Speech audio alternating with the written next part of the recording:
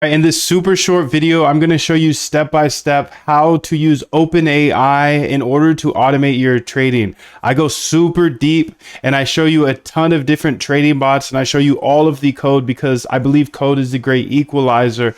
Now, I know this video is super short, but if you need something shorter, of course, I have the link in the description below that will take you to my bootcamp that will show you step by step and even shorter videos. So I believe code is a great equalizer, and I know Wall Street's not going to show any of this information, so I wanted to show everything while I can.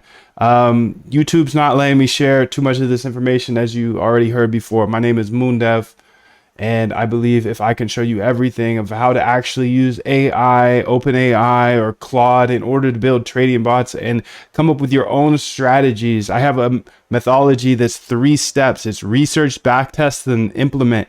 And AI can help you do all of that. So in this short and sweet video, you'll see everything. So please just go ahead and tap the like button. If you need even shorter videos with more code, there's that link below, but let's dive right into it. This is gonna be crazy, dude. What's going on? In today's live, I am going to show you exactly how to build an arbitrage trading algorithm here on Hyperliquid. You can see Hyperliquid, this is 2 arbitrages I'm introducing you to today. First off, we're building a actual trading bot that does arbitrage and should print money. I mean, for me at least, because I'm going to build everything. You're going to be able to see everything. I can't make any guarantees. But the second arbitrage, so first arbitrage is just arbitrage, right? We're going to use statistical arbitrage today. I'll talk about that a little bit more here at the start, here in a minute. We're going to use OpenAI's Quant AI, as you can see here. It's a custom GPT, and we're going to use that. And we're going to arbitrage by using statistical arbitrage, which means we're going long one symbol and short another symbol. Okay, that's the first arbitrage, but there are multiple arbitrages here in this video. This is crazy. I give this all away. I can't believe I do that. So the second arbitrage is I just put a link in the chat and also in the description. Now, Hyperliquid, you can see this points up here in the top right. Points. What do points mean? Well, the writing is on the wall, in my opinion. Hyperliquid is a new platform with no token, and it's one of the fastest growing exchanges out there. It's decentralized, so our money is much safer than like an FTX, something that's centralized. So that's why I personally use it. You can use whatever you want to use, but these are the reasons I'm using this. Number 1, I can build a arbitrage algorithm for it. Number 2, they have a huge airdrop that's probably coming up. So if you use that link, you qualify for the airdrop and you qualify for a bunch of discounts on fees. So that's 2 arbitrages I'm showing you today. And then number 3, it's so much safer than using a centralized exchange because I can pull my money out in 5 seconds opposed to a centralized exchange. They have to go through an approval process and all that BS. So don't get liquidated by using a centralized exchange. I'm going to show you how to build this arbitrage bot here using OpenAI's Quant AI custom GPT. I don't know when you're going to be able to get access to it, but anyways, when they release the GPT store, I don't think they've done that yet. When they do, you'll be able to get access to Quant AI, which is a custom GPT that is for quants. So what is statistical arbitrage? Give me 3 examples. Statistical arbitrage is a financial strategy that uses statistical and computational methods to exploit pricing inefficiencies between related assets. It's often used in algorithmic and high frequency trading. The core idea is to identify patterns predicted by statistical models and execute trades that are expected to revert to a historical or predicted mean. This strategy assumes that prices will eventually return to their historical or predicted mean, providing opportunities for profit. So the way I look at it is, if 2 symbols go together all the time, they always move together. For example, like Ethereum and Bitcoin. Then when they stop moving together, we trade one long, one short, assuming they're going to go back together. Now that's a very simple example, but here's some better examples. So pairs trading, this is what we're doing actually.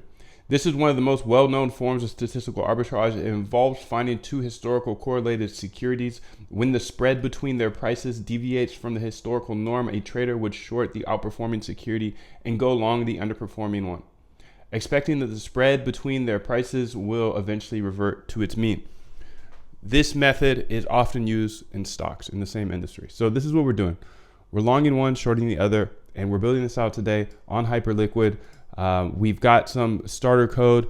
We were working with DYDX before, and I've shown you videos about that, but this is, now we need to code it out for Hyperliquid, and we've built a bunch of stuff already. So you can see here, like, the connection to Hyperliquid. I just want to make sure you get all the code. So if you want to screenshot this, that's how you connect to Hyperliquid. We have to have our constants page, so it has a bunch of stuff here. If you want to screenshot that. And then our private functions. This is what we've built thus far.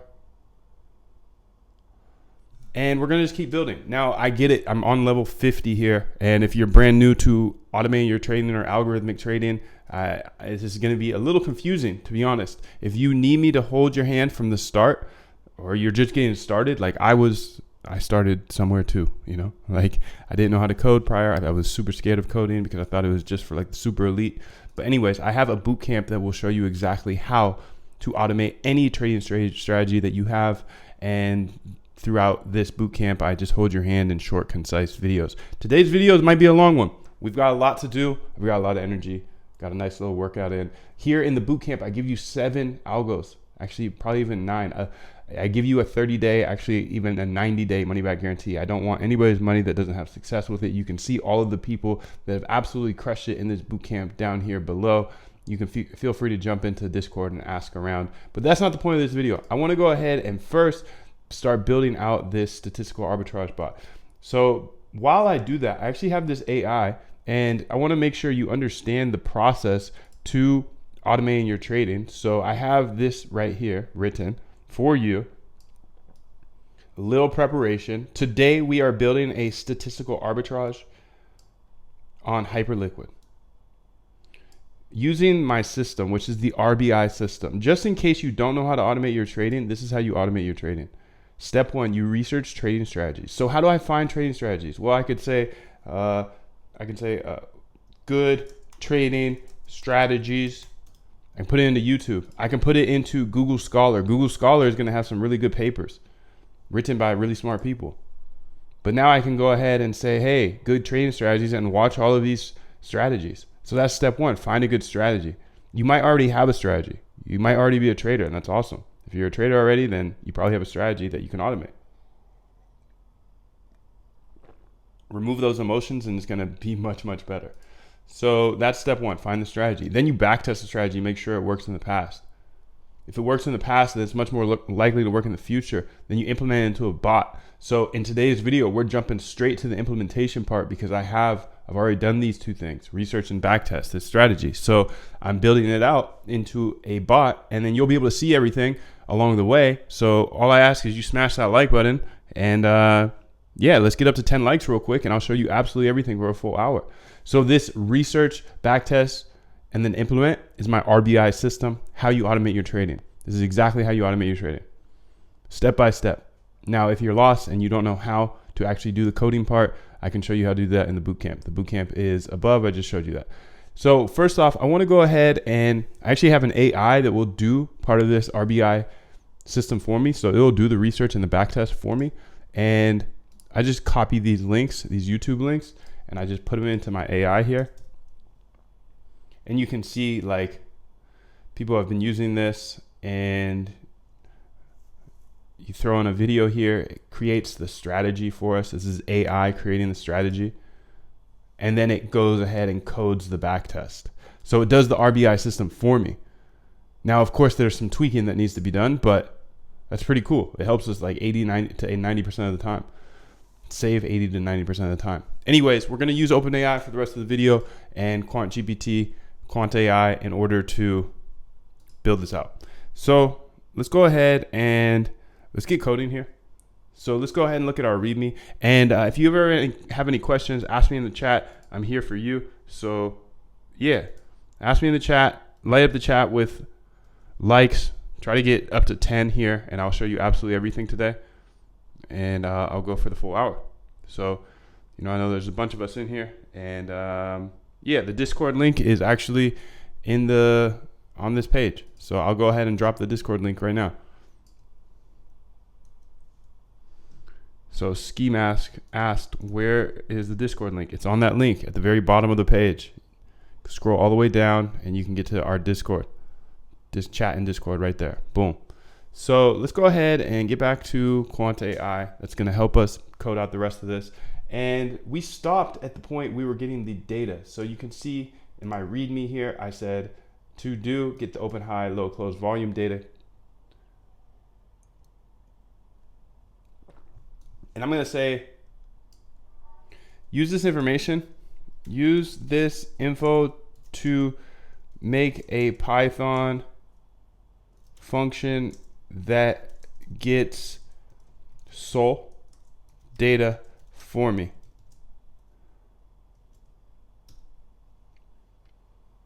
Because this right here will go, this is, essentially I stopped at the point of getting data yesterday. I was getting a little tired. It was a little challenging. And, you know, sometimes you just need a break. We went 3 hours yesterday. So I did a little research in their Discord and I found this is how you get the data. So let's see if we can figure it out. Actually, I'm going to bring this over here because this is from their founder, actually. I just seen it in the Discord. So let's go over to data. Let's go up here and put it in. Just this is our data idea. And like I said, if I'm going too fast here, you can always join the bootcamp. The bootcamp's going to show you things slowly, step by step, because I understand this. You know, if I were to jump in at this point, they'd be like, whoa, B, where you at? So we have this AI. It just outputted the trading strategy here. So it watched that video. Pretty cool. Watch this video here and then spit out this strategy. We had one of our members use this strategy, use this bot here to come up with a strategy yesterday, and it had a 129% return, which is cool, or 168% return, 168% return. So, you know, there's a little tweaking needed. He mentioned there's a little tweaking needed, but we've known that, and that's awesome that it can help with like save 90% of the time, and you just have to tweak the code a little bit. So the strategy's outputted. Let's go ahead and see if we can get this code to run. So I'm going to copy it over here and just paste it in, and let's see if we can get G with it.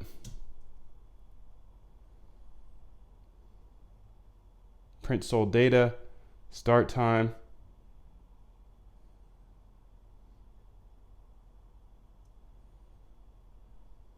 There we go. This is the data. Nice.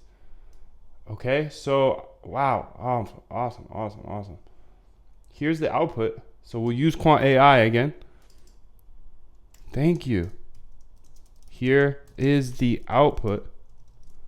And you see the AI just outputted a new strategy, supply and demand zone strategy. So it's coding for us while we code. Pretty sick. I want to make sure it's always working. So this guy says I make a living day trading this one strategy. Okay, well, I'm not going to watch your video, bro. I'm just going to have my AI watch it for me and then code out whatever you're talking about. It's a 12-minute long video. We're all about saving time around here. So I build AI. I build AI to be me, my guy. To do me. All right, let's go ahead to, I think, public. Yes, okay.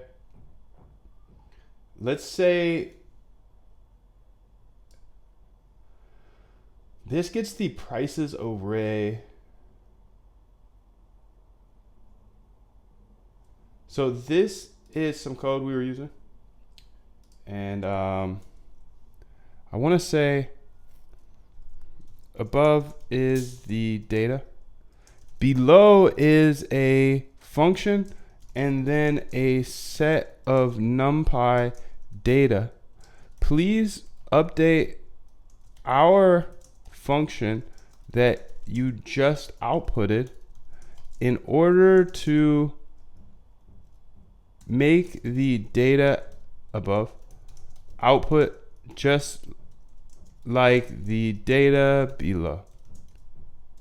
So I'm just trying to reformat it. Essentially, it's using NumPy, and it made the data look like this, you see? But our data looks like this, you see? So I want to change that. And it looks like the close, high. Oh, that's awesome. We got the hyperliquid data. This is exactly what we needed. shout out to the Hyperliquid team because they're just so on it, and they just like they get things done so fast.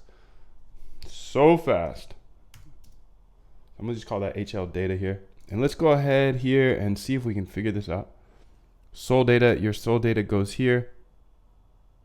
I'll put the full code. I'll put the full code including sol data.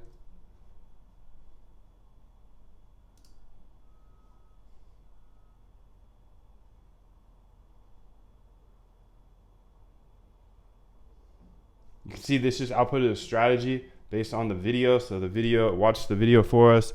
It went ahead and made really good instructions for the second AI who is now coding the backtest.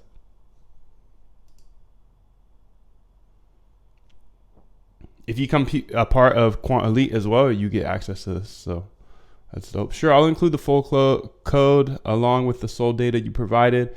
This will process the data to extract and reverse the close prices, converting them into NumPy arrays.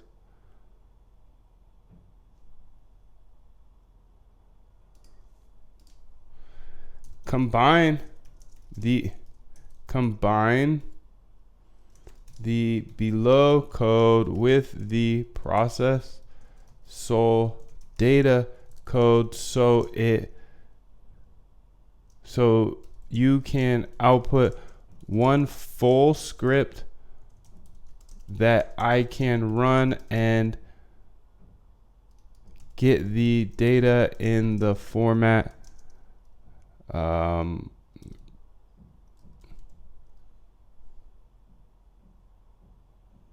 the NumPy format shown. Oh snap, I didn't put in the code.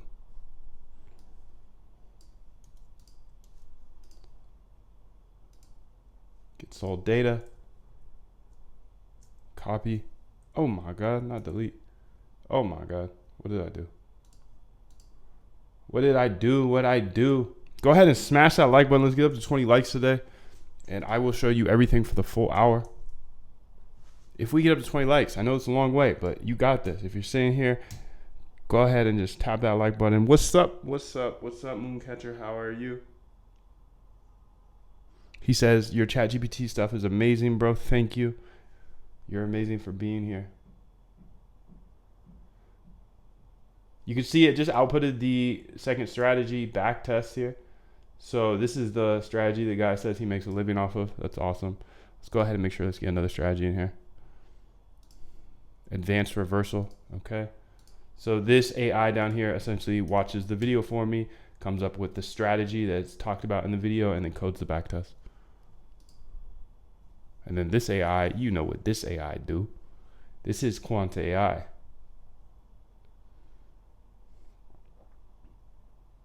All right, sick. So let's go ahead and put this. Where do we want it? We wanted it here. Yes. So get recent candles. Let me get this a little smaller here. And this now, if I mark it out, well, yeah, I'm gonna mark it out, and I'm gonna say def. Well, trying to recreate above with below. Okay. This now gets the sol data. Let's put our imports up here so we're not goons.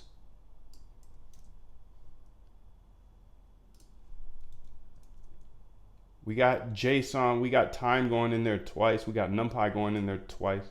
Don't need both. Let's move this little guy up there. Okay, so this was the original function. We're creating it for Hyperliquid now, so we had to change it up a little bit. I need this to be dynamic for shizzle. So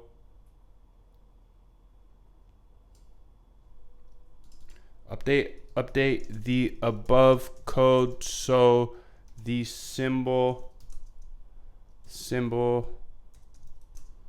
is dynamic and I can change it to any other symbol quickly. Okay, let's go ahead and yeah, smash that like button. Let's get this up to 10 likes. How about that? How about that? Let's get up to 10 likes and I will kick it. I will kick it and I'll show you absolutely everything. I believe code's a great equalizer. That's why I share all this information. Most people would call me crazy to share all this. I'm showing you exactly how to build double arbitrage today. Because remember, the first arbitrage is we're literally building an arbitrage algorithm. But then the second arbitrage is the writing is kind of on the wall. B, look in the top right here. It says points. What do points lead to? Probably an airdrop. Now, I can't guarantee it, but I'm betting on this arbitrage. Hey, let's get a profitable trading strategy running 24/7 in Hyperliquid. And why wouldn't we use an arbitrage strategy? That means you don't lose money. So we have an arbitrage running on Hyperliquid 24/7, gaining more points. Number one, we're making profit on the arbitrage. That's the ultimate goal, right? So I'm not building this just for fun. I'm trying to make this a profitable arbitrage, number one. But number two, if their points are dropping or they're turning into an airdrop, that's a second arbitrage. And that's why I love crypto, because there's a third dimension to this stuff, man. You know, you can't do that in stocks. So if you use that link, you can qualify for the airdrop. You can qualify for discounted fees. And it's just like, it's a no-brainer in my opinion.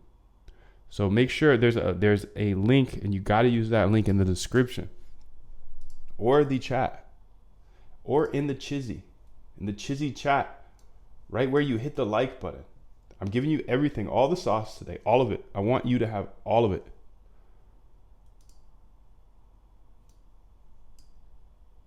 So we're getting the crypto data. What is this? Check if data is valid. Oh, I did it here too though. So, all right, we'll keep it.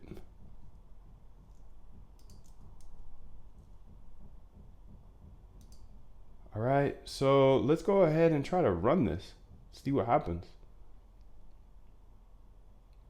You see the AI just outputted another back test here. Let's look at it. Oh, that looks juicy. This is so dope.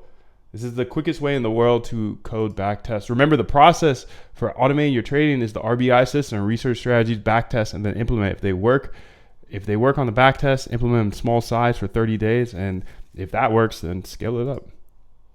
But I have this AI that will go ahead and do the research for me and then code the backtest for me. So I just keep putting in YouTube videos. They keep watching the YouTube videos and then keep coming up with the strats. Let's go ahead and run this. See if we can get the data in the format that we like.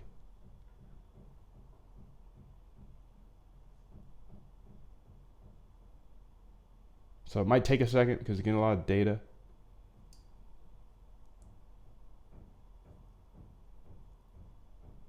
Come on, baby.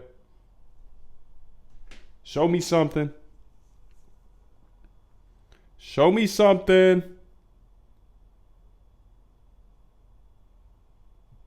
Come on, fool. Show me something.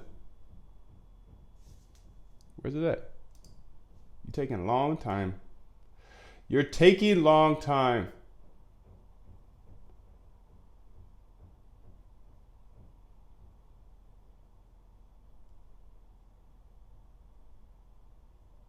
Print crypto data, print close prices. You can see it's getting the close prices, which is awesome. Simulate delay for API protection. Boom, got it, sick. So now we have the close prices on the 1 day in NumPy array, just like we had it on DYDX. So that's amazing. All right, so what do we do now? What do we do now? Well,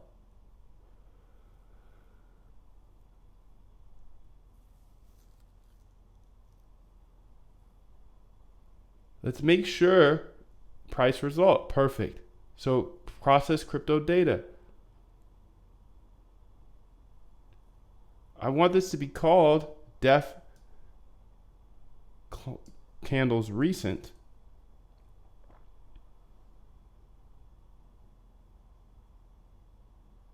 get crypto data.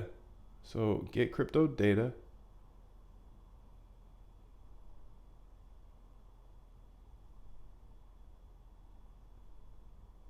Process crypto data.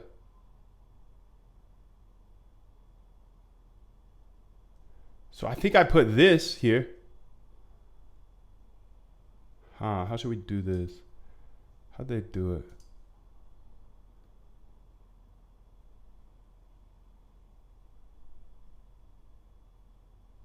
Okay, so please update this code.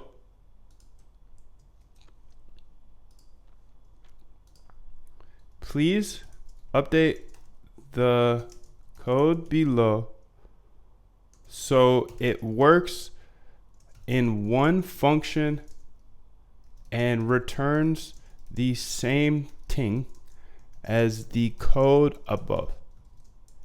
Okay, that's the code below. And then this is the code above. Because we got it good.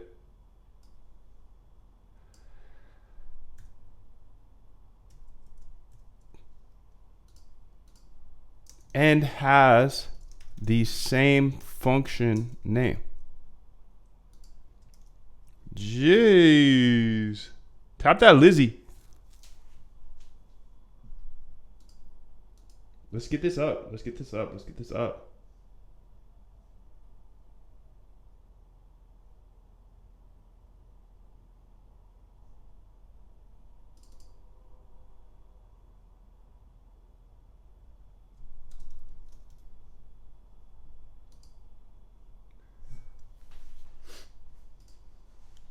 I'm showing you a double arbitrage today. It's crazy. It's crazy that I would show this on YouTube. And you see this AI just outputted another strategy. So while we work, we have the AI working. This AI will essentially watch any YouTube video. So this guy says the only trading strategy I'm using in 2024. Okay, let's watch what he has to say.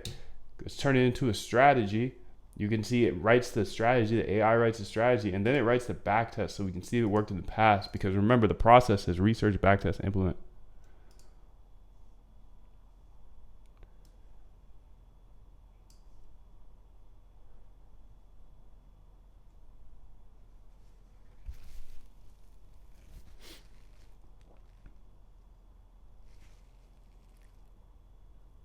Get candles recent. This will pass in the symbol.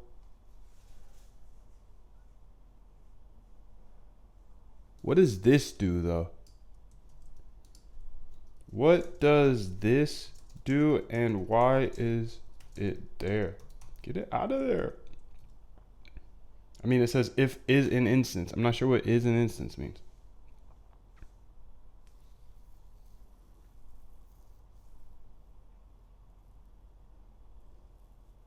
The is an instance check in the script is used to determine the type of value returned by the get candles recent function and to handle different types of responses appropriately. Here's what each part does. If it's an instance, this line checks if the crypto close prices variable is an instance of str, i.e. a string. This is important because the candles returns a function 200. I don't want that. I'm not going to use it. How about that? How about that, huh? How about that? Crypto close prices. All right, this is what we want right here. This is what we want right here. Just double check it works. I think it does.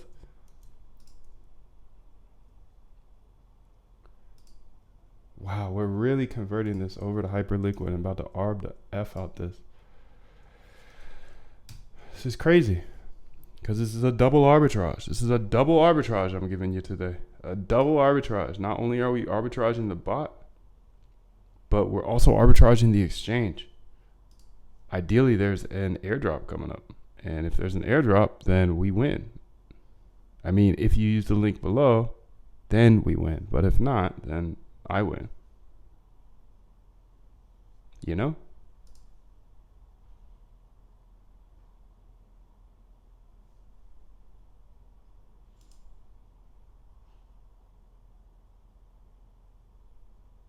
All right, so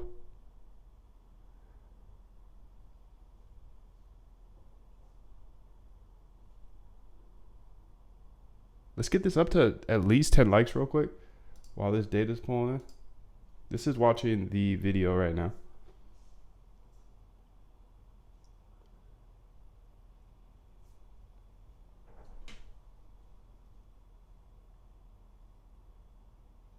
Then after it's done watching it, it will go ahead and spit out the strat.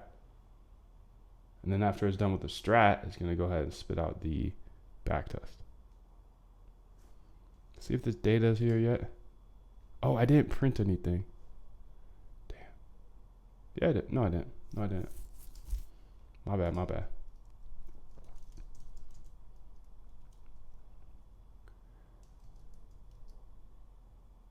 Yeah, my bad, my bad. My bad, bro. My bad, bro.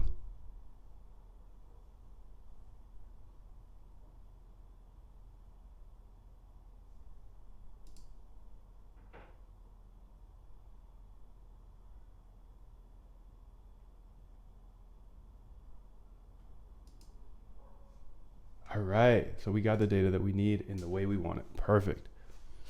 And that looks great, right? Because, yeah, one, doom, doom, doom. Yeah, that looks awesome. Perfect. Okay, so now we can move on. This is done.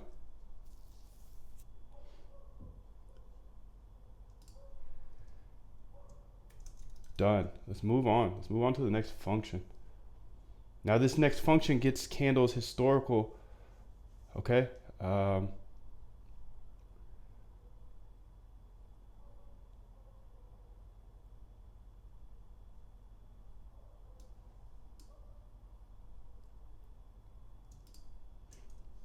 Okay, I'm gonna say use the code above to and knowledge on how to get data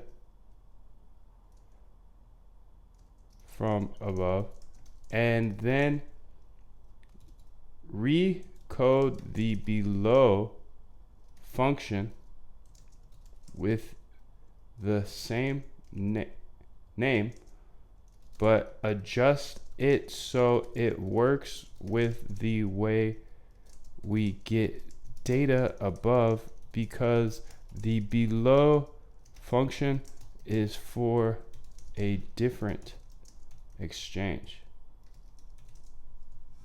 Okay, so let's put in the code above.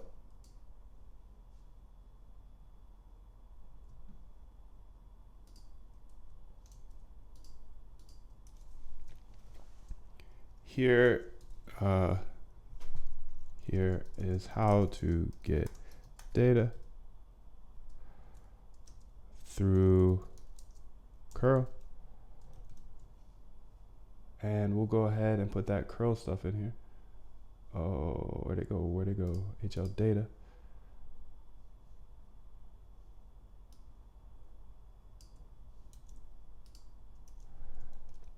Okay, and then to do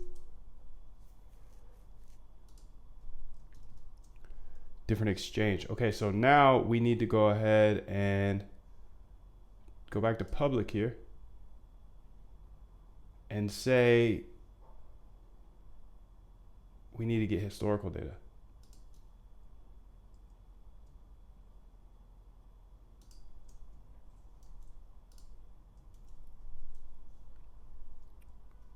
All right, let's go ahead and have AI do this for us, because why would I think? Arturo, what's up, bro? How are you? Rybear, hey, how you doing? He said, best stream out there. Thank you. That's so nice to hear. ISO times.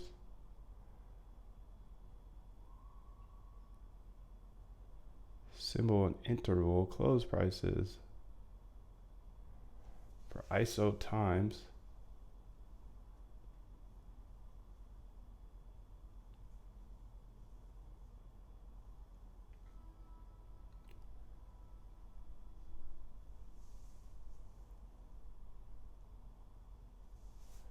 fill in the ISO times so I can test it.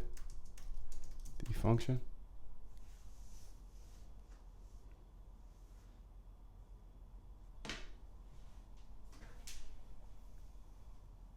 Go ahead and smash that like button. Let's get up to 20 likes today. I'll stay for the full hour B and show you absolutely everything. I believe code is a great equalizer. That's why I share this stuff with you. I don't think anybody else is going to share this information with you, dude. Today we're building a double arbitrage. We're building a statistical arbitrage on Hyperliquid. But as you can see here, they have points up here in the top right. Those points to me say they have an airdrop coming up. We'll see.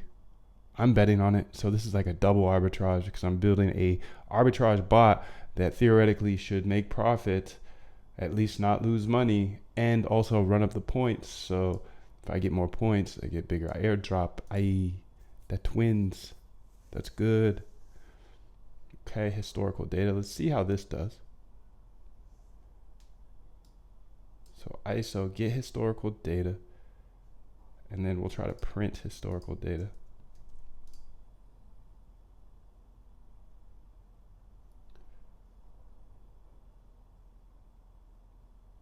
Get historical data, okay.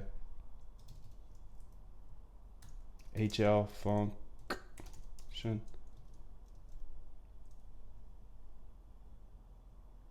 Should pass in the ISO times.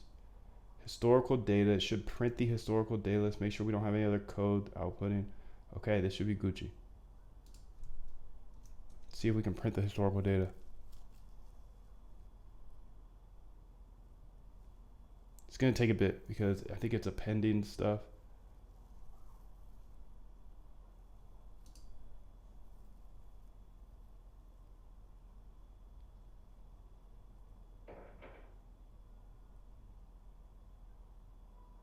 Okay.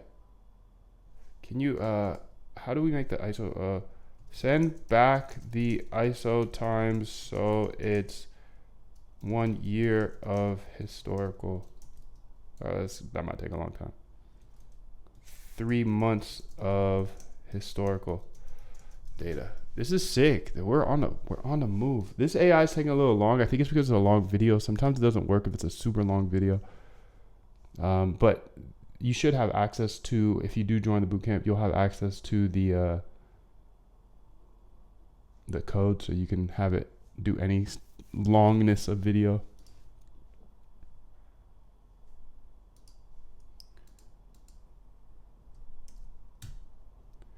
Okay, there we go. So we have this AI that's doing the RBI system for us, research backtest.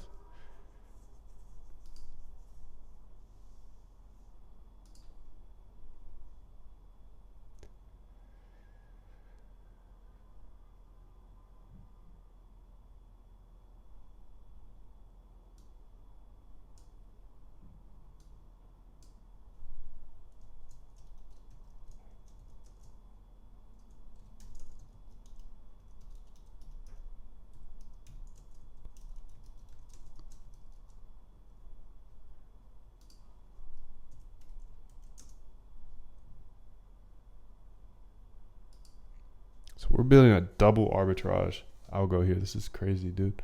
I can't believe I show this information. But I do, so that's what it is. So now we're changed the ISO times here to be multiple months, I believe. Yep. So this is 3 months.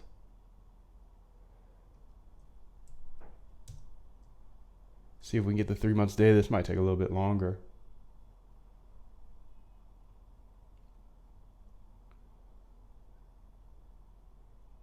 And then lastly, we need to, okay, perfect.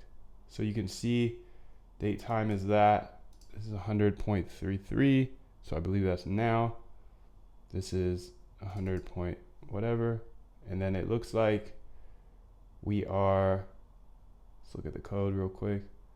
We're doing 1 day. What if we did 15 minutes? It's gonna take longer, but that's okay. We got Tizzy I'm As long as you tap that like button, I will stay here for the full hour. All right, there we go. So now this should be every 15 minutes. Perfect. For 3 months. Nice. All right, sick. Okay, I'm gonna delete this now.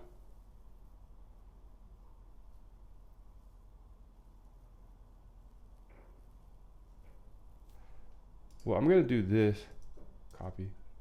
Public. With examples. With examples. And we're gonna say func public. Func public.py. So I just made it because I want to delete it because it's gross, but I don't know if we need it, you know?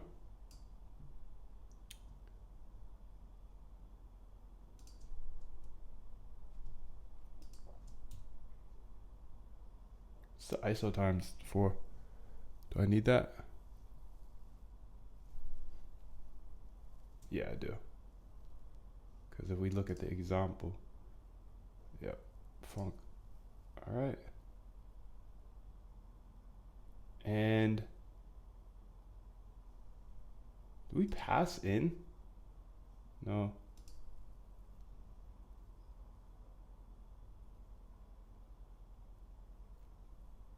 All right, we'll figure that out as we go. This all looks good. So I'm gonna delete this because we know it works.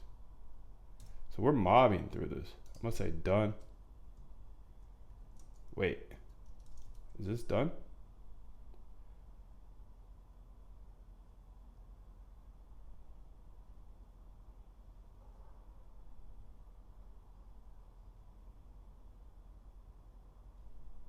ISO time.keys. This is the old one. So I'm gonna delete that. This is done. And if need to test, use ISO times above. But did we pass in the ISO times for that earlier? No. Okay, so I'm just gonna mark this out for now. Bye-bye, Felicia. We already tested this, so that works.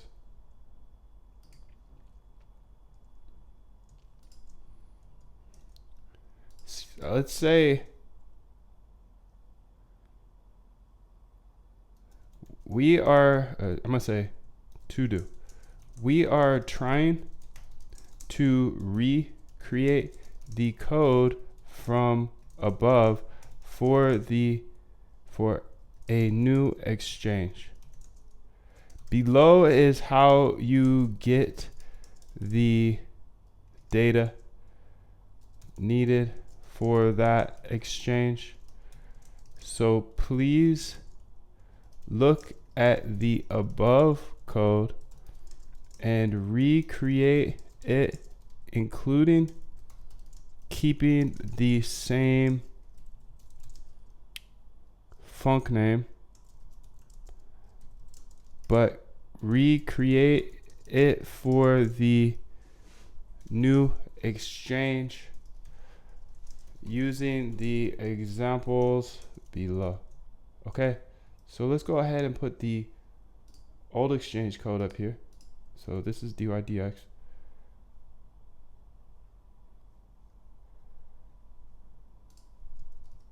Here is the new exchange functions and how to get data.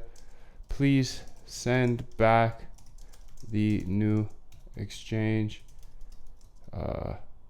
replica of the above func. Okay, so I'm just going to give it all of this information that we have of how to get the first two things.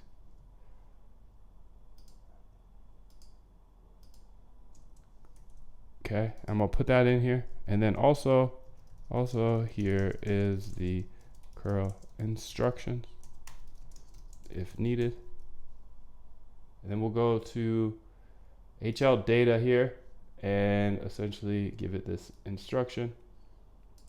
We're killing this, bro. Tap the like. Let's get up to 20 real quick. You get us to 20, I will be here forever. I'll show you absolutely everything. Absolutely everything.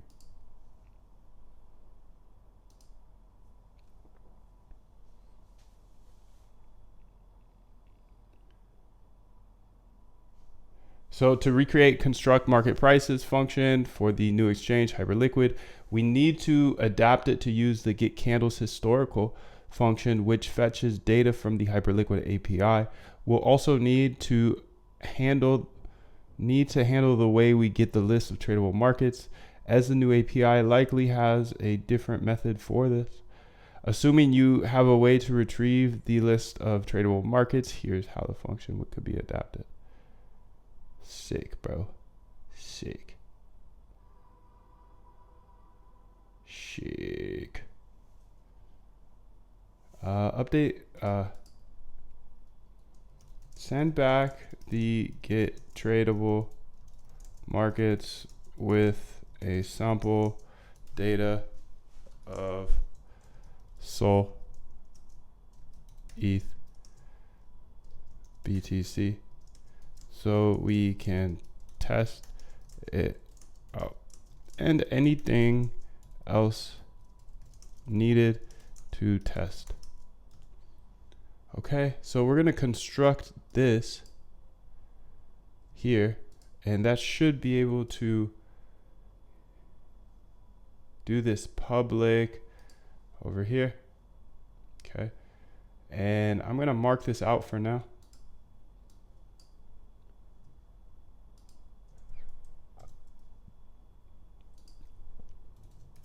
Trying to do above for HL. Boom, that was easy. Easy peasy, beautiful. Cover girl. Why are you moving so slow today, dawg? Go ahead and tap that like button. I'm going to show you absolutely everything today. If we get up to enough Lizzies, I think we're close to the 20. And when we get to 20, I'm just going to keep showing you everything. We're building a double arbitrage bot today. A 2x arbitrage. What do you mean by that, Moon? Well, the process is to automate your trading is research, backtest, and implement. Research, backtest, and implement. We have this AI that's doing a lot of research from YouTube videos of strategies that people on the internet claim are good, and then it codes the backtest. All right, so from this process of doing the RBI system every dang day, we found this strategy that we're running. Okay, so this strategy that we're building is a arbitrage strategy. What type of arbitrage? Well, it's statistical arbitrage, meaning that we're going to go long one pair and short the other. So that means we're theoretically in a market neutral position, meaning that we shouldn't be able to lose money. I mean, that's the idea. So that's the arbitrage. And we should be able to make money, because if two items move together and then they are not moving together anymore, we trade one long, one short, assuming they're going to move back together. Does that make sense? So that's statistical arbitrage. And so that's the first arbitrage, or just a real statistical arbitrage. But on top of this, I'm building it for Hyperliquid. And if you look here in the top right, points.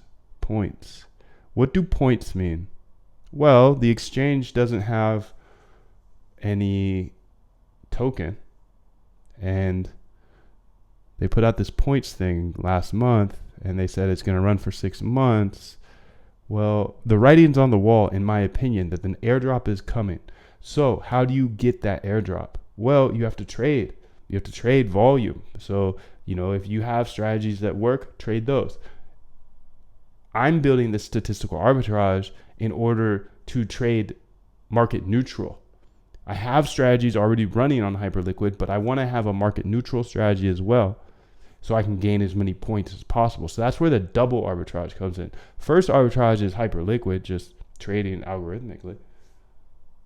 And then second arbitrage is these points will probably turn into dollars.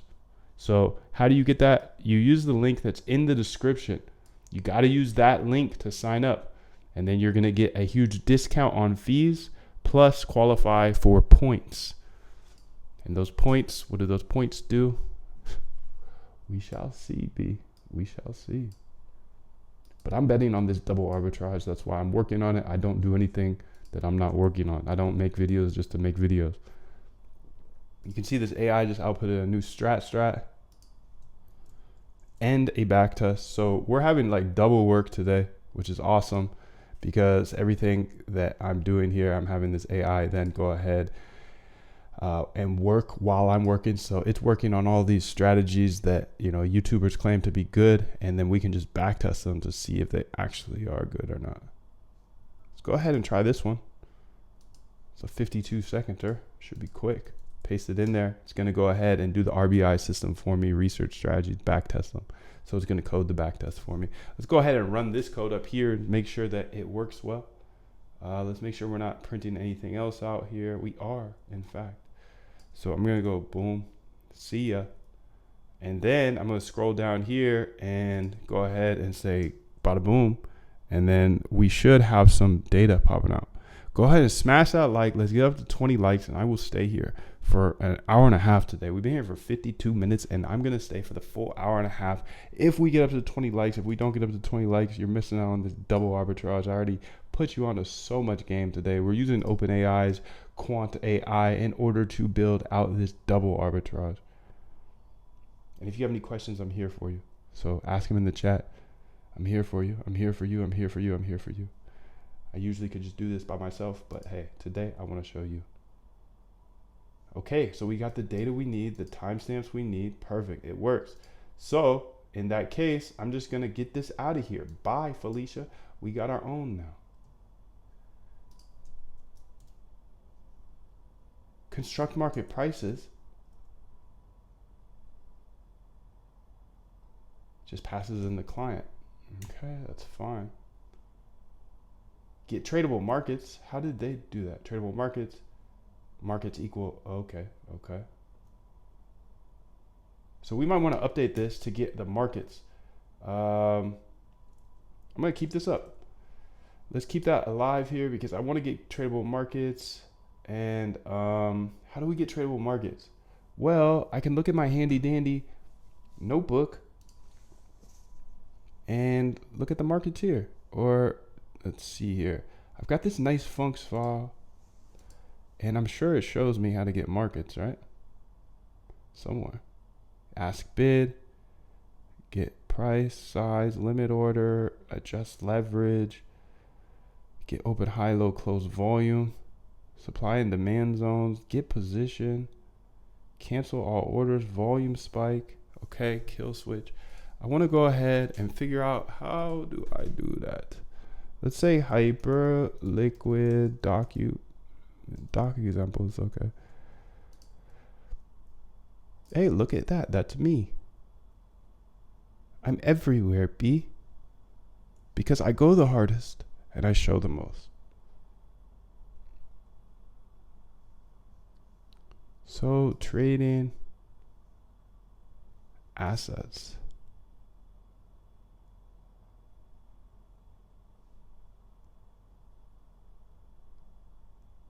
How do we get this algorithmically though? API endpoint.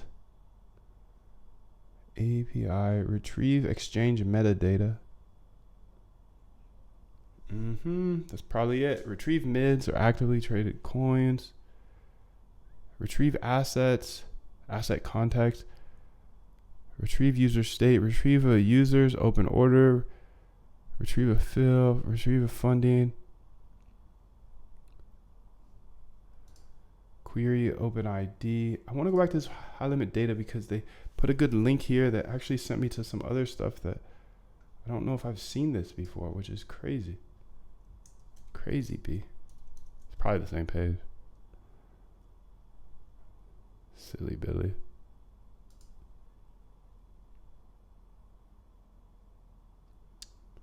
Okay. How do we get the markets though? Type all mids.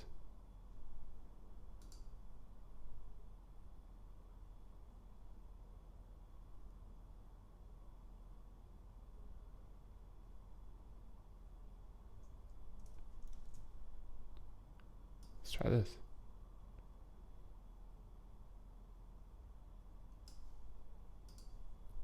Screenshot. Please build a Python function in order to get all tradable markets. In the screenshot above, I show how to get the tradable markets, and below is how we get the data with curl. We don't need the data. We don't need the data, just the markets symbols. Outputted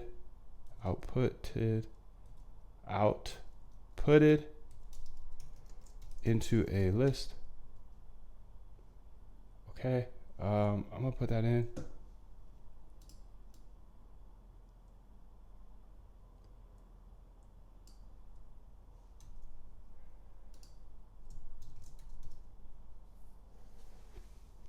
I don't think this is gonna work, but we'll see. All mids, maybe pass in all mids. Yeah, it should see that. It should understand how to do this.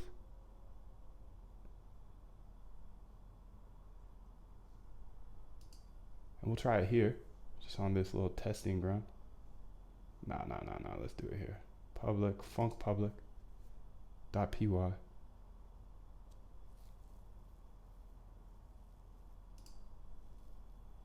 Get tradable markets. My computer's slowing down again, B.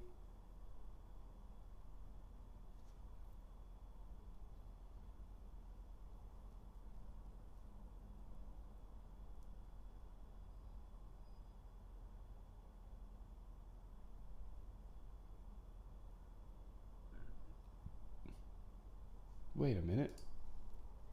Did I do this on the wrong page? Bro.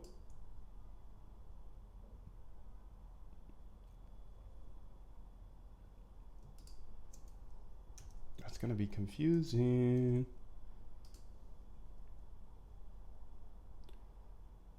Construct market prices.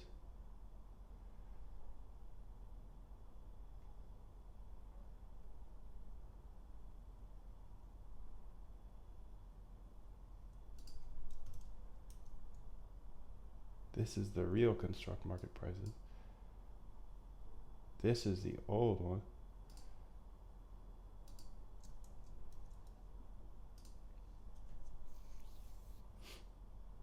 Okay, that's good. All right, let's go ahead here and make sure I save everything. How about that? That's a good start. Let me just hit a little push here on the GitHub. It's not available on GitHub. It's available. Actually, this code is not even available right now. I'm not done with it, B. But when I am done with code, I put it inside the bootcamp. The bootcamp is where you learn exactly how to automate your trading step by step. I hold your hand through the process. Nobody else is going to share this information with you except MoonDev. I believe code's a great equalizer. And if I'm able to teach you how to code through automating your trading, it's a win-win. So I teach that in the bootcamp. All right, let's see if we can get tradable markets here. Copy this over. Say get tradable markets a key. And then I'm gonna put a little tizzy.slizzy, and put 220.22 and then run it. Put a little tizzy.slizzy to the 222 and then you run it for the market data. You feel me?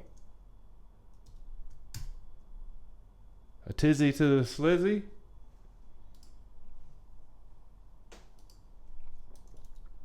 See if it gets all mids. I doubt it. I don't need mids. I need all markets, all markets. I doubt it, but boom, boy. That's what we do around here. That's what we do. That's what we do. That's what we do. That's what we do, son. You save that. Now let's run the construct market prices for every market. How about that? Every market you got, I want them all. I want them all. You can see this AI isn't working for the short, but hey, that's okay. I make a living day trading this one simple strategy. Okay, let me make a living off it too. Let me put it into a bot. You're out running on the track, working out, and you start talking to yourself, saying, "Man, my knee is really sore right now. Maybe I'm doing too much. Maybe I need to back off. Man, my lungs are burning. Maybe I can just slow down here. I'll do like an Nope. extra 2 sets tomorrow. Nope. Okay, right? That sort of stuff. Like that stuff's dangerous, and that's you just gotta say, you know what? I'm not negotiating with myself. The deal was already made. The deal was made. When I set out at the beginning of the summer and said, this is the training plan I'm doing, I signed that contract with myself. I'm doing it. Throughout that process, you'll start talking to yourself like, man, I think I need to, maybe if we, Nope. not negotiate. You're out running on the track, working out, and It's not negotiation, baby. man, my knee is really sore right now. Maybe Maybe I'm doing too much. Maybe I need to back off. Maybe I need to back off. Man, my lungs are burning. Maybe I can just slow down here. I'll do like an extra 2 sets. Come on, let's get to 20 likes today. Let's get to that 20. If we get to 20, I'm going to show you absolutely everything today. I'll stay on this whole time and show you absolutely everything. We're so close, bro. Let's have this AI output this. You see bottom left is AI that's creating a strategy based off the video. The error you're seeing is likely due to the structure of the data returned from the get candles function. The PD.data frame constructor expects a list of dictionaries with consistent keys or a dictionary with list of equal length. If the data passed to the data frame constructor does not meet these criteria, you'll get the data frame constructor not properly called. Let's go through the get candles historical function and ensure the data is structured correctly. Verify that candles data return format. Check JSON. Here's a revised version function with added print statements for debugging. Perfect. You can see this AI just outputted the strategy based. Today we are building a double arbitrage trading algorithm. What is a double arbitrage trading algorithm? Well, first off, we're building a statistical arbitrage trading bot, which will essentially long one asset and short the other asset. So theoretically, you never lose. So that's the first ARB. Now, the second ARB is going to be using this exchange, Hyperliquid, and you can see here that they have this point section up here. And what is this point section? It's actually an arbitrage opportunity, in my opinion. And I'm working on this because I only show you what I actually do.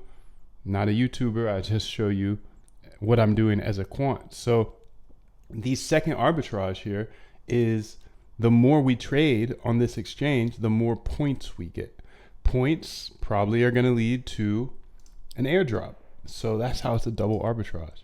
So get airdrop. There is the link. I put it in the chat. It's also in the description. Sign up with that link and you'll qualify for the airdrop. And the more you trade, the more points you get. The more points you get, the bigger the airdrop. And how do you get more points? Well, you trade more. So I'm building a statistical arbitrage trading algorithm that should trade 24/7 and rack up those points. So if you have any questions throughout this, please do ask me in the chat section below. I've been having some troubles with my streams today, getting chopped off, but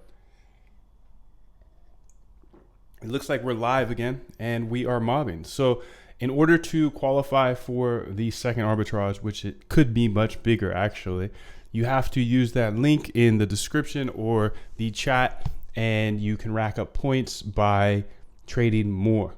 And we're building a statistical arbitrage algorithm right now using OpenAI and ChatGPT, using Quant AI in order to do this. So we've been working on this for a while now, and you can see we're at a point where we have all of the data, and let's have that output. And while that outputs, I want to just show you how to automate your trading step by step in case this is new to you. This is the system I use. It's research, backtest, and implement strategies. So it's the RBI system, how to automate your strategies or any idea you have. You research the strategy. You can research on YouTube or papers or just your ideas based off of what you know works. Then you backtest them to see if they worked in the past. If they worked in the past, they're much more likely to work in the future. Then you implement the bots. So we've done all this over and over and over again here on this channel. Now we're at the point where we're implementing this statistical arbitrage strategy into an algorithm so we can trade it live. And that's where we come to the double arbitrage, right? Because we're doing statistical arbitrage. So you know you're going to be long and short at all times. And if you're long and short at all times, then you shouldn't, I mean, it's a neutral strategy, right? So it doesn't matter if the market goes up or down. You can see this successfully gets the data for all of the different symbols on the exchange. It's another reason I really like Hyperliquid is because you know where I'm from, and I can't get access to these tokens pretty much on any exchange. So now I can. They have pretty much every single token. So the process to automate your trading is research, backtest, implement. Now we're actually using OpenAI's assistance API down here to do that for us. So you can see, you can put in a video like this one. This guy says, I make a living trading this one simple strategy. So I put it in here and my AI went ahead and created a strategy based off of that. You can see it here. And then it went ahead and coded the backtest for us, which is quite amazing because this process would take me hours and hours and hours to do. So we're using AI in so many different ways. Thank you, OpenAI, for all the things you give to us. I apologize that you'll hear me slurping on my coffee and my smoothie. As I said, I show you everything I do here on this channel. I'm not just making YouTube videos. I'm getting my work done so I can show you absolutely everything. If you need me to hold your hand through this process step by step, I have a boot camp that will show you exactly how to do all this, give you all my AI and all that good stuff. You get all my algos and you just get up to speed with me as quickly as possible in the boot camp. But let's go ahead and keep working through this. I'm going to turn this off for now because we know the data works. I'm just going to put this as done. Let's go ahead and say this file is done. It takes a while to get all the data because there are so many symbols, and that's okay.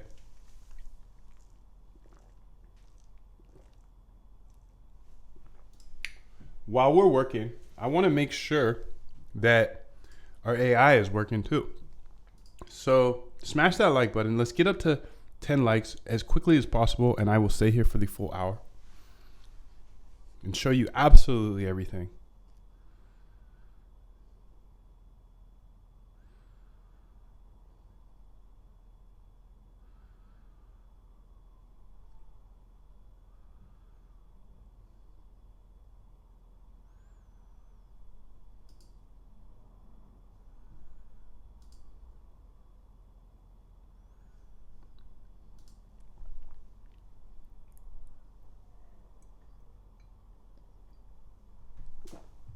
All right, so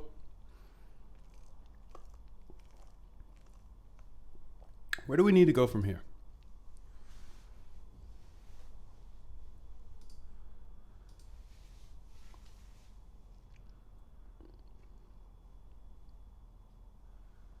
My streaming is crazy,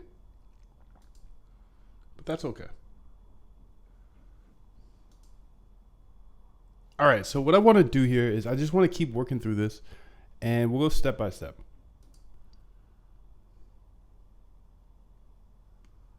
So first step,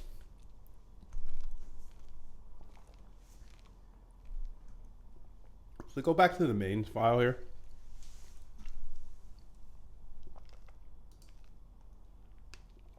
Func public, construct market prices.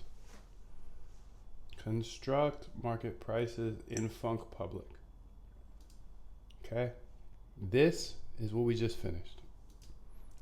So since we're done with that, then we're Gucci.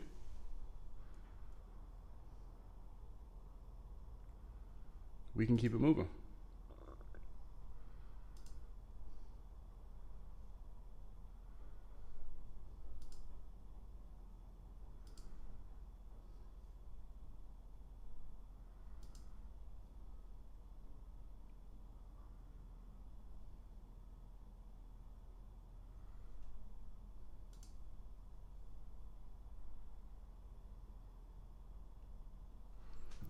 And essentially, we need to figure out where to keep it moving. So we just go back to main.py, and it says we need to figure out the func co-integration, func entry pairs, and func exit pairs. So we construct this. This stores the DF prices.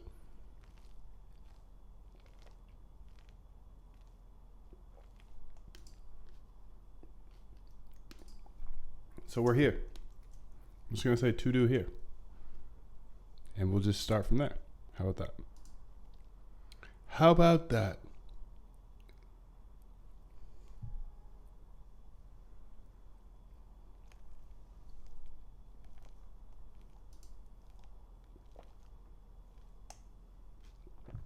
So let's go to func co-integration.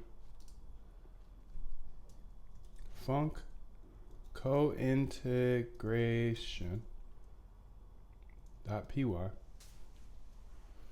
I kind of want to do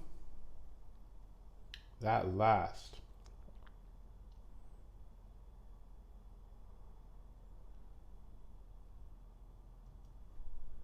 But we'll see. We'll see. I'll make it based on yeah, we'll see. We'll see. Let's see how hard it is to do this one. Func co-integration.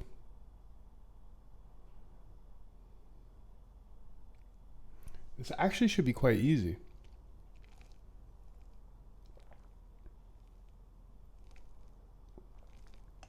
Because I don't think it's using. Yeah. I'm just going to copy in the code that I have thus far. We're going to call that one done. Because I don't think it, I think everything else is set up correctly. This should be constant 2. And now we should be good. Perfect. So that was easy. And I'm going to put a to do because we didn't test this. Test it. It should work fine because it's not based on APIs. I just wanted to do it later because running the data takes a minute. Okay, so I'm gonna come back to that one. I think it works already. Now let's go to func entry pairs. Func entry pairs .py, and we'll work on that. Give me 2 seconds though. I'll be right back.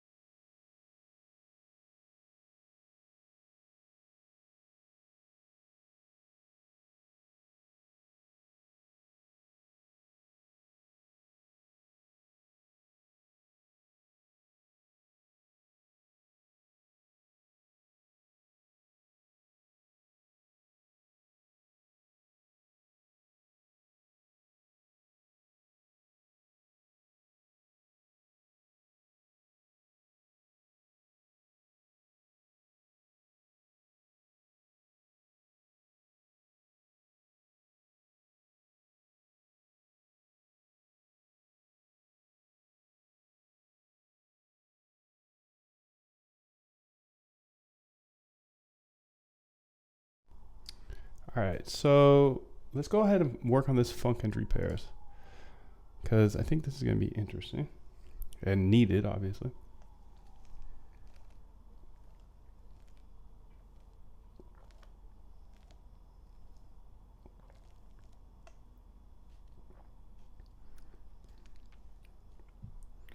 So we pass in the client. Oh my goodness. I think we do have to finish the Z-score first.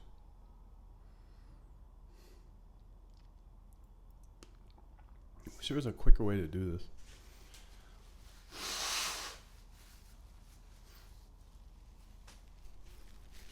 All right, this is what I'm gonna do.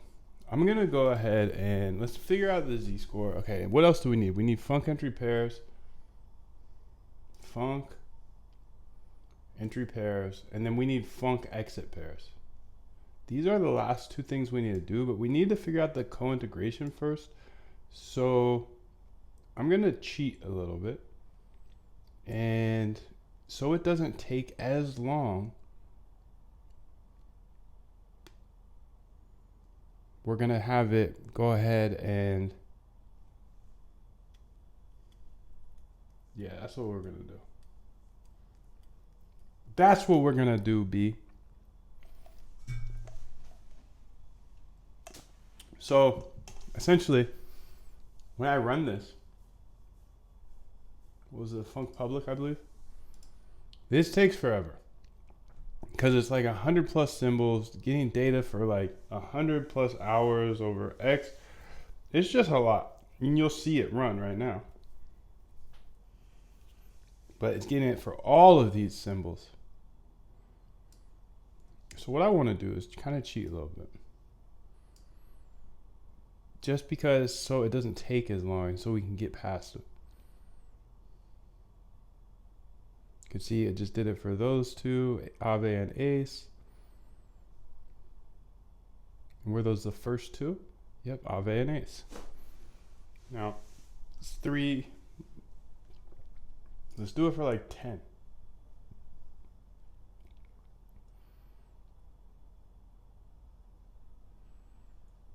So I'm gonna go ahead here, mark these out.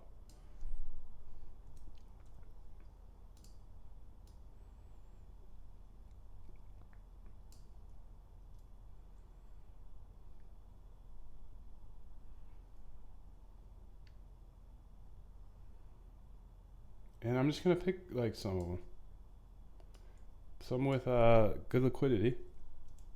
How do I know if they have good liquidity? I don't. I can look probably though. BNB is probably good. BTC. I don't know what BNT. If I don't know what they are, I'm just gonna remove them. Cake's fine. Kanto. Alright, this is enough.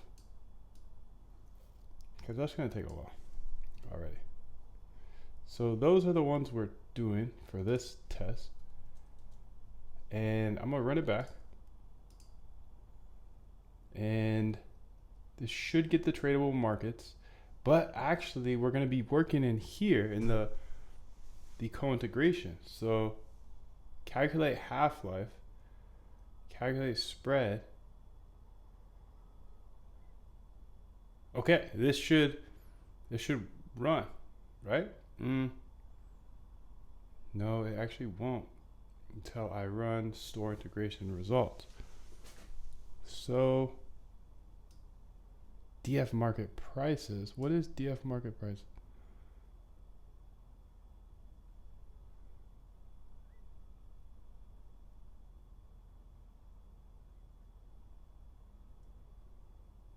DF market prices.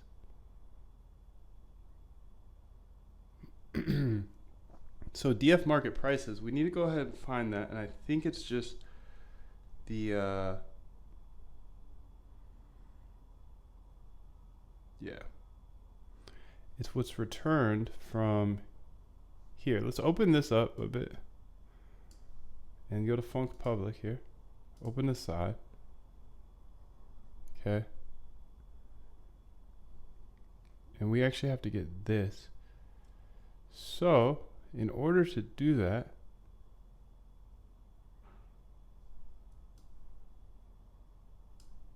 Does this bring in? This must bring in the...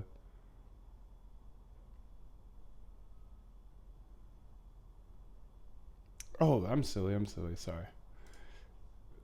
We just run it from main. And...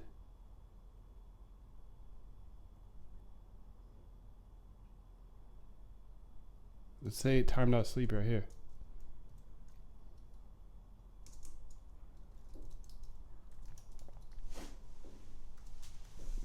Time.sleep, we'll put it there. Don't have time in here. Mark that out. Oh, also mark this out. And then we'll import time.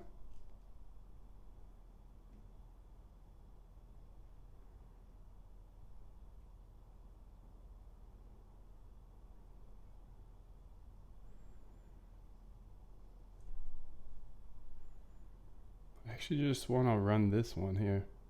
Well, I guess I can just try run it all. So good, be good debugging.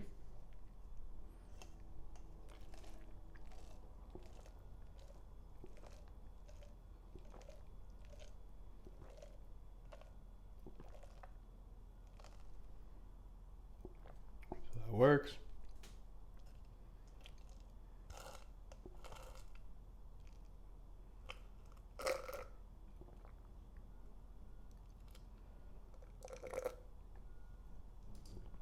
I don't think we need to pass in the client, actually. So let's go back to public.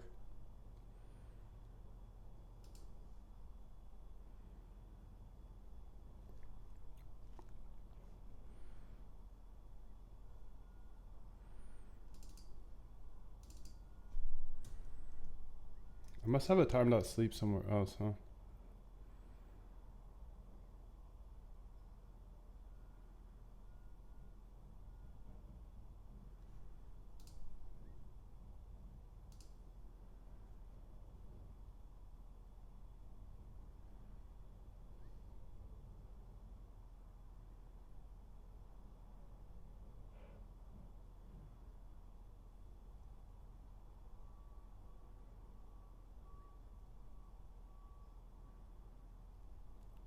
Here, I'm just gonna do it up here.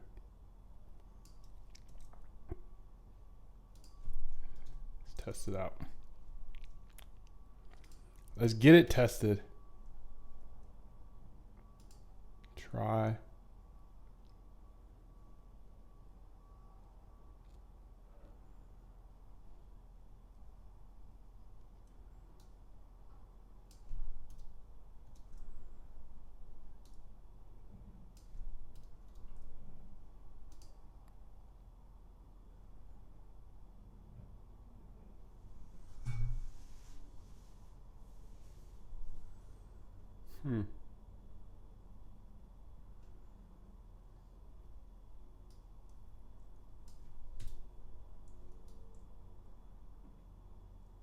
Let's just have this. I'm just testing this out.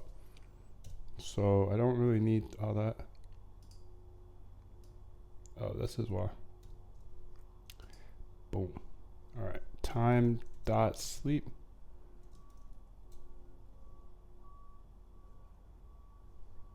Let's delete that one. All right. So let's go ahead and see if we can get this going, because that's important. This is important. So it should construct the market prices. Set it as DF market prices.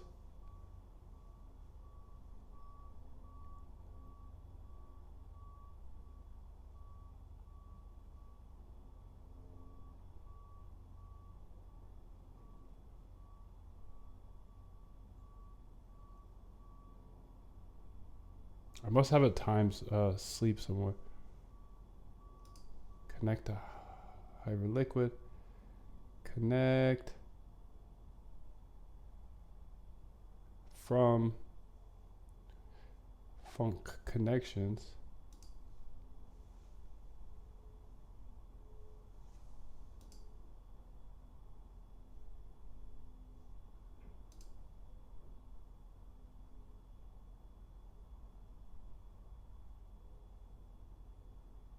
Abort all positions. Let's go ahead and check out abort all positions from Funk Private. Time.sleep. Yep, look at that. That's will stop us from working. All right. Excuse me. Sorry. Sorry for the mistakey. The achy. The achy mistakey.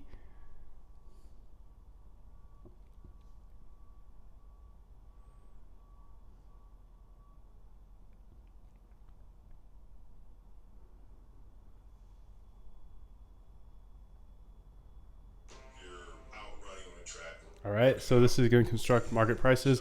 While it does that, I'm going to go rinse out my smoothie glass. Maybe I'm doing too much. Ready to back off.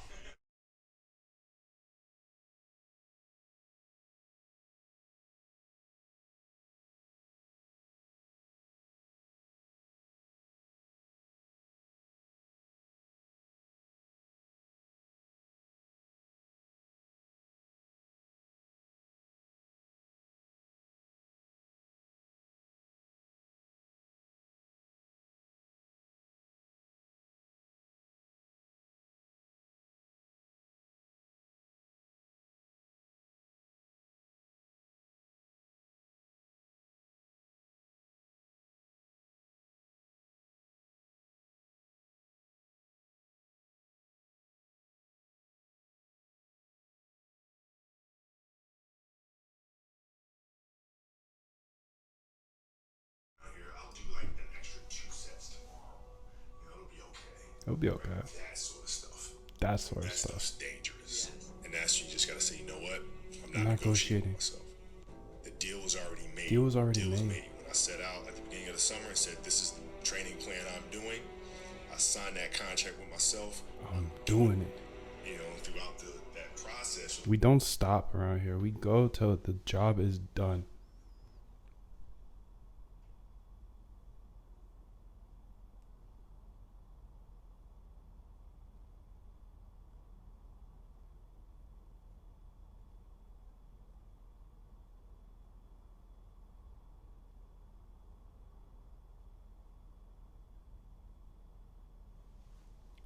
So this is just getting all the data.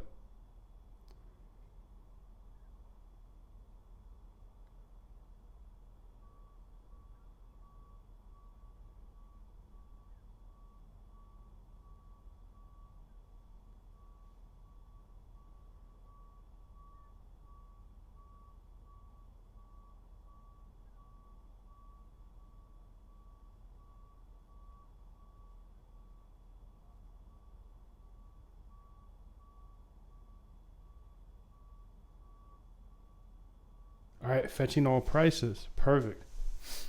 So now it's constructing market. Wait, why would it say that after? Oh, it's because I'm running it here, silly Billy. Okay, so good thing we found that. So let's go to Funk Public. I did it twice, silly dude. Silly dude, silly dude. You can see I ran it here. But we were just testing. But hey, double the test, double the fun. Double the test, double the fun. Smash the like, and we will keep having fun here every single day. I'll show you how to double arb. This is a double arbitrage. Most people will keep arbitrages to themselves, but Moondev believes Ko is a great equalizer, so he doesn't keep it to himself. All you gotta do is use the Hyperliquid link in the description, and you qualify for this double arbitrage, because we're building a statistical arbitrage, and then we also have an opportunity to claim an airdrop here in about 4 or 5 months. So if the airdrop's based off of volume, you know I'm gonna have a lot of volume. You can see the points up here. Points. Okay, perfect. It's storing co-integrated pairs now. See if it does it correctly.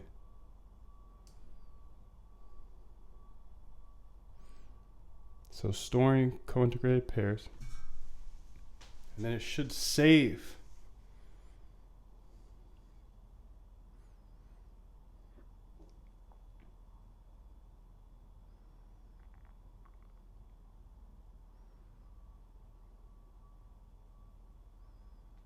It'd be amazing if it works first time through.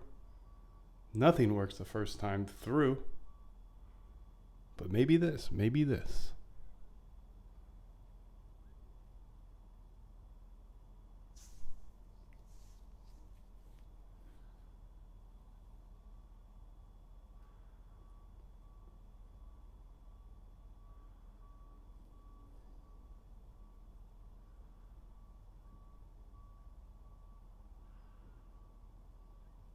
While this is working, we should have our AI working for us, matter of fact.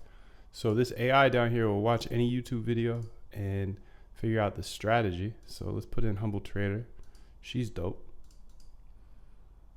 We put in the video, it watches the video, comes up with the strategy,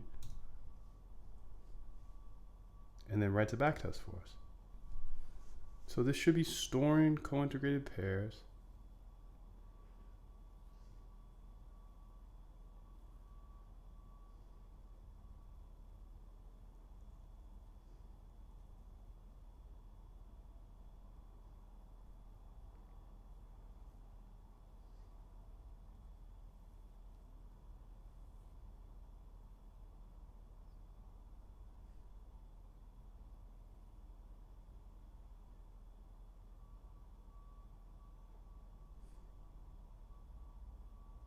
So this is going to co-integration.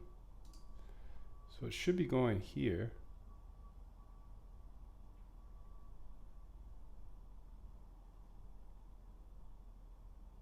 And figuring out like the half-life and the z-score and whatnot.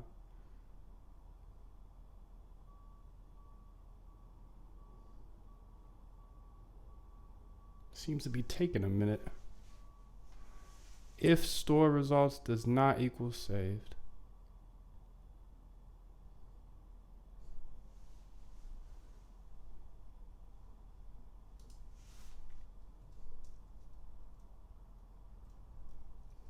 Print.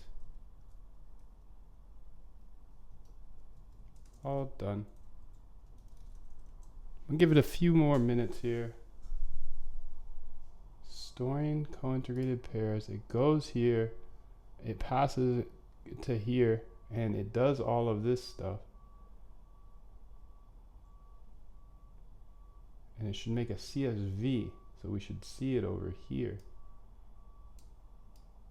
when it's done.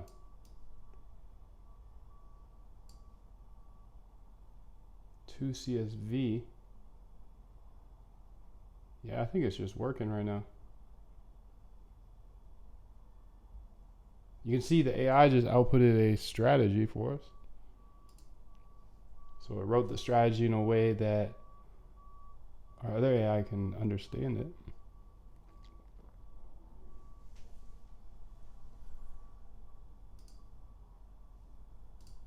And this other AI is going to go ahead and code the backtest.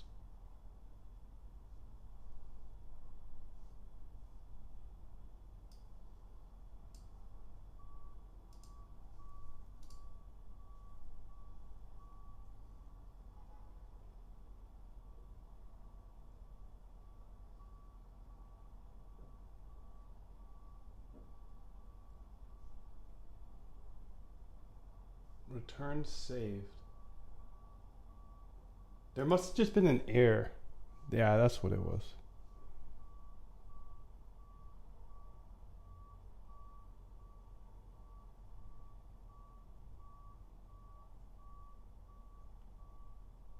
I don't want to quit it too soon. But let's put some print statements up in here. Print.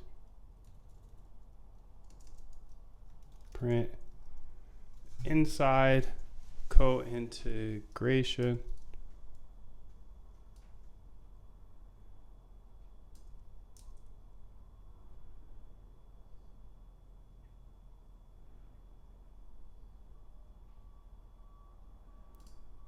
Print F, this is the z-score.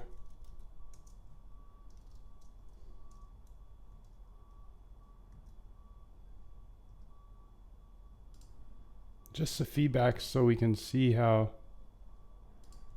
this is working. Print F. This is the half-life. And you can see the AI just outputted a strategy, which is awesome.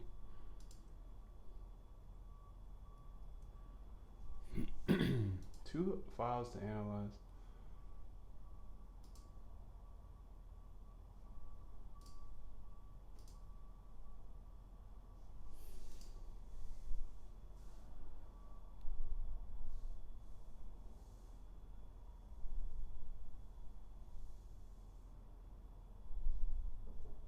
I'm gonna run this back now that we have more stuff.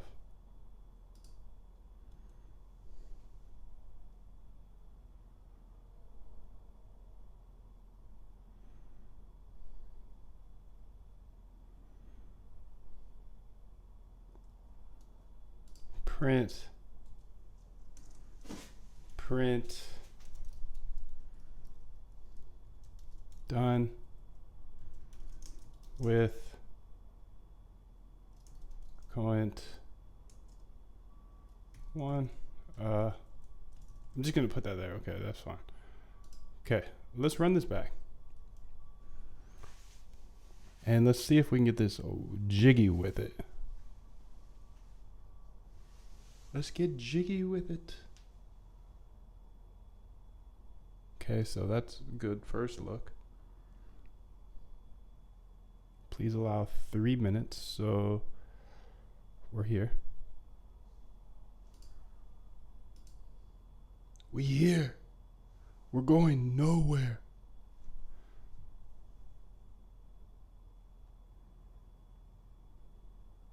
Okay, so it just outputted the first set of data, but it has to go ahead and do that for multiple symbols. So it might take a couple minutes. It said 3 minutes. But I think ours is a bit different. Constantly. But I know that's not a problem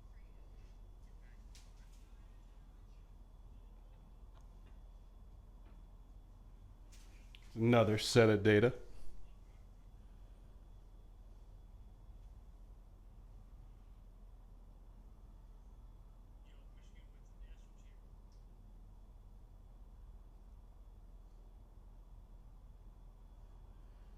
And once it's done with the data, then it should get into the co-integrated pairs and all that good stuff.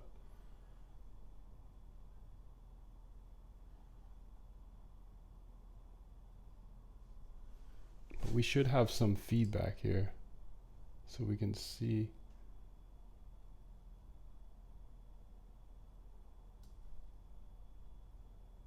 So you can see it's got the BTCY. I don't even know what BTCY is. BTCX. Cake.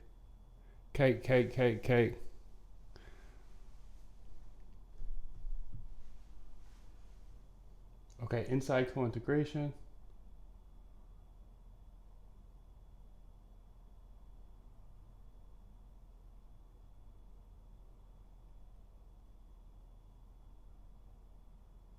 Oh, so I think it just takes a minute. All right, well, while that's working, let's let's work with our AI to wait on that. We'll go ahead and have this AI who does the RBI system for us. Remember, the RBI system is this. Oh, look at that. Did we get more information? No. The RBI system is research strategies, backtest them, and then implement the bots. So today we're just implementing the bots, but we can also have our AI, best intraday, watch these videos, best intraday strategy. It will write the strategy that was explained in the video. Okay, look at that. So this is the half-life done with Coent. Okay, so that's how long it takes for one. So it's gonna take a minute because we got a bunch. So I'm glad to see it's working. And yeah. We have the AI working for us now. It's watching that video.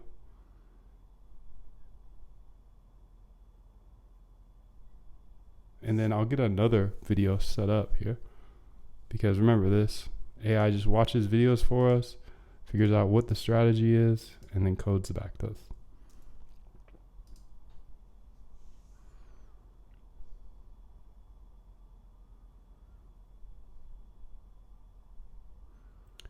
Done with coint. Number 1 at least. Okay, there we go. This is the half-life, done with coint. So that's number 2. So it's gonna do that, I don't know how many times. 1, 2, 3, 4, 5, 6, 7, 8, 9, 10 times.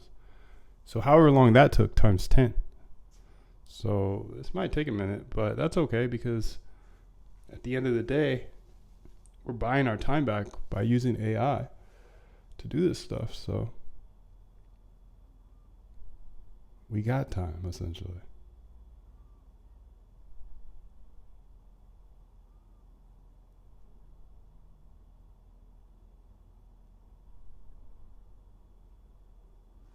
And if this stuff, I know this is like level 12 stuff, so I can show you exactly how to do everything I'm doing here in this video inside my bootcamp. The bootcamp shows you step by step how to automate your trading, how to remove your emotions, so you never have to gamble on your emotions again. If you're trading by hand, you're gambling on that you're having a good day, you got enough sleep, all of these emotional things. You're not in a fight with anybody. It's crazy. It's that you can literally lose money but spend time when you trade by hand. I am in the camp of, hey, spend that time on building trading algorithms and bots that trade the actual strategy you want to trade. So I show you exactly how to do this step by step inside the bootcamp. I give you a bunch of algorithms as well you can look at and understand. There's 100% money back guarantee, always, always, always. I want you to have success like all of these people have had success. It's good for beginners or experienced coders, because you're going to save hundreds, if not thousands of hours on coding things, because I already show you directly how to do that. You can see what all of our current members have to say. These tools are shaping the future rapidly. This guy says, been a member, it's great. I would highly suggest.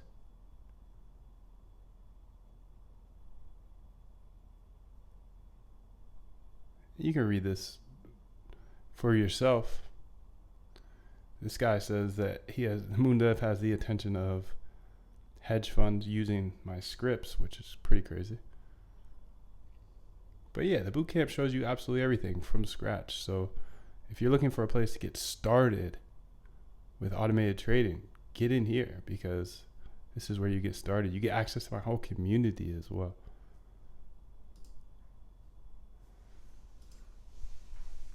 So right now, looks like this one failed. So let's go ahead and give it another one. This is using OpenAI's assistance down here in order to watch the videos and then code out backtests. This up here, we're calculating the co-integration and the half-life. What is statistical arbitrage pairs traded? Give me 3 examples, just in case you're not fully understanding what statistical arbitrage pairs trading is.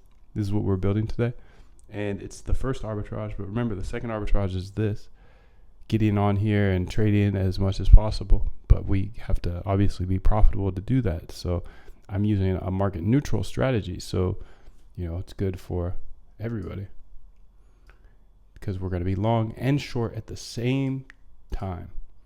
So statistical arbitrage pair trading is a strategy that involves identifying 2 securities whose prices have historically moved together and are currently exhibiting some form of mispricing.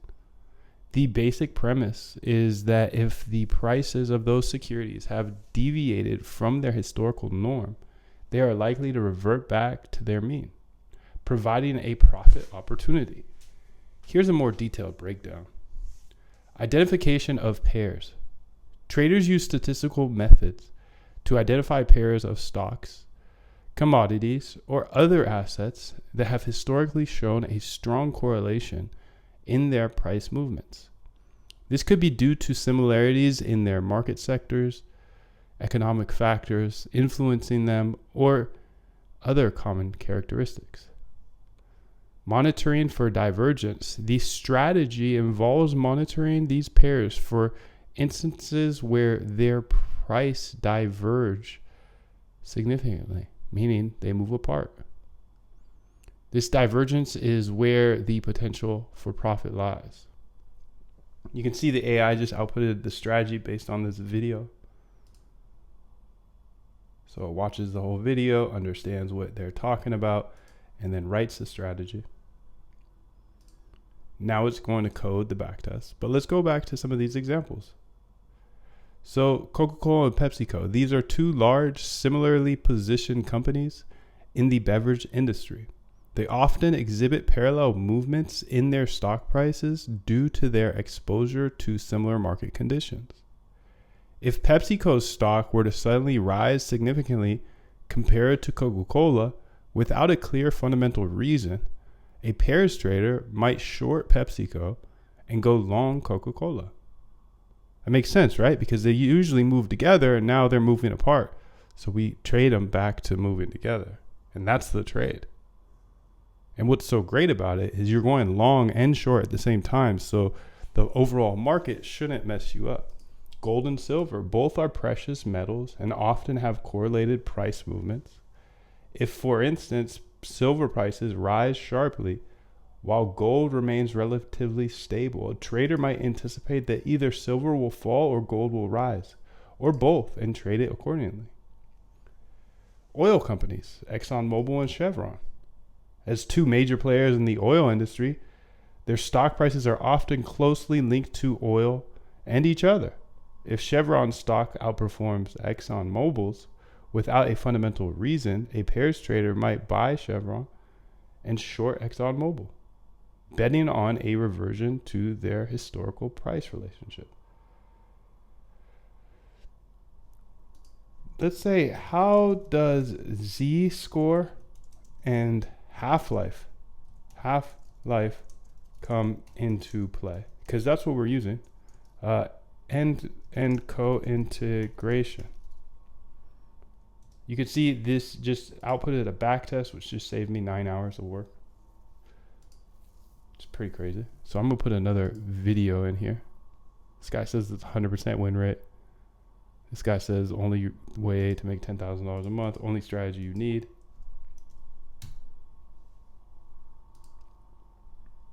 So I think this is almost done because it's put out 1, 2, 3, 4, 5, 6, 7, 8, 9, and I think there's going to be 10, but we'll see. Let's go ahead and see what ChatGPT said about the Z-score and stuff. So statistical arbitrage pairs trading often utilizes concepts like Z-score, half-life, and co-integration to enhance the strategy's effectiveness. Let's break down how each of these play a role. So Z-score, the definition of Z-score measures the number of standard deviations and observation is from the mean. In pairs trading, it is used to identify how far the spread between those two assets has diverged from its historical average. Application. By calculating the Z-score of price spreads, traders can quantify the extent of divergence. A high positive or negative Z-score indicates a significant deviation from the mean, potentially signaling a trading opportunity. For example, traders might set thresholds of Z-score of 2 or negative 2 to initiate trades, betting on the reversion to the mean. Half-life. The half-life in pairs trading refers to the time it takes for the spread between the pair of assets to revert halfway back to its historical mean. Application. It's calculated using a mean reversion model, typically an Ornstein-Uhlenbeck process. The half-life helps it in determining the holding period for that trade. A shorter half-life suggests that the spread reverts more quickly, indicating potentially shorter trade durations. It's crucial for optimizing exits and managing the risk of the position. Co-integration. Co-integration is a statistical concept used to identify pairs of financial instruments whose prices are linked together in the long term. Two assets are co-integrated if a linear combination of their prices is stationary, meaning it has a constant mean and variance over time. Application. In pairs trading, finding co-integrated pairs is key because it suggests that the spread between their prices will be mean reverting. This is a stronger and more reliable condition than mere correlation, as it implies a long-term equilibrium relationship. Traders use statistical tests like Engel-Granger test or the Johansson test to identify co-integrated pairs. Integrating these concepts into pairs trading provides a more rigorous and systematic approach to identifying and capitalizing on potential arbitrage opportunities. The Z-score helps in timing the entry and exit of trades.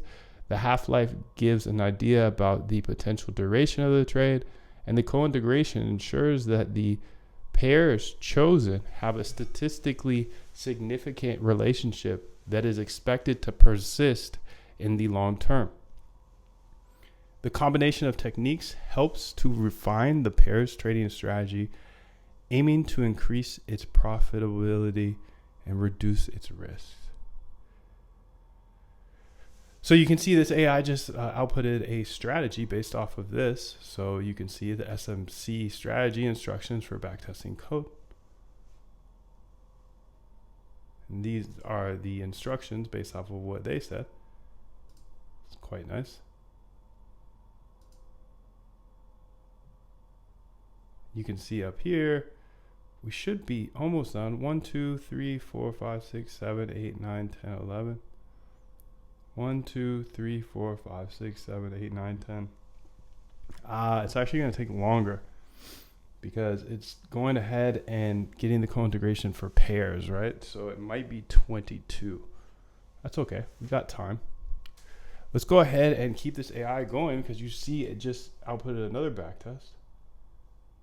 And here we want to go ahead and say best Fibonacci. That could be cool. Copy link address. I'm just going to put another one in here because the more strategies I put in, the more backtests we get. The more backtests we get, the more profitable strategies we find. The more profitable strategies we find, the more, yes. Exactly. I'm not here to promote making $1 bajillion or anything, but I think it's clear what I'm trying to do. I share this every single day because I'm on a path to a crazy goal of mine. I've been doing this for a few years now, and I keep investing more and more time and money into this because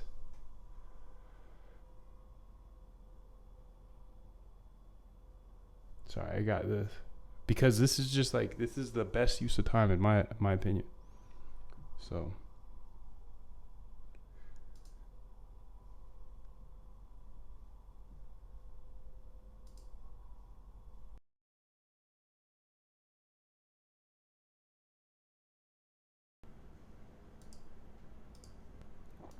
What is going on today? We are building a trading bot that does arbitrage. What type of arbitrage? Well, it's statistical arbitrage.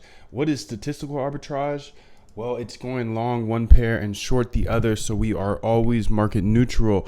But what's really cool about this arbitrage that we're building today is that it's actually kind of like a double arbitrage because there is writing on the wall, meaning there is a big chance that this exchange right here that I'm using is going to have an airdrop. If you look at the top right, right now, do you see that word? It says points. Points. What do points mean? Well, in the past with Blur and everything else, points have meant airdrop. So you gain more points, you get a bigger airdrop. So we're building a statistical arbitrage bot. But on top of that, we are kind of arbitraging this airdrop coming up because the way you get more points is you trade more. So if we can trade unlimited without losing money and essentially guaranteeing profit no matter which way the market goes, then we're going to gain the most points, meaning we're going to get the most most of the airdrop. So there's a link, and I'm going to put that link in the link's in the description right now. You got to use that link in order to qualify for the airdrop. But I'll also put it in the chat right now. Let's run it up to 10 likes real quick. If we get it up to 10 likes, I'll show you all the code in order to build this arbitrage bot. Say get airdrop. Put it in the chat right now. It's also in the description. But yeah, this is like a double arbitrage, which is crazy. So today we're going to go ahead and finish out this statistical arbitrage algorithm for Hyperliquid so we can do this double arb here. So first things first, where are we in the process? Well, let's go ahead and run this. And I know we are stuck at a little bit of an error. By the way, I know I'm jumping in at level 20. So if you need me to teach you from scratch, you can join the bootcamp. But we're going to use OpenAI's Quant AI here today in order to write all this code and do all this stuff. So while this goes, I actually want my AI working for me as well. So let's say neutral trading strategy. And this AI in the bottom left will go ahead and write a strategy based off of the video I give it and then code the backtest. Okay, I remember where we're at actually. So essentially what's happening here is it's going through getting all the data, as you can see here, but it's actually running into a point where it just is too much data for it. So I want to debug this, and what we're going to do here is, I was working on this last night actually as well, so I'm going to make this smaller here, the active symbols that it can trade. Okay, and then here I want to run this again.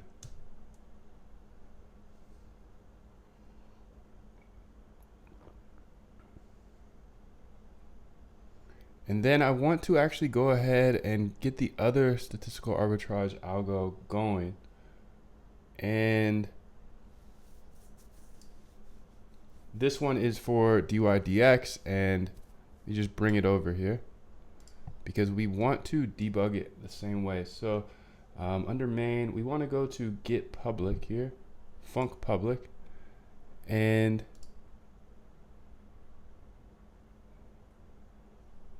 delete this line. And everything I'm doing here, I want to do there because we have to debug this. Essentially, it's like using too much of my memory almost. Okay, that worked fine. You can see here, it's 207 rows. Okay, that worked fine. But when I did it with more symbols, here, let's go and show you the actual error. It ends up like pooping itself. And my computer's pretty good. Like, I got 24 gigs of RAM, so it's not like I'm on like 8 gigabytes or anything. But let's go over here and see how it functions over here, because this is the working bot that we're actually running on dydx. You can see the strategy was just outputted by the AI. I put in this video, it posted out a strategy, whatever the strategy was talked about in the video, and now it's going to code the backtest. So here we want to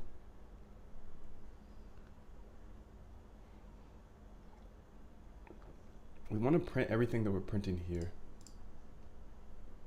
You're out running on a track, working out, and you start talking to yourself saying, man, my knee is really sore right now. Maybe I'm doing too much. Maybe I need to back off. You know, man, my lungs are burning. Maybe I can just slow down here. I'll do like an extra 2 sets tomorrow. You know, it'll be okay. Right? That sort of stuff. Like, that stuff's dangerous. And that's, you just gotta say, you know what? I'm not negotiating with myself. The deal was already made. The deal was made. When I set out at the beginning of the summer and said, this is the training plan I'm doing, I signed that contract with myself. I'm doing it. You know, throughout that process, you'll start talking to yourself like, I mean, I got maybe if we, nope. This is non-negotiable. Non-negotiable, baby. You're out running on a track, working out, and you start talking to yourself saying, man, my knee is really sore right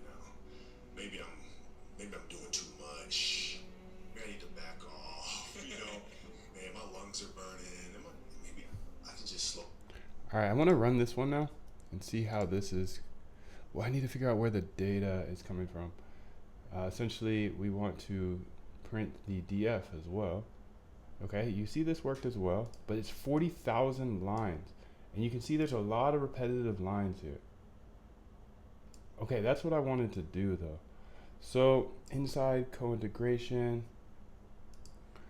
so it's actually over here that we're printing DF. So DF.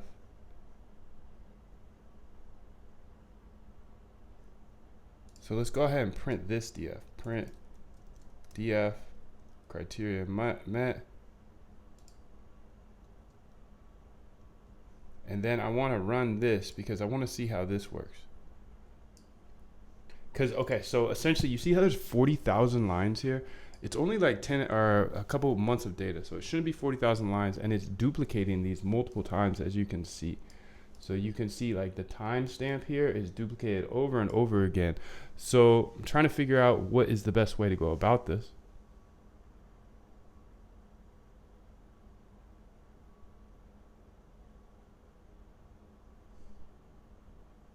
So I'm looking at the OG bot here, DYDX one.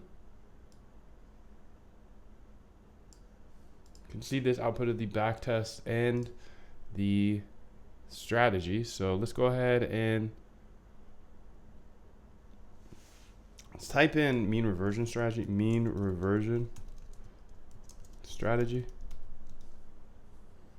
So this AI essentially watches any YouTube video, and then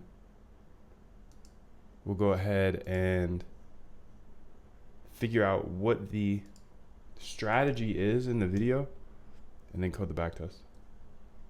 So it does a lot of work for us. Go ahead and smash that like. Let's get up to 10 likes real quick, and I'll show you absolutely everything today. We're building a double arbitrage bot here. So double arbitrage meaning we're arbitraging with statistical arbitrage. We're building a bot up here in the bottom, top left. And after that, we're actually qualifying for a airdrop here on Hyperliquid because we're going to run up the points because we're going to be trading a lot. So use that link in the description or the chat, and you can also get access to the airdrop that's coming soon, probably. So this says waiting 3 minutes.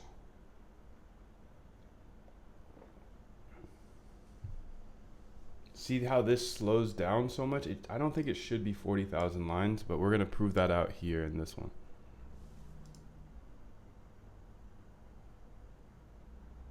Hopefully that's the answer, because if that's the answer, then I know exactly what to do. I just need to make it so it doesn't duplicate. And let's go ahead and look through this code real quick. So I believe we would go to functions public here.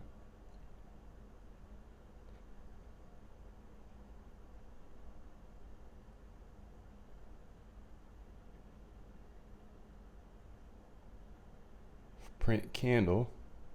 I haven't seen any of those prints yet. Oh, because we're using historical, bro. Sheesh. Well, we'll let it run still. I'm gonna put this in I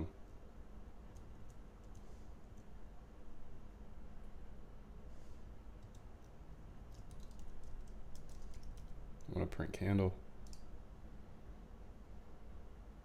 for next time we run this. And you can see this is like slowing down my computer so much because it's so much data, and it only gets bigger. So I mean I cut it off. Like there's so much more data that we can be running this on, and I cut it off because it was taking too long. But go ahead and smash that like button. Let's go ahead and get this up to 10 likes real quick.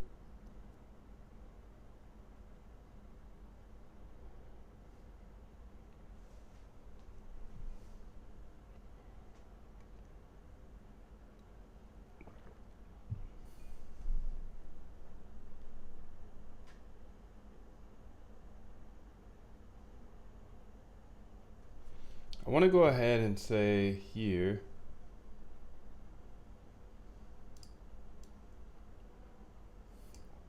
I'm going to start making a prompt while this works on it because I got to keep it moving.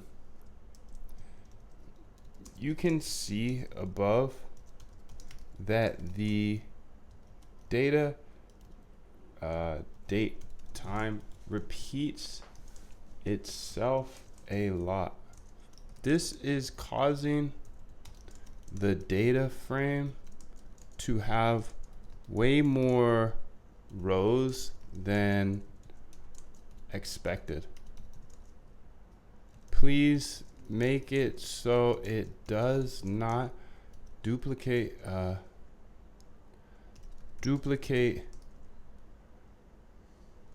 date times.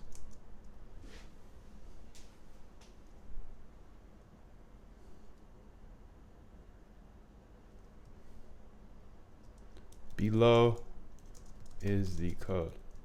And then let's put in that code here. Should be all of it here.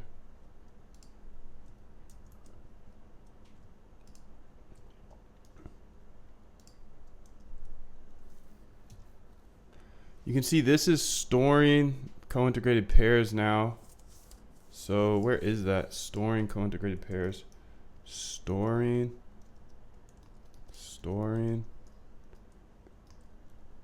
Oh, it's in the main. Storing co-integrated pairs. So now it's up in here, and here you go. Perfect. Ah, fudge, B. Dang, B. That killed me. All right. So I need to run it again. Unfortunately, I'm sorry, but it's okay because we're working on this anyways. So DF criteria met. I'm gonna put a time.sleep here. Okay, and then also in the, I don't have time up in here. Import time. And then also in the public, we want to go ahead and print out this candle. Got it?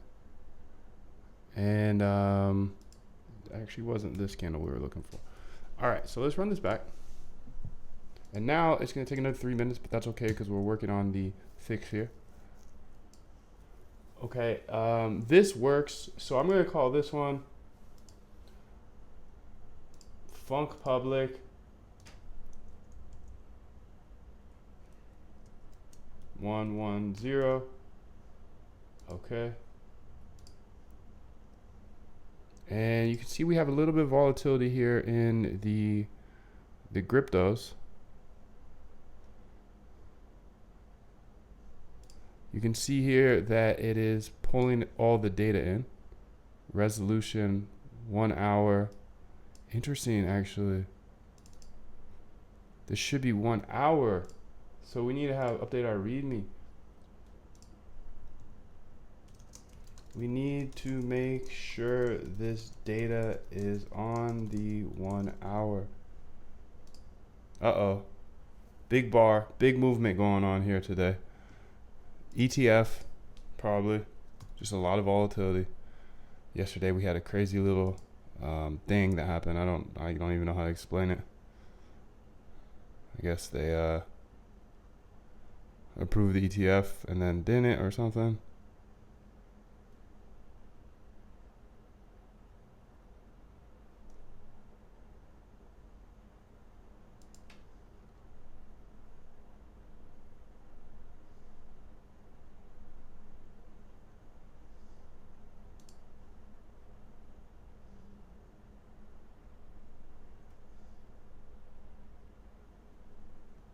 Okay, so what I want to do here is let you know just one more time what we're working on. We're building a statistical arbitrage, but then we're also arbing this airdrop that's coming up. So you can see these points here. Points, that means airdrop, essentially, in my book. I don't know for sure, but I'm planning on it. So if you use the link in the description and the chat, you can qualify for that. So we need to update this to be 1 hour instead of 1 day. So let's go to func public working, copy this, and let's go func public.py, paste, and then here should be 1 hour. And anywhere it says 1 day, it should be 1 hour. 1 hour, and I don't remember if it's 1H or 1 hour, but we'll figure that out quite quick. And I'm glad we did that because we can see this data is coming in at 1 hour, and then it's going to pause at the point that it's going to show if what's going on. Okay, so yeah, this is a double arbitrage because we're building a stat arb bot right now, and then we're also arbing this airdrop that should be coming up here soon in the next few months. I'd say they said about 5 months from now, or they're running this point system for 6 months, so that gives us, I think it's been a month or so already, but it gives us another 5 months that we have the opportunity to run up the volume. The more you trade with that link I put in the description, the more points that we qualify for. So this is a double arbitrage we're building because should be a market neutral strategy that does well long or short. I've been running on DYDX and it's been doing pretty well. So why not run it on Hyperliquid, because they pay us to trade over there. So tap that like button. I'm trying to give you all the sauce as usual. Let's go ahead now, save this, and I want to run this again to see if it's 1H or 1 hour.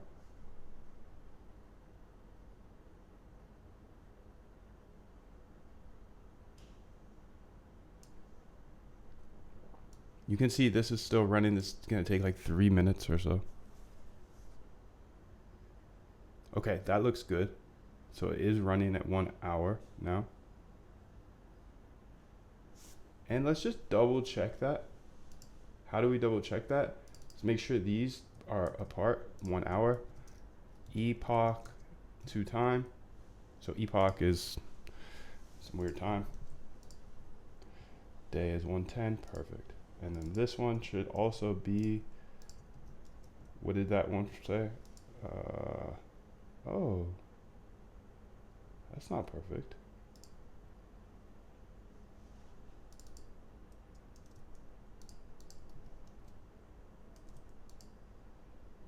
So this is the 28th.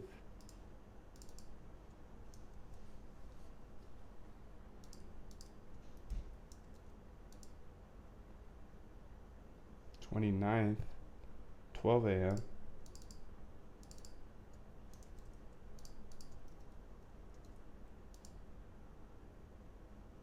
28th, 12 a.m.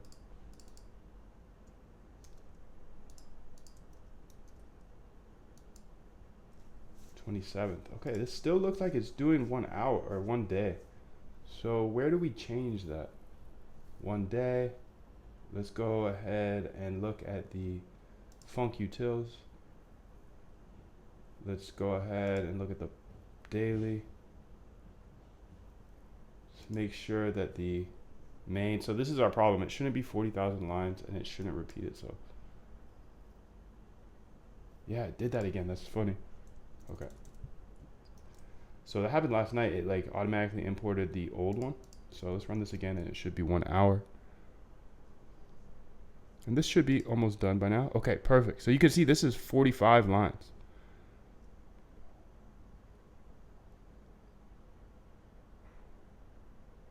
And to be honest, I outputted the wrong DF, so we're gonna have to run it again. But, you know, I'll bet. It'd be like that sometimes. So candles DF.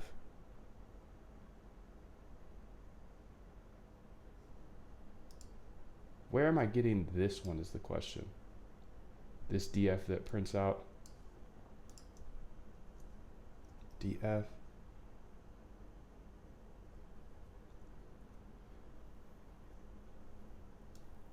I think it's 1H because it got 0. So let's change everything to 1H.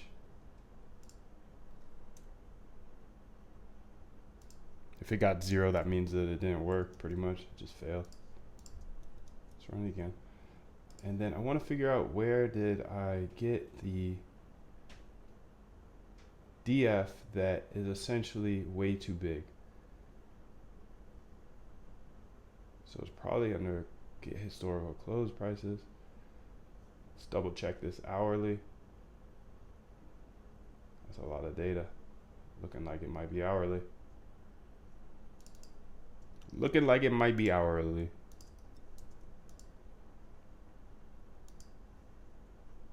So that one is 12 a.m. December 29th. I mean, that's 11 a.m. 28th. Perfect.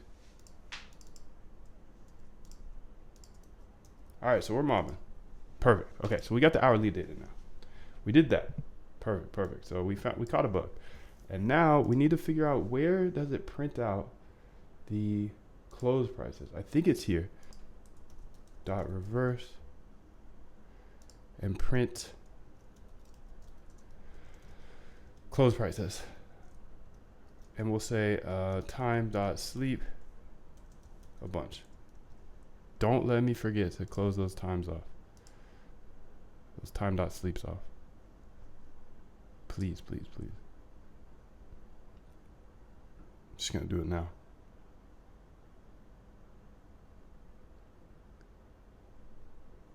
Let's run it. See, this is getting the data on the hourly now, which is good. Go ahead and smash the like button. Make sure we get up to 10 likes here, and I'll show you absolutely everything today.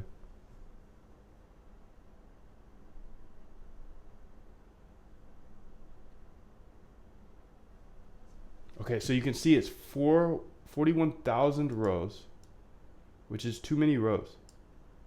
So that's still the problemo. It said inside co-integration. Interesting. So inside co-integration. So let's go to co-integration here.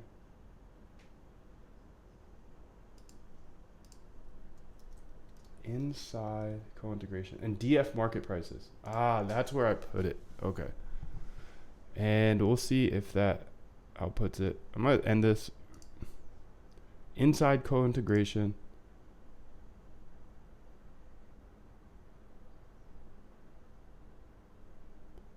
Okay, let's put it here. Print DF market prices.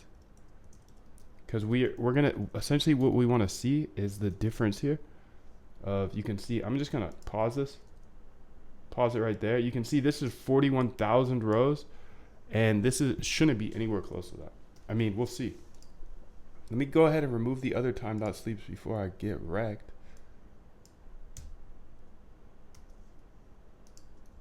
Time dot sleep.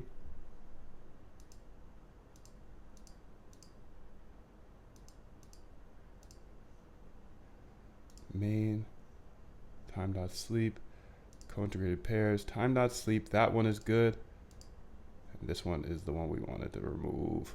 All right, so smash that like button, and let's get this going. All right, so that's gonna run here for a second. I'm gonna get some water real quick, and keep smashing that like button. Remember, we're doing a double arbitrage here today because we're building a stat arb bot that will do well whether the market's going up or down, but we're also qualifying for these points. Now, these points, what are they? I mean, with Blur, that meant an airdrop. So use that link in the description or the chat while I grab some water, and I'll be right back.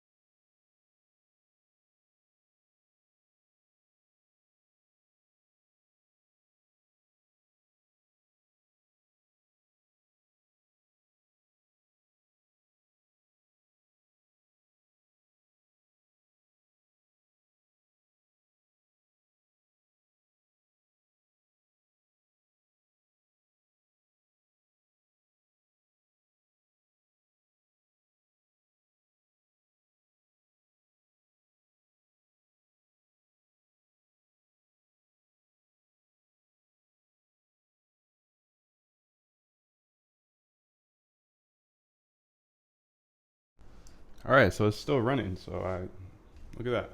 I grabbed some water and coffee, and it's still running. So what we're looking for here is, how many rows is this one? because we're not even using all the symbols. So there's like 100 symbols on Hyperliquid, which is awesome because it's going to make the stat arb way better than on DYDX. And the more we stat arb, the more points we're going to receive. The more points we receive, the bigger the airdrop. I mean, unless they're just trolling us. Unless they're just trolling us with this points thing, it means airdrop. So I'm trying to build the stat arb bot out so I can rack up volume. Volume equals more points. More points equals more airdrops, in my opinion. And that's why I love cryptos, because you can't do this with stocks. You don't get airdrops with stocks. Sheesh.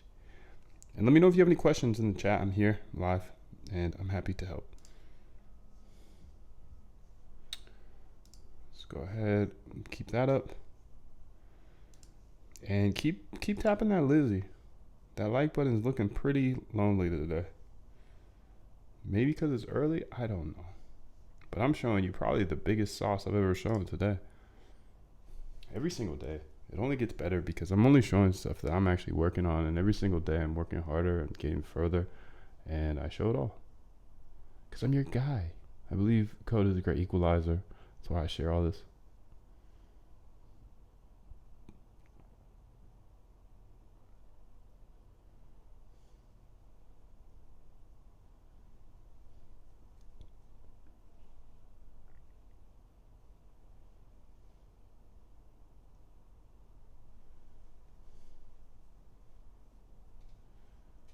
So this looks to almost be done because we're on the Z's now, ZRX, Uni. Well, I guess that's not gonna go in order. Let's go ahead and see what it did here. Please output the full, function of construct. So to resolve, okay, let's go ahead. The issue you're encountering with the repeated date times in your data frame is likely due to how the data is being merged. When you merge data from different markets, if each market has multiple entries for the same date, it can lead to duplication in the final data frame. To resolve this, you should ensure that each market's data has unique date time entries before merging them. This can be achieved by aggregating the data for each market at the date time level before the merge. Here's how you can modify your construct market prices function to avoid duplicating date times. Aggregate data. Before merging, aggregate the data for each market to ensure only one entry per date time. This can be done by group by function with an aggregation method like the mean or median, depending on what best represents the data. Okay, so you can see this is 400 rows. Yes, so this is the error. And you can see 1700, 1800, 1900. Okay, perfect. Sweet. I swear I was working on this all day yesterday. I know I usually don't code without you, but this one, I had to keep going.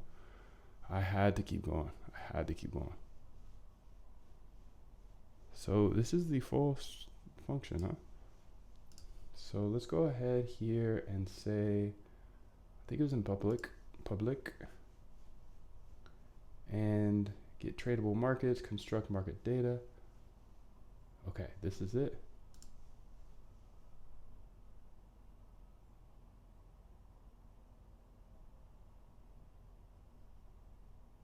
This is the same.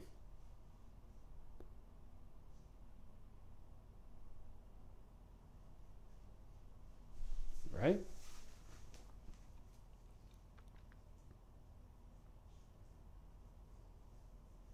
This looks to be the exact same.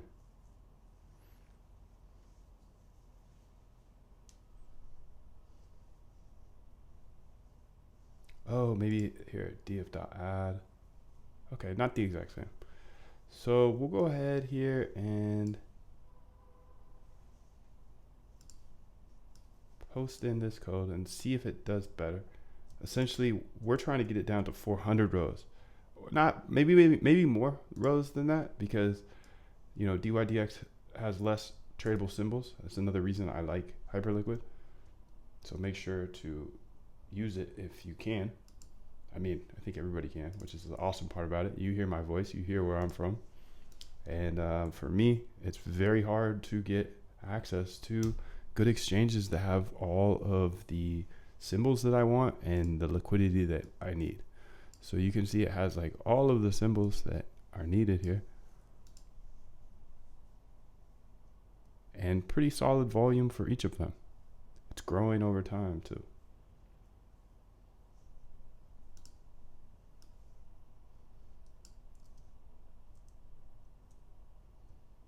Okay, so looks like we got this error here. Not an error, it's a warning. I got this. Please output the full new function.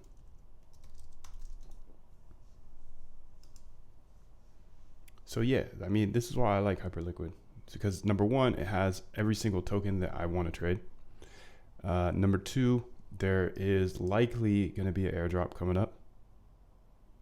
And then number three, maybe the most important thing is we can get our tokens off easily in like seconds, opposed to like centralized exchanges. They make you do like an approval process. And I don't know if you were here for the whole, oh my goodness, the FTX thing, but that was so bad. You know, obviously so many people lost their money. And since then, I don't really use centralized exchanges.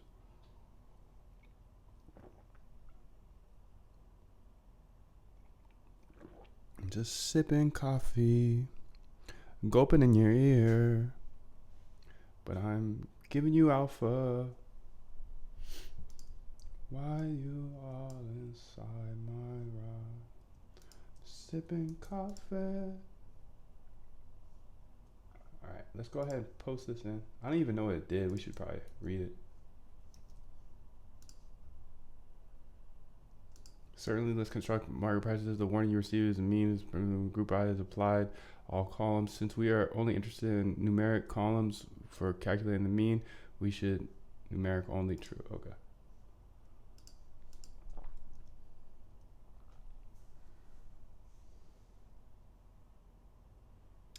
So the goal here is to get to a lot less columns, because then we'll be able to run the thing. So I'm just going to screenshot this. Sheesh, Moon. Moon can't even screenshot. Okay. I think there's alpha in using a Mac, to be honest. But that's just my opinion. Okay, so now I want to see the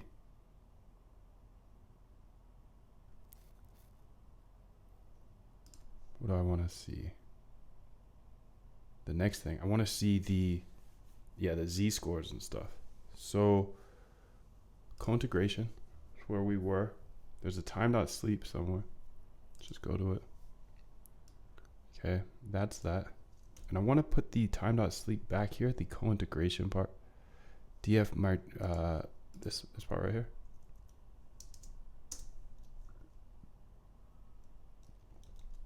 Print df criteria met and time.sleep. You know what? It's actually already here. It should be in the co-integration pairs. Yes.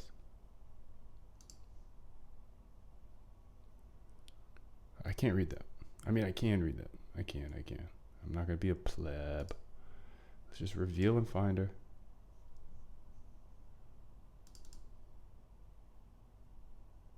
The reason I want to see this is to make sure our numbers match up.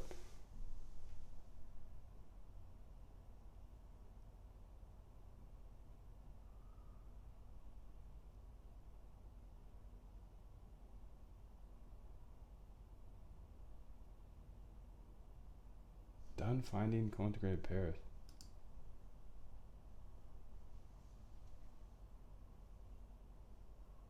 Oh, this totally messed it up, actually.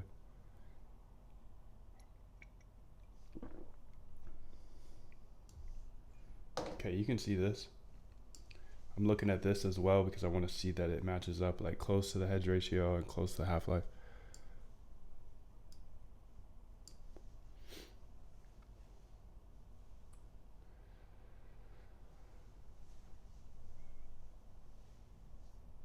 So storing integrated pairs.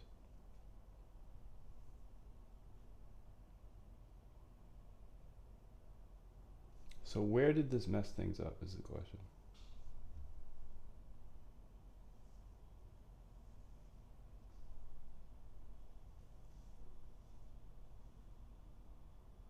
Let's go up to co-integrated pairs. And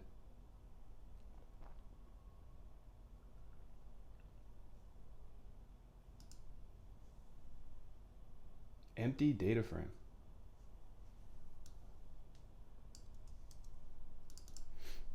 This now creates an empty data frame. Why? Please fix the code.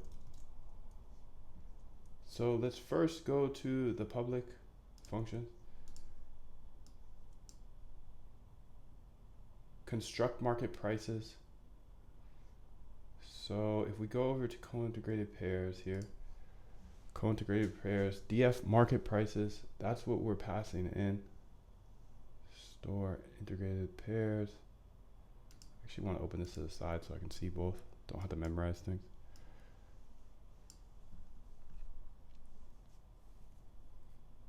Construct market prices passes back a DF and into this main function. So in this main function here,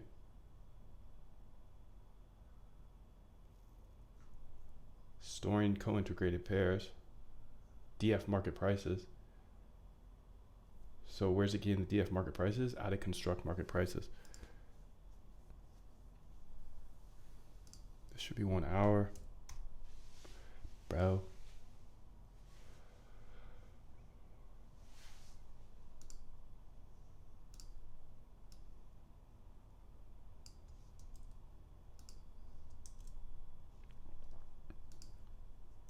There is clearly a lot of data.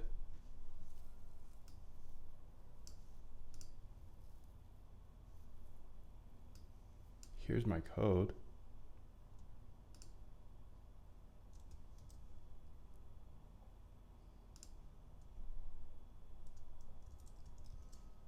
Here is my code. And let's actually go ahead and give it all the code here.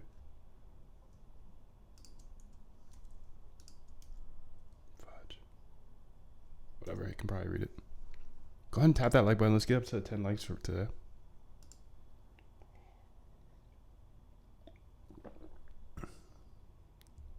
Tyzis, what's up, bro? How are you? Hope you're doing well wherever you are. Where are you, by the way? So the issue leading to an empty data frame construct market prices function is likely due to the method merging the data, specifically the inner join pd.merge, maybe excluding all rows because it only keeps rows that have matching indices date times. If there's no common date time across the markets, the results will be empty data frame. To address this, you can try the following approach.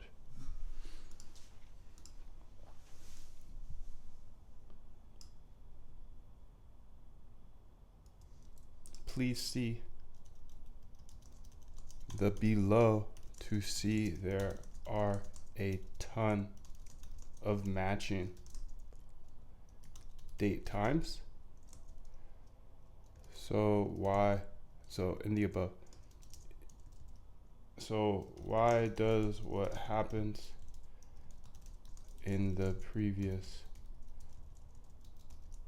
prompt happen? Okay, there we go. So we're using ChatGPT, OpenAI here in order to build a double arbitrage bot, essentially. One arbitrage is going to be the statistical arbitrage that we're building here today. And then the second arbitrage is if we run up the volume here on Hyperliquid profitably, we get points. So the more volume, the more points. What are points? We'll see. We've got some volatility here today in the market.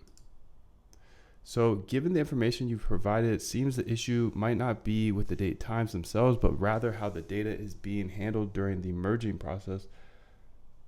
The fact you're seeing many matching date times across different assets suggests that the inner join should work, but the problem might lie in how the data frames are being combined. Let's try a slightly different approach for merging. We'll still use the inner join, but we'll make sure that each data frame is properly formatted before the merge. All right. That sounds good. Sounds good to me.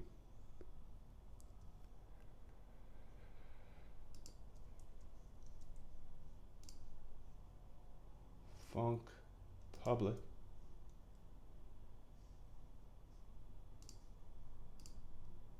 Tradable markets. DF merged. Tradable markets. DF merged. Okay. Let's print out this new DF every time. Print data frames. Why wouldn't we? You know? And then let's run it. Close this for now.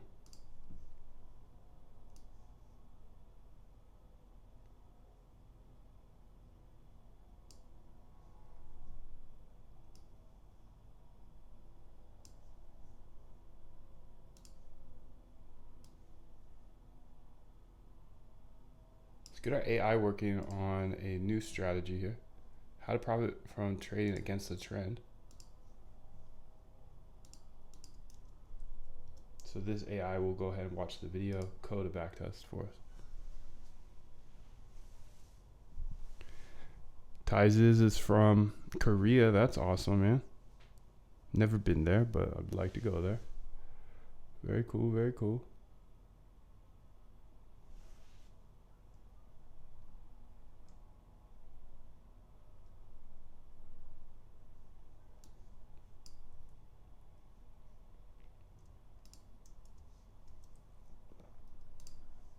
I updated the code. I updated so it prints out the data frames every loop, and you can see that it doesn't have columns.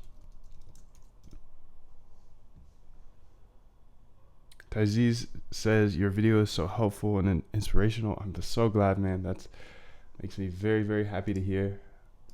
I hope to inspire a lot of people to jump into coding, and it's a good way to code because you're trading, right? So real money on the line. Based on the output you provided, it appears the data frames created in each loop iteration are empty in terms of columns, even though they have correct indices, date, times. This situation typically occurs when the data being added to the data frame is not correctly formatted or aligned with the data frame structure. Here are a few potentials.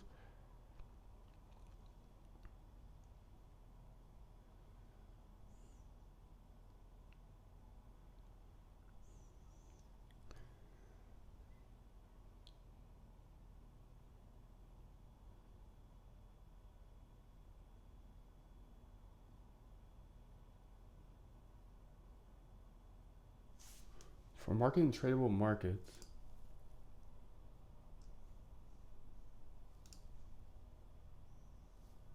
let's try this one. You can see the AI just outputted a new strat.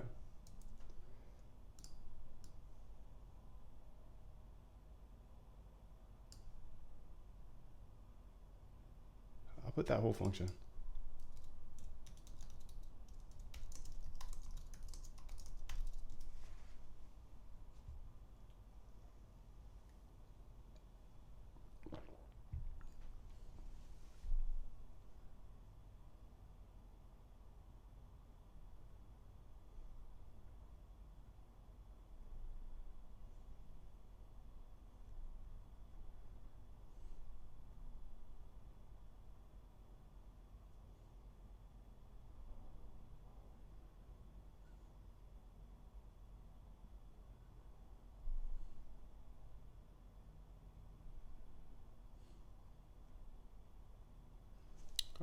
let's see what this does.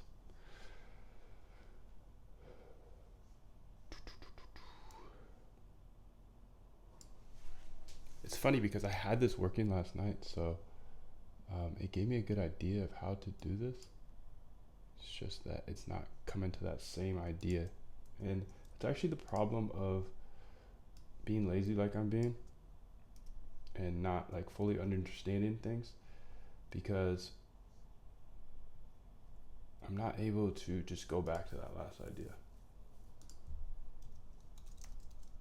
Like I could understand it if I just read it, but I'm just like copying in code because I'm being lazy. But that's okay, because we'll figure it out either way.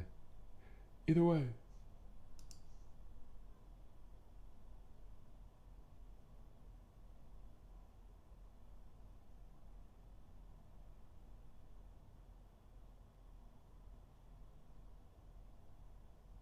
Okay, there we go. This is looking good now. Kinda.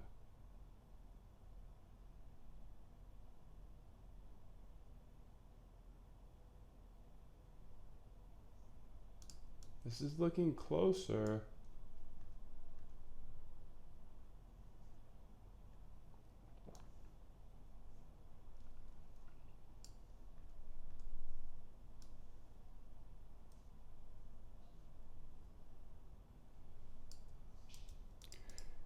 Looks like we are getting closer, but still not it.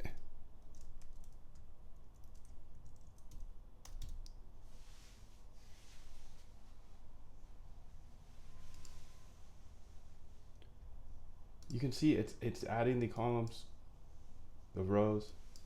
This is perfect though, that it's 404 rows, because that's exactly what we're looking for.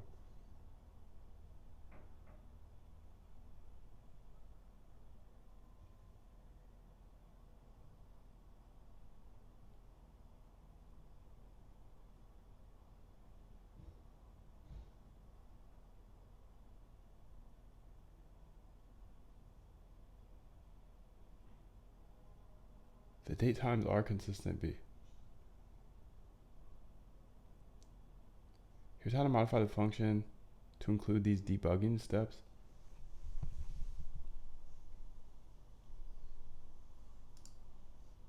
We're gonna get this.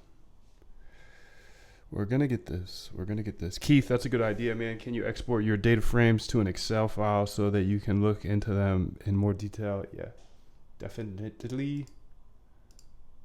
So like I was doing that a bit earlier. I was putting them in these data frame, in this data file so we could see them. I could definitely do that. Definitely.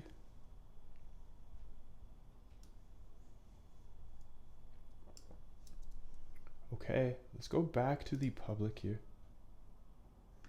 And what did I just copy over? I don't remember. Paste this in.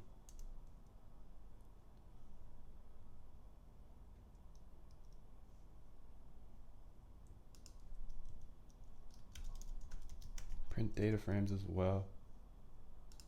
Okay, perfect. If we get over this point, it's game over. Game over. Flip. Game over. You know that song? Or am I just too old? Okay, there's the Ave. One column. See the date time is ending in 6000. Same with this one. 811 6000. Yeah, I'm just gonna. All right, so it has everything it needs now. Below, you can see proof that the date times are correct and they match, but the df still does not concat correctly.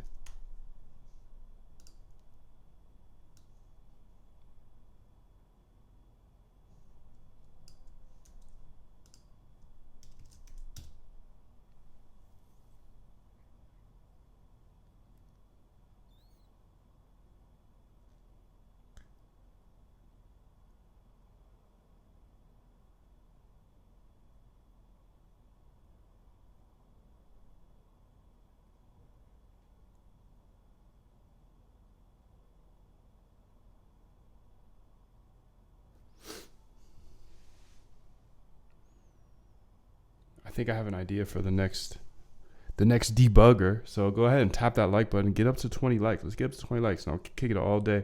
We're doing a double arbitrage here because we're building a statistical arbitrage algorithm that goes long one pair and short the other. But then the double arbitrage is the more we trade on this exchange. I put the link in the description. The more we trade, the more points we get. The more points we get, you know what points mean?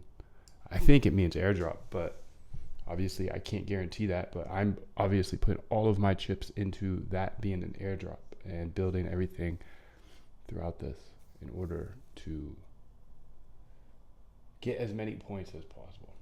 From the data and error message, it seems the issue lies in indexing of the data frames. The error re-indexing only valid with uniquely valid index objects suggests that there might be duplicate date times in your indices, or the indices across different data frames are not aligned properly. Here's a step-by-step approach to troubleshoot. I just want the answer B. Let's go ahead and look at this other code that we have and go to the function public.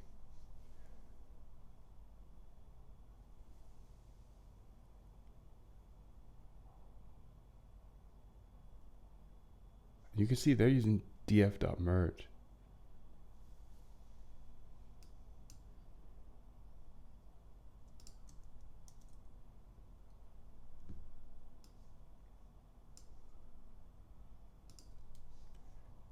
Here is an example of how it's done on DYDX, which is a different exchange, but could be helpful for you to see as an example and figure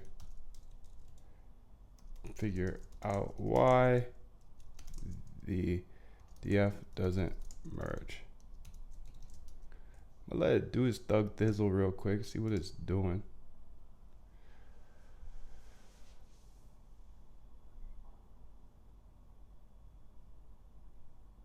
And then if that doesn't work, I have that example I just put in.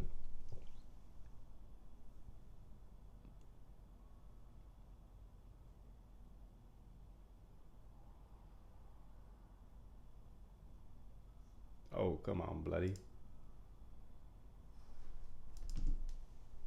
Here is an example of how a piece of working code does it. How can we update ours so it works like that one? It's a different exchange though, so be careful not to copy it, but learn from it. Again, here is my code, and let's go to it.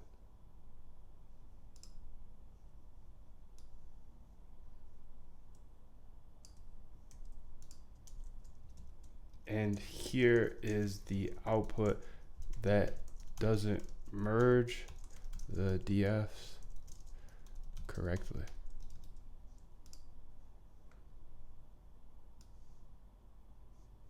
Oh my goodness, they're gonna kick me off the platform. All right, I'm gonna copy that and go over here to my README and just paste it down there, because you already know what's gonna happen here.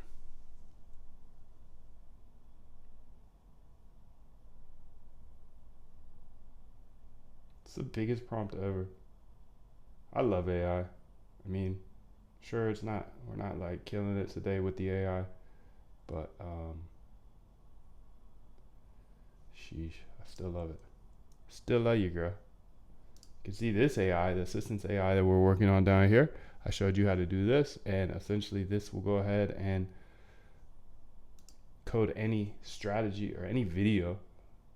This mean reversion video, it watched the mean reversion video, created a full strategy out of it. crazy. And then coded the backtest for it. Again, crazy. Let's go ahead and see what this AI is doing over here. We got double the AI, double the fun. 2 for me, none for you. Actually, you can have it all. I know I'm like level 50 on this stuff. I've been working on it for a long time. And if you want to get up to speed with me, I can show you absolutely everything here in this bootcamp. This bootcamp is where I hold your hand step by step on how to remove your emotions and automate your trading step by step.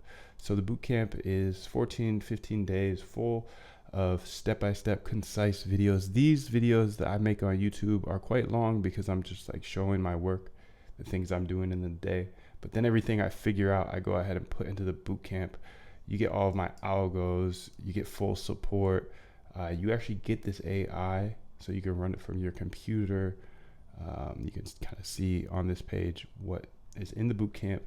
And there's 100% money back guarantee for life. So don't you worry about it. I know I'm a random dude on the internet, so I want to make sure you feel safe with that guarantee. It's good for beginners if you've never coded before. I didn't know how to code at one point either.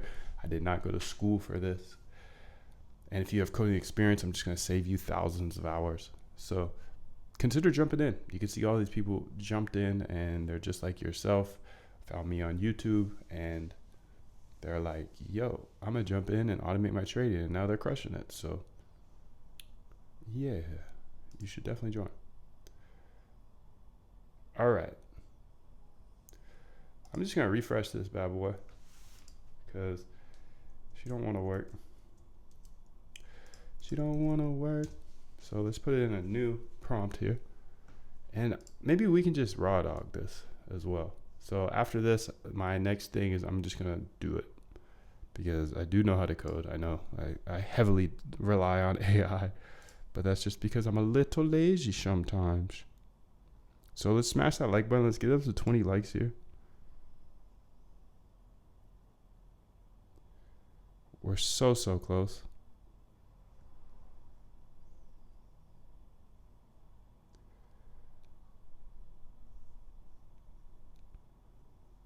Say hello in the chat and where you're from as well. That'd be cool to see where everybody's from. So to improve your construct market prices, achieve a successful merge, the data frame, let's analyze. Okay.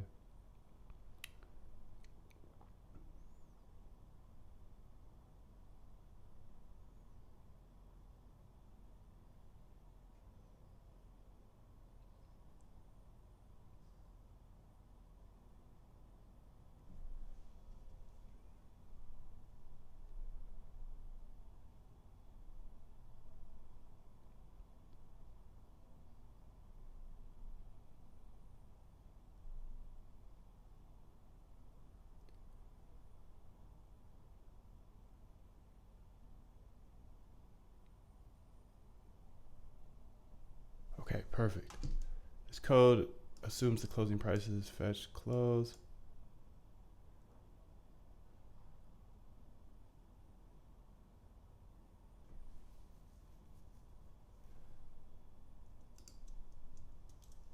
All right, I'm going to start just doing this by hand as well because, you know, AI just can't figure this out. So we can, that's for sure.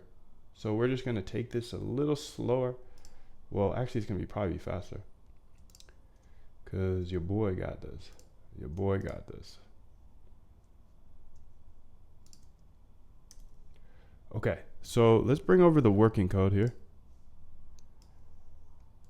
This is the data frame. Close this off for now. And close that up. So this code works. We know that. So if you want to jump in the chat and see what you see. Gabrielle, how are you? Thank you. I'm glad you're enjoying the content.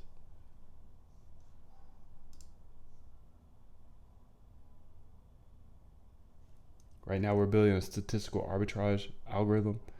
So it goes long one asset and short another asset. So it's market neutral, it's an arbitrage. And then on top of that, we're trying to gain as many points as possible on hyperliquid. Hyperliquid is a exchange that has access to pretty much every token that's hot, and I'm able to use it. And the more volume you have, the more points you get. So I'm just trying to build an arbitrage bot that will trade 24/7 and get as many points as possible. So let's look at this. Okay, for market, close prices. Let's go ahead and print close prices. Okay. df add pd dot. Okay.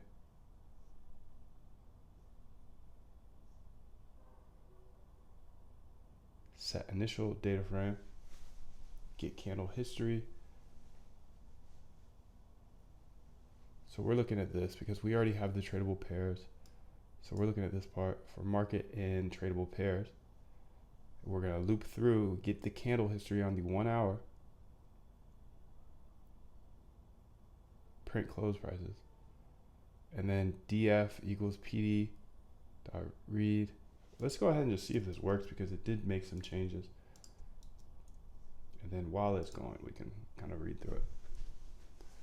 That's what I wanted to do though. I wanted to have a couple more prints up in here.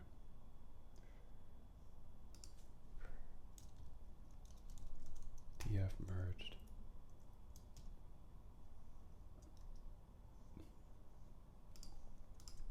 Run it.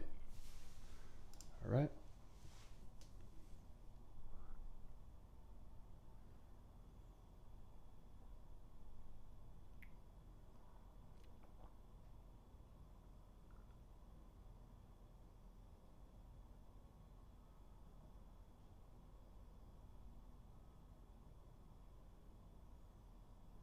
Okay, so it printed close prices.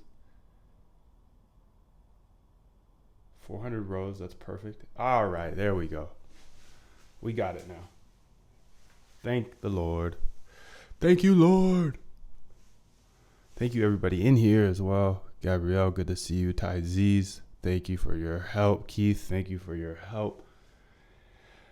That feels good. Feels good, feels good.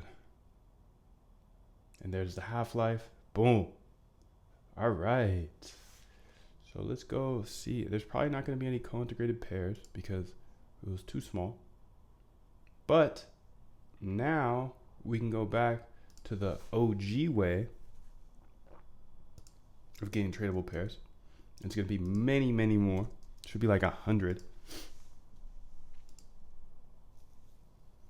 And I'm going to go ahead and run main. This is going to take a while, but dude, we got it. So go ahead and smash that like button. And I appreciate everybody in here. This is awesome. Smash that like. Let's get up to 20 likes. And yeah, this is fantastic, honestly. So we're inside. We're getting the volume now for this.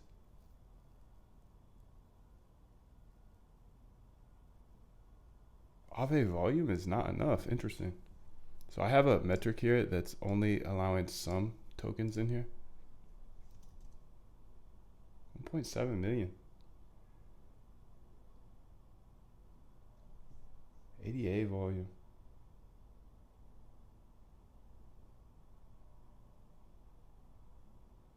Ape volume.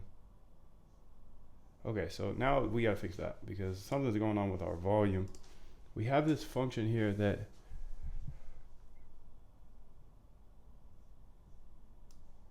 I'm just gonna remove that volume thing for now because I think I have a better way to do this.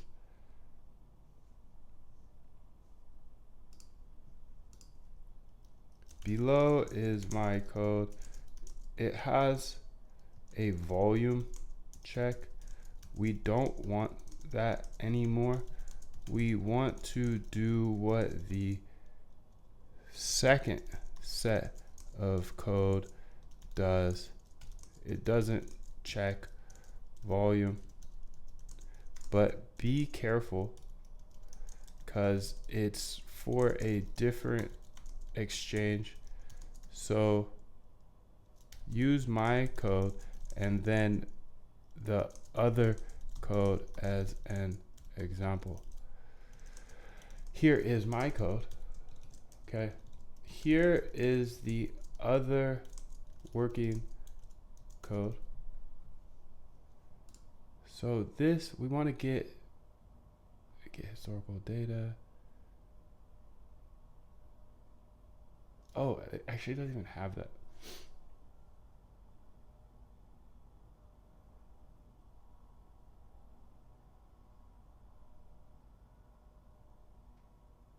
I can remove this. I'm not that bad at coding.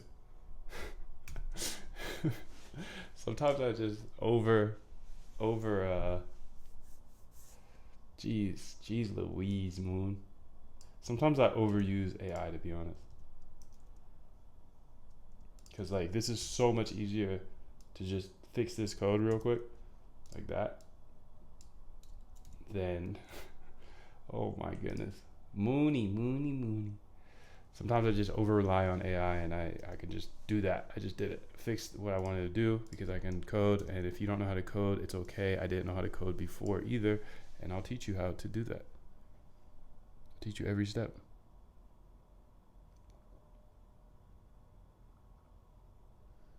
Gabrielle says she's working on a trading bot as well. Yeah, definitely hit me up on Twitter. Twitter is the best place to reach me. You can see how much quicker that was. That was amazing. Okay, now it's going to go through all of them. Wow. How many times have I done that in my past where I just relied too much on AI? I want AI to do everything when I could have just done it myself. Your boy is silly sometimes.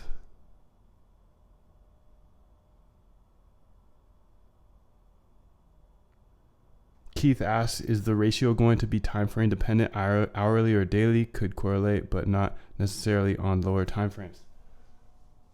Yeah, so I mean, I'm building it for hourly, so I'm gonna trade on hourly. But you're right. And you can do whatever you want to do with it. That's the cool thing. And that's part of the reason I share all this stuff is because Keith, you're so right. And like everybody has a different way of looking at things, approaching markets. And if I can just put out this content that's showing what I'm doing, then you can kind of do whatever you want to do with it. Like you could do this on minute, you could do it on 15-minute, you could do it on daily, and so on and so on. So good eye, my brother, and I appreciate everything you do for this community.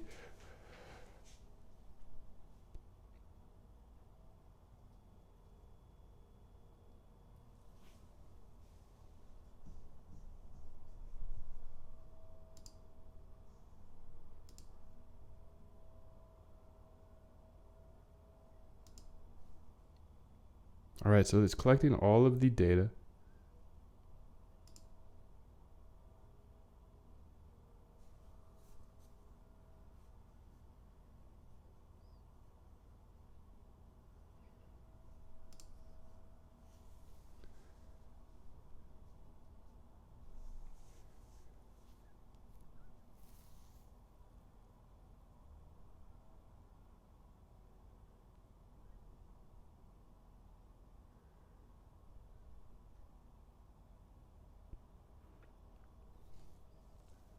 And yeah, if you guys ever want to contact me, you can hit me up on Twitter. That's going to get directly to me.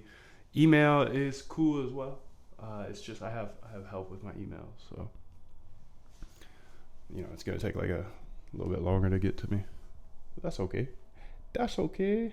So now we're still collecting all the data, but what's cool is I'm using Hyperliquid, so theoretically this should find more opportunities to trade than DYDX.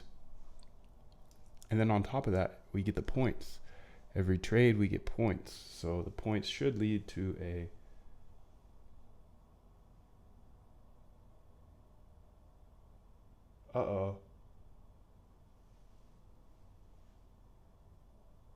it's doing it again. Look at that. All right. The points should lead to a airdrop. So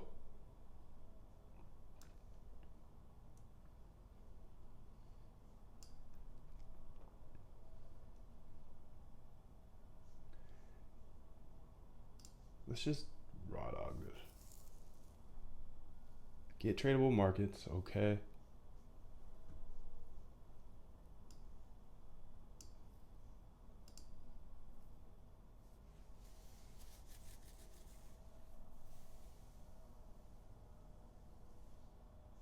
So what is it doing? It is putting the columns on, like it's adding multiple of these. So you can see here, like for example, this timestamp right here.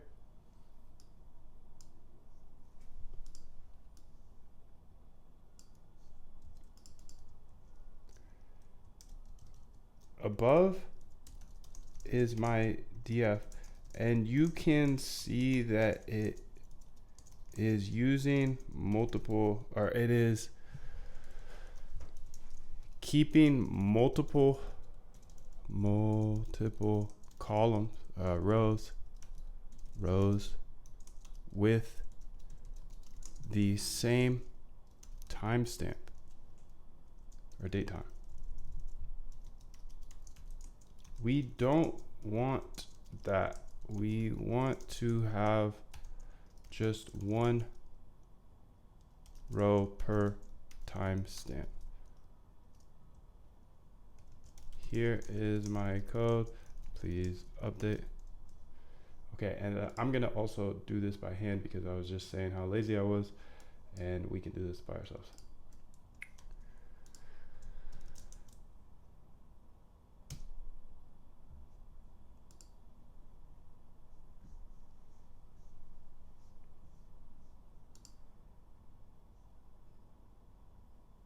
So I need to get some tradable markets that are long but not too long. Copy, public. Let's paste this in here.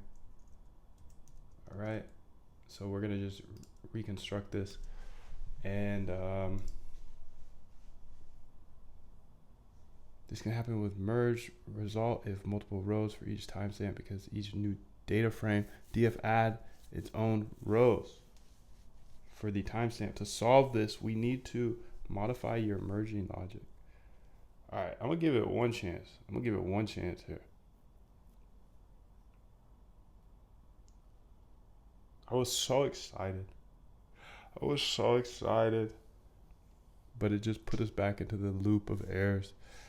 This is the problem with AI sometimes, but it's okay because I'm a raw dog it.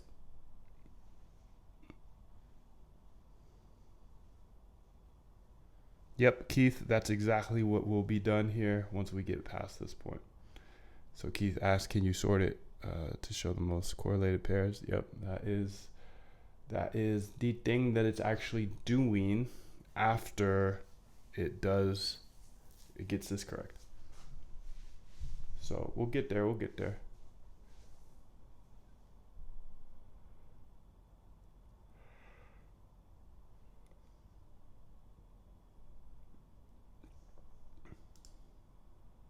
I love watching this volatility here while coding, because I know people got wrecked right here. They probably sold right here and now it's bouncing back up, or they bought right here. And I don't love hearing people get wrecked, of course, but I love that I'm not trying to hand trade this. Because it's like, oh no, it's over. Boom. Or it's like, oh no, I'm gonna miss it. Then boom. That's how markets go. That's why I don't believe in watching or using charts to trade too much. I'd rather build it into my logic of a bot, and I just prefer to spend my time coding, because I think that is where the alpha is. Because at some point you're gonna get wrecked if you're trading by hand.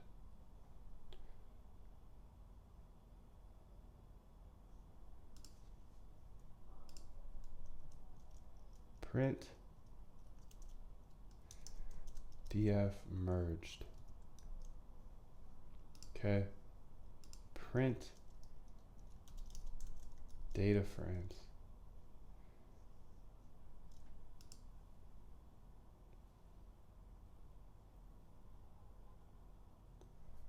print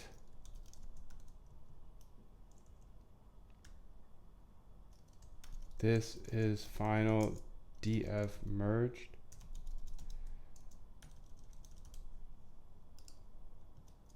Time.sleep. What else do we need? Print this is appended df. Okay, what else do we need? Stuff looks good. Print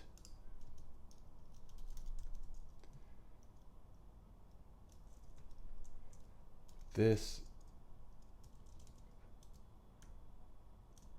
closing prices for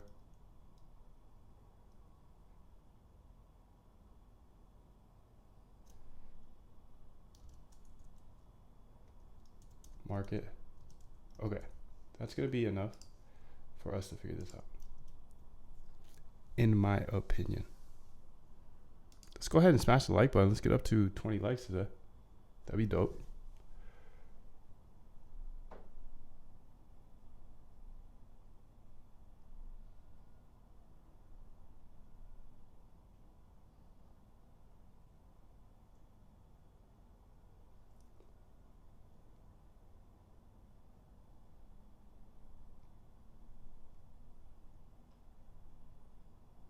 Okay, there we go. This is appended df. Okay.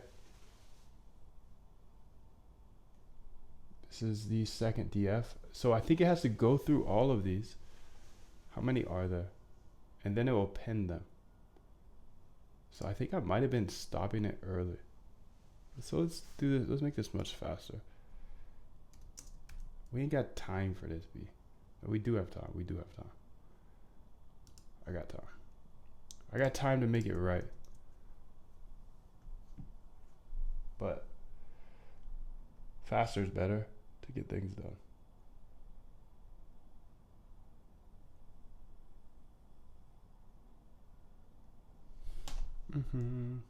All right, while this runs, let's go ahead here and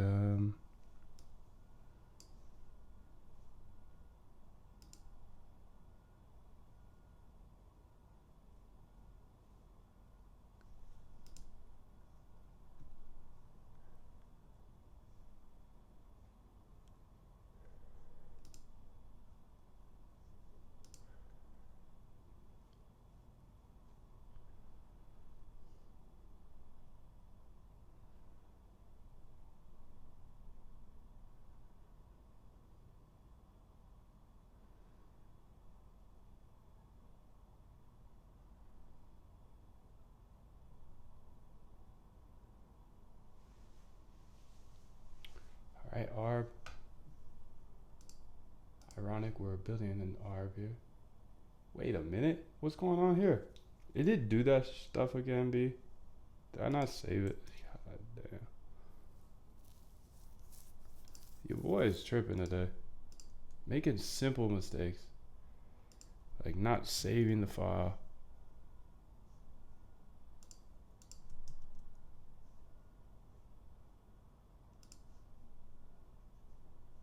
Because it should only be 4 of them, and it should be 400 rows.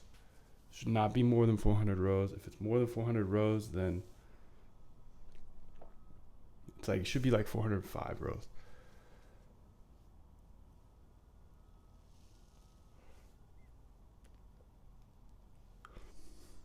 Cool thing about the bootcamp is when I finish this stuff, I put it in there, so saves a lot of time for you.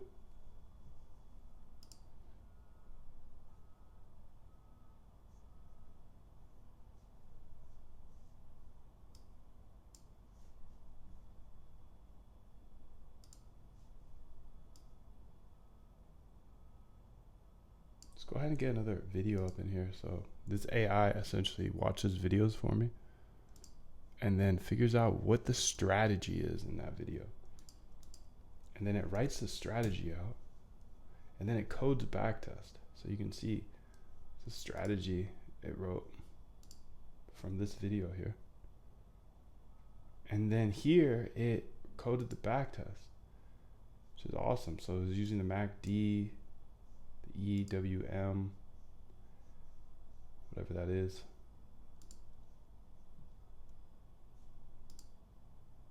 There we go, my dude. 401 rows. We got it. I think we had it a long time ago, to be honest, but I kind of messed that up because I didn't see it was working correctly. So what I want to do now is get all tradable markets, and I think this is a great thing we did today. So I think we figured this out a long time ago, but I didn't realize it was merging like that. Kind of dumb of me, but hey, you know, nobody's perfect. I'm just a regular dude out here, and I figured out how to build trading bots. So I hope this encourages you that, like, hey, if I can do it, you can do it. That's how I got started too. I met somebody that was trading $1 billion, and I was like, what? If you can do that, I can do that. Now, obviously, I'm not trading $1 billion per day, but to see that somebody can do that's like me, that talks like me and does the same things as me and has the same interest, that was really encouraging. So when I tried to learn this, it was super hard to learn because nobody was sharing how to do it. So secretive. So secretive. So I decided, like, hey, I'm just going to start showing how to do it. I'm going to do it. And in the process, I can just show everybody else, because I believe code's a great equalizer. I was scared for so long. So long. I was scared to learn how to code because I thought it was just for like super smart people. And then I met some people that are just like me. They know how to code and I don't. They know how to build trading bots and I didn't. But now I do. And I wanted to make this easier for the next person that comes along that wants to build a trading bot.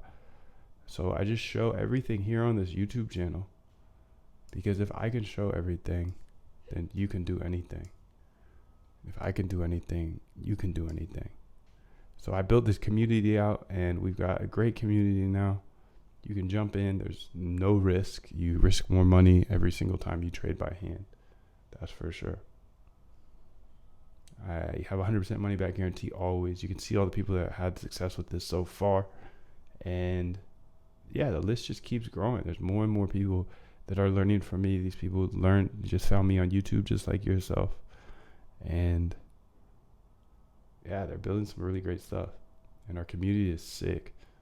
We've got some crazy good people in there that are helping out others. And if you ever have questions or anything, I'm here. My team is here. We're posting new strategies every single day. You can see you're going to get access to this AI that watches videos for you.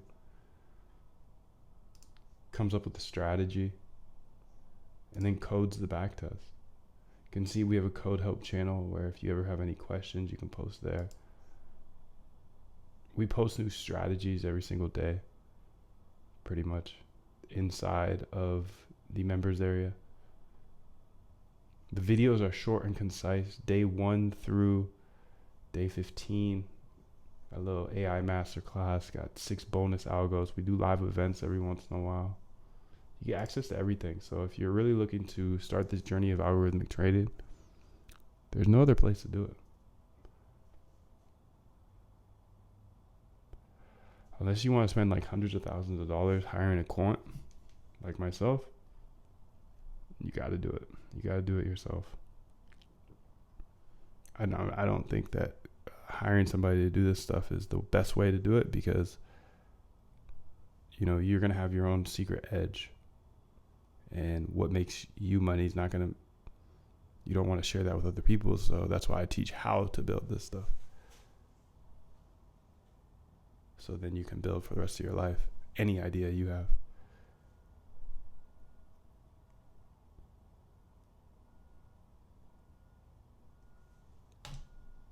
So you can see this is building out the DF here, and you can see it's going to take a while because, I mean, Hyperliquid is sick. It has like all of these symbols here.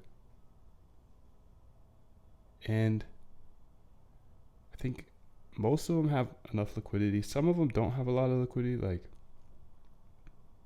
if you go way down the chain, like ZRO or Friend. So I might drop those. Or actually what I'll probably do here, let's go to our README because this is where I'm at.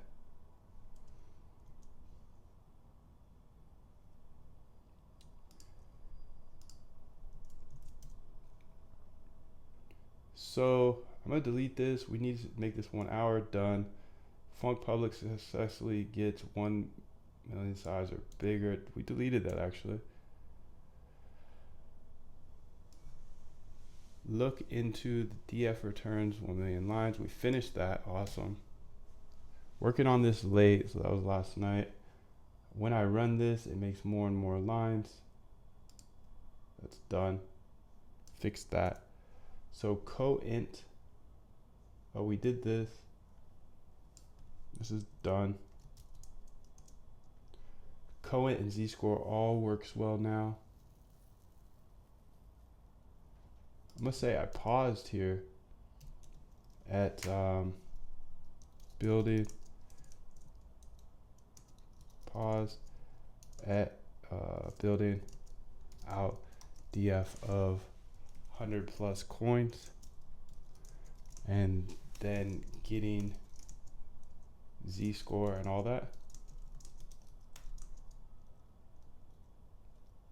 It takes a while to run the DF data for all 100. So don't run it every time.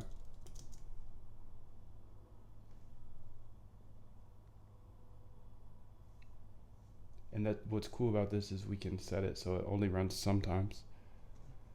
But I think I'm just gonna let this run for the rest of the while here. And it looks like we're on IMX, which is what, halfway through the alphabet? INJ.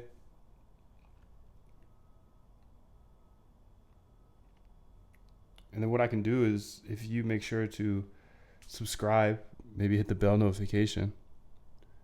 Next time I am working on this, I will make sure to work on it with you. And every single day, we're going to get closer and closer, because remember, we're building a double arbitrage here, which is nuts. You can see this AI just outputted a new strategy backtest down here. But it's nuts because we're building a statistical arbitrage bot that will go long one asset and short the other asset. And it should just rack up a ton of volume. And it's been doing well on DYDX, so it should be profitable as well. So that would be great. And if that's the case, then we're getting points for free on Hyperliquid. And if we get free points on Hyperliquid, that equals an arbitrage, another arbitrage. So it's a double arbitrage,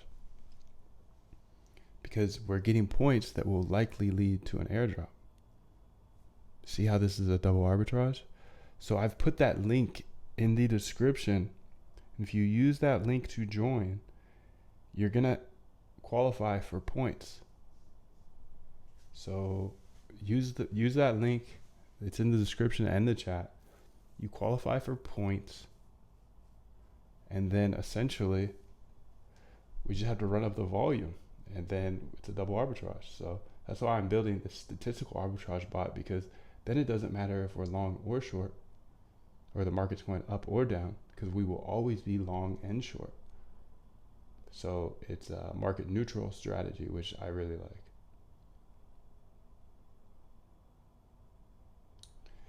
And I think that's probably good for today. I hope you enjoyed everything. I'm going to let this run and figure out, or not figure out, but let it grab all the data, and then we won't have to run it again probably tomorrow. So I hope you have a wonderful day. Much love. Thanks for coming through, Keith, Gabrielle, everybody that has stopped by. Tyzeez, good to see you. Appreciate everybody here, and I hope you have a beautiful day. What is good, my people? Today we are building a trading algorithm with ChatGPT's new GPT store. So OpenAI just released the ChatGPT store, and we're going to go ahead and type in quant AI here really quickly. And we're going to use this because this is a GPT built for quants. So build me a trading backtest using the SMA. And you can see it'll be able to code that for us. It's been trained on quant stuff.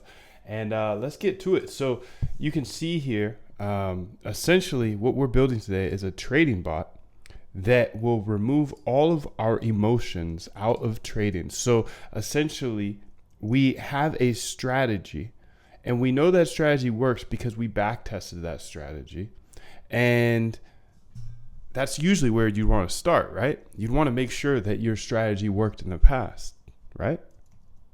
Of course. Have you ever been in the position where you are in a trade and essentially you whiff the trade because your emotions got in the way? Of course. Of course you have. We all have. We've been there. We've all been there. It's hard to know, which way to take a trade. I know you have all these technical indicators, but the markets move fast. So I'm actually building a bot that it doesn't matter which way the market moves. It can go up or down, and we are still going to be profitable because we're actually building a arbitrage bot today. So wouldn't that be nice if you could just know for a fact that, hey, this is going to be a profitable trading strategy because we're actually trading long and short? That'd be pretty nice, wouldn't it?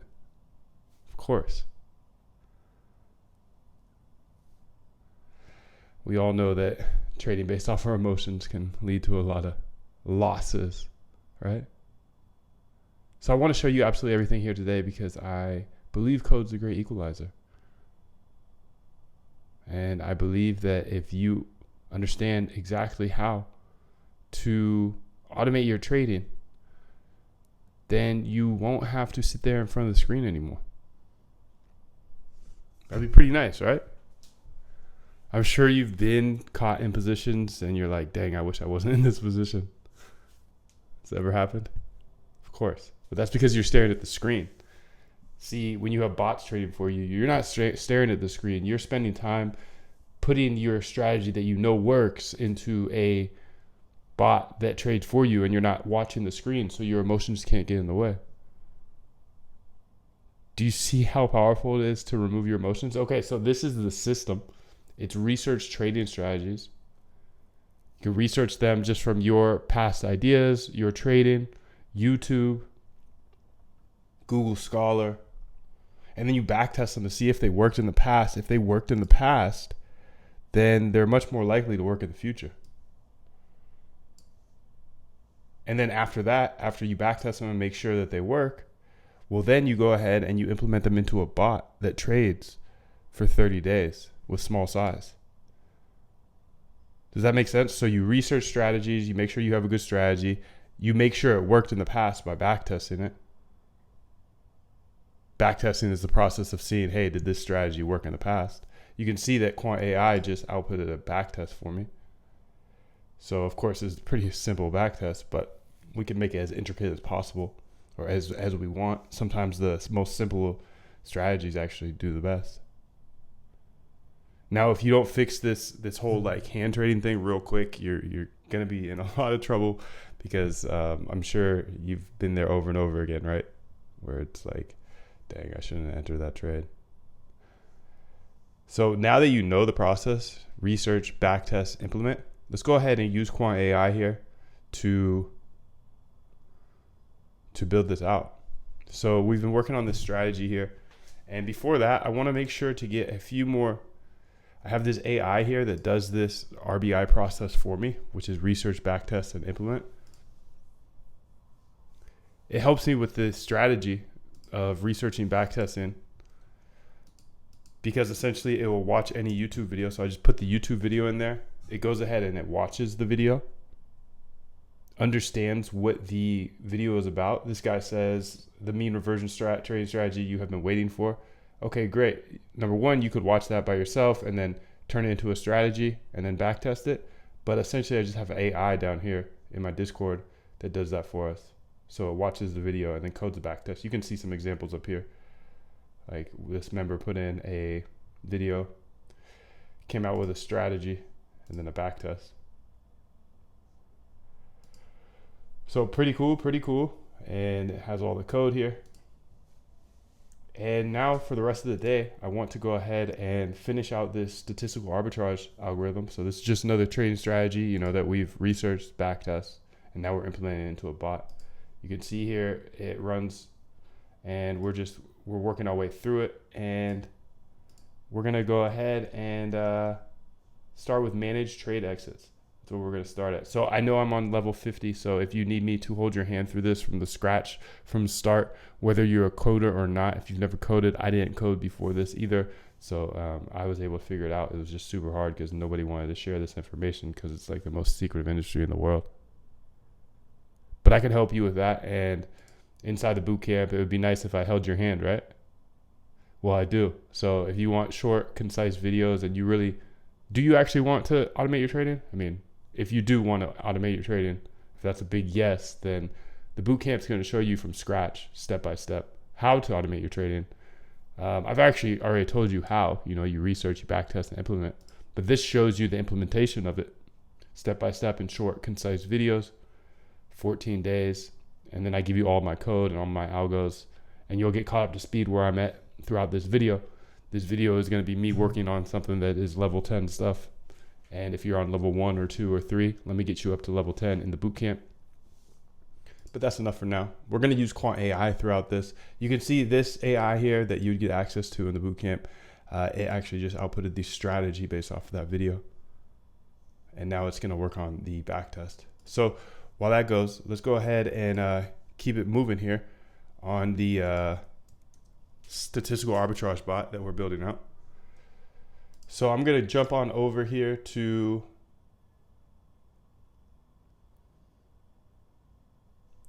we have all of our co-integrated pairs. So I've made some past videos about what co-integrated pairs are.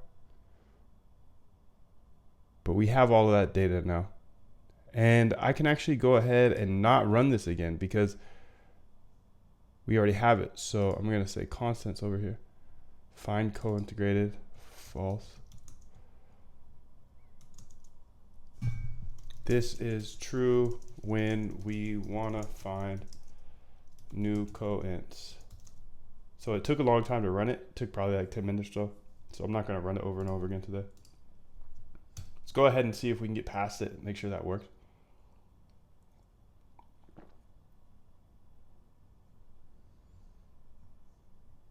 I might lose you here. Make sure to tap that like button. And if you have any questions, please do let me know in the chat. And let's get up to 10 likes real quick.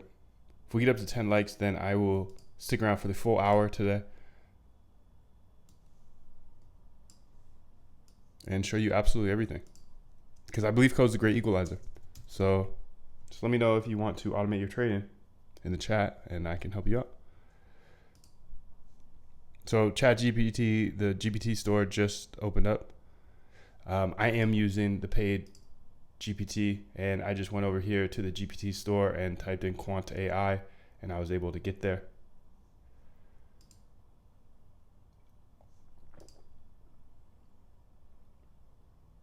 You can see that the AI down here, I'm using the OpenAI assistance here, and it outputted the backtest here for that strategy.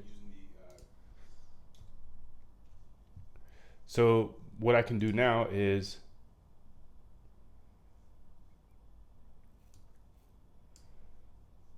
essentially go into my main file, see where we are. It says it is tradable. These are the tradable markets. I think I broke this a little bit by switching my internet off real quick. By the way, I'm going to use Hyperliquid throughout this.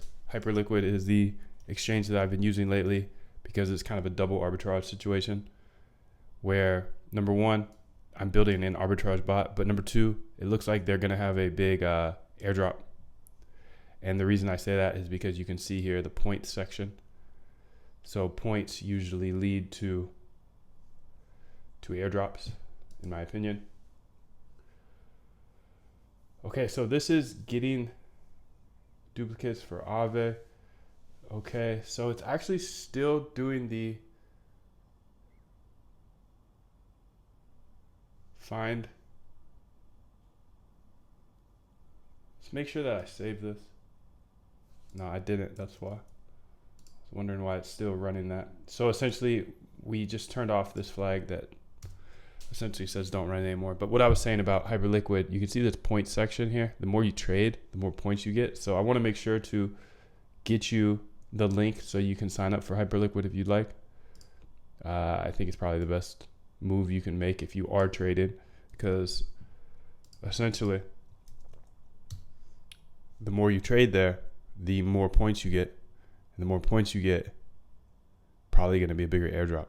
So that's why I'm using Hyperliquid for the time being. And we're also building this arbitrage bot, so this is pretty dope.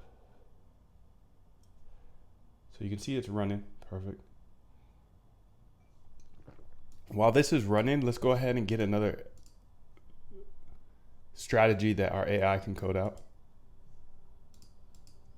So I just throw it in here, and then the AI will watch the video, understand what the strategy is, and then code the backtest.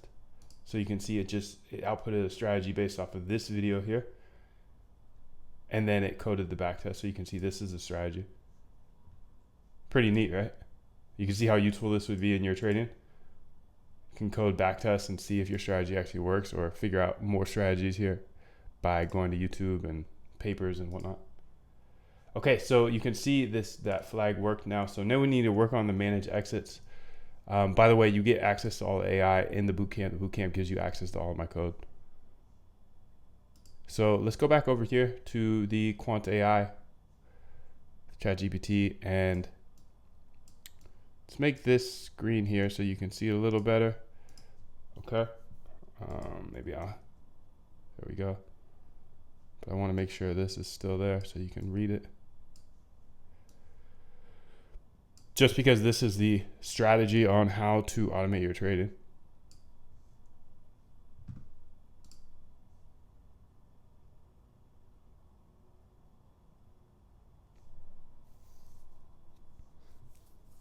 Okay. So what we're going to do now is we're going to work on our manage exits. And how do we manage exits? Well, I'm going to delete that for now. Manage exits, and we'll pass in the client. So we're building this based off of DYDX1, so we have some things to change here. And essentially, manage exits here is coming from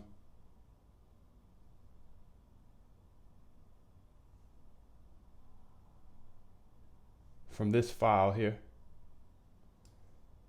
And it looks like we need to open positions and manage exits. So let's start with open positions.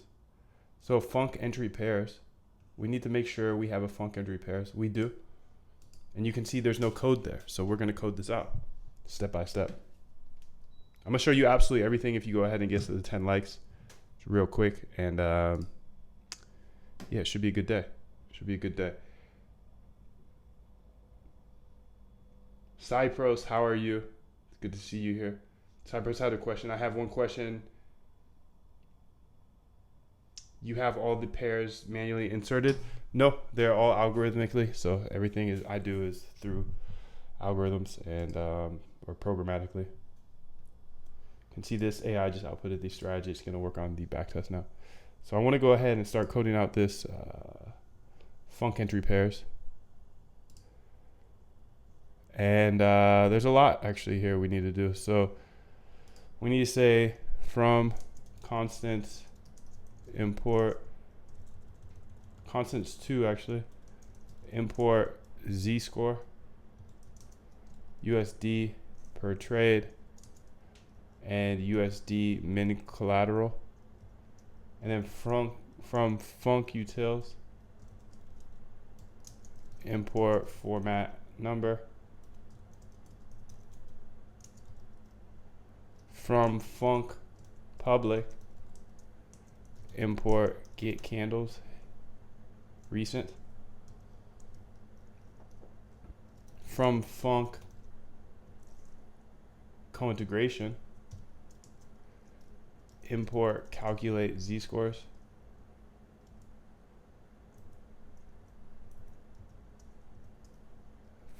From func private import is open positions.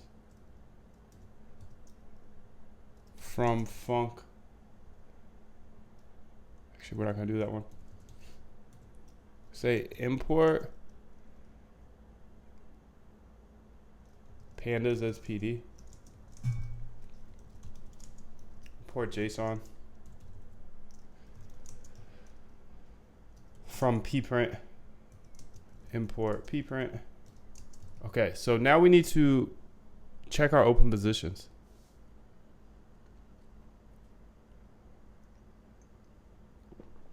So how are we going to do this? Well, I'm just going to start writing this by hand because I'm looking based off of a dydx bot, but that is going to be different. So open positions, passing the client. So this goes ahead.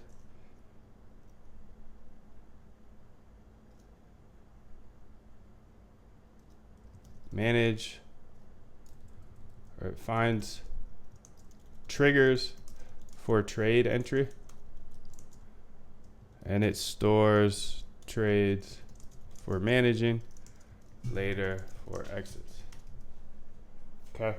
And then we need to load the co-integrated pairs. So we have the co-integrated pairs right here.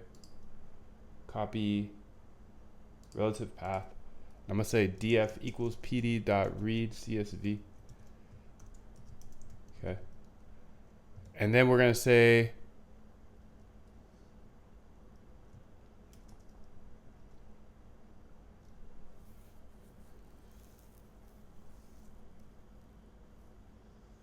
what do we need to do here? We need to get markets.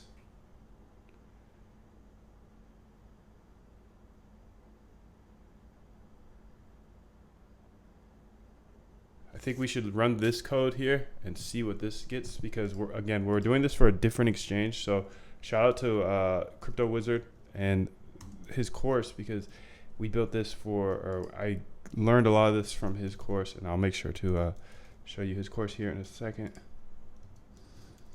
But this was for dydx, so I can't show you all the code, but I want to be able to move it over here to Hyperliquid, which is the challenge that we're undertaking today. So I'm going to say open positions, run. I'm going to run open positions. We have to pass in, what do we have to pass in the client?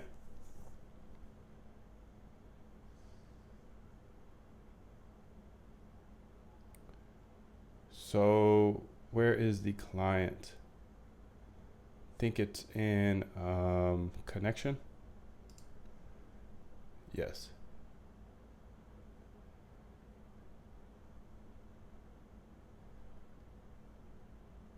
So client equals that. So where were we? We were in co-integrated pairs. No. We were in private. No. We were in entry pairs. So I need to run this because I got to figure out how this works, because essentially this is we're adapting it, right? So it's going to take some time, but it's great because if we can get an arbitrage working on Hyperliquid, then we get unlimited points, and unlimited points will lead to unlimited airdrop. So make sure to use that link in the description. Say from func connections import that.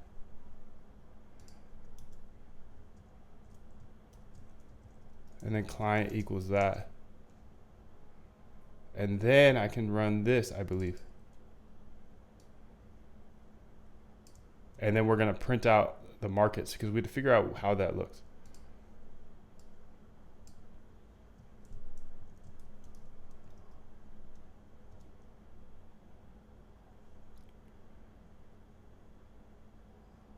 Okay, perfect.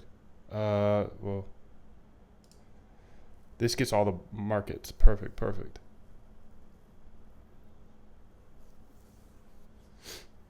So I'm gonna just put this note here, or as a note, and let's get up to those 10 likes real quick, and I'll show you absolutely everything to do. So these are the markets. That's how the market is set up, at least. Wow. Gotta use triple or doubles.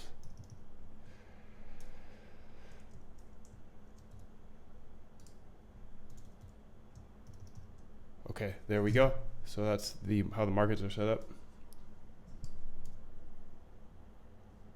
Then the bot agents. I don't need that. Opening the JSON file.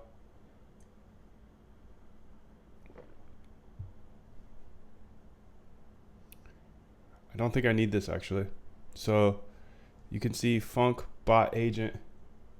Let's just go ahead and look at that real quick, because I believe this is just the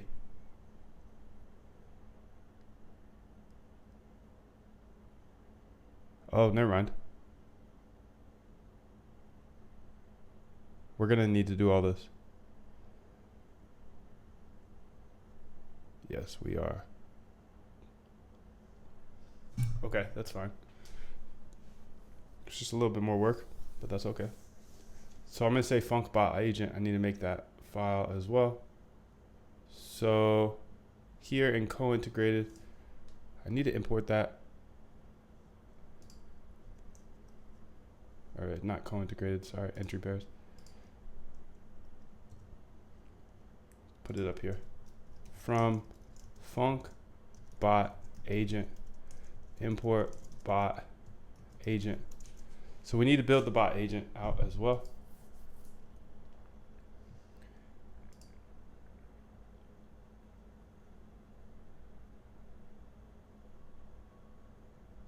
Wow, this is a lot of market data. I'm gonna delete some of it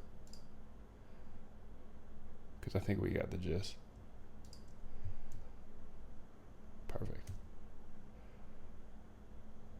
So we need to initialize the bot agent here. So let's do that. Bot initialize bot agent. And we might as well just make everything the same, right?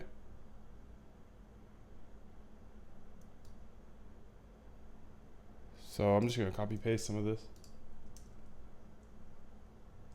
That'll make it a little easier.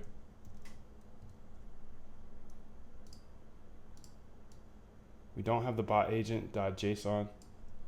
So I like how they're setting this up actually.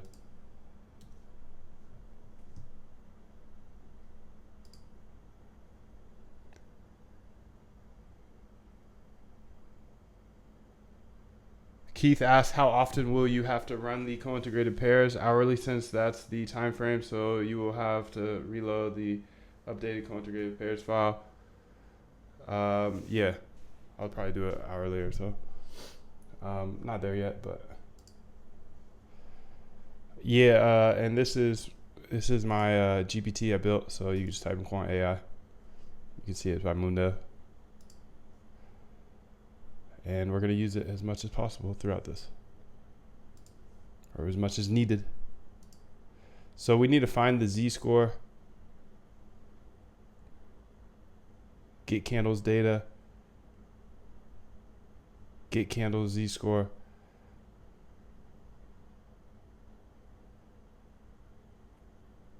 create a bot agent.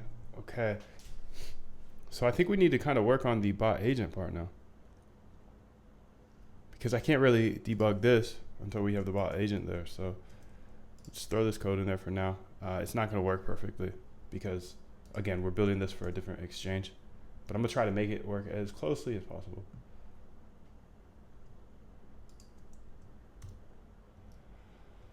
All right, let's just get these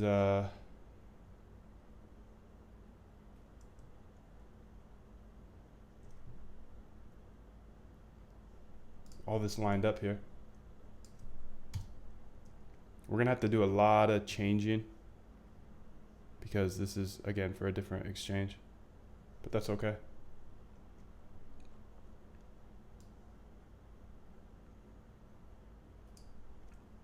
I should do this differently, just make it a little slower here, because I don't want to mess this up. So first things first, we need to make sure that is over, okay? So for iter rows,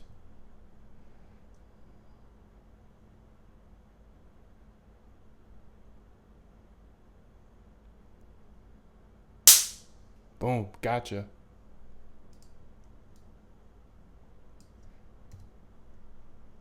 Bring that over, bring this over. Then if length, spread, okay. And then this stuff should be here on the same as the z-score.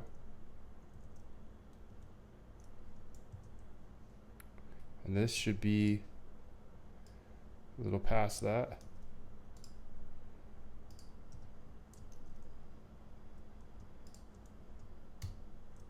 Okay. And then this should be, determine the side here. It's all going to be lined up, so it's a little easier to copy paste when you're lining things up pre.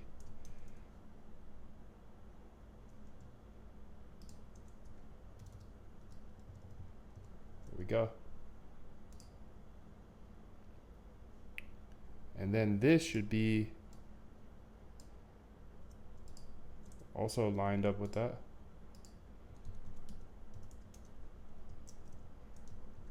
Okay. And then this should be, this is going to be different, but we'll change it later, because right now we're going to have to build the other stuff, the agent, the bot agent. So go ahead and tap that like button and I'll show you absolutely everything to the break. Bot agent, that looks good. This will look better here. And we need to import that bot agent, which we have not yet. Then we have our open trades. And then if failed, put this stuff in. Should be lined up with the bot open dictionary. Okay, pass. Continue over bot agent. This stuff should be over a little bit. Perfect. And then this should be, looks like one tab over, like that. And if print, if length bot agent, that looks good.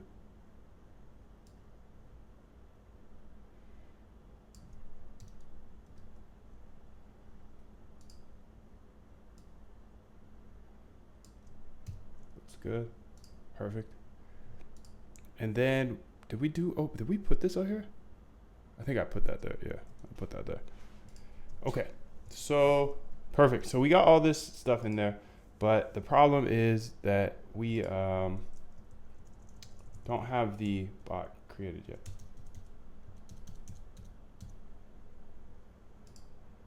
What's going on there? Let's make sure all this looks great. That break doesn't work either.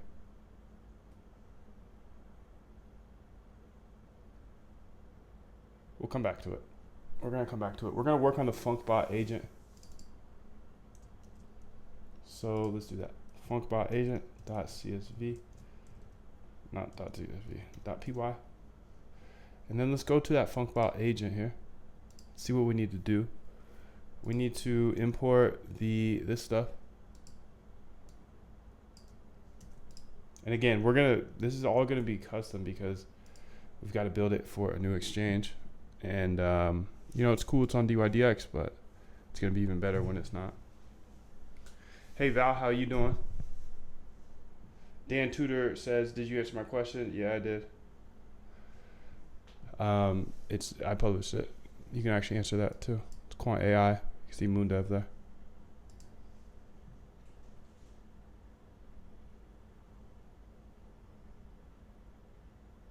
Dan says he wants to stay live. Thanks for coming through, bro. All right, let's light this up to 20 likes though. We're so close, so close. If we get to 20, I'll stay for the whole hour. I'll show you absolutely everything.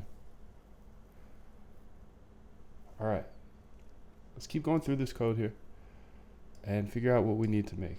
So we need to make a class, bot, agent. And this guy, agent for managing, opening, and checking trades.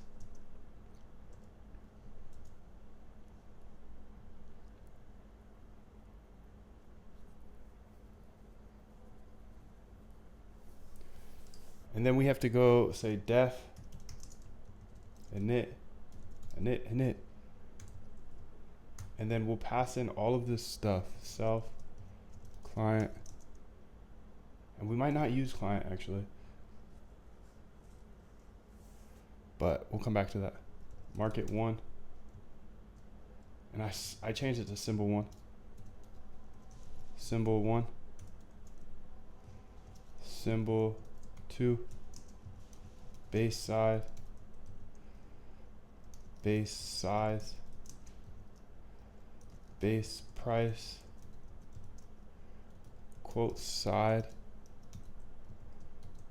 quote size, quote price, accept, fail safe, base price, and then we'll pass in the z-score, pass in the half-life, and pass in the hedge ratio. Okay. And then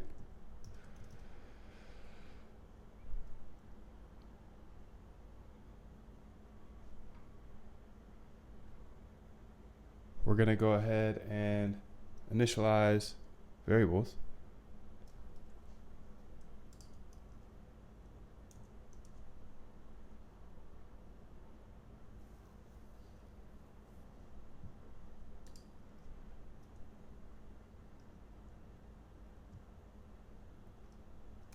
Remember these details inside robot so it knows what to do. Okay. Self.client equals client. And again, we might be removing client. Self.symbol 1 equals symbol 1. Self.symbol 2 equals symbol 2. Self.base side equals base side.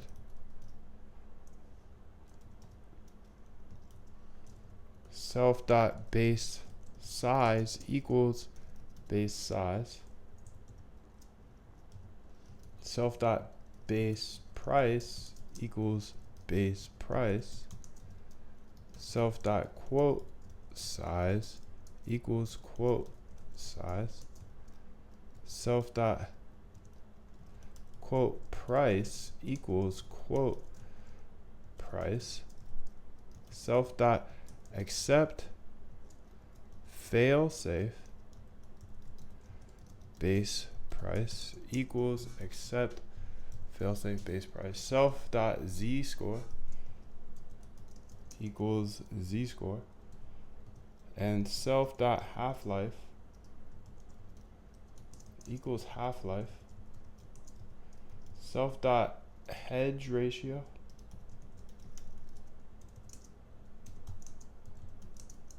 equals hedge ratio. Okay.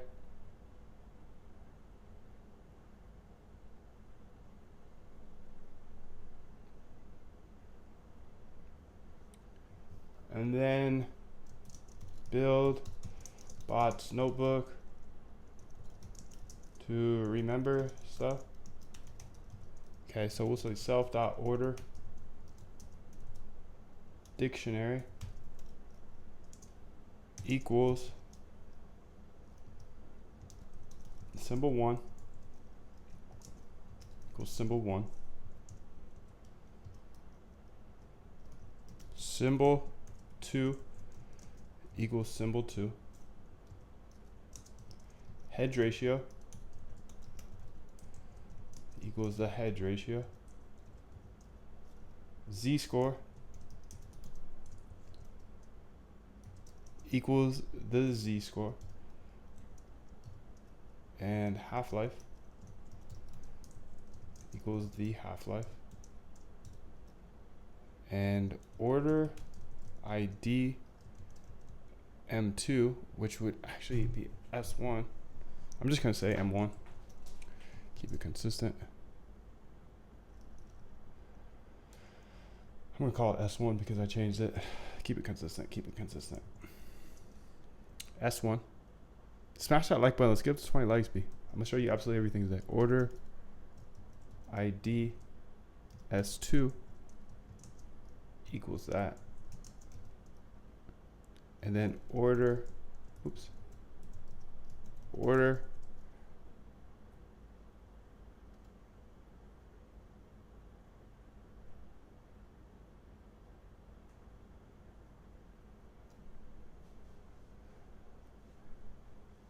ID S1, order S1 size equals base size, order S1 side equals base side, order time S1, track that, and then we're going to do the same thing here for the symbol 2. So I'm going to be a lazy bazy and just do a little doop-de-doop. Boom. Just make sure I gotta change all these. 2, 2, 2, and 2. And this will be quote size this time. Quote size. This will be quote side.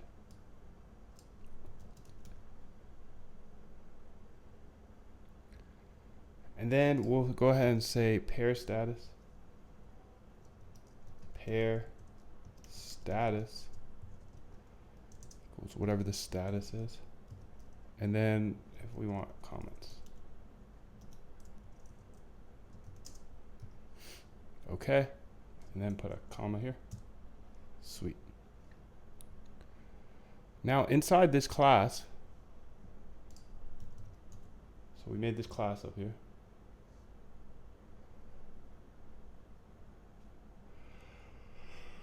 We want to check the order status by ID.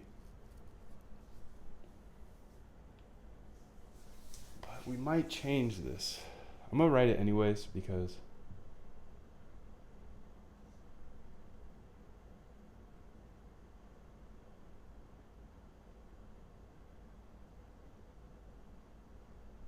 how do we want to do this? We're going to do this one differently, so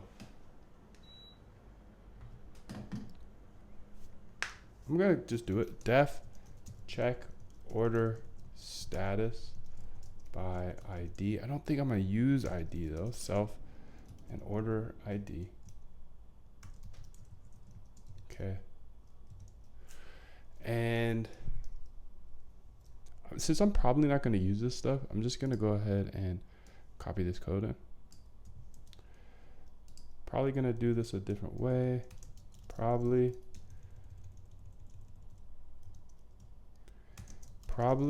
going to do this a different way. So come back to it.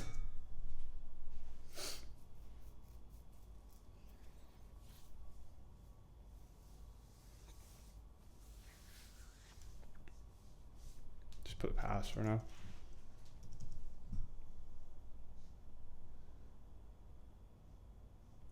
Now we want to open trades. Def open trades. Passing self with all that data. Print dash print f dot self dot symbol. Oops. Self dot symbol 1. Placing first order. Print f side equals self dot base side size self dot base size price self dot base price. I see we don't have AI working on any back tests right now, so let's get it working. Essentially, this AI will watch any YouTube video and come up with the strategy that was talked about in the YouTube video. And then it will code the back test for us. So you can see here, watch this video right here. Wins 9 out of 10 times, mean reversion. It writes the whole strategy out based on the video. And then it sends it to his homie that codes the back test for us. So it's pretty great. So I want to keep this running as I run. This is in my Discord. So if you want access to that, you can join the bootcamp. The bootcamp is pretty much free. And yeah, we're going to keep on rolling here. So we're going to place the order, place base order.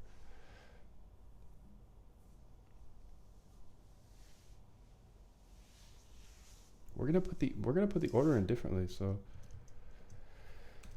place base order.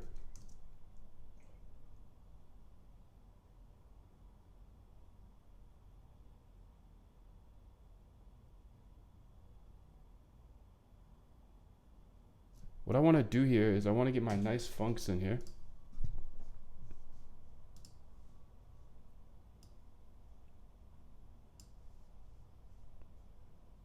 So I've got this file called nice funks. Just gotta find it. Wonder where it's at. Oh, it's right here. Sick. You can see this. So this is my nice funks file. I'm just gonna copy it over actually. Copy. Actually, I don't think I can do that. You gotta drag it. All right. Now nice funks is in there. These are a bunch of functions that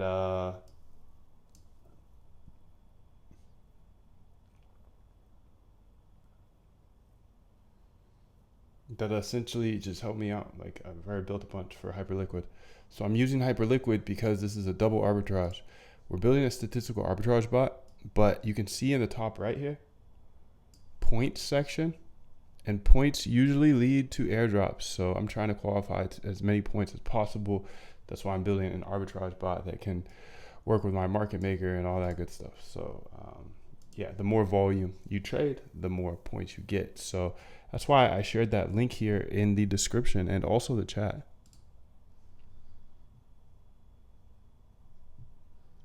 So it's in the description and also the chat here. I'll put it in the chat again if you want to get that airdrop, qualify for points and all that good stuff.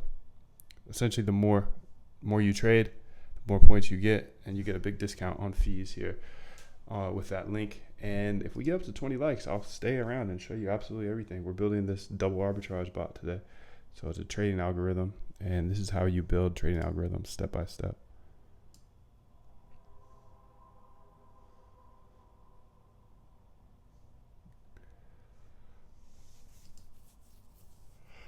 All right, so let's go ahead and go back to the agent, and we need to place the base order.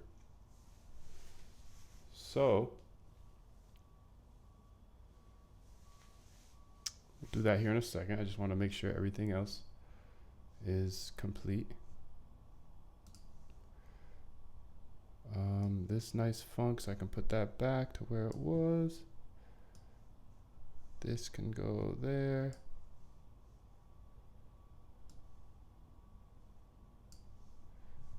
Visual Studio Code.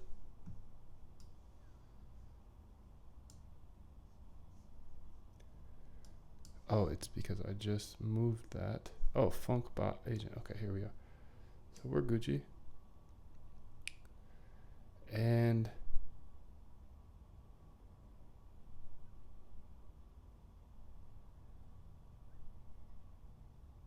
you can see the AI just output a backtest. That's awesome. So every time that's done, I want to put a new one in there because this is just more and more backtests. The more backtests we have that are profitable, the better results we're going to have as algorithmic traders. So this AI will watch the video, create the strategy, and code the backtest.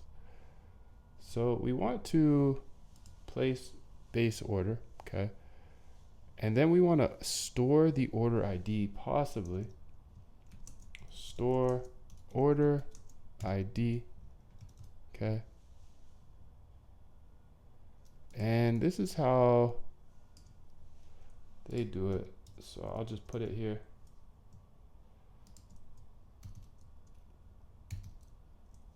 It's gonna be way different is the thing, but it's okay.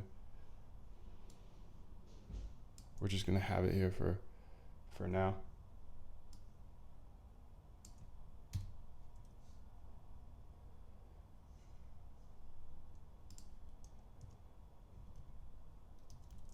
Under a try block, place base order. It's gonna put some errors in here. Base order equals hi. Okay.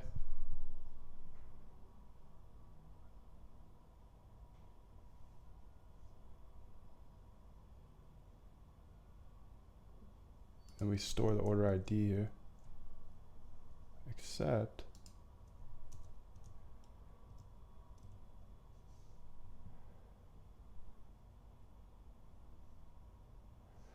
then we want to go ahead and make sure the order is live before processing.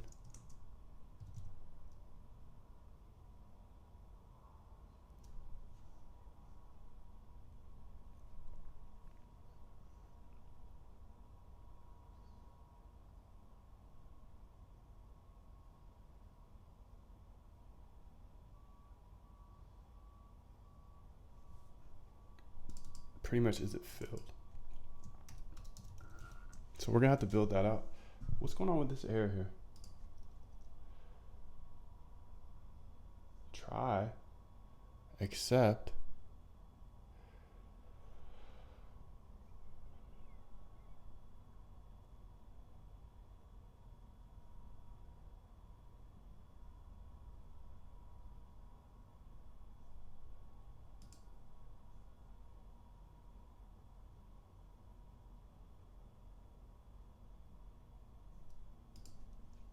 let's just say check order status.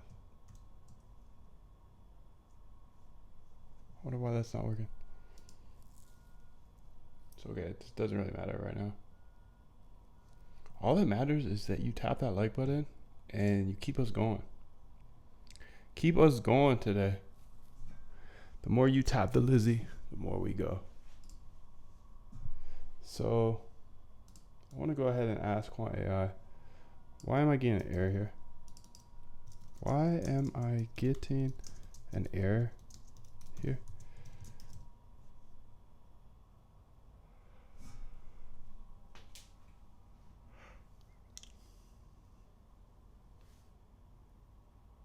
Oh, I see. It's this right here. Perfect. Thank you. Thank you, Quant. And let's keep it going. So we're gonna have to fill out a lot of different code, but the good thing is that I have that nice funcs file. So we place our base order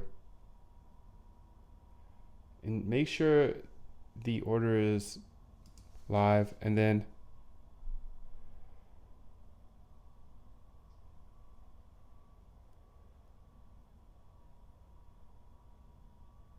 See, the AI just outputted a new backtest. Awesome.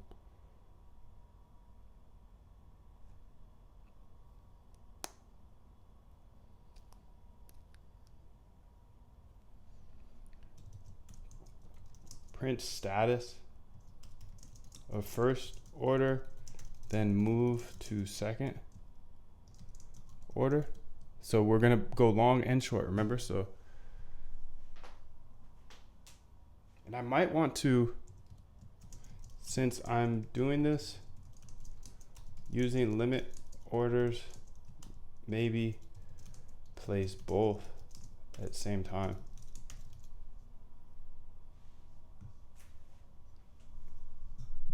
So we're using this. I just want to make sure to give a shout out. Udemy, Stat Arb. There's a great, Sean made a good course on statistical arbitrage for DYDX, and you can see it's not too expensive. 129 Mexico dollars, which is like 10 bucks or something. And this is for DYDX. This is not an ad for this. It's just the code that I'm kind of using as the starter code here. And then I'm adapting it and making it better. It's really great. It's really great. I don't want to take anything away from it, but you know, it's a course. So of course it's just the base code, and then you have to kind of build on top of it. And we're building out for Hyperliquid, but I want to make sure to give a shout out to him because a lot of this code's coming from there, and a lot of the thought process is coming from there, which is probably even more important. So he's a genius. Make sure to go check him out on YouTube as well. This is not an ad. I have no affiliation with him. Crypto Wizards. It's just, you know, I'm here showing you what I'm doing every single day. And if I'm building based off somebody else's stuff, I want to make sure to give that somebody else a shout out. So it's not an ad, but this guy is really smart. Crypto Wizards on YouTube, and his Udemy is like 10 bucks to get all of this code. But yeah, I'll keep making sure to go back there because this is some intricate stuff that is super helpful to look at in order to get this done. Let's go here and say insurance. Okay, we're print status, place quote order. Okay, so now we want to place quote order symbol 2.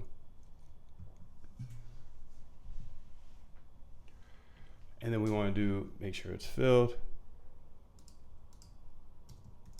Make sure it's filled.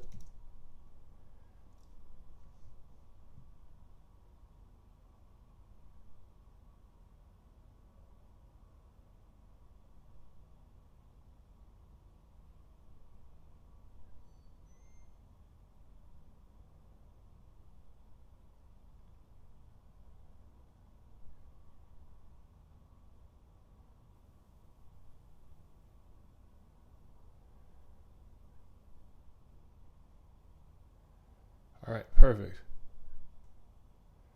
And we'll come back to this other stuff because we actually have to do a lot of new stuff here. So just want to make sure all the files are set up and then we can go one by one. I think that's pretty much it though.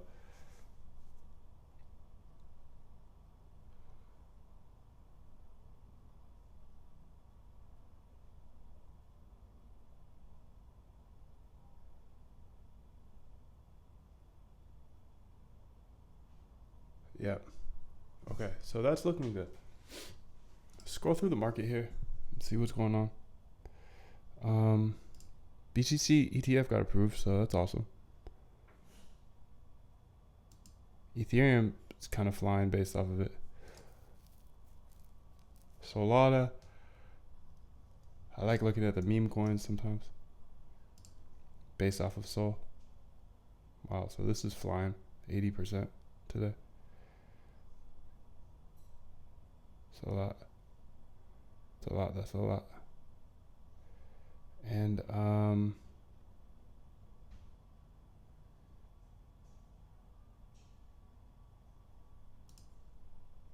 right. So what I want to do is I want to get a drink of water because I think we've been here for like an hour or so.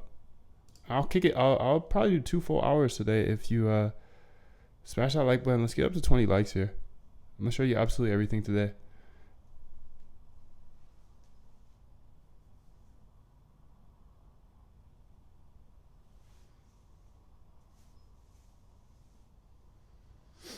Keith asks, is there a problem placing 2 limit orders at the same time if one gets filled, the other doesn't?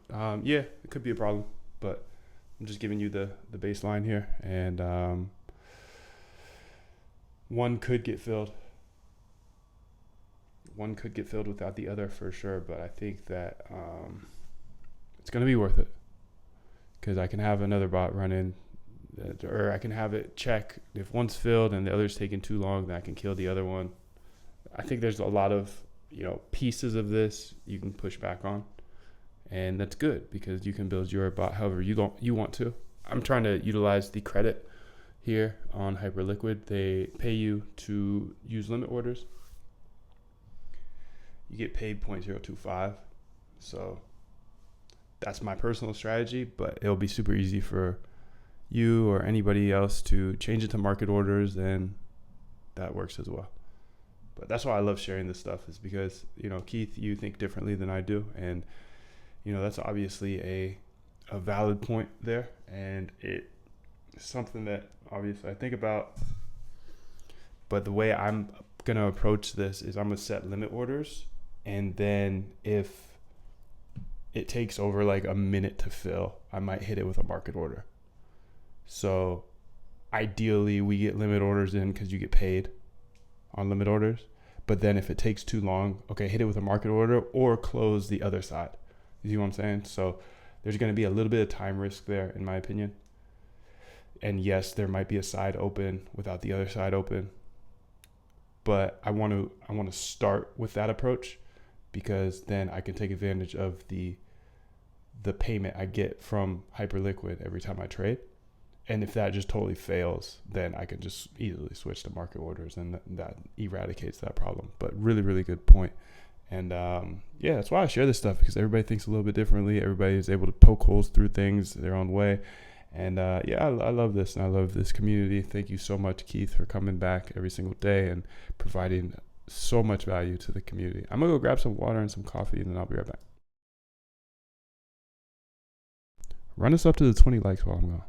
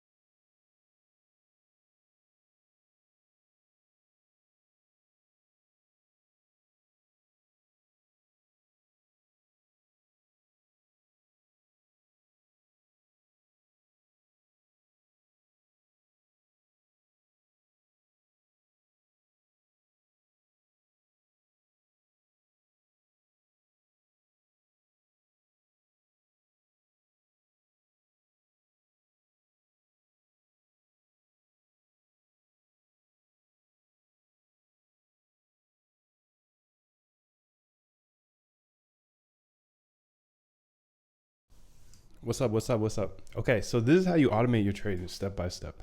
And I'm showing you everything here in this video, but I'm on level 10, right? So in order to automate your trading, you got to research trading strategies step by step. And you can use Quant AI, which is a quant built AI. I built it. So it's essentially trained on quantitative stuff, backtesting, all that good stuff. You can say things like, hey, build me a backtest. Build me a back test, and then it builds a back test for you. Things like that. Anyways, to automate your trading, you have to find a good strategy. So how do you find a good strategy? Search on YouTube, search on Google Scholar for these papers and stuff. And then if it works in the past, it's much more likely to work in the future. So that's how you do it. And then you implement it into a bot. You build a trading bot. Doesn't matter if you don't know how to code, because I didn't know how to code either. And you can figure it out. I hold your hand through how to code in this bootcamp and how to build automated trading systems step by step. I give you 7 algos for when you join, and you get full support. So we're there holding your hand through the whole process, even if you don't know how to code. So it's pretty cool. I'm going to keep using this here. And let's close that. Let's go ahead and keep on coding this out, because we got a lot to get done.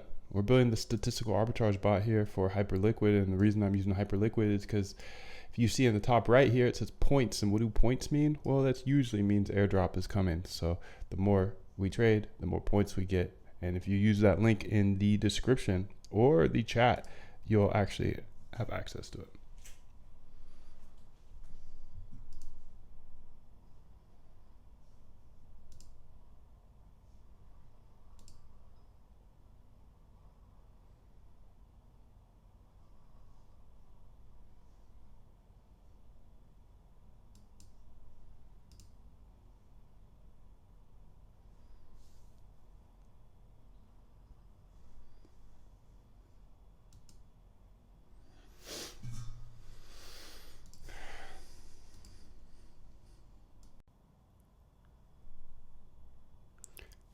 You've never had an easier time to automate your trading than today.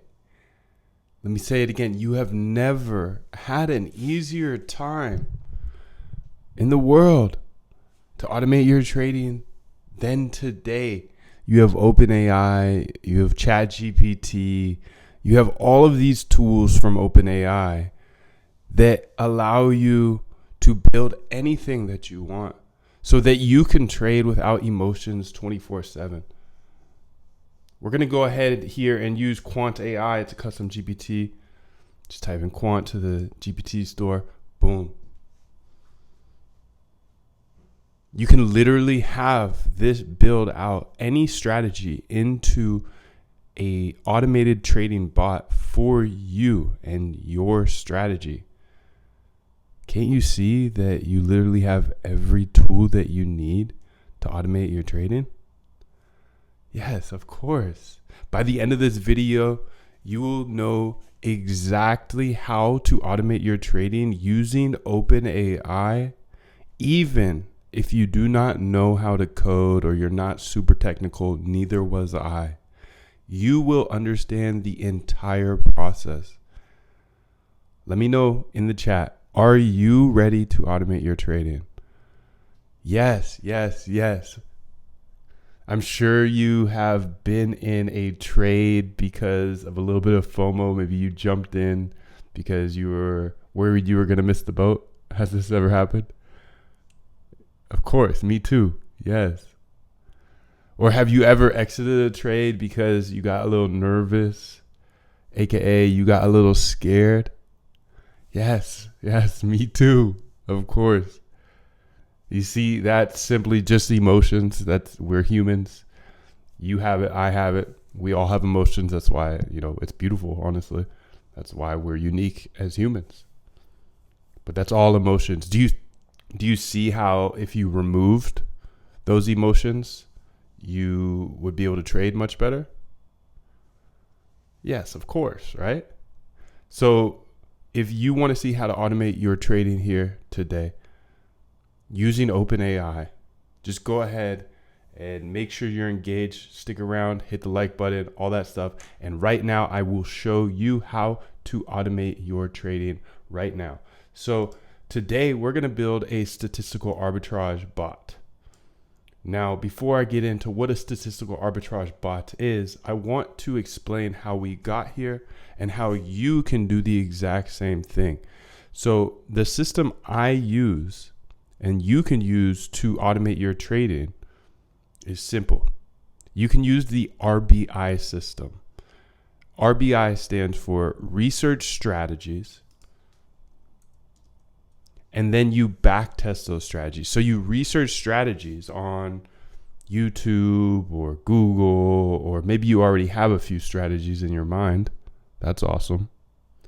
You do your research, and then from there, you go ahead and test to make sure that that strategy worked. Now, a lot of traders, I'm sure you know of traders that just trade by hand and they've never tested their strategy on a back test, right? Well, you don't have to be one of them anymore. You can actually see if your strategy worked in the past. If it worked in the past, it's much more likely to work in the future. So the RBI system that you can use to automate your strategies with OpenAI and all of these tools that you have access to, it's the RBI system. Research strategies, YouTube, Google Scholar, anywhere on the internet. Then you backtest them. So Quant AI should be able to help you with this, or OpenAI. All of these tools that you have access to should be able to help you backtest. And I'll also show you how to do this throughout my channel. But you backtest them to see if they worked in the past. And then once you see a backtest that worked in the past, you can then put it into a trading bot. That trading bot you can run for 30 days to make sure that it's profitable and it matches up with the backtest. So now you know the entire process. You research, backtest, and then implement. If it's profitable in the 30 days and it looks like the same results as the backtest, then you have all of the confidence in the world to scale it up. I personally use small size here for the first 30 days, and I scale when it looks good. Now you know the system that I personally use and you can use to find unlimited profitable trading strategies. Research, backtest, and then implement into bots. Now you see the process. You can see actually on the left side of my screen, I'm using OpenAI's assistance. So some more OpenAI. I use ChatGPT to help me code, but I also have this AI that I've built with OpenAI's assistance, their assistance API, that essentially does the R and the B for me. So it's constantly watching YouTube videos for me and then creating strategies. As you can see here, it went ahead and watched the first YouTube video and created a strategy called scale and mean reversion strategy. It wrote out the strategy perfectly, and then it sent it over to its buddy, who's the back test coder AI, and they wrote the back test for me. So this is the process, the RBI system: research, back test, and then implement. Now this is where the majority of your time is going to be spent, is the R and the B, because you're constantly finding more winning profitable strategies and then implementing them into bots. So I built this AI here to help us with that process and do 80 to 90% of the process for us. And you can see it just outputted another strategy. It has the entry criteria, the exit criteria, the short criteria, and now the other AI is going ahead and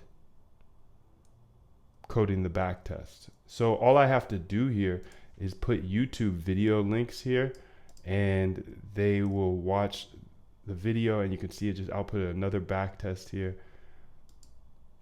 It will watch the videos, go one by one, and create a strategy based off of each of them. So maybe later on in this video, I will show you how to set that up. It's super easy to do, but you actually get access to all of this in my boot camp. And I understand you want to automate your trading, right? So if you want to actually automate your trading and step on the gas, I teach you everything inside the boot camp. I could talk about this later on, but I want to get a lot done today. We're building a statistical arbitrage bot. If this is too fast for you, I show everything and I give all the code, and you get all of my AI and everything that you see on the screen here today inside the boot camp. But let's go ahead and talk about this statistical arbitrage bot. because this is what we're going to build for the rest of today. Tell me about a pairs trading statistical arbitrage trading bot, LF5, because this is what we're building today. And there's a specific reason we're building it, because a statistical arbitrage allows you to go long and short on an asset, and you're long one asset and short another asset, knowing that they move together usually. And this allows you to be market neutral, which is really great. Now I'm using Hyperliquid, and there's a link to Hyperliquid below in the description, but I'm doing it there because there's a huge airdrop coming up. So I want to make sure to have as much volume as possible. You can see it just outputted another back test here.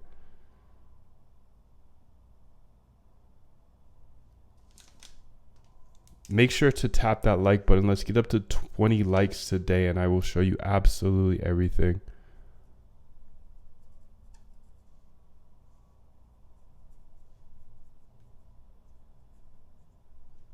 So pairs trading is a fascinating concept in statistical arbitrage, and I'm glad you're interested in it. Let's break it down. So pairs trading basics. Imagine you have two very similar toys, say two toy cars. These cars usually like to move in the same direction and at the similar speed because they're similar. But sometimes one car might start moving faster or slower than the other. In pairs trading, you bet on these two cars coming back to moving at the same speed. So those two cars are moving at the same speed usually, and then all of a sudden one slows down. Well, we bet they will eventually come back together, and that's what a pairs trading bot is. But let's go ahead and finish this out. Let's go ahead. We have a ton of code that we've worked on here. You can see pages and pages. You can see the other videos after this one, but eventually, hopefully I'll be able to show you everything here in this video. So stick around, we'll watch my AI work, and we will work on these bots as well. So if you have any questions, I will be here as well in the chat the entire time. So yeah, just make sure to ask anything you have. And if we get up to those 20 likes, I will stay for the full hour and show you absolutely everything. I'm just jumping into the chat right now. And yeah, this is going to be a really, really good day. The entire time. So Keith, good morning. It's great to see you here. Glad you're here. Let's go ahead, and the last couple of days I've had a little bit of problems with my stream, so I might lose you, but if I do, I will make sure that this is recorded. But I have to jump onto Hyperliquid, and Hyperliquid is my exchange that I'm using. So I'm gonna jump on there, and give me a half a second delay here, and we will be on there. Remember, the link in my description is how you get access to the airdrop on Hyperliquid that's coming up. In my opinion, it's not guaranteed, but I personally think it's coming up, because you can see there's a point section here. So points usually lead to airdrops, in my opinion. So there's a link in the description and also the chat. Now you can see this is done. So since it's gone through all of these and made the videos, or sorry, made these strategies and back tests, I want to go ahead and get a few more strategies in here. So let's go ahead and type in, oh, actually I was over here.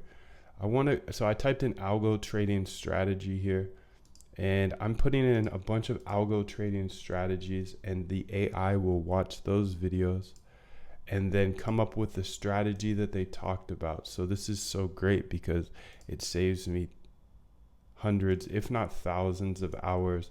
And like I said, everybody in the bootcamp gets access to this as well.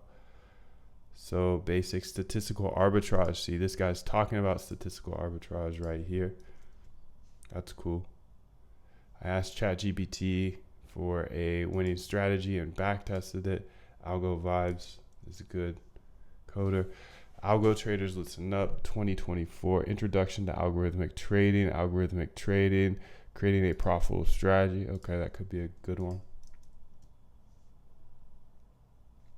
Best algo trading strategy. So all of these videos the AI will watch and then essentially come up with the strategy that they're talking about in the video and then code the back test. So I want to get at least 10 in here.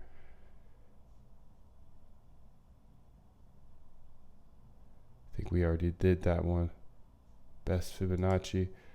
Okay, we have 9 in there now, so let's get a full 10 in there. Here's a good one. Perfect. So the AI will go ahead now, and I want to put a little update to this code here. So what's great is you'll be able to make any updates that you personally want, because you'll have access to this. So I'm just going to see all the prints here. Thread created.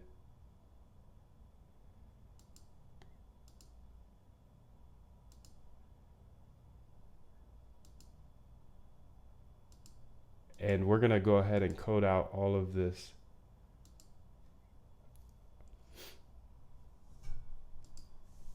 Today. Just want to get this little update here.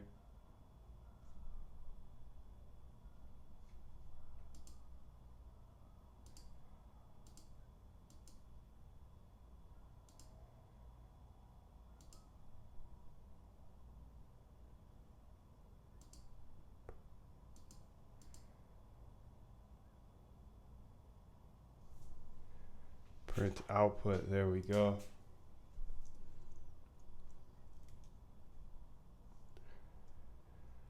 That's what I was looking for.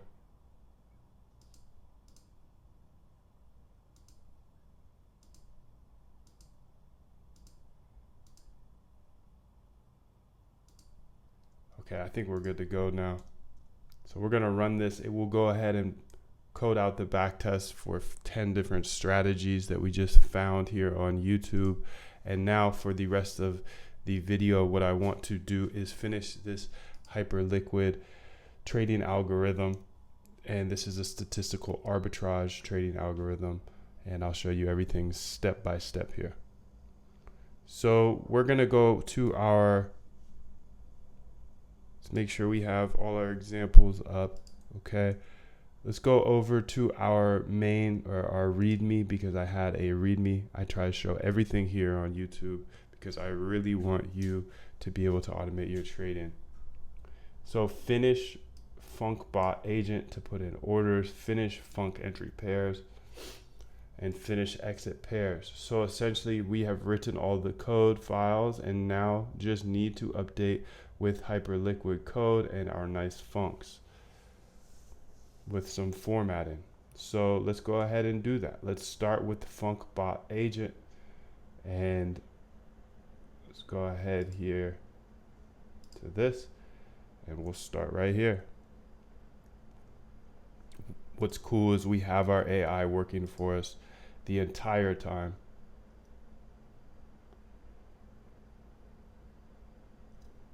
So it looks like this bot agent and inits a bunch of stuff,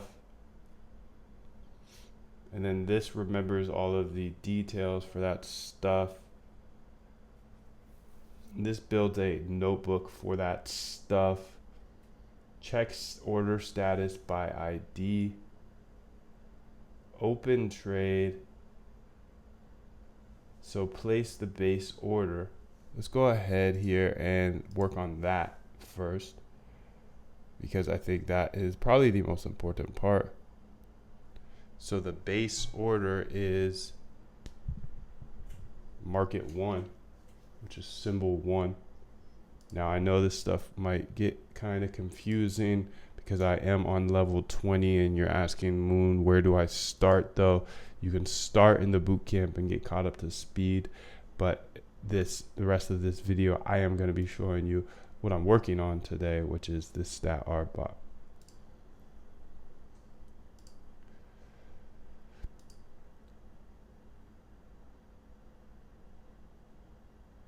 So we're going to do this step by step here.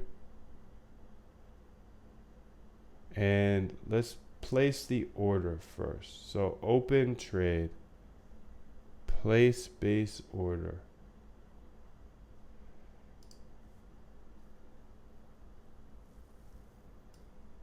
So how do we do that? Well, we actually have a function here that will place the base order, will place a order. And that function is going to be in our nice funcs file. So I'm going to open this to the side. Nice funcs is a file that has things like limit orders in them. You can see here. Perfect. So I'll actually probably bring this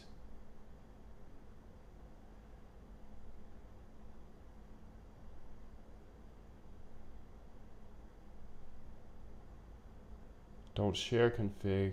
Oh, it's just called don't share now.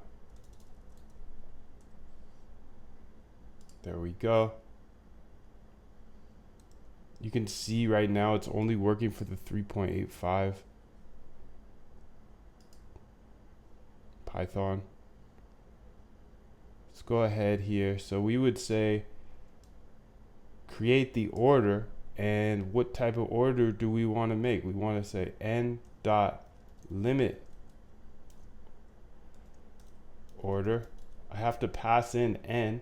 So what is n? That's my import nice funcs as n. Awesome. So n dot limit order. And then what do we need to pass in? We need to pass in the symbol. We need to pass in the is by equals, I don't know. Is it true or false?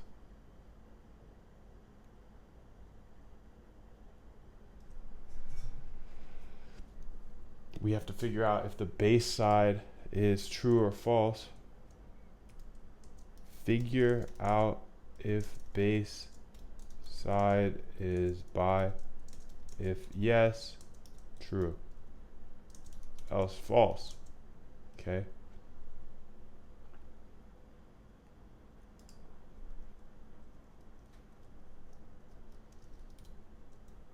Base side.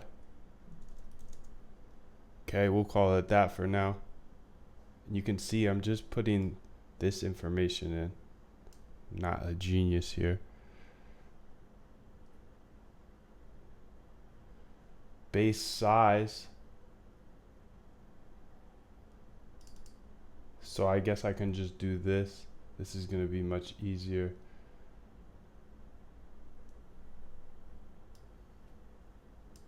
I'll keep that there as a reminder. Base size. And then what else do we need to put in here? We need to put in the limit pixels. Or sorry, that's the price. So the base price.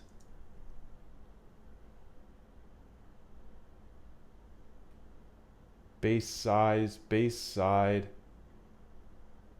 We don't have a base price because the bot that we're using based off of doesn't use limit orders. That's okay. Figure out base price, which should be ask or bid essentially. So I'll just say base price here. Base PX. And then we will go ahead and figure out What else does it say we need to pass in? Reduce only. I think this will be false. So that's reduce only. So we can go ahead and just for our, no, that's good. That's good. This will be base symbol 1. I think.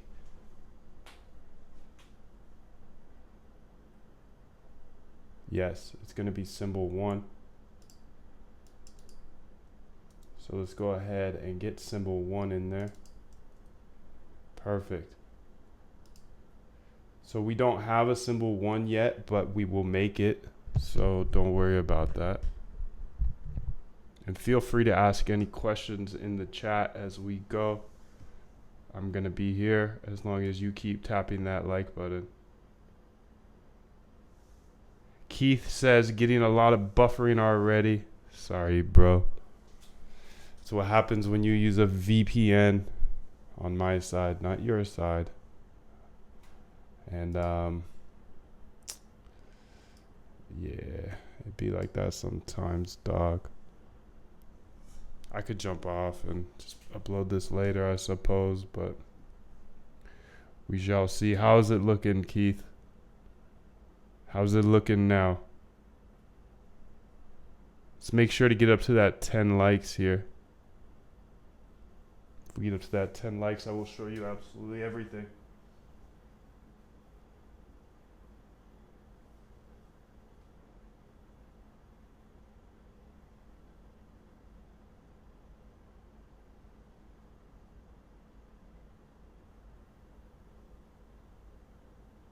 Most people wouldn't dare show you this information.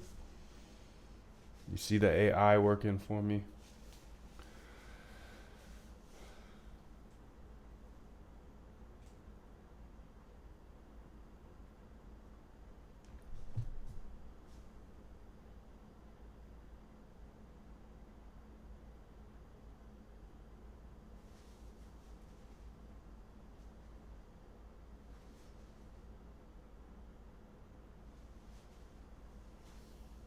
So the AI is building these strategies out and turning them into backtests, which is quite amazing. Let's go ahead and set up the other order now. So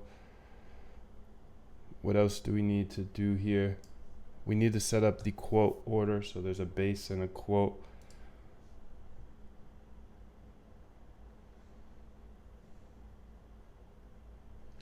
So down here, we want to do place base order. And then down here,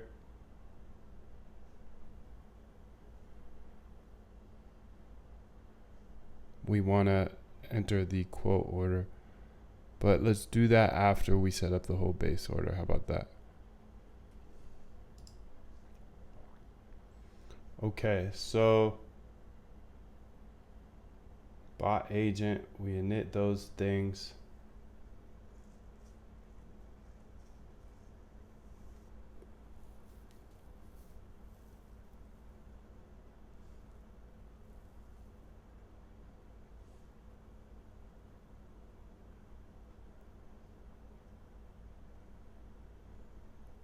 Symbol 1.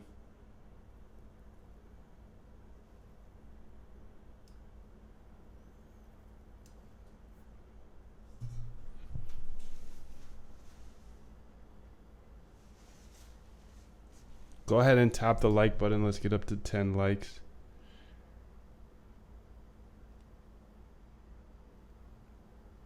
Leo, thank you for coming. Leo says they love the podcast. I'm glad you do. We got some more cool episodes coming up. Thank you so much.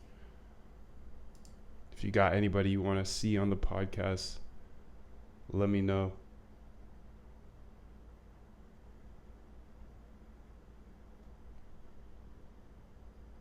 Keith says it's better at the moment. That's awesome. I'm glad. So let's go ahead and get the base size. How are we going to execute the size is the question. Well, let's look through here and figure out where we send in. I believe we are gonna send in the size and stuff, maybe from the main. Gotta figure this out. So manage exits, open positions. Okay, let's go to open positions. Open positions.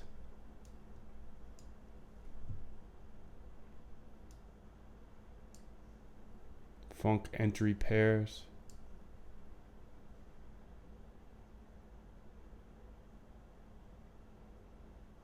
So this is all open positions here. Open positions file.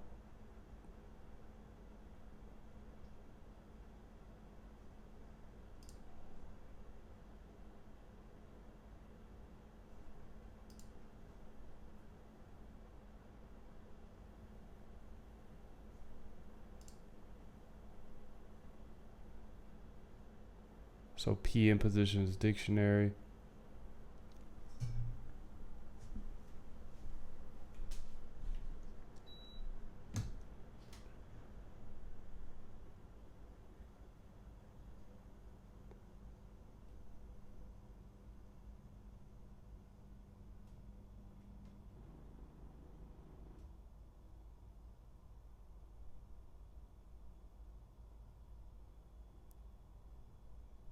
Keith says, should you be calculating correlations over different parts of the data set if the correlation was strong over first 2/3 of the data but has moved to being uncorrelated? Your current correlation will be heavily influenced by data no longer applies.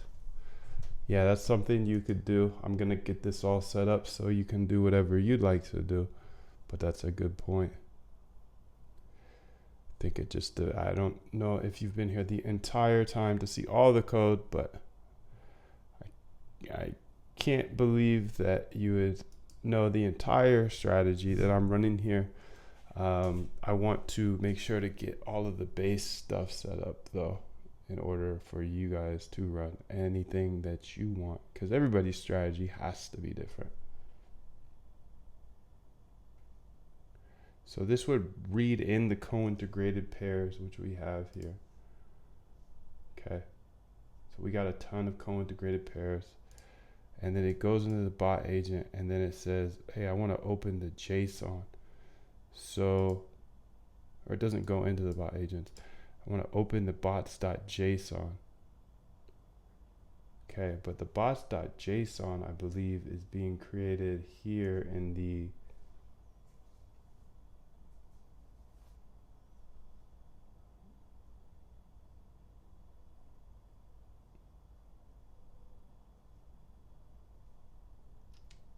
bot class.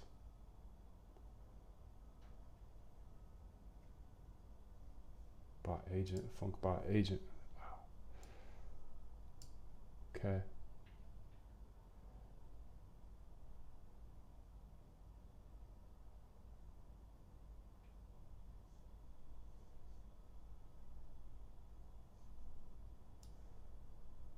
So I think the best way to do this would be to finish this func bot agent out.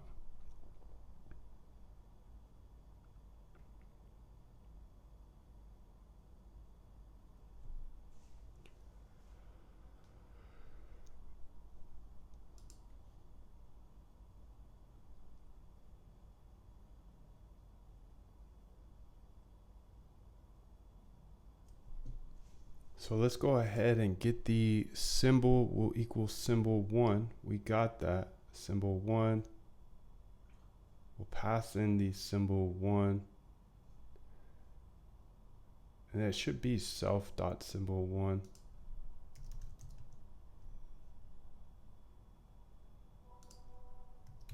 Self.base side.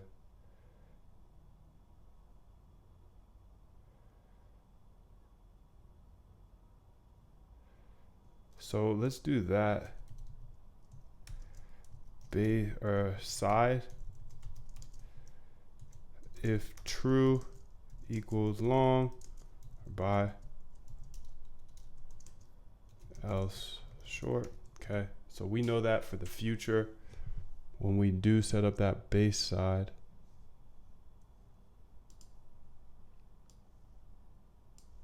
base size will be self.base size, and then base picks, which is base price, we're going to get the base picks equals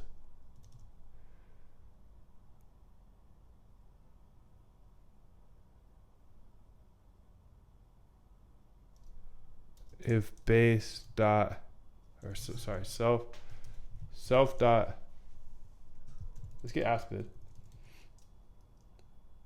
Ask bid equals n dot ask bid. And we'll pass in the self dot base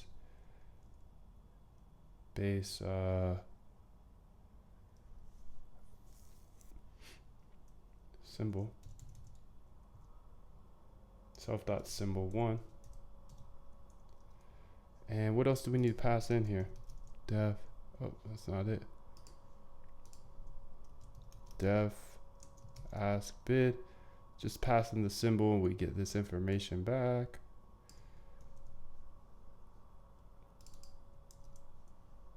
Okay, that equals that.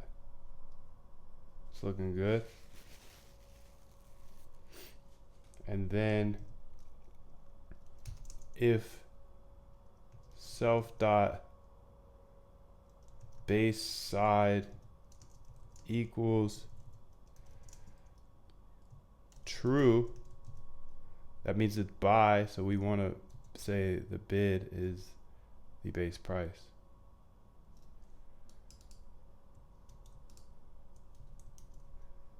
Equals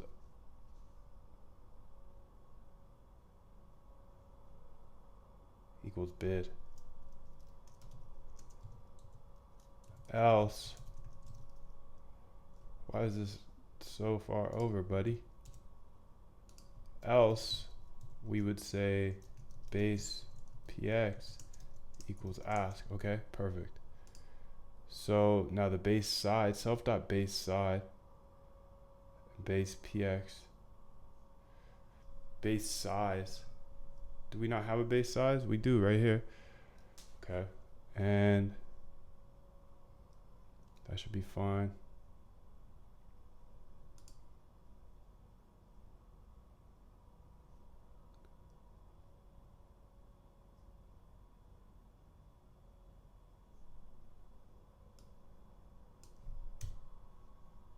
That should be good now.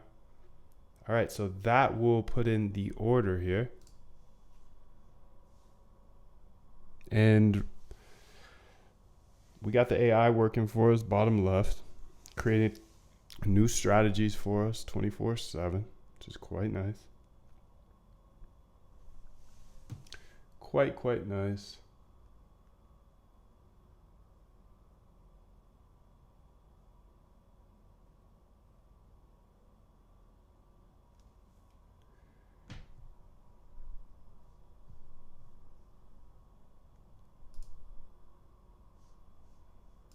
Okay, so we have the base order complete.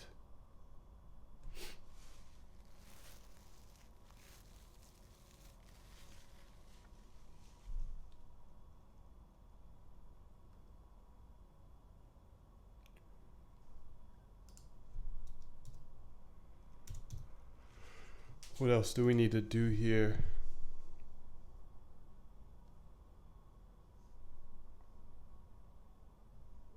Self-dot symbol placing the first order, base side. Size is base size and price is base price. Oh, we have base price.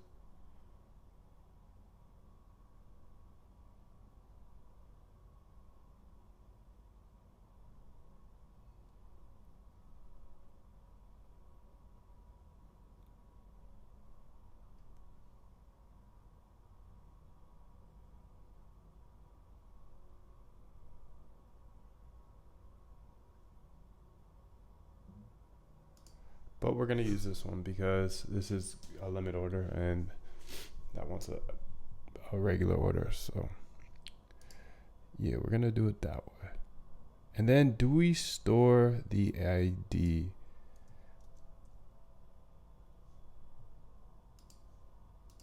I want to print the base order. Print base order dot data, I believe. Let's do both, just in case.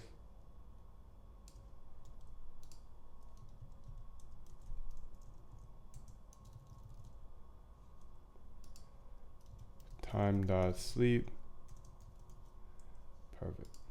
All right, so we get all the data we need. Now we need to run this bot agent.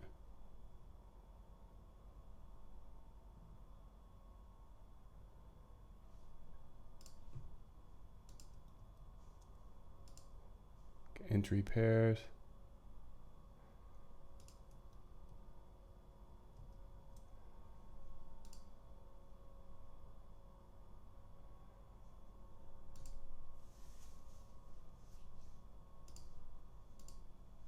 What else do we need to do on this page here?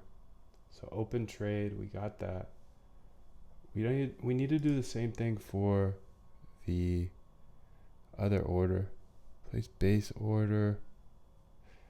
Check status by, make sure it's filled. Print status of first order.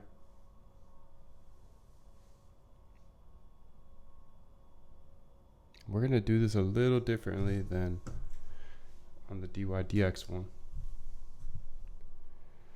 The DYDX one does market orders. We're not doing market orders.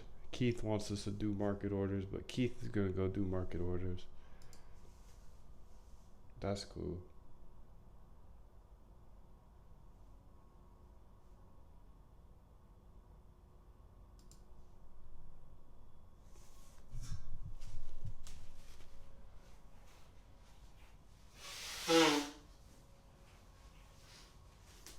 All right, so I think I want to set up the other order now. Maybe not, because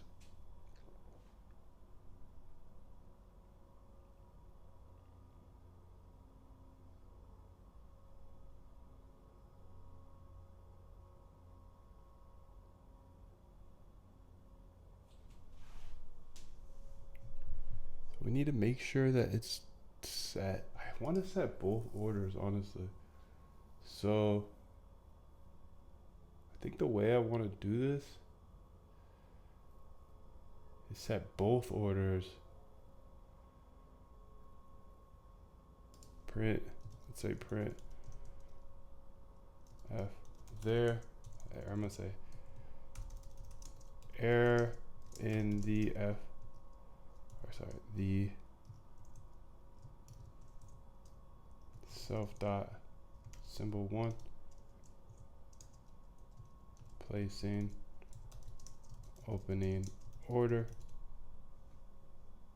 All right, this is how we're gonna do it. Yeah, I like this better. So it places the limit order.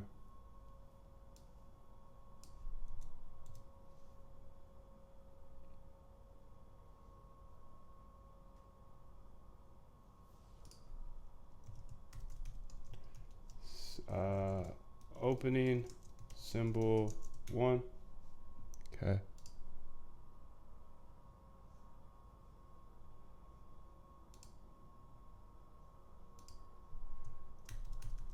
Opening symbol 2. You can see the AI outputted all of these strategies in backtest already today. It was like 10 of them. That's crazy. That's crazy. That's crazy. So we're going to do the same thing here, but for symbol 2.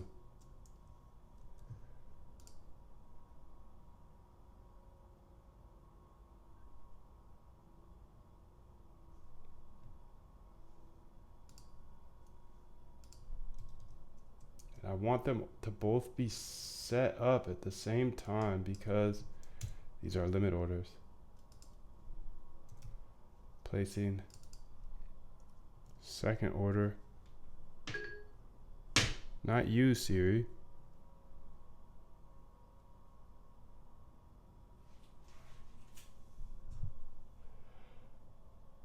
Base side. This is going to be quote side.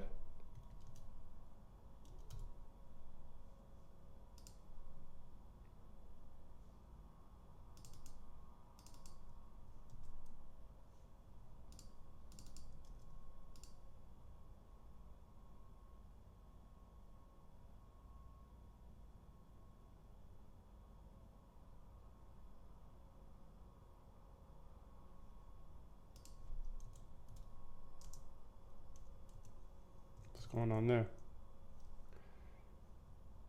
Self.quote side. Go to definition. But this isn't popping up. Go to definition. Self.quote side.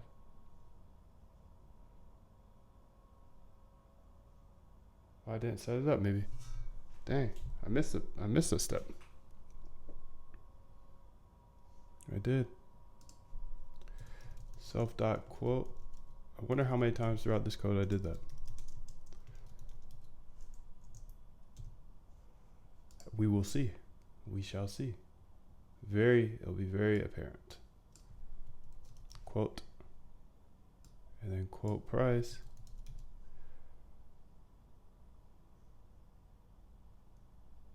And then this is going to be quote price. Quote price.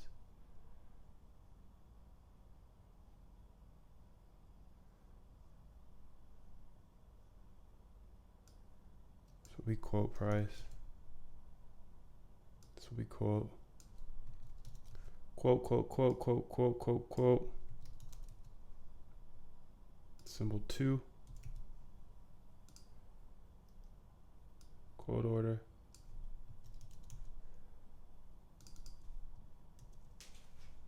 Paste it in. Paste it in. All this is trizzy trash. Don't need it.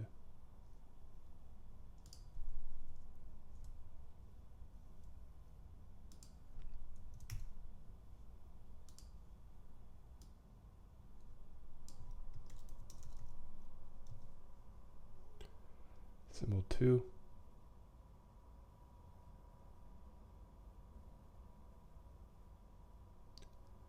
I need to get the ID out of here. So we're gonna have to do that for both actually. So we'll get to that.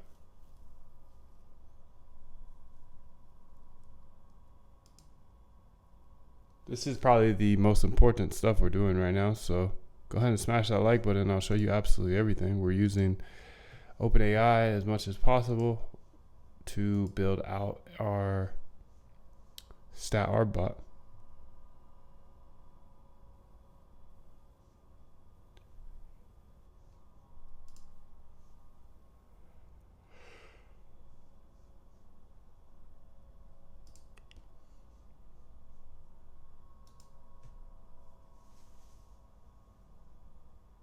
Stizzy arb, stat arb.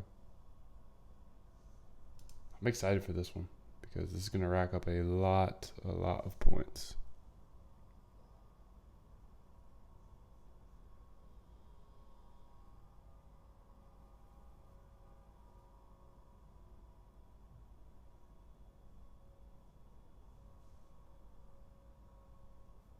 A lot of points.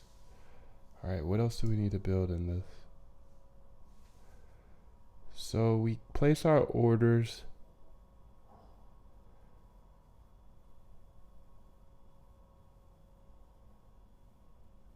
And then we need to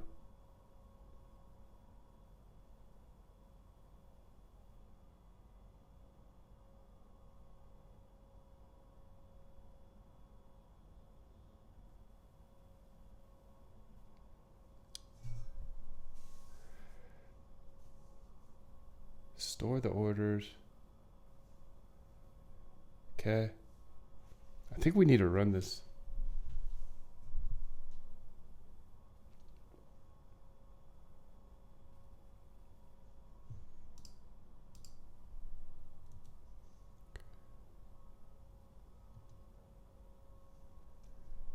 What else right here?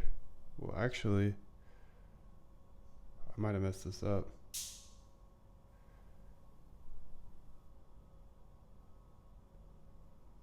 No, I didn't. Should be. Let's make sure this is all pushed over correctly. So one indent in, this should be the def. Okay. But self-ordered dict should be 2 in, yep. And then check order ID is 1. Open trades is also 1.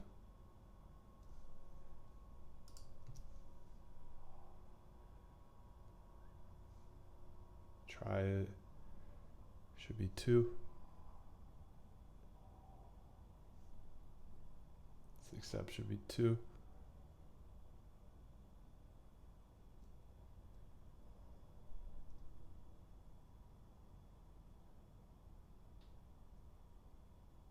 James, that's a good question. What is the advantage of using Python and Visual Studio Code over using PineScript and TradingView for backtesting? TradingView's backtester doesn't work. It's fake. It repaints a lot of the time, not necessarily every time, but it repaints a lot. So repainting is you can look that up, but it's just, if you're gonna learn a coding language, might as well learn Python, and you can get some real backtesting, and then you're able to backtest with multiple libraries in order to make sure that it's actually real. PineScript, you're kind of stuck on TradingView, and TradingView is not really a place for algorithmic traders. It's more so a place for gamblers. It's the casino. This is a slot machine over here. In the bottom right, this is the slot machine. You're just seeing past data here. It's past data to invoke emotions, and those emotions get you to trade, overtrade most of the time. So in short, it's just not as good to backtest on TradingView, because you'll see all those YouTubers that show crazy backtests on TradingView, but then I can backtest it and show over and over that they're not profitable.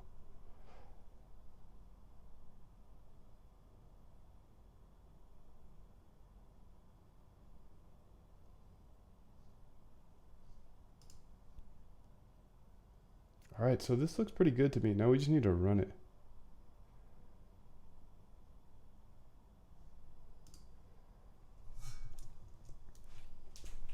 Oh, that's what I was doing. Sorry. We're making sure that this is all lined up correctly. Open trade should be 1 over, it is. And try should be 2 over, which it is. Accept should be 2 over, which it is.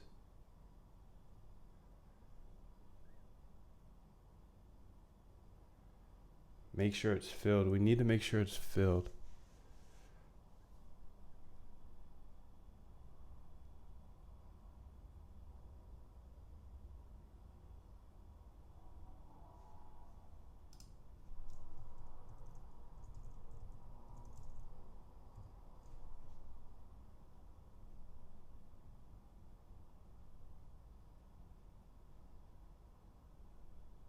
And then we're opening the second order, because remember, it's one going long, one going short.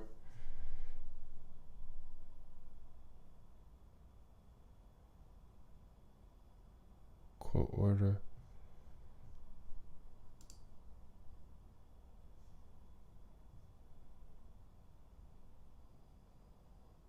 Quote order should be 2 over. 1, 2. 1, 2.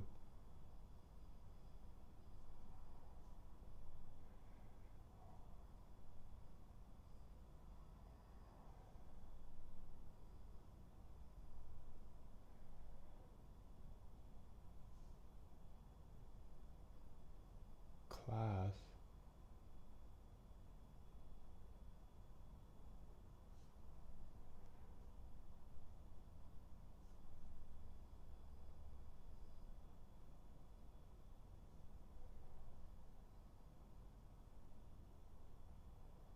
So the class init here is that.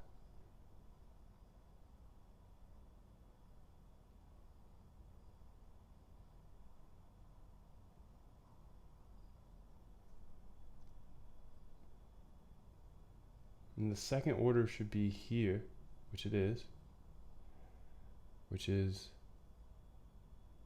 1, 2 over, which is that. That's correct. Okay.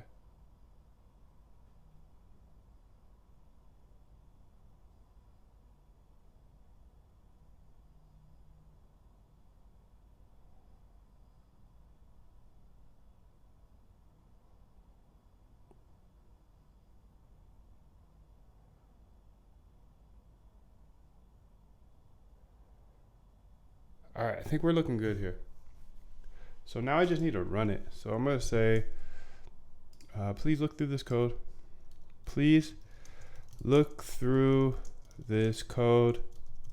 Find any errors you may see and walk me through the fixes. Then please show me how to run this code from this file as a way to test and debug. I like to do this to make sure before we move on to the next part that this file works correctly as we expected. Per we expected. So let's go through the provided code snippet and identify potential issues along with their fixes. So code review, inconsistent order dictionary keys. Okay, thank you. Let's go fix that first. The keys used for storing order IDs and times are inconsistent. For instance, you have order ID M1 and order time M1 for both symbol 1 and symbol 2. Thank you.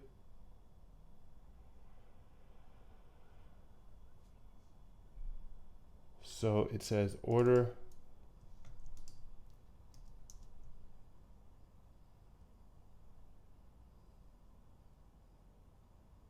and that's right, but this one's wrong. So this should actually be order ID S1, I believe. Yep. Thank you very much for that. This is why we use her. S1. And this should be S1.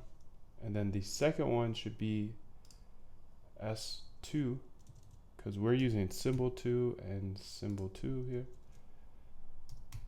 Thank you. That's awesome. I love AI. I love you.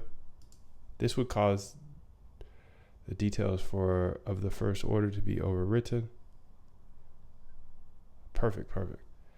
So let's go ahead and go to number 2. Oh, look at that. It gave us the incorrect variable types, self.market1 in the exception handling block, which is not defined anywhere in the class. Self.symbol1, how about that?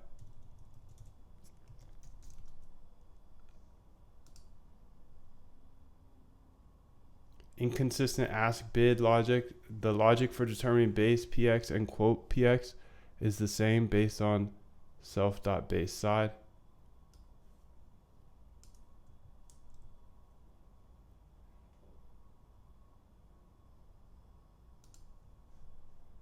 So this is good. It's showing us exactly how to fix it.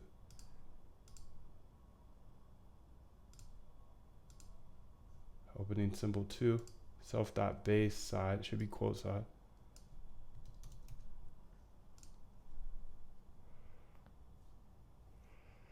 If it equals true, then we do that. So we just following what they said, self.quote side. Unused import from func messaging, send a message. Just get it out of here.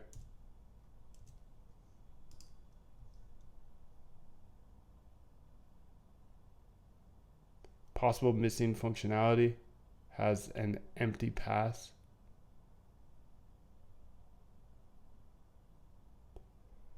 Error message clarity. Error messages could you be more informative? I agree.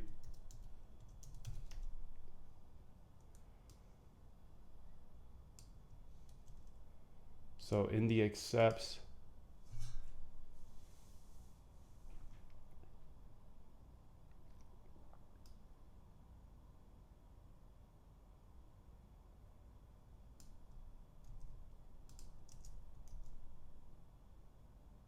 put those in there, the error, actual error.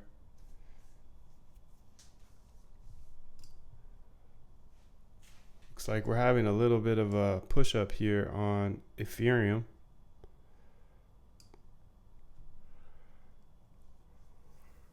Good to see, good to see.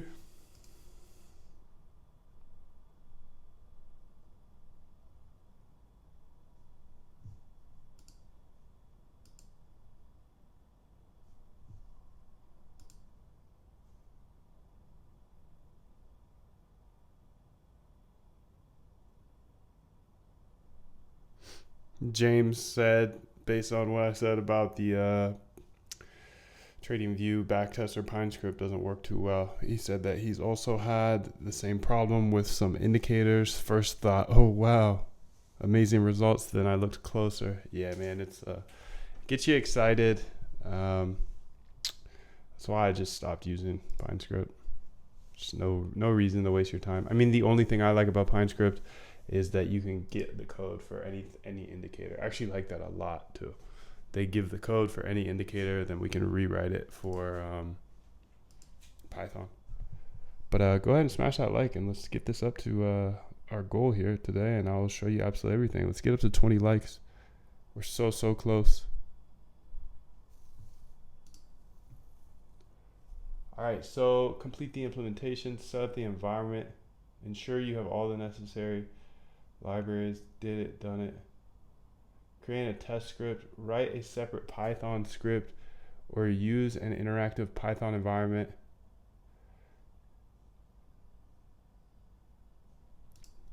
Can you send me some code that runs the above script?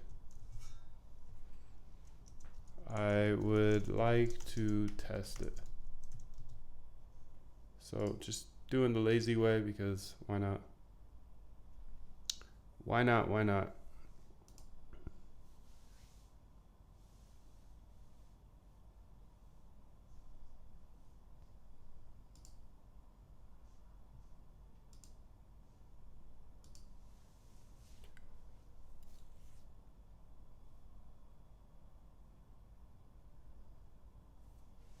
Nice.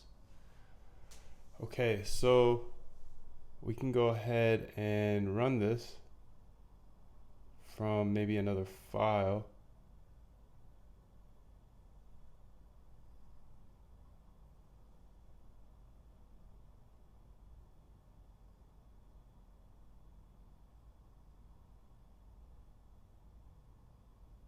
I just want to test this before moving on, because I know there's going to be stuff that's messed up. So def main.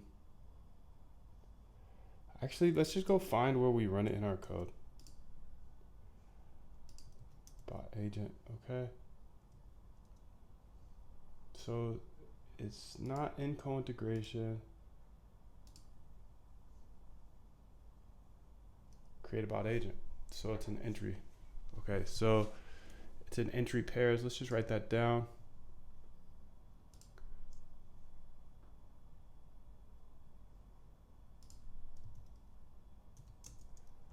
Running bot agent is in func entry pairs, probably in exit pairs too. Oh no, we might not be done with exit pairs though.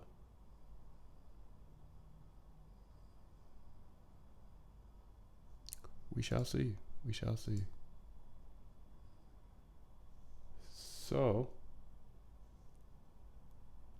private publics, we can delete all of these publics now.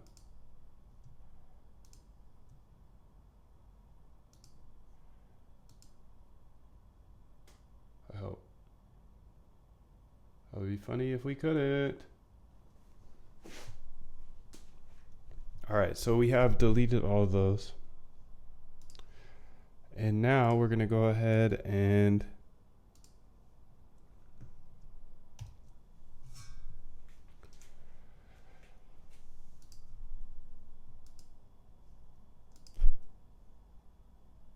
using this one. New. Just pushing this to my personal GitHub. No, it's not available to you. Sorry, buddy. But you can get everything that I'm coding here in the bootcamp. The bootcamp is where I showed you everything step by step. I hold your hand through the process of automating your trading so you can have an automated trading bot.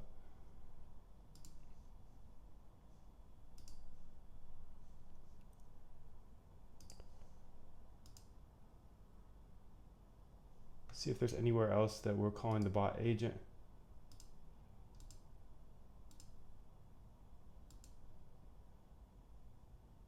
Okay, so it's only in there. Perfect. So let's check out entry pairs.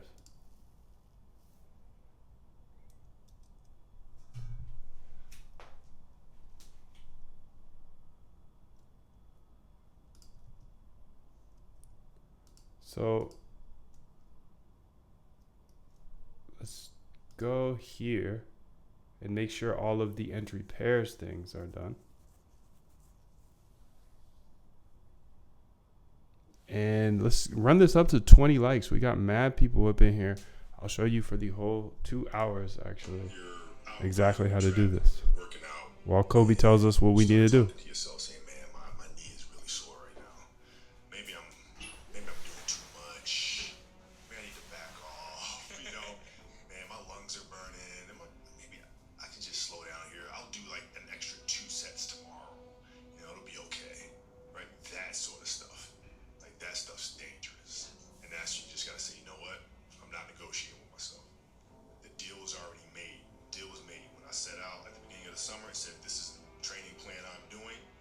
Sign that contract with myself, I'm doing it.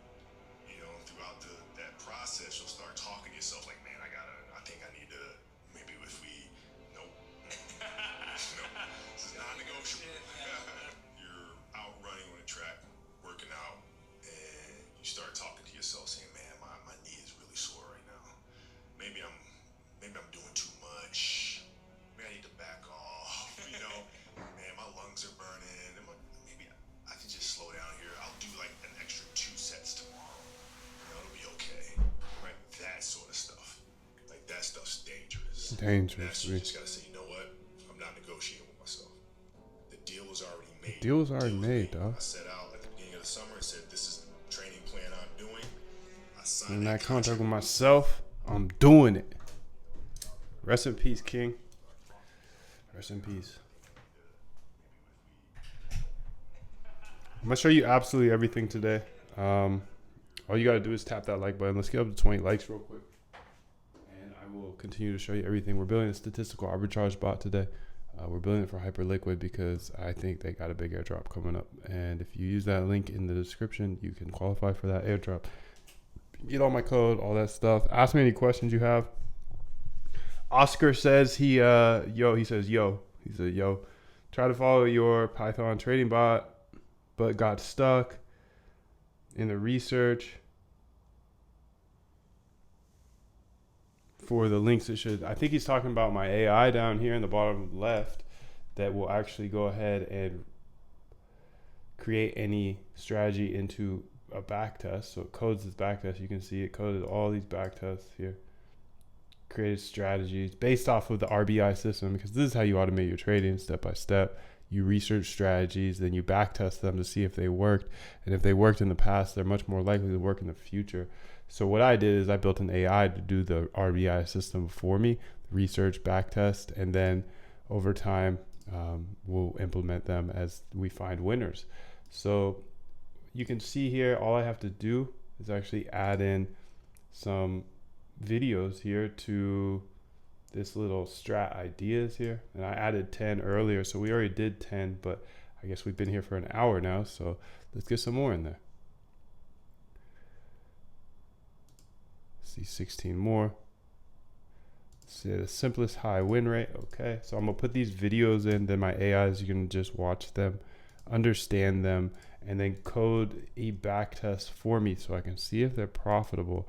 I'll have to do some tweaking on that backtest, but you actually get access to all of this if you do join the bootcamp. So you have access to this, and I explain how to use it and all that good stuff. Pretty powerful. I don't think many people are going to ever show this information to you. So I'm glad you're here. If you see me live, make sure to get on here live and smash the F out that like button. So this guy revealed his strategy. Who is this guy though? I don't know. I don't care either. Some of these are going to be poor. Some of these are going to be good. Some of them are going to be okay. Some of them are going to be, I don't know. We'll see. The most applicable trading strategy. Okay, perfect.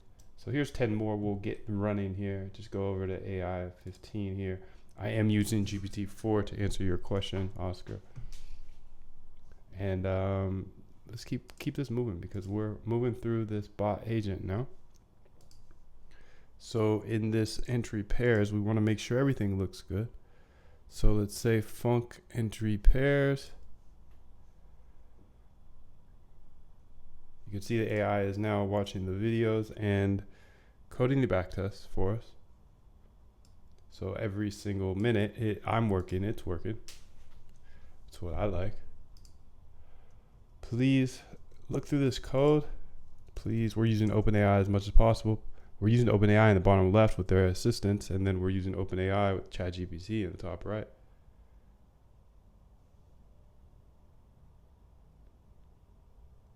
Mark has a good question. That AI that builds and backtests your strategy, when you say you build it, do you mean that you create a custom GPT with specific roles, temperatures, or do you actually... I built it from scratch, so yeah. You can see all the code here. It's like a good amount of codes, multiple, it's probably like 500 lines of code, but I built it from scratch. It is not a custom GPT. It's using OpenAI's APIs and pretty much the backbone of GPT. So I'm calling GPT in different ways. And you can see I say the first time I'm like saying, hey, go watch that video. Go watch that video and tell me what the strategy is. And then it's like, all right, dope. This is the strategy. And it's writing it in a way that his friend, his second AI, can understand it.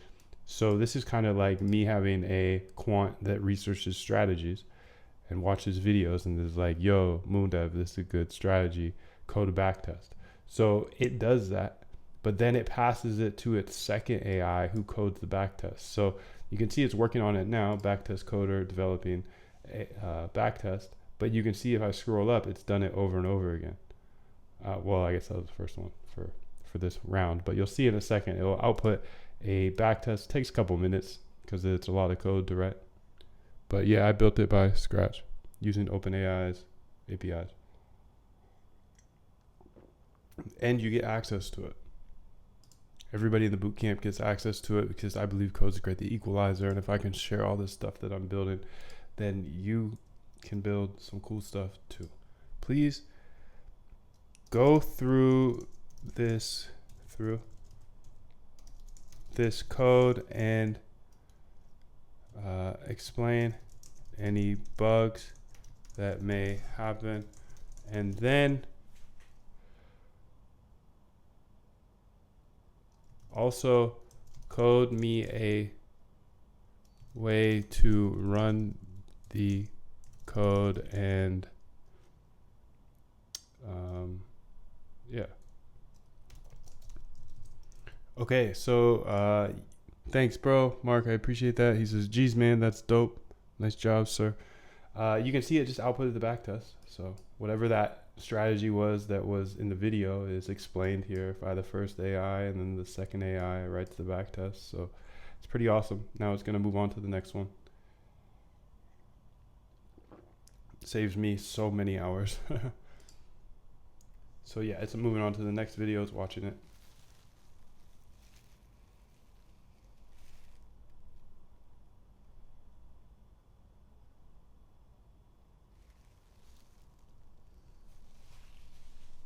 So let's go ahead and read what GPT says about this here. Let's review your code for potential bugs. Incorrect indentation in the loop. The if condition checking the series 1 and series 2 seem to be outside the for loop, which will cause it to run only after the loop completes. Correct the indentation. Okay, so let's go ahead. Oh, snap. Series 1.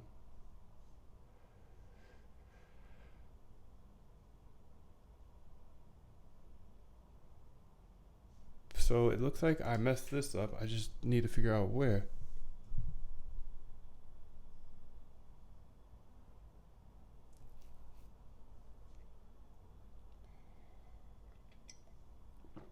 So series one, the if condition checking the length of series one. Oh, this right here. So I think that needs to be actually inside. That's right. Thank you. Good catch.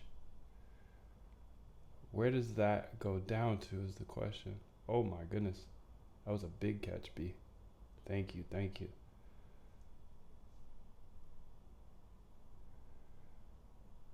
Yeah, thank you so much.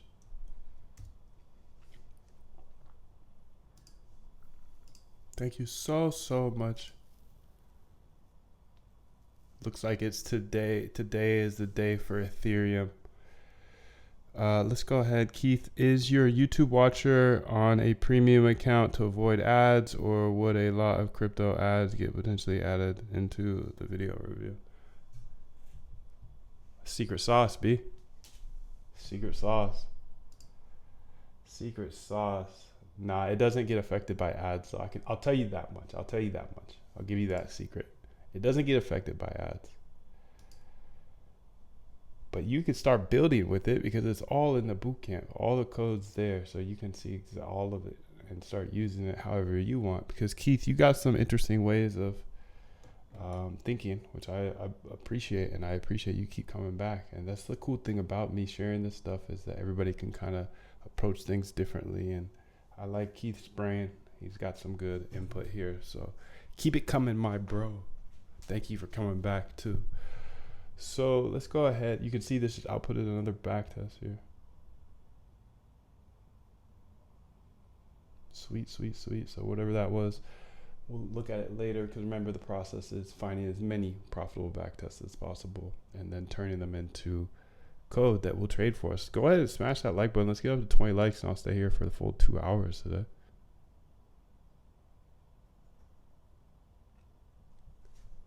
So undefined variable markets.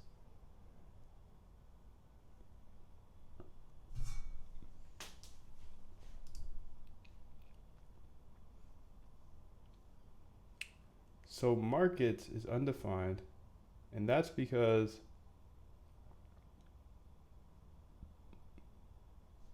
we called it something else, remember? So markets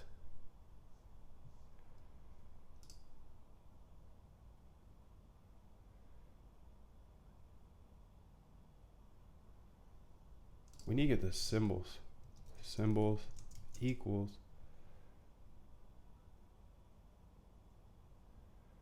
and then oopsies. It's a lot of stuff I just did there.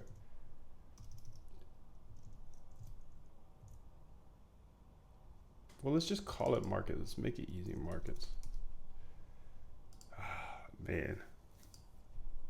Markets. And now that we have markets here, we can go ahead and where did I get those markets before? I think it was public.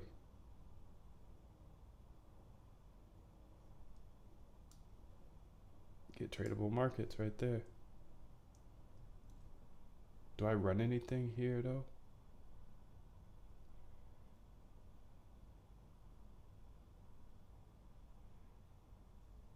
I'll just pull this over there. So, well, I guess I could just bring it in. Don't be a noob. Func public, get tradable markets. Okay. Entry pairs.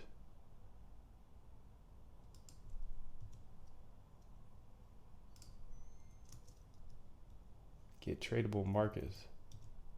Nice, look at that. Pull that in. And this should get the tradable markets now. How about that?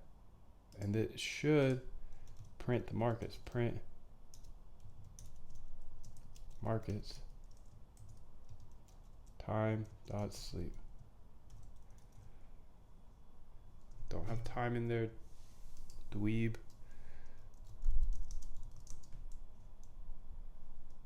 See, it just output another back test here.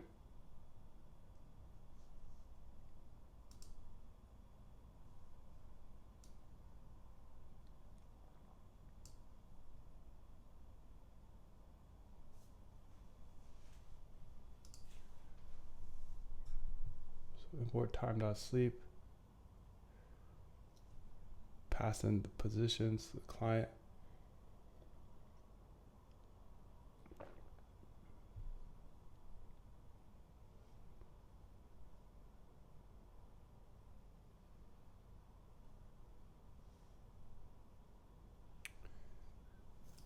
I won't do that for now. Markets, base market, tick size. Oh, but that doesn't pass back the tick size.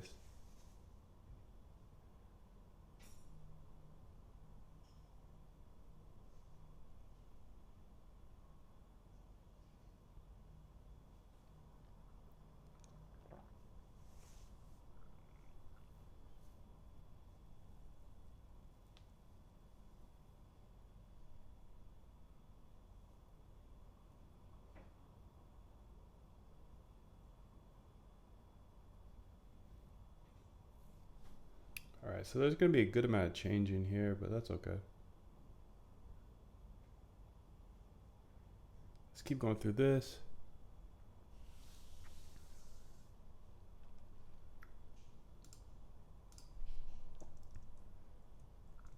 To do in the above markets,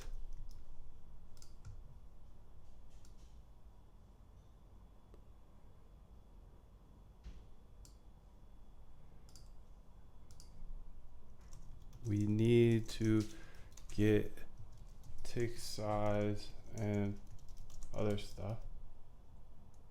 That's fine. We'll get it. We'll get it, B.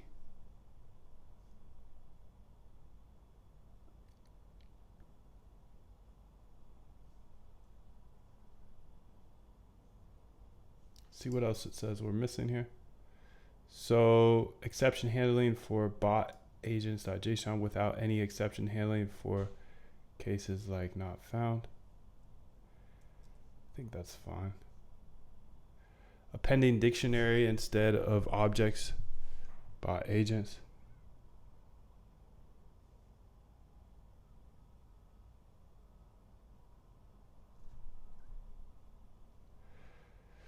James asks, what are the advantages of your quant AI group over the base camp?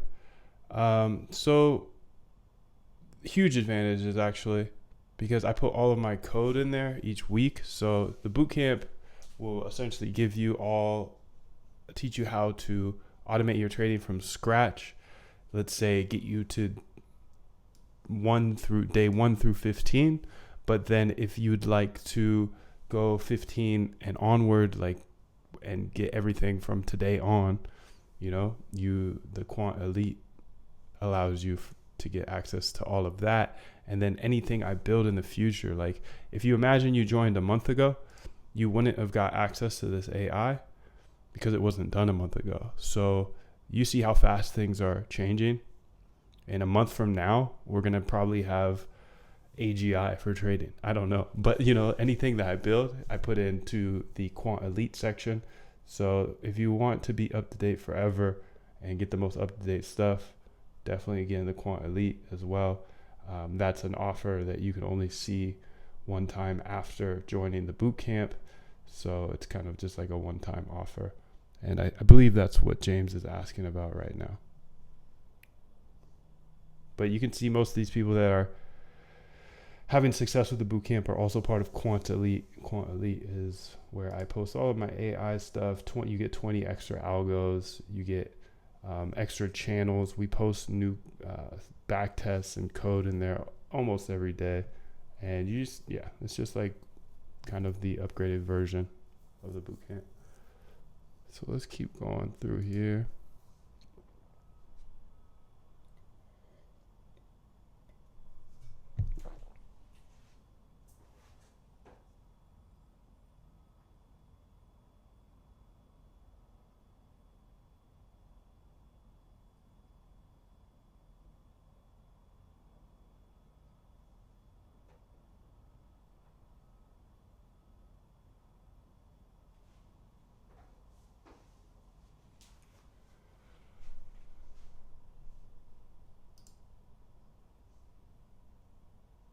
So appending dictionary objects bot agents in the open positions function, the bot agents.p append p adds a dictionary to bot agents list, but it seems like the intention is to store bot agent object.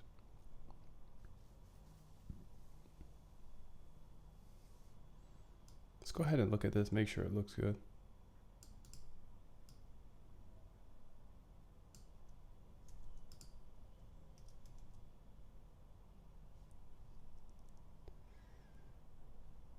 Looks good to me. Looks like that's exactly what I wanted to do. Okay, so missing definition for client in the function call.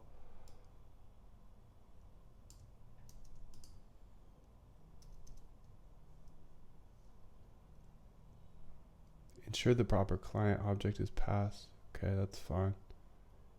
Because we're actually calling this. Where are we calling this from? Where do we call open positions from? Let's go find it. I think it's from the main, but we should find that out pretty easily here. From the main, yeah. Main.py. And let's go ahead and also put that on our note sheet here.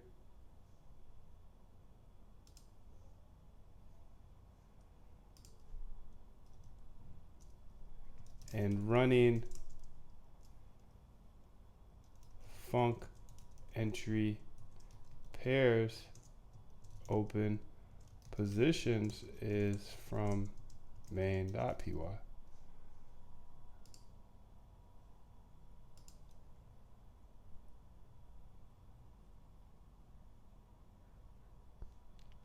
James says he's considering getting in if possible, talking about the boot camp.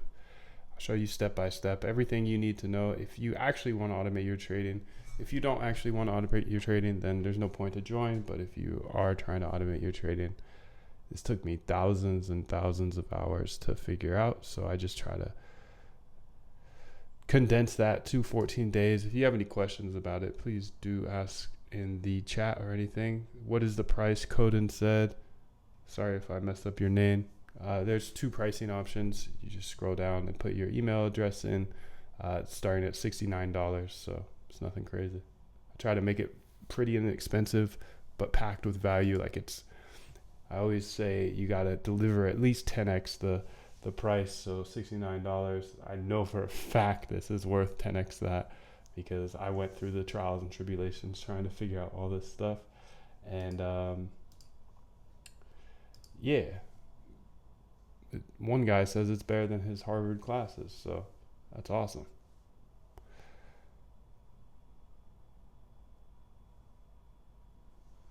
Oh, you're not able to find the price. Well, the price is just at the just got to put your stuff in, but it's $69.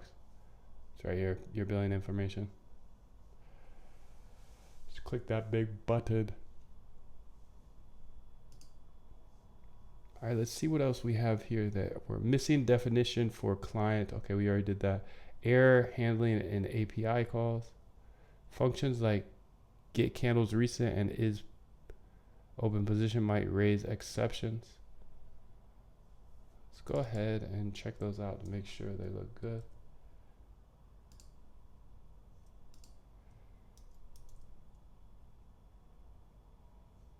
Okay, this looks solid to me. And then is open positions. Is open positions. Those all look good to me as well. I mean, we'll have to kind of run it to see. Let's get up to 20 likes though.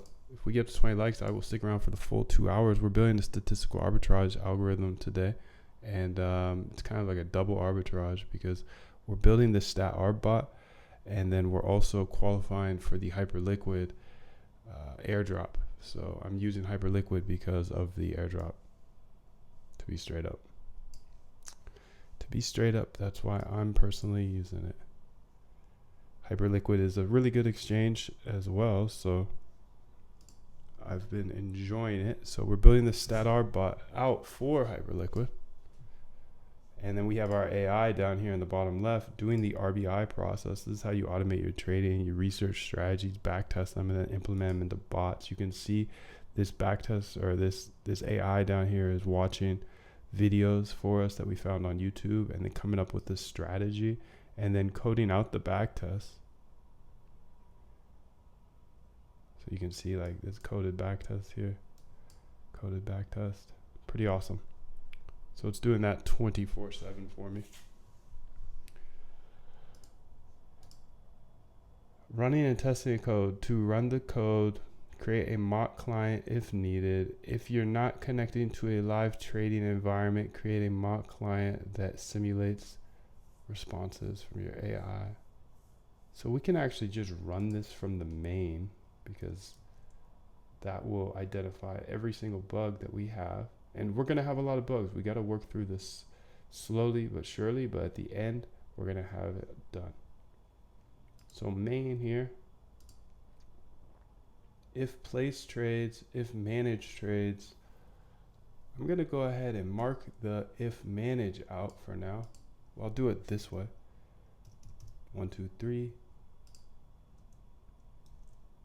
Because I don't know why. Just wanted to do it this way. How about that? So we don't have a client in there. Client is that. Oh, maybe that just messed it up. I shouldn't have done it that way. Be acting like a noob sometimes. That's okay. It's okay to not know how to do all of this step by step, because we have AI to help us out. James asks, okay, that's great, man. So you show us how to set up OpenAI API to automate building strategies and backtesting in Quant Elite. Yeah, it's exactly what I do. I show all that. So you can see we just went through 10 different YouTube videos, and it went ahead and coded all of them for us. So you can see the backtest code there. Scroll up a bit more. You can see there's going to be more backtest code up here. And it just does it for all of the videos we put in. So I'm going to go ahead, and it actually saves it all to the folders too. So like here it is, backtest. Where is it? BT code. You can see there's unlimited. I have unlimited backtests to run now. I can just scroll through this forever, really. So smash that like button, because I'm showing you all of this sauce today. Now, I'm going to have this keep going. So I want to get 10 more videos here. So this AI will just go watch these videos for me. I want to keep it running while I'm working. If I'm working, it should be working. So we just did 10. Let's do another 10 or so.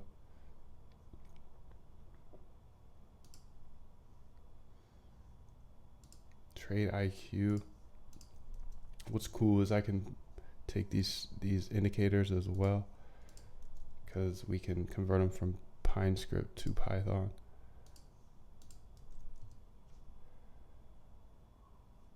Probability, distributions. Okay. I manage 2 algorithmic trading strategies. All right, buddy. Magic script. Sure thing, dog. We'll see. Humbled trader, ChatGPT 1. Let's see what it built. 15 most popular algorithmic trading strategies. Let's see if we can just grab one. How about that? Let's get your best one. Algo trading strategy for beginners. Let's try this one out. So essentially, this is just gonna watch all of these videos. Hey, that's me. Let's say Bollinger Band trading strategy.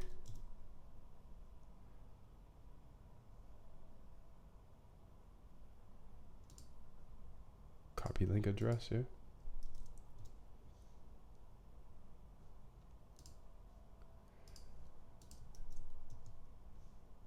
Probably good for now. So it will go ahead and go through all of these, and figure out what the strategy is, and then write out that strategy and code the backtest. So let's have that run while we're working on the rest of this. So this should now work. We just now need to figure out where our errors are, and then we'll use OpenAI's ChatGPT in order to fix any errors. So let's go ahead and make sure that the func entry pairs is saved, and should print markets, and then it's just going to go down the list. I'm going to open this up actually to the side so we can have both of them open at the same time, at the same damn time, because then it's going to be much easier. Okay, so we'll pass in the client and let's run this, B. So we're gonna hit a debugging point right here. We should get print markets. We should at least get to there, because it's gonna read in the co-integrated pairs that we already have. And if we get up to 20 likes, I will show you absolutely everything for the rest of the day here. So go ahead and tap that like button.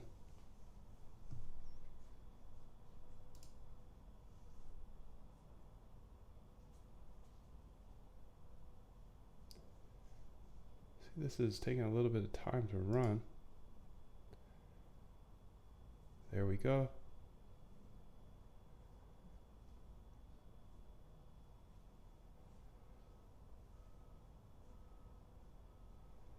Place market order from in-bot agent, import bot agent from func entry pairs.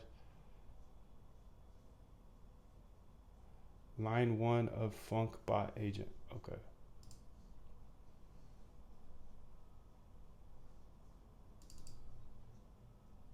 Func private. Let's go ahead over to func private here.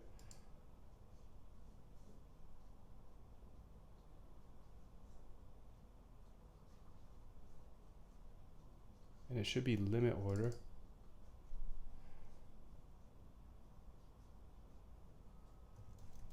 Oh, oopsies.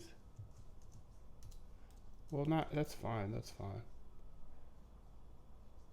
Check order status. Do we have that one in there too?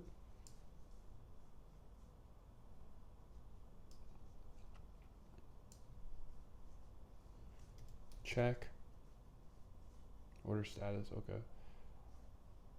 Looks like we needed to do that one, but we'll get to it later.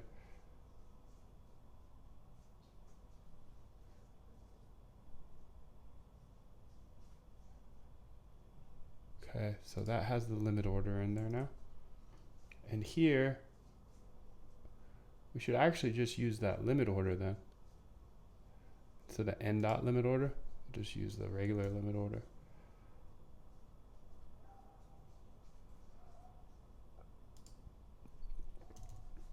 There we go. And now we'll go back. That should be fixed now. So let's run it again.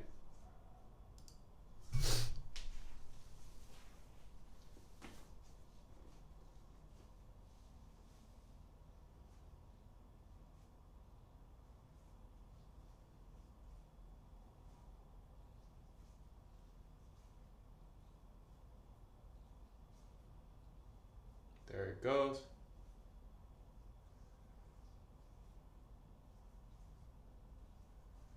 Connecting the client, perfect. Its current size, closing all positions, perfect, perfect. It's looking good. It should fail. There we go. Perfect. Perfect, perfect. So there we got all of the things that we expected to get. Just wanted to get to this error here. I don't need to print tradable markets here in tradable markets. So let's go to that definition.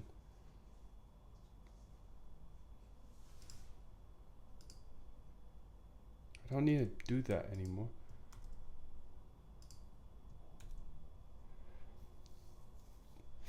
Okay, so get recent candles. So we got to start there. Perfect. All right, now we're making moves, baby. Go ahead and smash that like button because we are making moves. We're making moves. So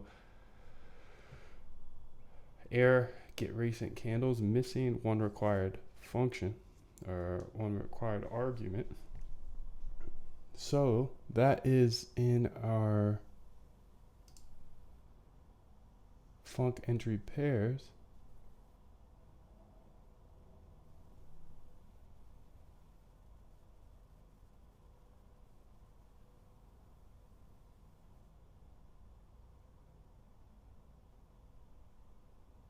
Get candles, client and base markets.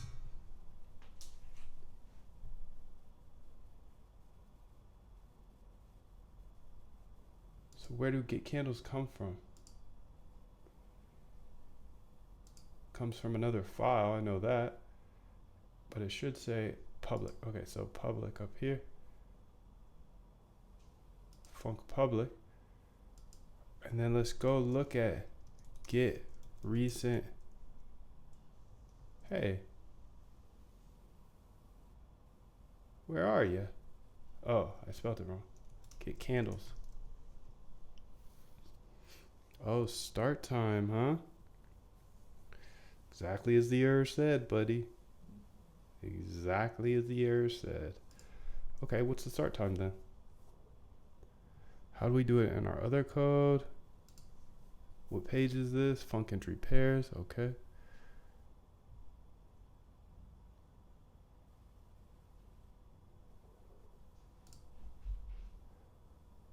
Get candles reset.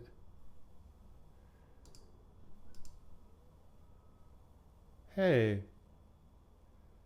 I didn't have any start time in there. Do we need the start time? Yeah, we do.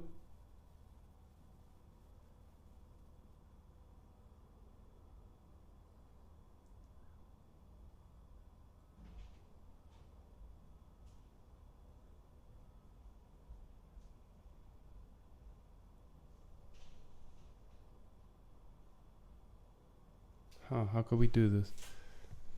It's just different than my example that I'm running off of.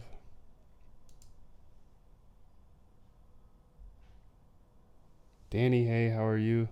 Greetings. My pleasure. Thank you for coming.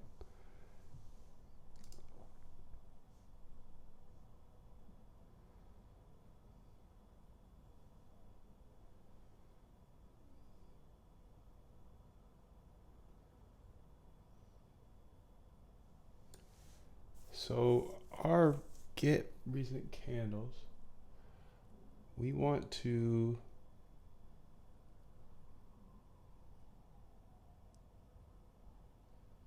okay, I think I can just change this here, but I want to just double check that we're not using it anywhere else. Okay, perfect. We're not. Well, let's just triple check. Let's check the utils. Let's check the main tradable. That should be fine. Public. Private. Just want to double check I'm not using it anywhere. That should be fine.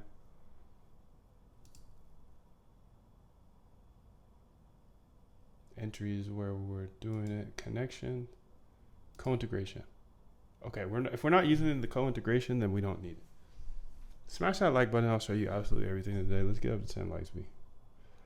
So let's get to that place that we just were.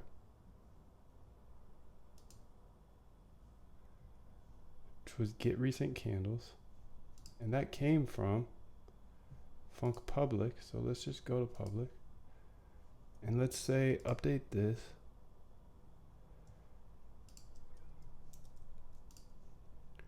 Please update the below code to work similar as the second set of code below and have the params match. Here is the second set of code. Use the above ways to generate data. I'm just gonna do this by myself.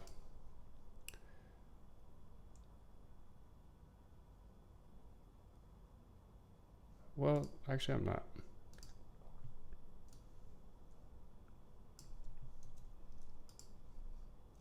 You're just removing the start time from above and making it work similar to below. All right.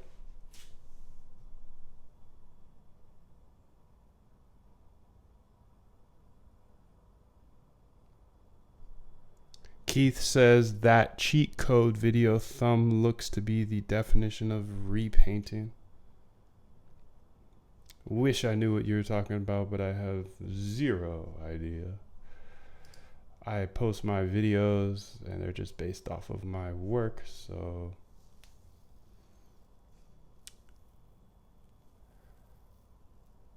that's in the past, and I have no idea what you're talking about. I'm seeing that you're a little cynical, Keith.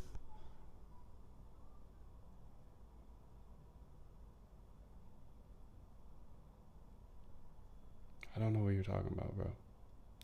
You gotta explain yourself. You're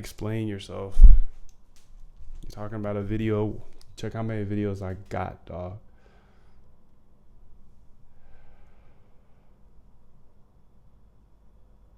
Resolution. So we're gonna go back here. We're gonna update this bad boy. Paste her in. And the resolution interval time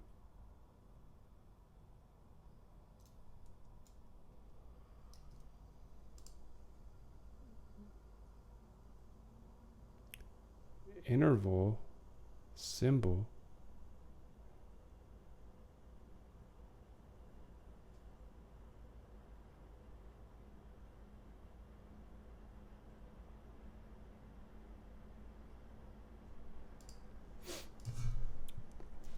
update it so the start time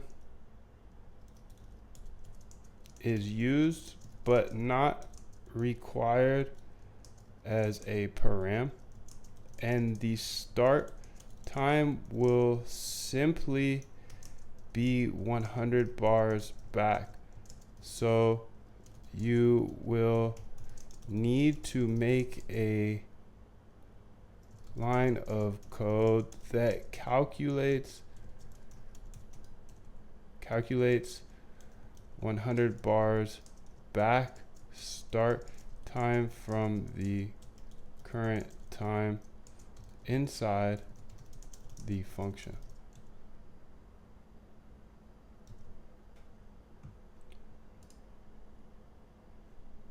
See if we can understand that gibberish I just sent it. To update the candle's recent function to have start time is optional. Defaults and 100 bars back.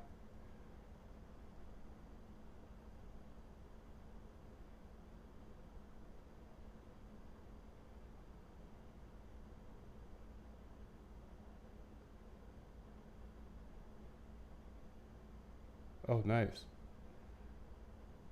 Okay, I like this better.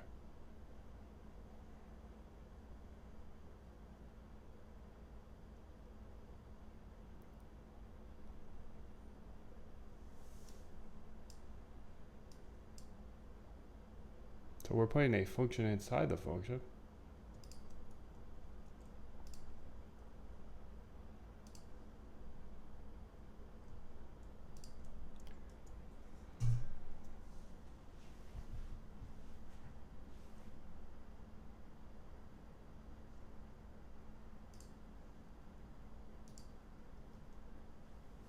Okay, so ISO time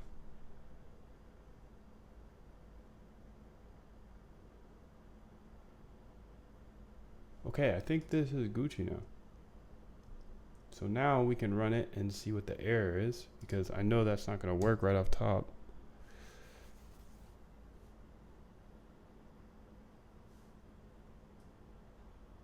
See how AI is working while we're working, which is pretty nice.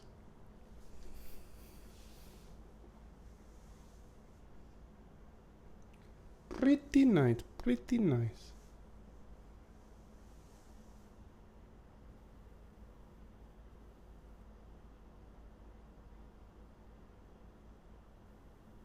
Error trading invalid interval format. So let's go ahead and get this debugged first, because that will be an easier way to go about this. Symbol interval. We got invalid interval format. Oops.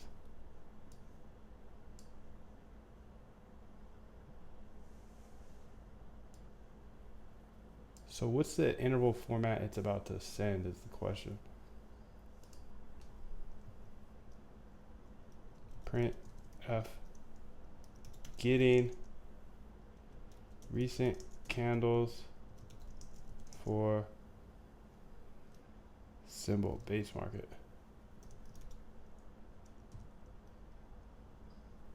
Gotta see that first. Interval format though. We're not passing in the interval, but should we be passing the interval? No.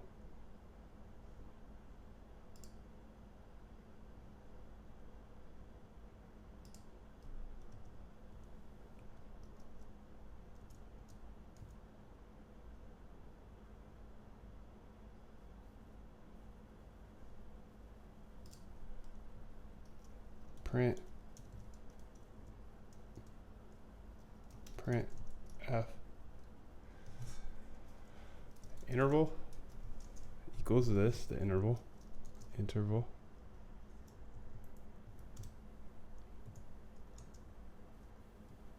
coin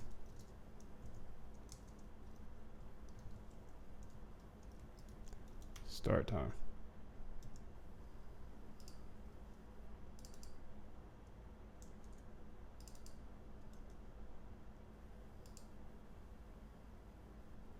All right, that should now give us more data, which we need.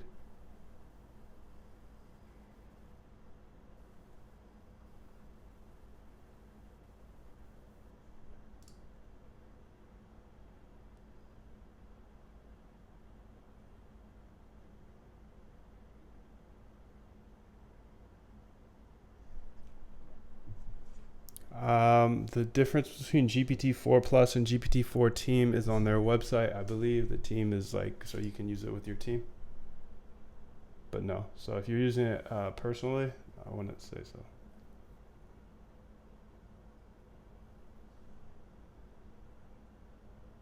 Did I not save this, Cabron?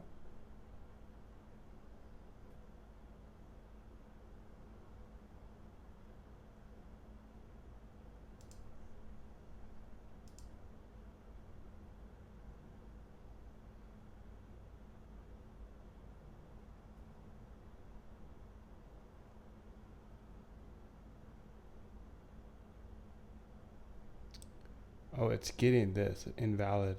Got it.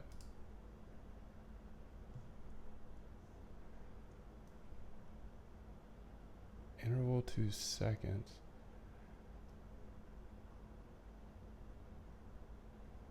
Print. We need to print the interval here.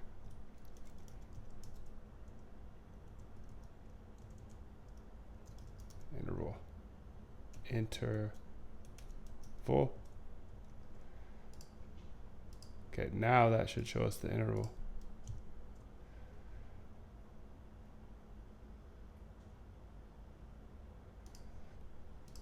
We are getting an invalid interval format. So I printed the interval And this is what we got.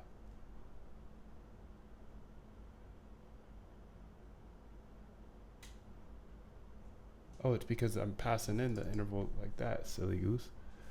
Okay, so this should be sending in the symbol, and the interval should be, what should the interval be? Limit is that, market is that.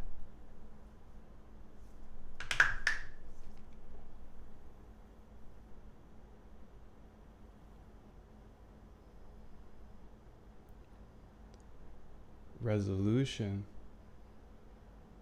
The interval should be the resolution. Yes.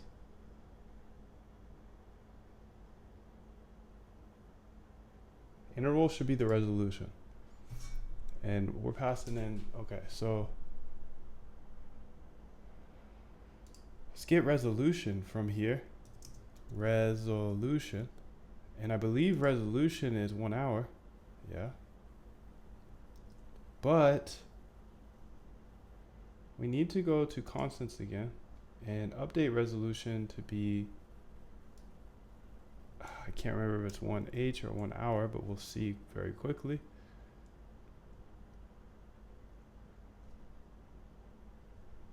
This func public here should be, I think it's H. Yeah, I think it's H. 1H.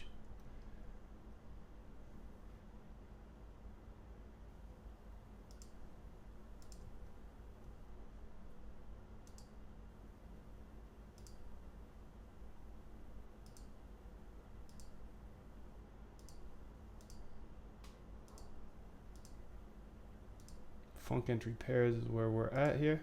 And this needs to pass in the symbol, which is base market. And this will just be equals resolution. But do we have resolution? Yes, we do. So I don't need to pass it in here. Perfect. There we go. So this should be better now. Base market, and that's all we're gonna send in. Quote market. Save it, and then run this B. Let's go ahead and answer some questions while we do this. See, the AI is backtesting for us, coding a backtest. It's awesome.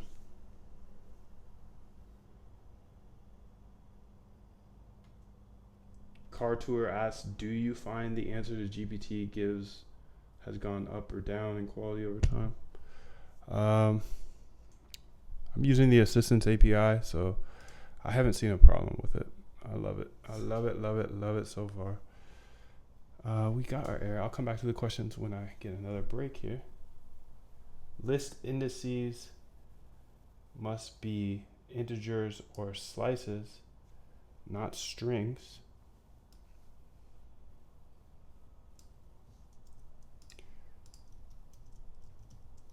I get the above error for this code.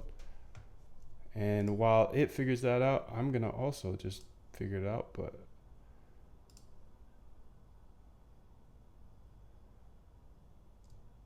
I wanna do both. Okay, so list.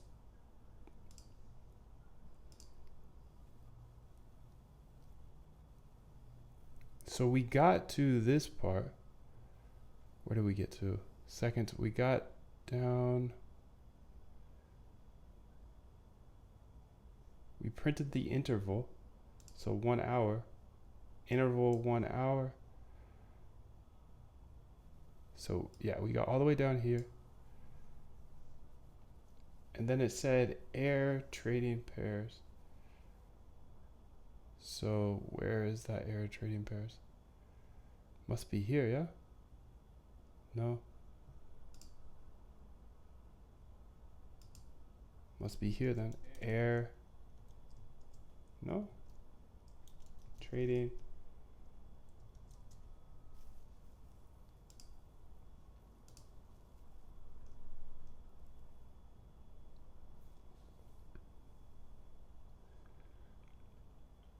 The error list indices must be integers or slices, not strings, suggests that there's a problem with how the response data is being accessed. Specifically, the error is likely occurring in this line. For item in response.json,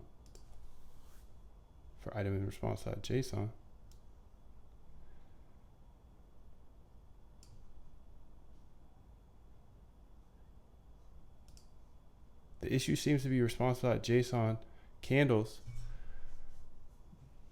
This implies that the response.json is expected to return a dictionary with candles. Okay, sweet. That's all we needed to know. So let's print response.json. Print response.json. And then run it back, because now we'll get the data. We'll get what the response actually looks like. And while this happens, I will answer a couple questions.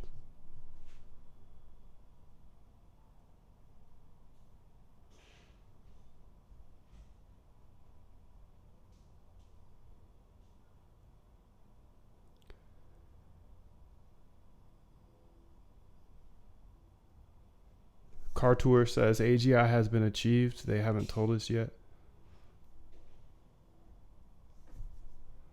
Dang, this didn't output the data that I needed, actually.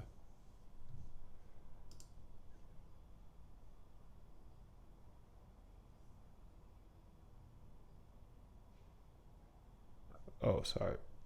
It's just response now.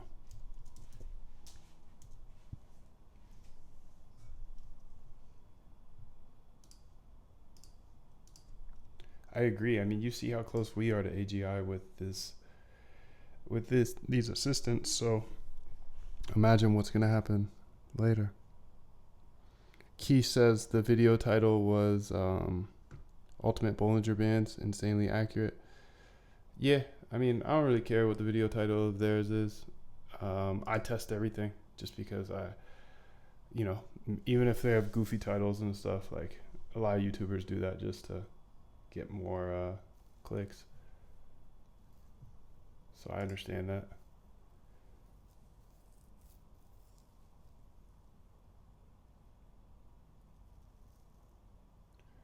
So we're just getting an error here before the response. So let's see what the response is. There we go. There we go, Moon. There we go, Moon. Yeah, I know a lot of people use clickbait titles, and that's a thing. But, our AI just watches the actual video and figures out what the strategy is. So if it's clickbait, that's fine.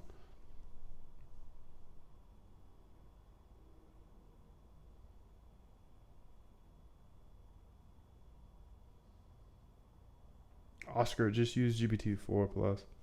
Team is if you want to have more people on your team.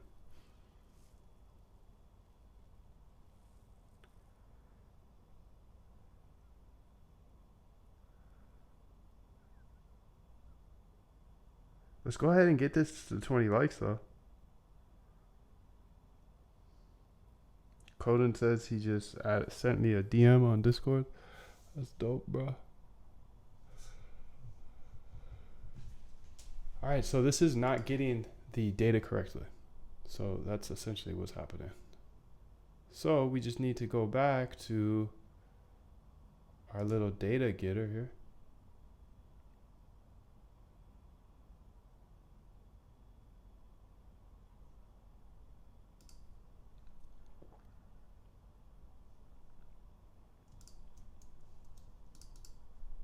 It looks like for the below code, it is just not getting the data correctly.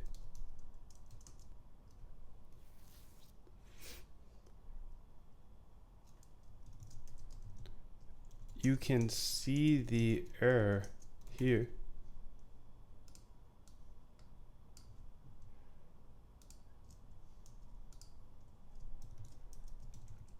here is an example of how we get data from that exchange.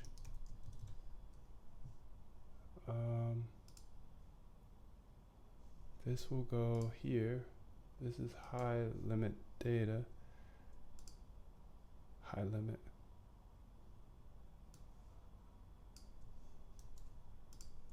And while that outputs, I'll answer a couple more questions. So please do tap that like button and get us up to 20 likes.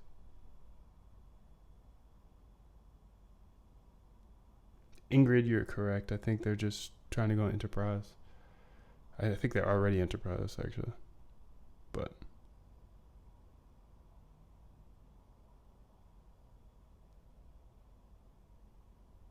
no, team is just like, hey, if I have a team of 5 people and I want us to all use ChatGPT, we can just be on a team and use it together. So for example, if I worked at Google and I wanted to have a ChatGPT for Google or use OpenAI for Google, I don't want to necessarily share all my information with the rest of the world. So they built the team plans to be extra safe.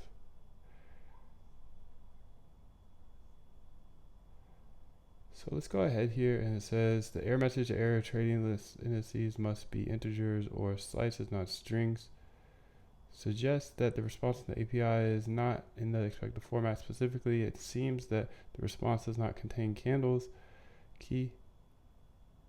To troubleshoot, let's first make sure that the function getCandles gets the right response. Here's a modified code with a print statement. Perfect. That's all I wanted, buddy. So all we need is a little printy print. And then we can figure this out. So let's go back to func public. And here, we're going to paste in this new function. And rerun it.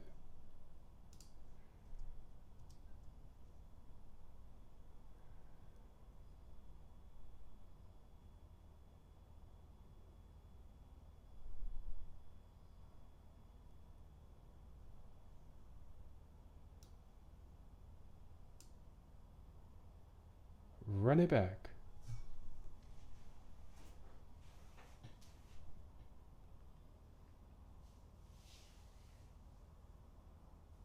Okay, there we go. That's what we needed to see.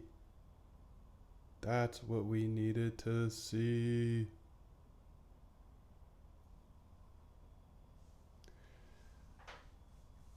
Colden, I know you said you messaged me as well on Discord. I will be back with you here after this stream. In the meantime, if you email me here, my team can help you right now.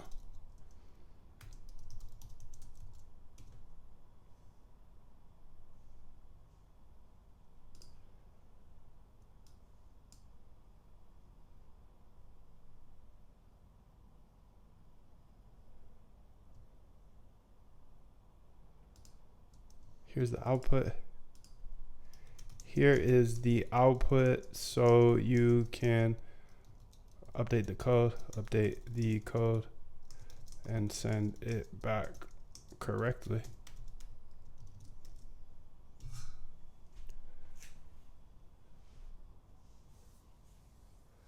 Let's get up to 20 likes though. I mean, we're so close. I'll stay for the full time here today. Show you absolutely everything.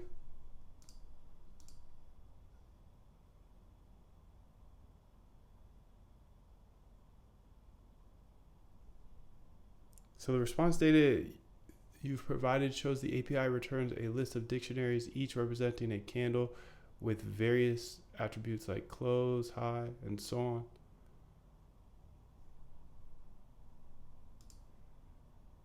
For every token, yeah? Ave, banana, no, just for 2 tokens. However, the error trait, close, high, and so on, the structure matches what your get client candles recent function expects. However, the error trading pairs can't multiply sequences of non-int type float is likely occurring elsewhere in your code, not in the get candles recent. Okay. So let's go back to Funk entry pairs.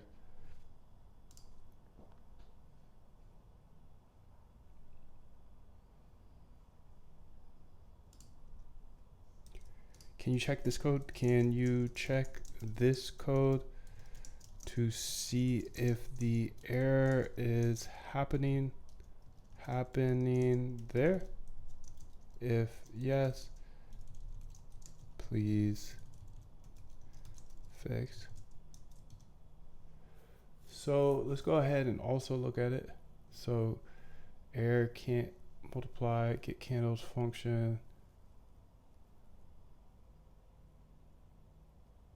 All right, so our candles are working now. That's awesome. Oh, and it worked for both of them because they got the base market and the quote market. Sick. Sick. So we're moving. We're moving forward. We keep moving. We keep going. What up, Rybear? Good morning. You're up early today. You are up early today to catch the stream. I appreciate you and Ingrid. You guys wake up dumb early. I appreciate you both.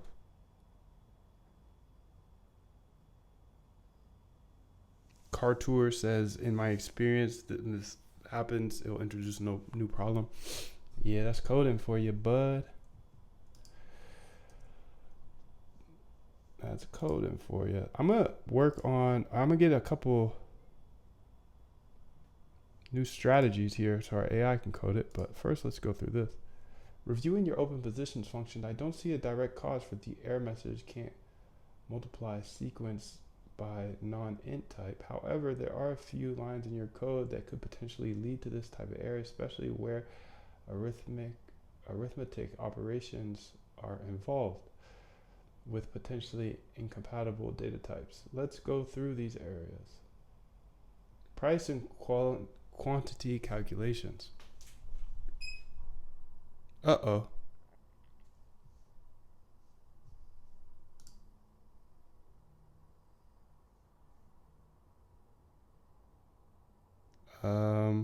My internet just went out. TV just went off. Are we live still?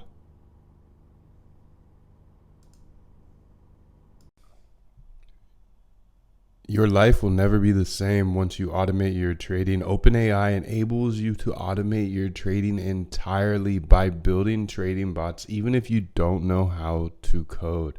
You literally have access to OpenAI now.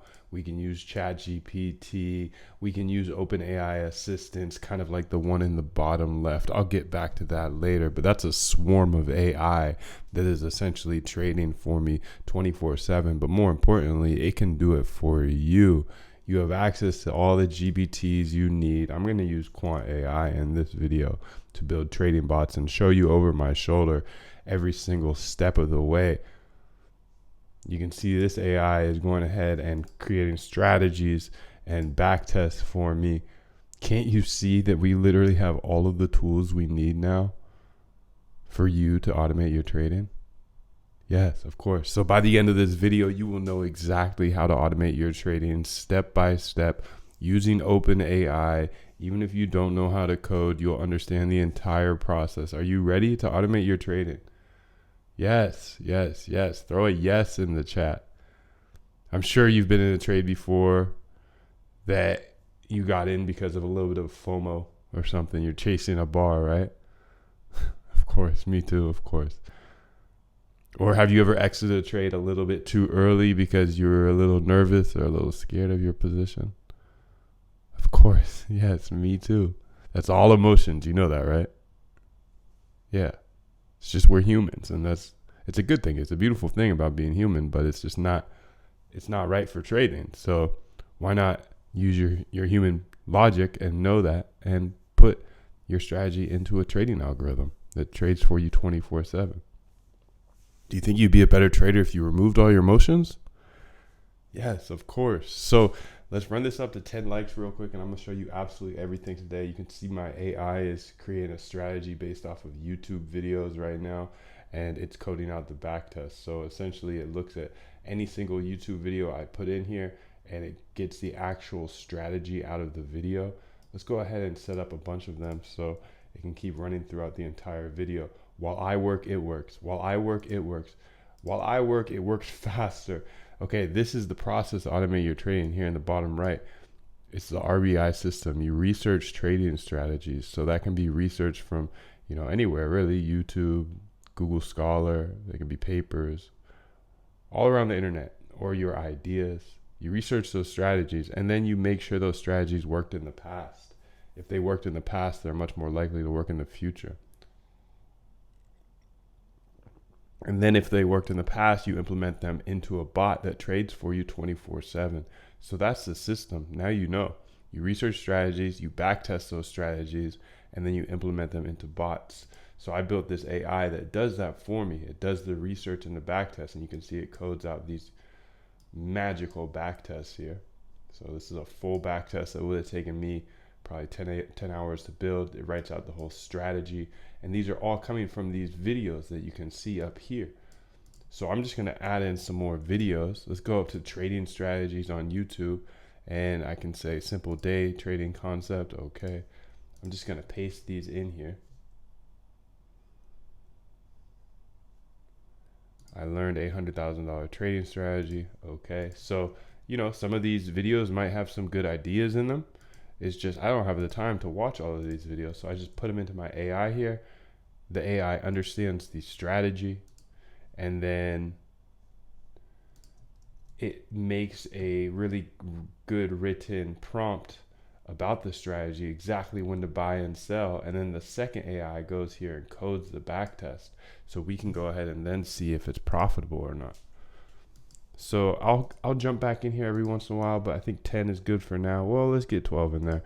So I just typed in trading strategy into YouTube, trying to find some good strategies today. And we have a lot of code here that we want to build out for our statistical arbitrage bot as well. So I'll let this run and build out those strategies for me. Let's go back to our stat-arb bot, and the cool thing is we can have AI working for us, right? So you can see how powerful it is in these days, right?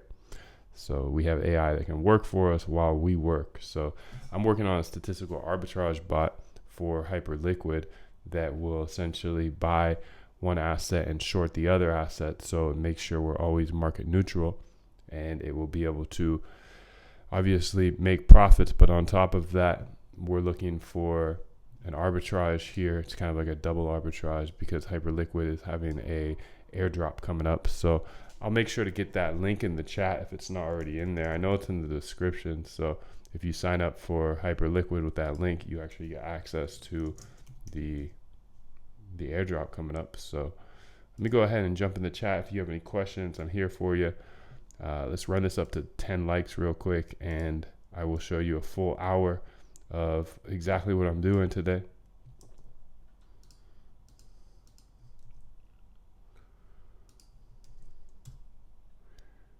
Got a good question by PyNoob. Let me go ahead and read it out. PyNoob asks, what does he ask?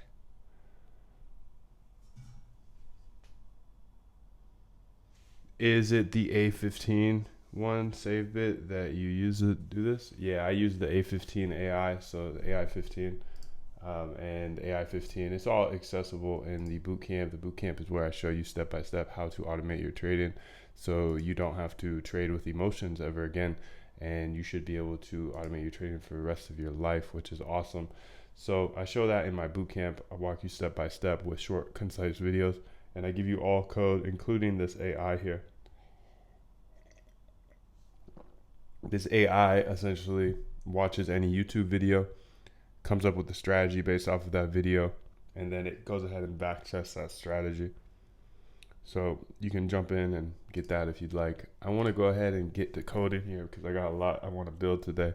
Let me go ahead and get logged into Hyperliquid. If I fall out here, or the stream starts to fall off a little bit, that's because I got to use a VPN. So I apologize for that. And I apologize for my obnoxious gulping of this coffee here in your ear. But it is like 7 a.m. on a Saturday. Okay, so the reason that I'm personally using Hyperliquid is because you can see up here in the top right, the point section. The points usually lead to airdrops from my experience. So that's why I'm using Hyperliquid, and they have access to pretty much every single token here that I could ever want to trade, and that's hard to get access to where I'm at. So let's go ahead and finish this bot out. Let's go see where we are. We'll have the AI continue while we're working on this, and I want to go ahead see if I left a nice readme. I don't think I did leave a readme for myself. Paused it building out the DF for 100 plus coins.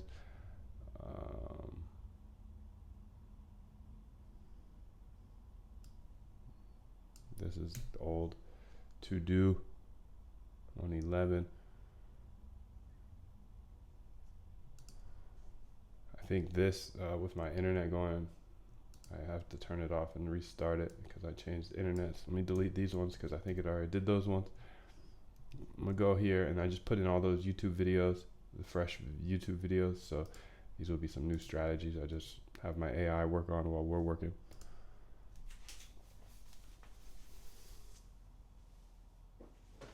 You see how powerful this is, right? Because we can work on something entirely different while it works on coming up with strategies. So let's go back to main here. Here's main. And where were we? Oh, we were working on open positions. So open positions is in Funk entry pairs, I believe. Manage exit trades.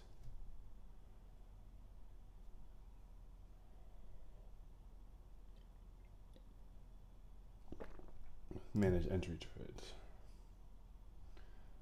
Okay, so here we can go ahead and keep working on this. So to do in the above markets, we need to get tick size. Okay. So how do we get the tick size? Well, we actually probably can go ahead and do that pretty easily. Let's go ahead and see.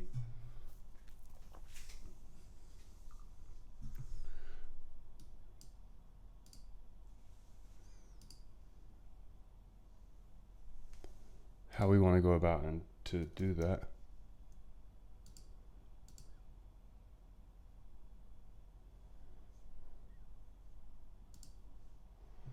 I think that we should run this first off. Can we get down here? Let's run this and just see where we're at. I think that would be probably the best way to do this.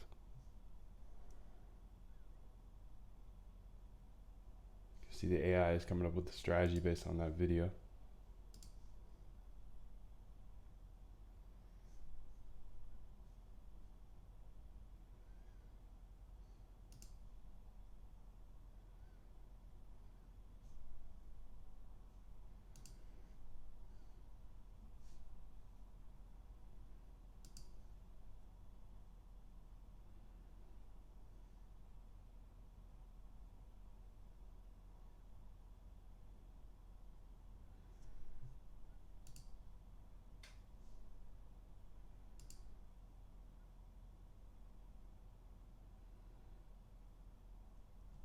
All right, so we're closing all positions, and from there it goes ahead and finds trading opportunities, gets the candles. Perfect. So where are we at though is the question. So it prints out the data.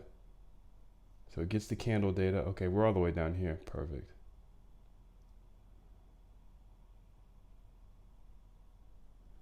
Can't multiply an int by a series.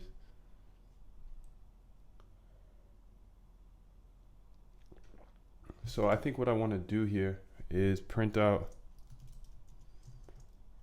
F series 1 is that series 1.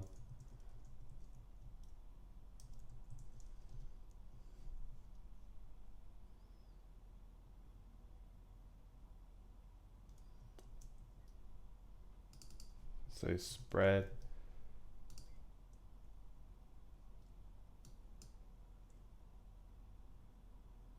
Hedge ratio, actually. Hedge ratio. Hedge ratio. Okay. And then I also want series 2.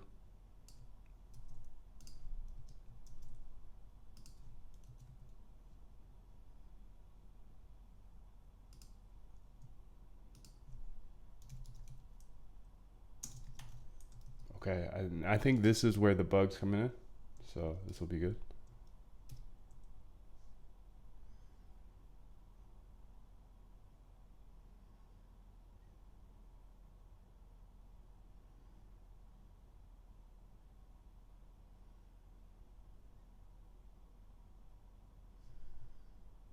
So closing all positions. I should probably just get rid of that for now.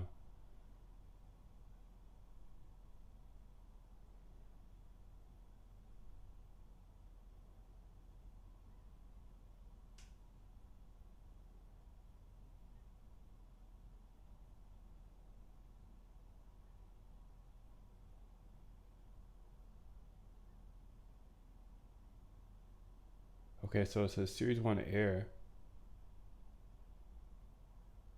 Candles not found in response. So what I'm going to do is I'm going to use Quant AI for this one. I'm going to turn this off for now. Abort all positions is false. False. Set back to true when live. Now that will make things code a little faster. I get this error. I get this error. Here is my code. Please fix.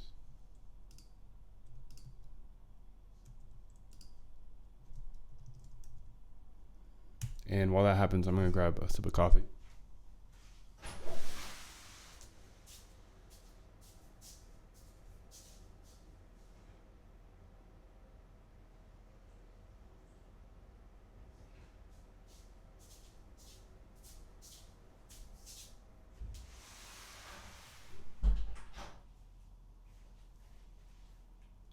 All right, so let's see what it went ahead and said here.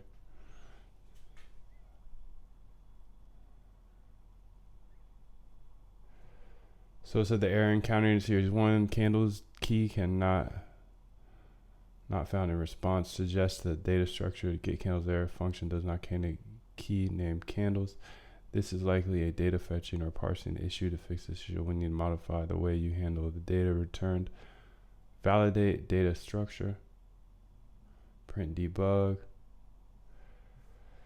So let's go ahead and do that.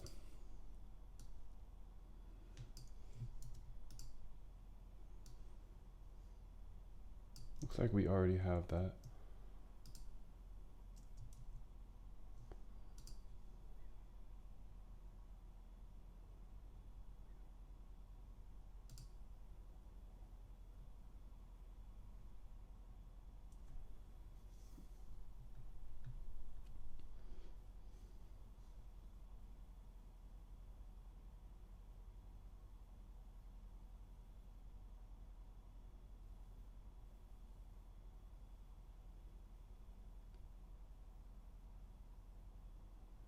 Okay, so this is a little weird to me actually, because it says down here it's an error, right? The error is this. But why would it show that full error?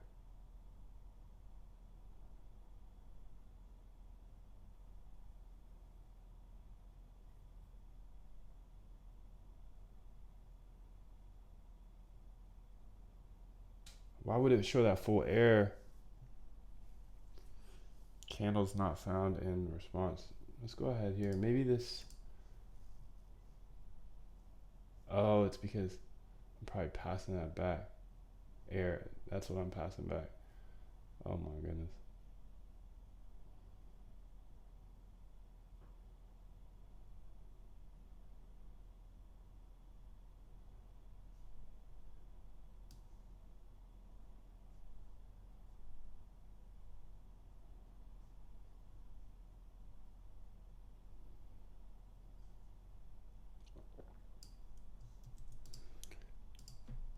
This is the response from the code that is supposed to have the candles in it.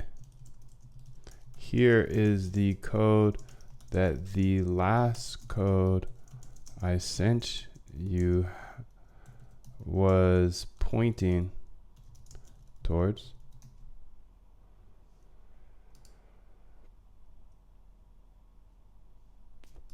Get candles recent.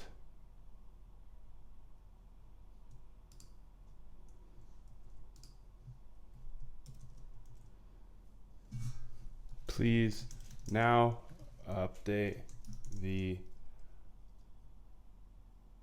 last code I sent you to get rid of the error. All right, how about that? How about that?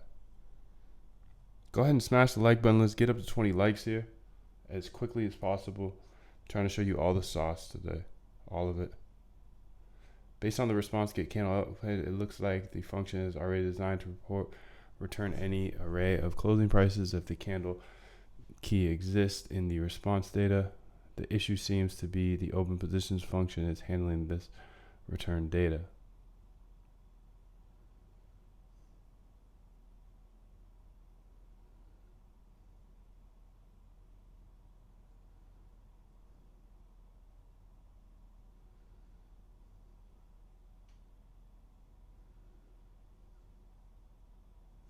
All right, I've got an idea.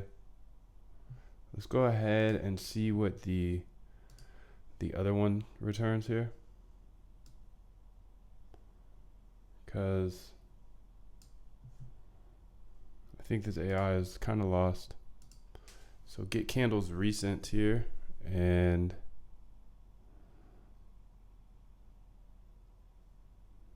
should print candles maybe.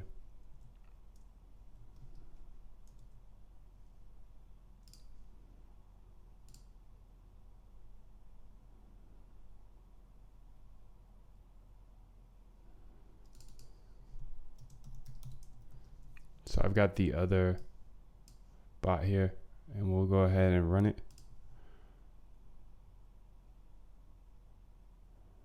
Let's turn off find integrated pairs and manage exits.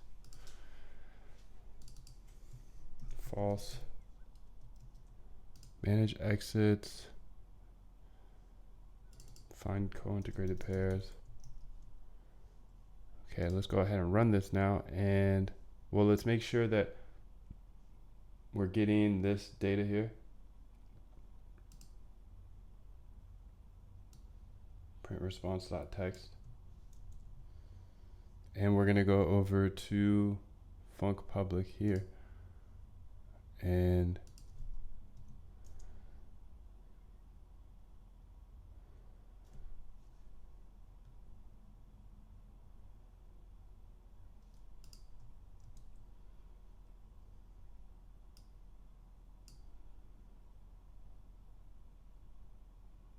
looks just to be an error here.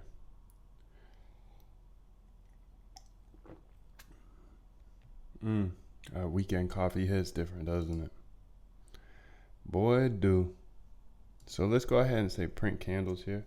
Print candles. Oh, we already do. Let's do print candles. And then print close. Now let's do it here. Let's put print.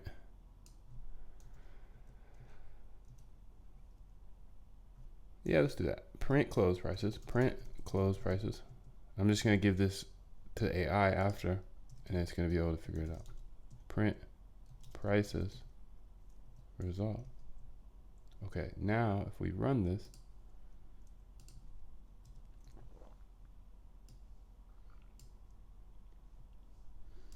okay, please analyze the function and the output below.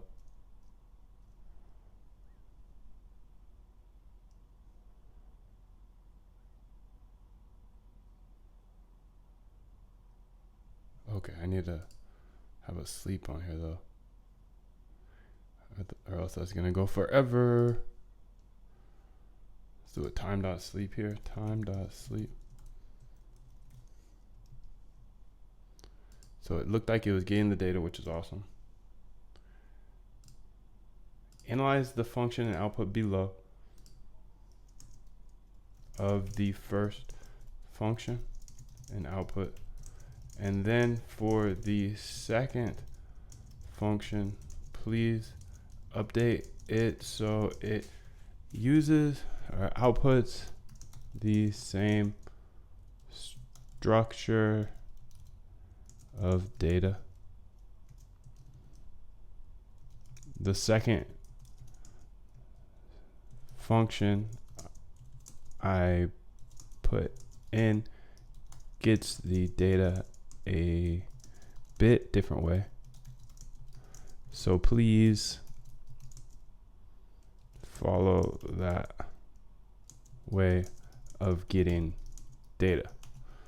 Okay, so let's put in this first function here. Let's put in the data first. So I'm going to grab this data that I got, this dydx stuff.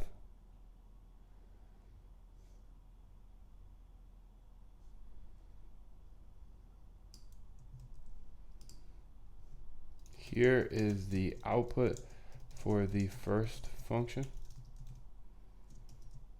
Here is the first function you can learn from.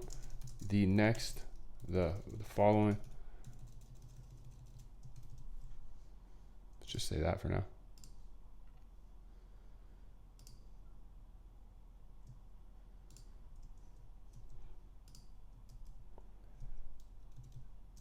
Update this function get candles recent to output just like the above function does, but it will call the data differently. I will attach some instructions on how to call that data to. Okay, so here's that function that we need to update.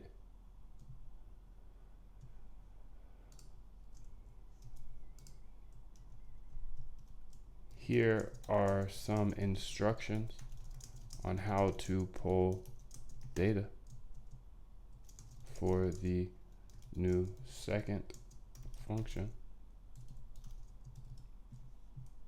I love just spamming this with just the biggest prompt ever.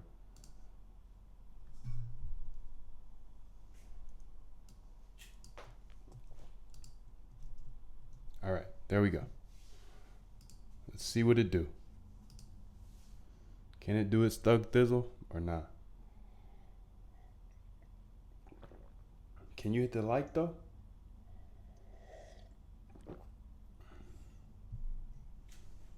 To align the output of getCandle's recent function with the first function, there are several steps that need to be implemented, considering the difference in the way the data is fetched and processed.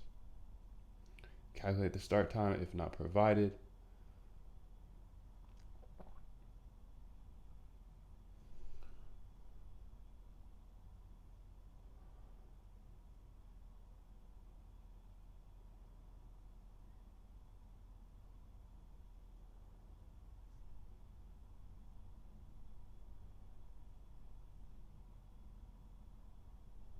All right, so this should now mirror it. At least that's what they said. Let's go ahead and copy this in. I don't want to get just sol data. That was a big error. Oh, sorry, this is not the right thing. we're going to public, function public here.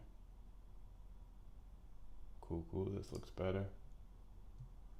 Let's go up in here and let's make sure that we're printing stuff here along the way. So I'll go ahead and open this up a bit more. This is where we run it from. So let's just make sure that we have some prints here. Start time, print here, print F. This is new start time. Let's say start time here.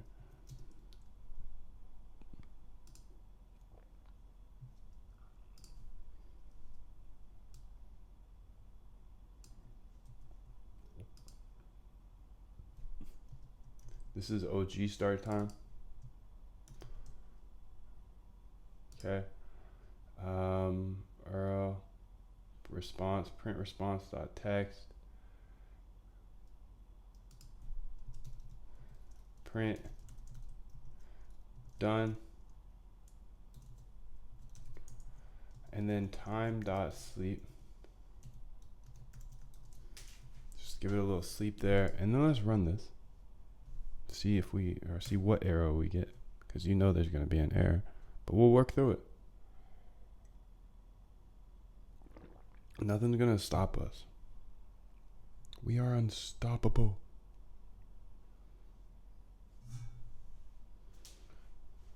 So I need to get my AI down here working again, so I'm going to get this set up here in a second.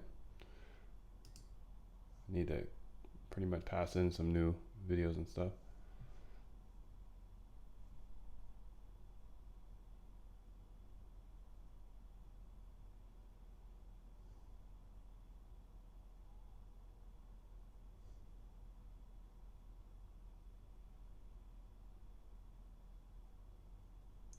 Okay, so we got all the data again, which looks great. But the error we're coming across is series 1 is not in the candles. So that is coming from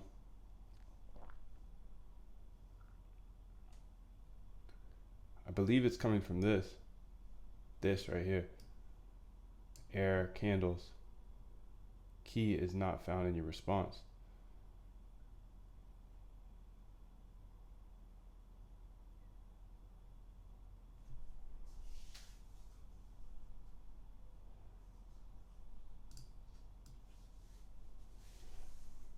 So, but it's okay. We don't need the candles key, right?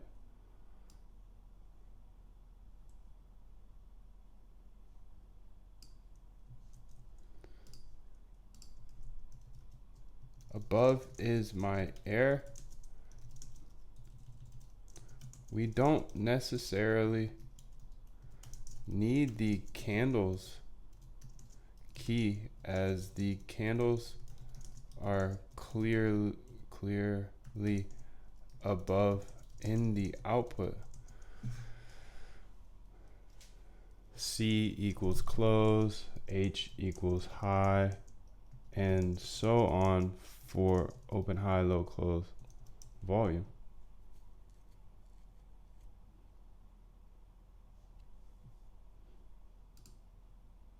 S is time, or S equals symbol, T equals time. Below is the code we are trying to emulate. So let's go to that code, and it's here.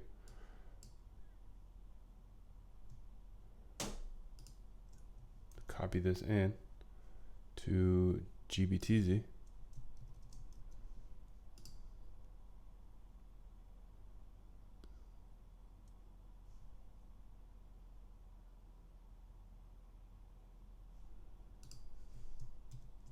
Please update it. Now you know what the output is and the structure of data.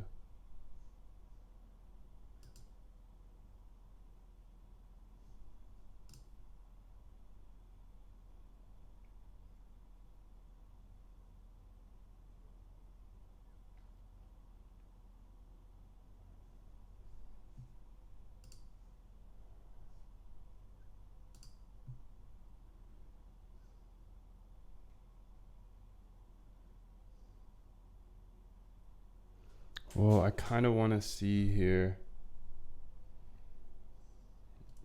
And then let's also say here is the output of the above example.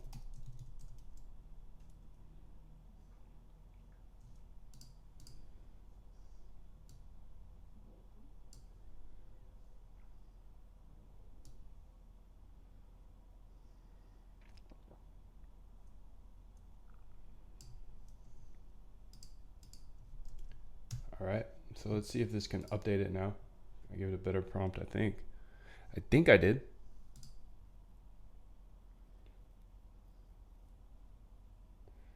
Let's go ahead and see what it does. I know I gave it a lot.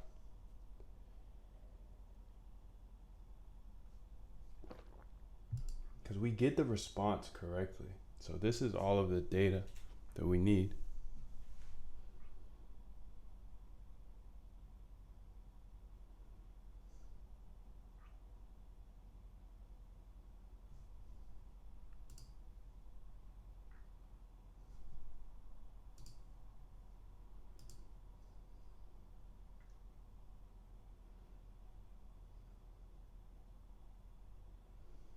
Looks like it's doing some work now. It's funny.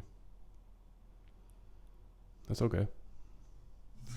They can do that. While that happens, I want to go ahead and get my AI back going. So this AI, essentially what it does is it does the RBI system for me. So, you know, the process is research trading strategies, backtest those strategies, and then implement them into bots if they backtested well. So that process, you know, can take some time. So we have an AI to do it for us. And this AI just watches videos or reads papers or takes in ideas and then codes the backtest for us. So let's go ahead here. You haven't seen this before. Secret strategy. Okay. Sure, bro. New strategy for fast profits. What is this Quotex thing? So a lot of things. I'm going to skip any more of those that I see. Steal this strategy. Okay. Sure. I will. I won't even watch your video. The ultimate day trading course. Okay. So every video I put in here, the AI will go analyze the video, watch the video, understand the video, write the strategy, and then go ahead and code a backtest for us. Let's do filters here. Say this week.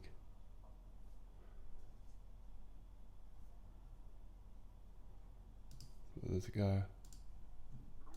And I try not to put too much bias in this. Just like throw a bunch of videos in here because the more we have, the more profitable strategies we will find. It's pretty much the name of the game.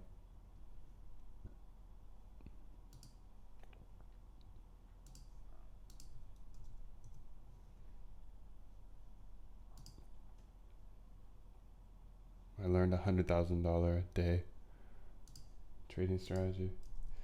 All right, bro. Let's see it. Let's watch it. This swing trading strategy, okay. And that's probably good for now. We'll come back to it later. We'll just keep it going every time that we get a break here. Let's get the AI going here, and now it's live, and it's watching those videos for me. Let's go ahead and see what ChatGPT said here. It seems you are trying to fetch and process cryptocurrency data, candlestick data for quantitative analysis. Your script fetches open, high, low, close volume data for a given cryptocurrency market. This data is vital for backtesting. From your message, it appears you encountered a problem with candles not being found in your response and an issue with multiplying a sequence by a non-integer. To address this, you need to modify the script to correctly extract the required data. The data frame has been successfully converted with numeric blah blah blah, open, high, low, the date to close time. This format allows for more precise calculations. Now you can proceed with further analysis.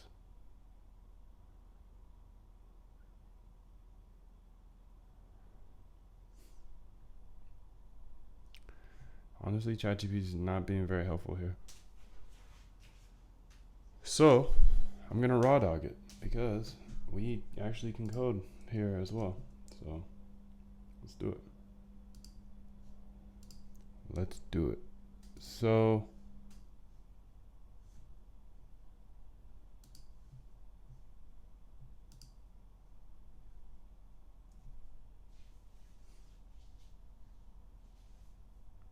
we're getting the candles. Time.sleep.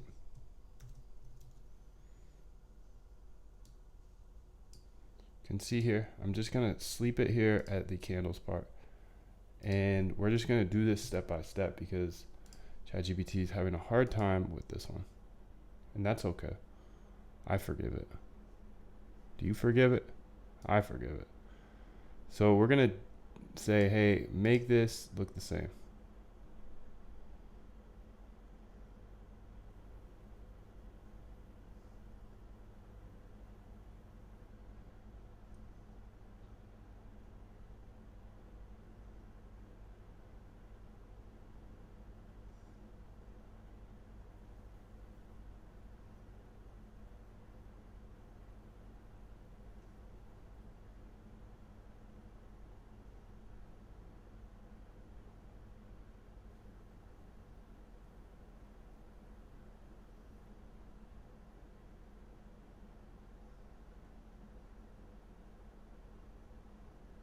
Let's go, buddy. You got this.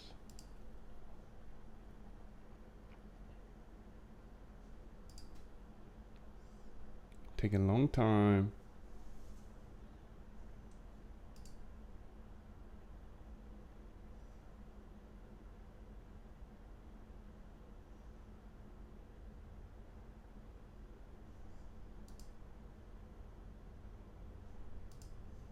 Am I sleeping somewhere?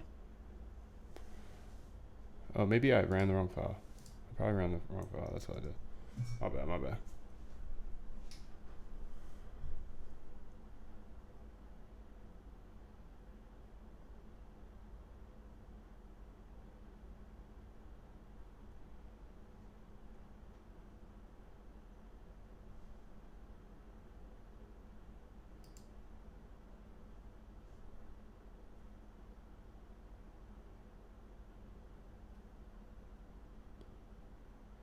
Okay, there we go.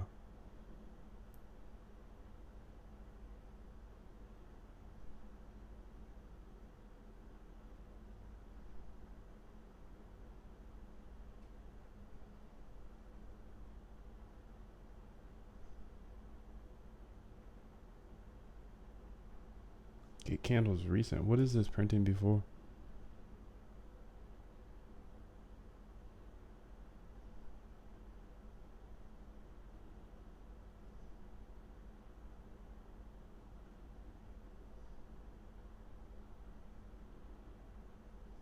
Finding trading opportunities. Funk public.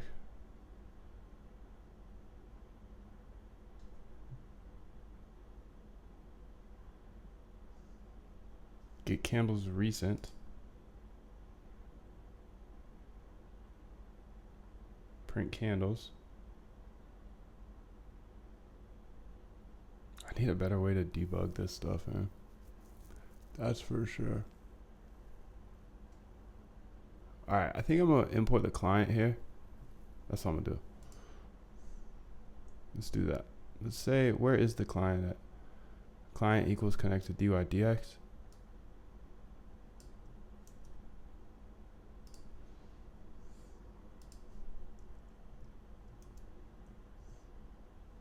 And DYDX comes from Funk connections.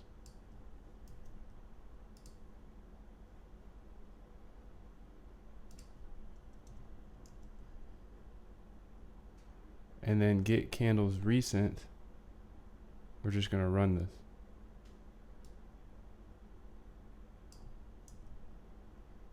Because this is taking too long to debug the other way. Time.sleep. Market. So USD. Okay, now let's run it from here. This should be a quicker debugging process now. Debug a little bit quicker.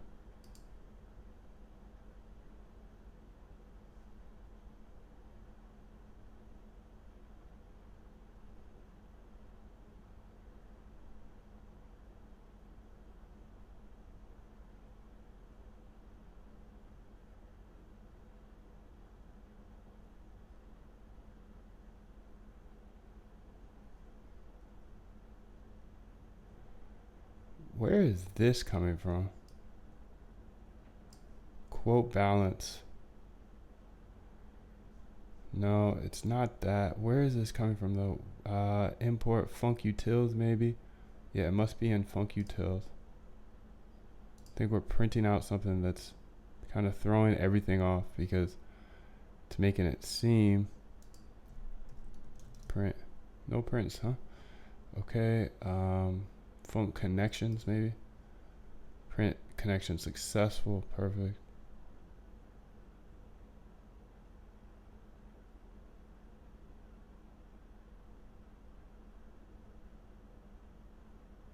Oh, snap.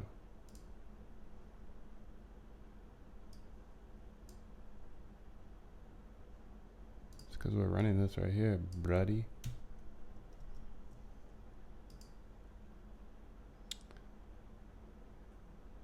And I believe we don't need to have this here.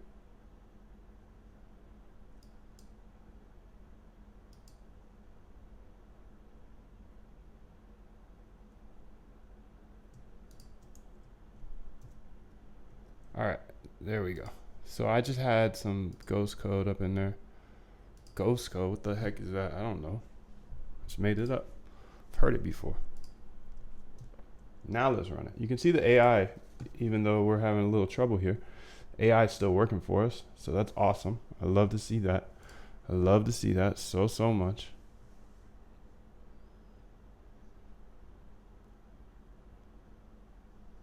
And I should have did candles.text here. Candles.data.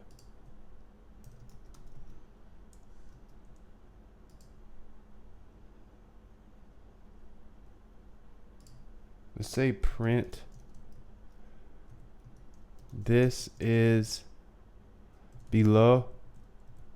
Below is the print of each candle in the 4 candle in candles lit data. Candles loop. Just give the AI as much as possible. Print the below are the final close prices after reversing, and then print below are the final price results after above line of after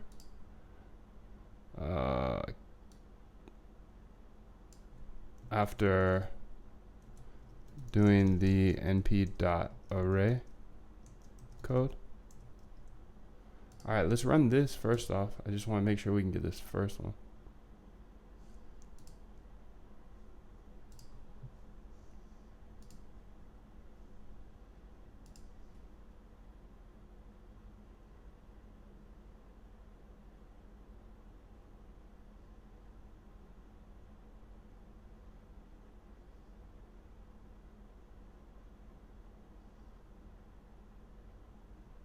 Okay, perfect. So we get all the data here.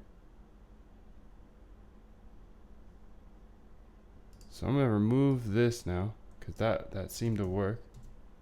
Print below is the data from candles prior to processing. Okay, so this should now give us all the info we need.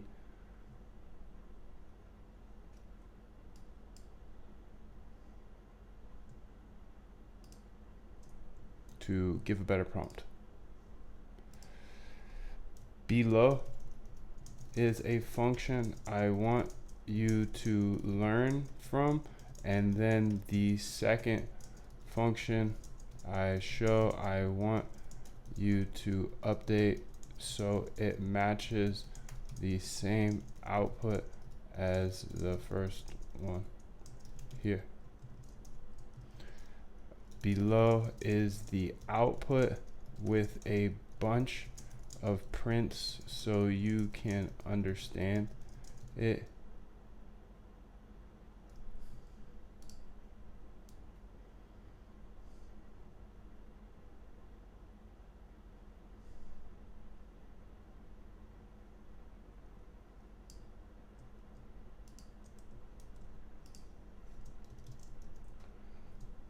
Now, please update the below code to match the same output as the above.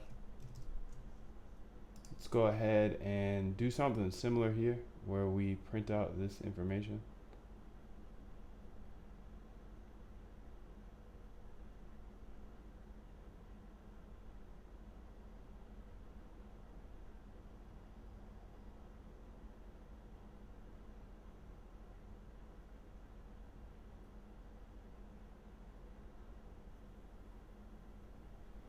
So I'm gonna go ahead and try to run this actually from here as well. Time.sleep. Just so we can debug a bit faster here.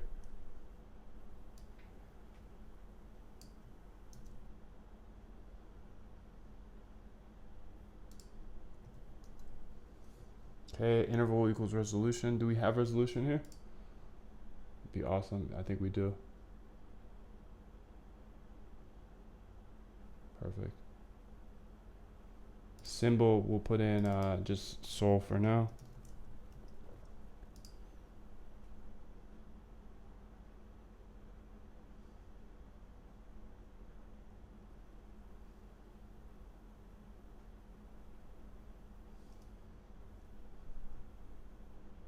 And let's run this. Let's put in the code.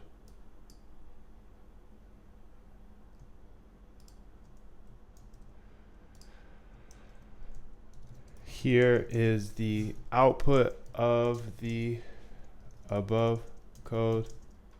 Please note that the open, high, low, close volume is O, high, L, and symbol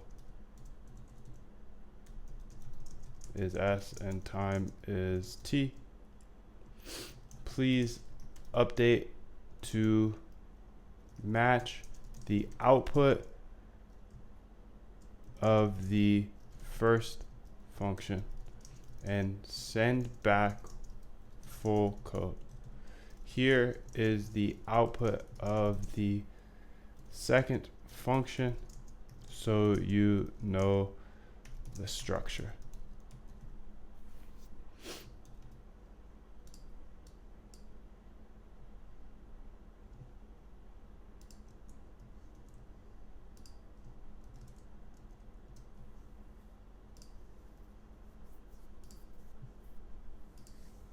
Let's see if it does this.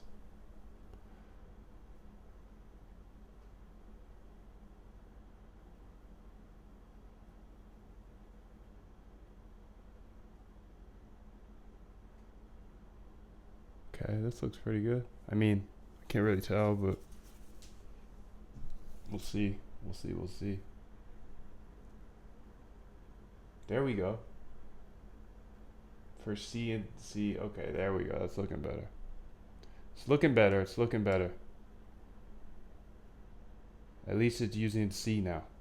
Instead of, before it was using candles. And now it knows that it's a C instead of candles.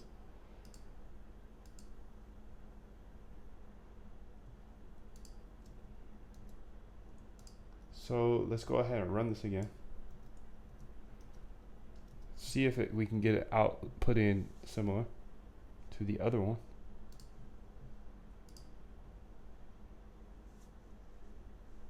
Sick. I think we got it.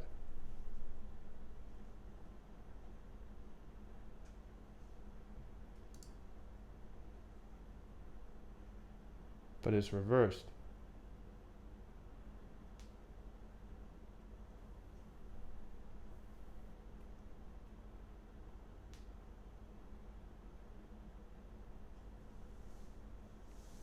So this is the final output of the function you just sent back.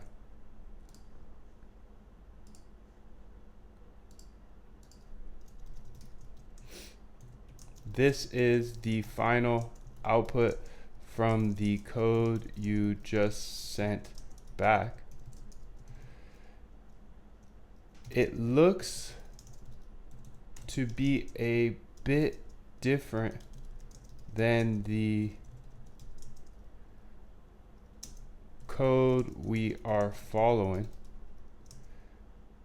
See the output for that again here. It is the same symbol too. So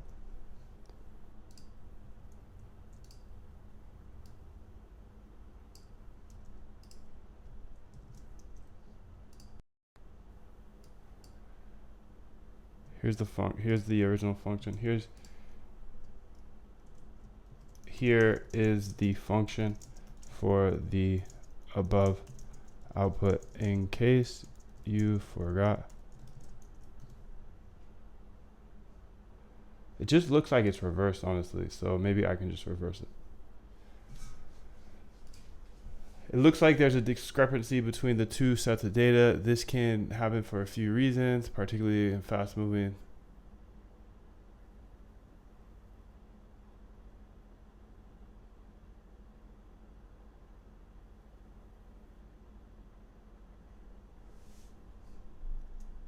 It just looks reversed, honestly, right? So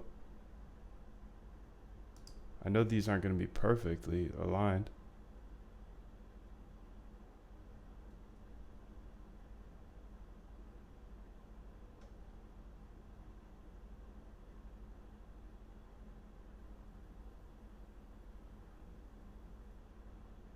So what if I just remove the reverse here? Maybe the data just comes in a different way.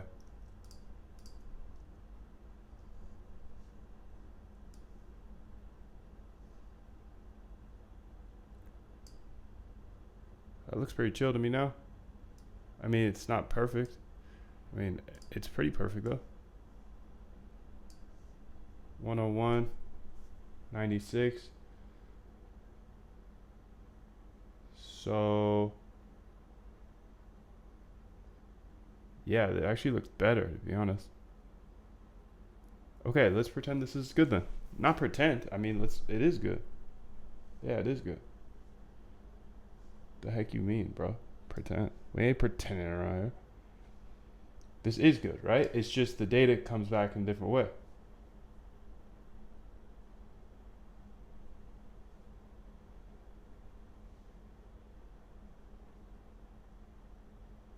And how can we test this? Well, let's do ETH USD.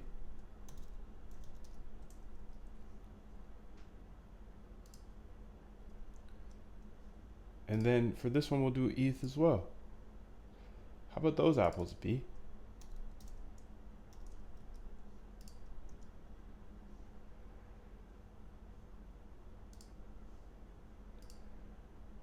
All right, so below are the final prices. And that's what we return as well. Yeah, this looks Gucci to me, dog.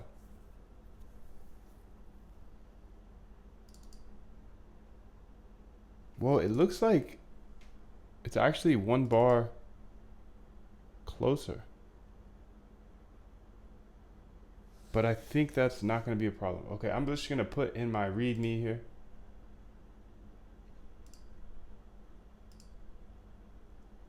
Because this is kind of important.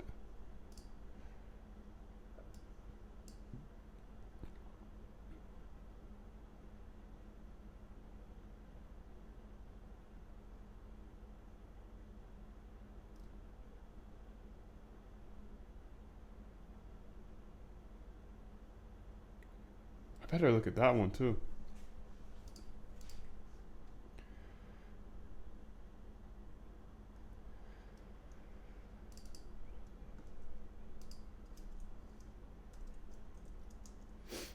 On DYDX, the final output of data is reversed. On HL, I removed that so they match up. Okay, so I want to double check this now, because if that is true there, it's probably the same here. So let's go back to Func Public.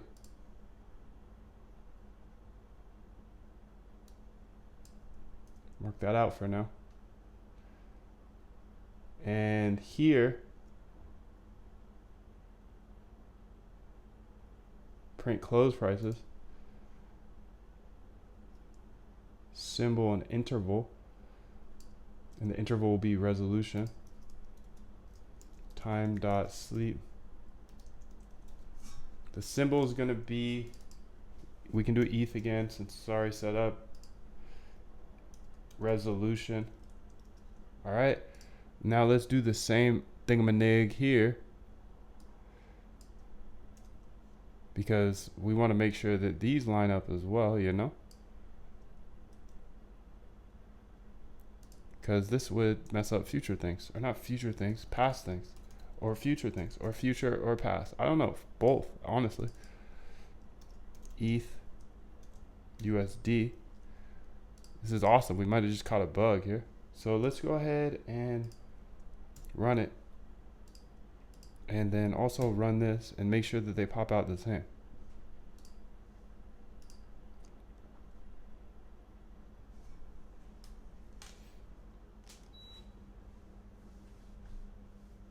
They should come out to be the same. I didn't print these though. Print close prices.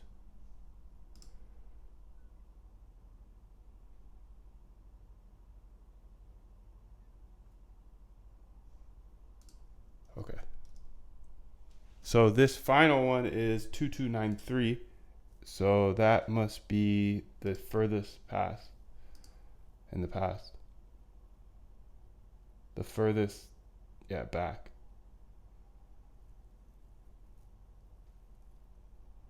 I print candles every time.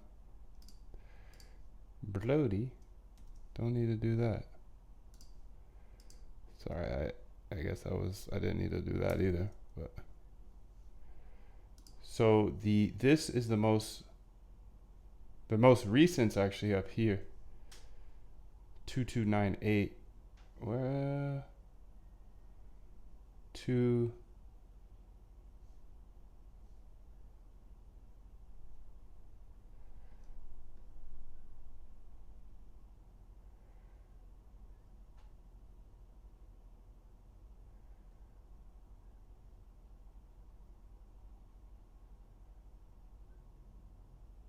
This says 2555, so this is the most recent.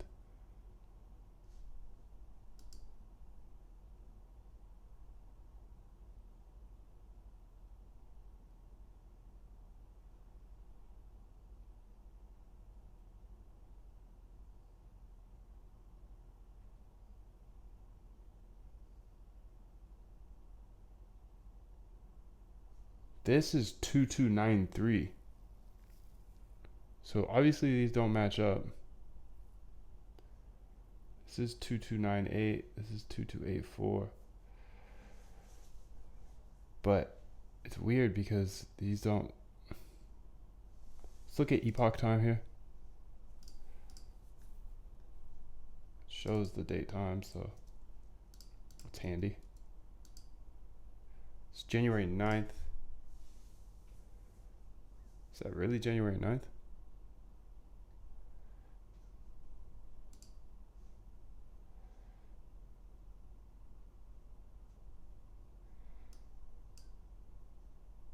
Yeah.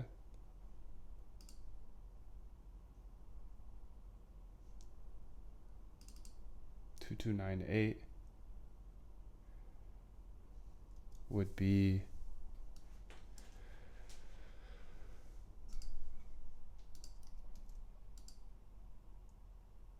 January 1st.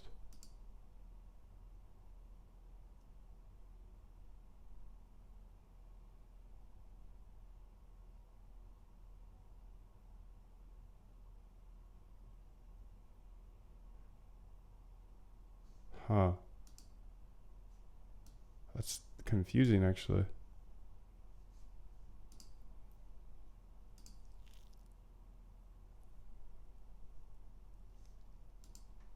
It's like it's missing a couple days, actually.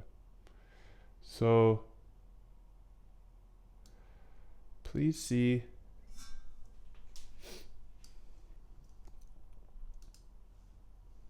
all right, so I'm glad we caught this, actually. Please see this output below to see the bottom value is actually 4 days ago.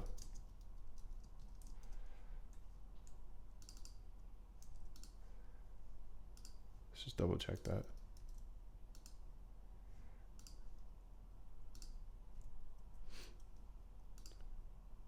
Today is Jan 13th and is Jan 9th. The below code should be getting historical data from the date called. Can you tell me what's wrong with the below function and fix it and return all the code? I know this is taking a while, but it's okay because this is super duper uber important.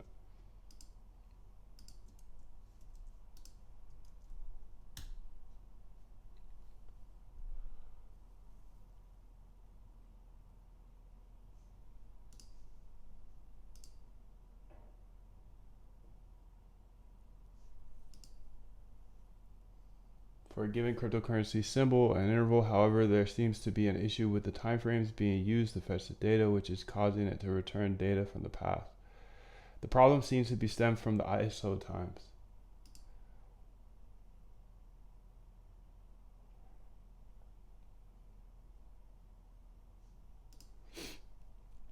A dictionary which is not visible in the code snippet you provided. This dictionary is likely defining the timeframes for which the data is fetched.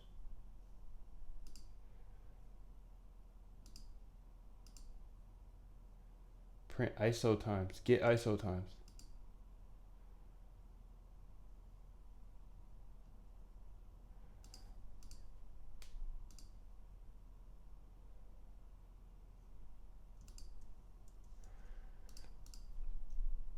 Below is the get ISO times function.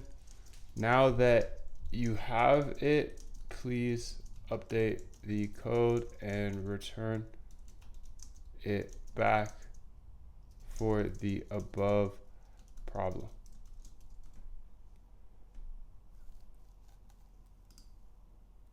To fix this function, you can ensure the ISO times dictionary or any other method generate ISO times is correctly set to the fetch date desired date range.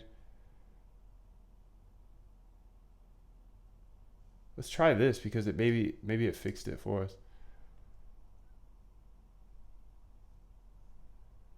Oh, we had to put in the date time there.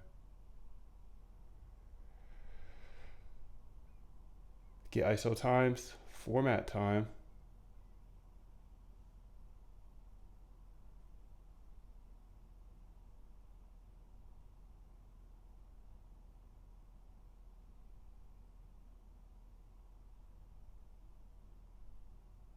Symbol and historical data.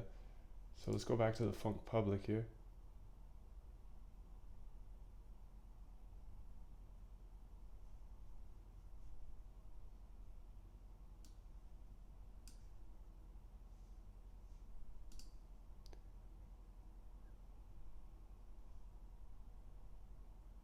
So 1 hour and ETH. Perfect. That looks good.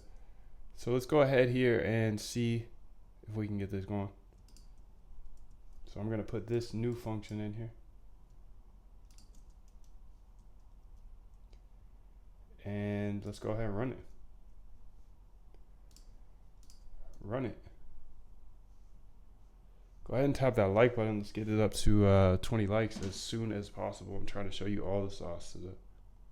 I believe code is a great equalizer. That's why I share all this information. Most people will never share this. 2293, perfect. No, it's not perfect yet. We don't know that. We don't know stuff. 25. Okay. What about up here though? 2293. It's 12.2.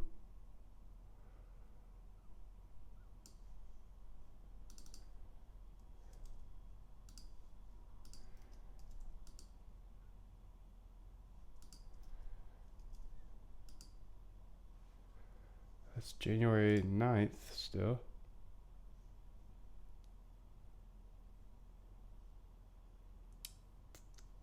And this is January 1st.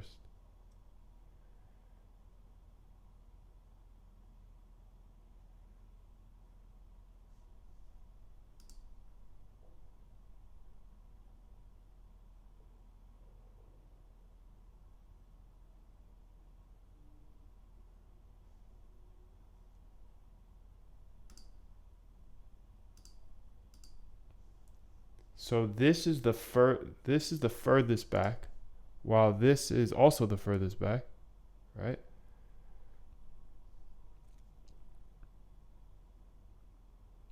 So this actually looks correct in the sense of the reversal, at least, which is nice. It's weird that Hyperliquid has one reverse like that and the other not, but this is still coming back as January 9th.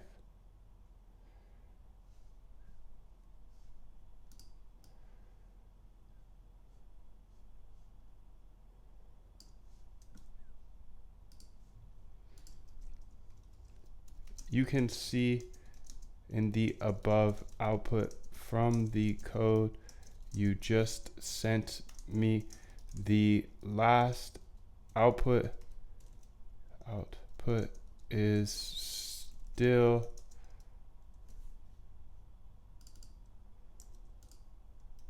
which is Jan 9 when today is Jan 13.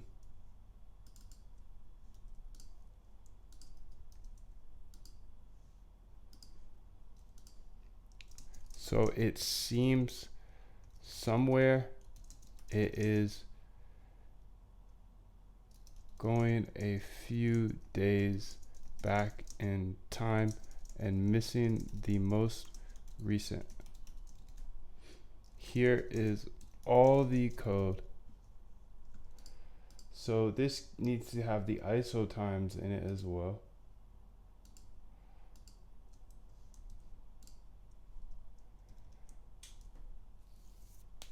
So let's get ISO times.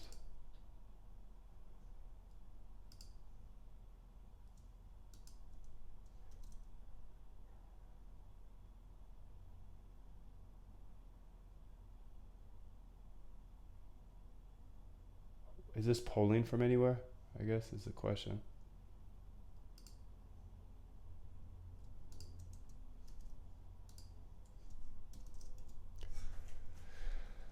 Please output the full fixed code. So where is this happening? Essentially, it's missing the last 4 days.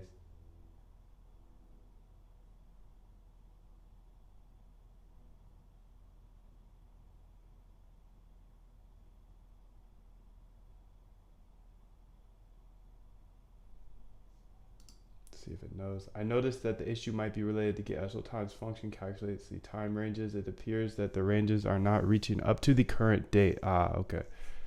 Which is why you're not getting the right stuff. Okay, so I wonder date now. Oh, wait. Looks like it does, but see what it does. Here, time, date start, time delta. Oh, date end.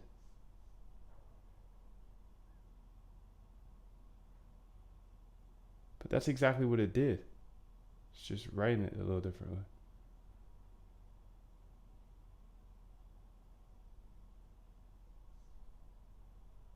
Let's just trust it. Let's just trust it. Let's do that. I don't see the difference, but I see the difference in a little wording. We'll see, we'll see. Format time.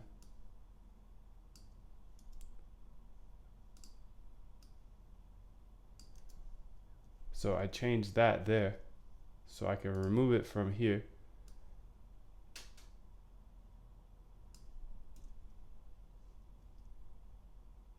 Don't need it there. And then this get candles function, I'm gonna just update it just in case that it changed something.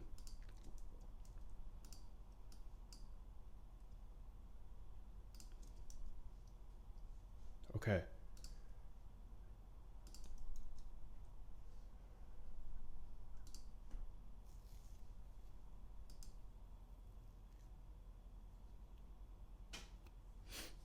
All right, let's see what happens here.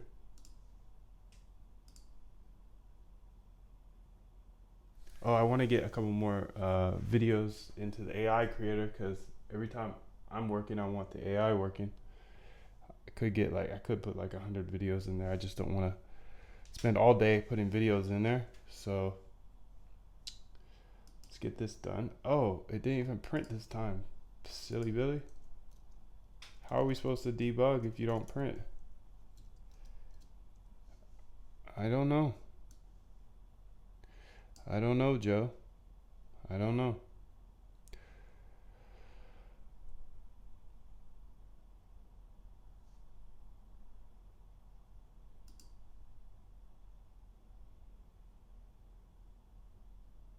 Two two nine three still.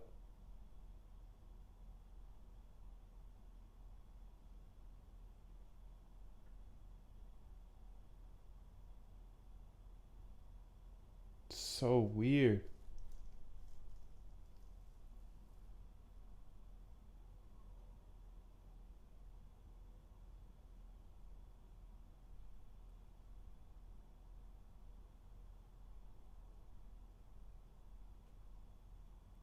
What could it be? I mean, it's not like a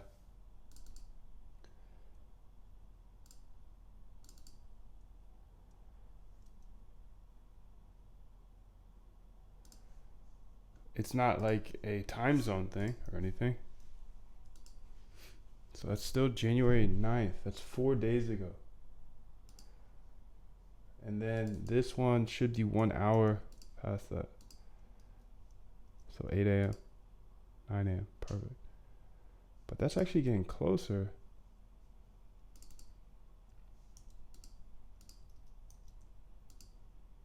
Oh, look at that.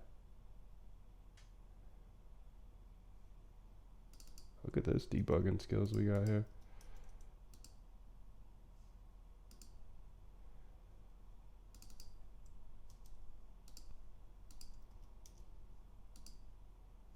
January 5th.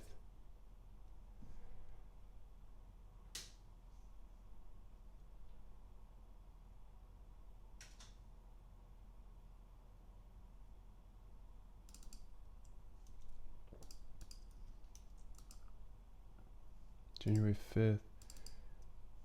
But look at this. I think what it's doing. Yeah, here we go. Okay, so I'm still having the same problem. I'm still having the same problem, but may have found a solution. You can see in the below print is there, which is January 13th, which is much closer to current time. So I'm assuming that the current date time is in there. It's just that when we appended each, I don't know, what do you call that? Each, where do we append here? Each of the close prices,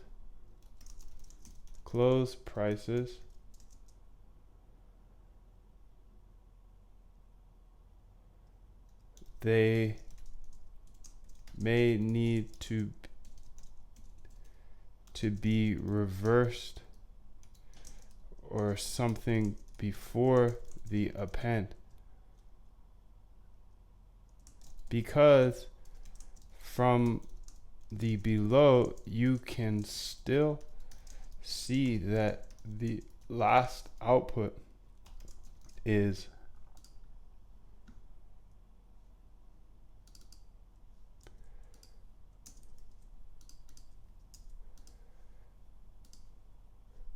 which is Jan 9th, and today is Jan 13th.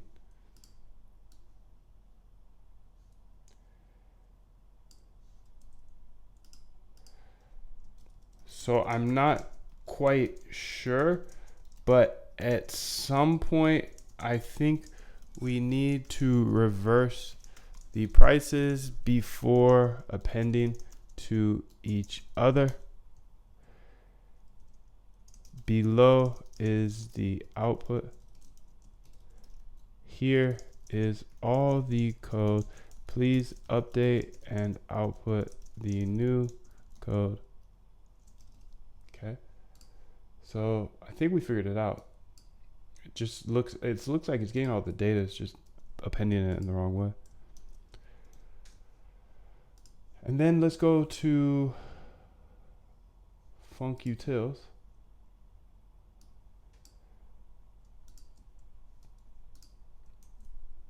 All right, I think that's it. I think we figured it out. Sweet. Good job. Good job, you. You're doing great. You're doing great. We're doing great. Let's get some AI here going.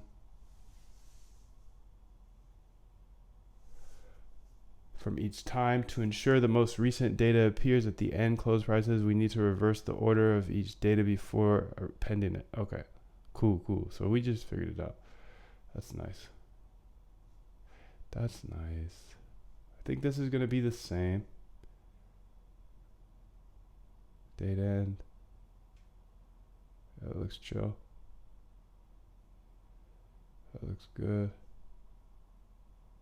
2 to 1, 3 to 2, 4 to 3, perfect. So we're just going to update this get historical candles data, and let's see what it does so we can learn a little bit. So we're reversing the order right there.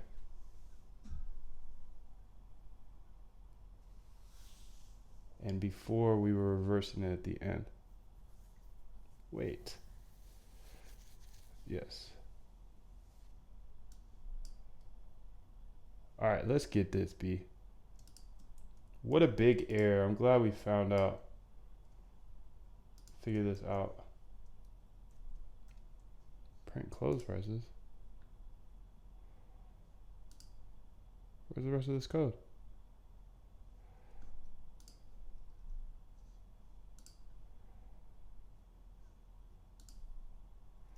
I'll put that, the last function again.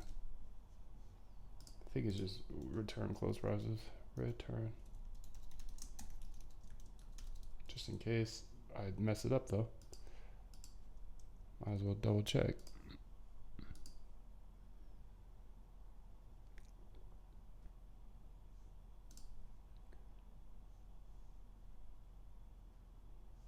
So this should be running now.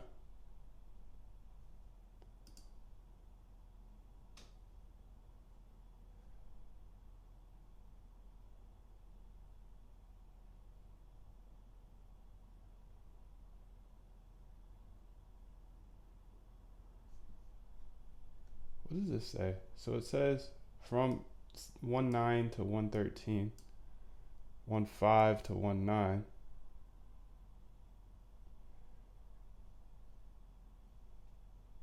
looks great. So 2354, is that current price? I sure hope so. It's not. It's effing not. But what is this date now?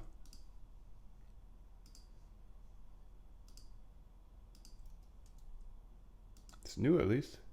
Okay, perfect. So at least that's the last one. And maybe this will be the first one, 2544.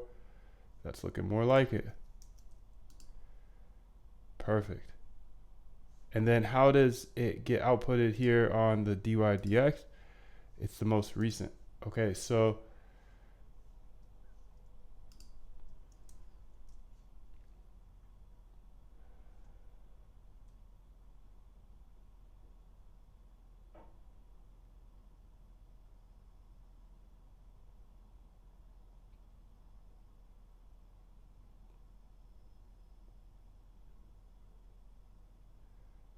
it's a different function. But I want to reverse these one more time. Close prices dot reverse here. How about that? We don't even need AI for that one, boy. Tap the like button for this MoonDev non-AI here. I wrote a whole line of code today. One full line. One full line. How many lines have you written today? Actually, I didn't even write it, but see if it works before I get too hizzy hyped. Okay, 2544. Looks pretty close. What's the time right now? I think it's around this time. Honestly, don't even know what the time is right now. What is the time? What is time in GMT? It's 12:25 p.m. GMT.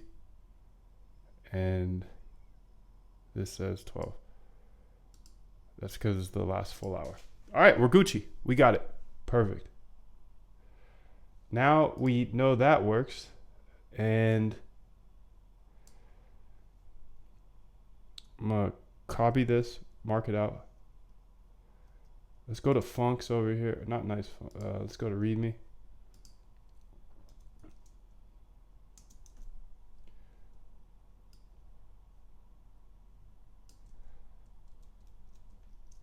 Since this gets candles in 4 bursts, we reverse them each loop and then again at the end in order to match with DYDX. Now confirmed. Working. Confirmed. Working. All right, sick. I mean, I go through all these trials and tribulations for you. So, I mean, it's for me, but at the same time, it's for you. And then I'll put all of the working code here in the bootcamp. The bootcamp is where I've already figured everything out. And this is how I teach step by step how you automate your trading so you never have to worry about trading with emotions again.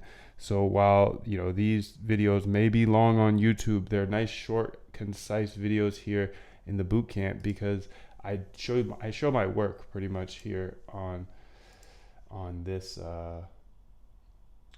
YouTube channel, and then I can go ahead and actually show you step by step what works here in the bootcamp. So feel free to join that if you want to remove all your emotions out of trading.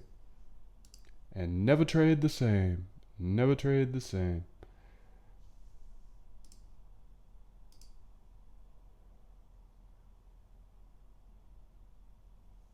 So where were we? We were up here and calculate Z-score. These are entry pairs. Get tradable markets. Let's go ahead and just run this and see what happens now. I think we should get further. But I should probably just run this from here. So I'm going to import the client. Let's actually go back to where we were on Func Public because we don't need to import the client anymore. I was just doing that for testing.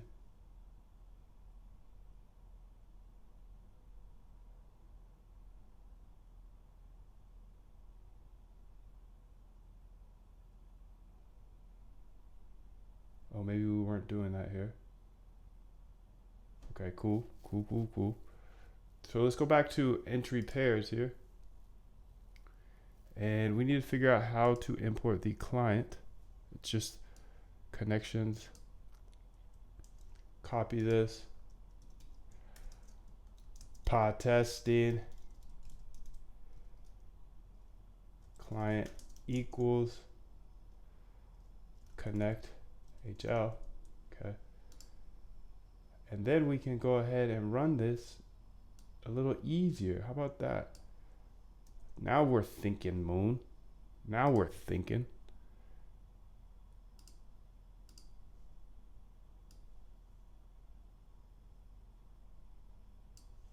Right here.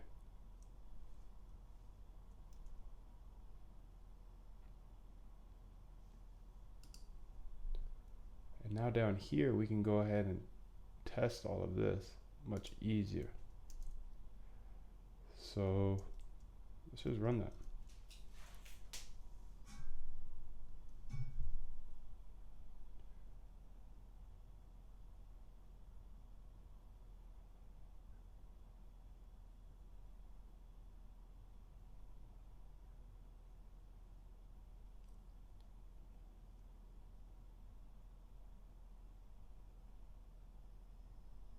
All right.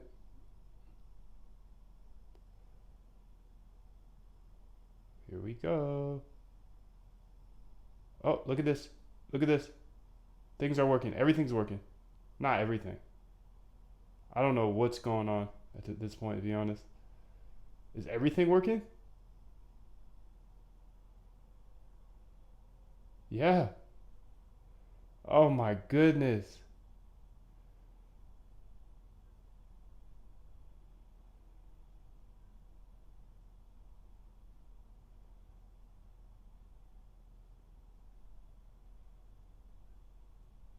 Sick.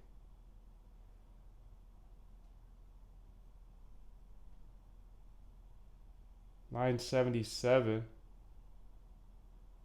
Dang, we got all the way. This all works. Above all works now. Sweet. So that's awesome. We got a bug on line 77.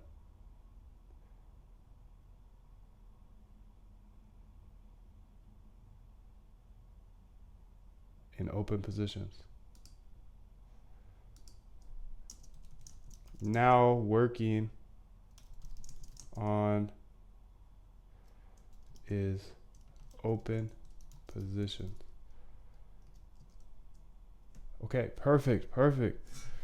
Sick. Okay, so what do we want to do here? I think I want to grab some coffee real quick because I think we've been here for a while. I'm gonna grab some water, some coffee, and just refuel a little bit because we've been here for a minute and yeah, it's still super early on the weekend. So I'll be right back.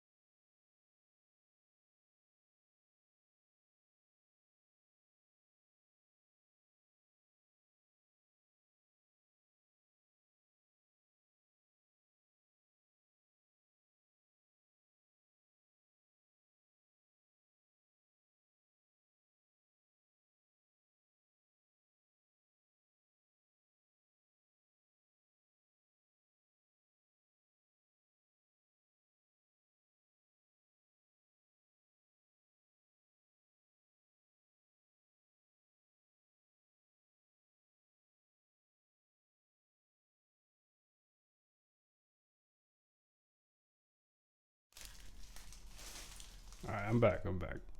Took a little bit longer. Sorry about that. Anyways, let's go ahead and get back into this. So is open position. So that's where we are. So let's go ahead and look at is open positions.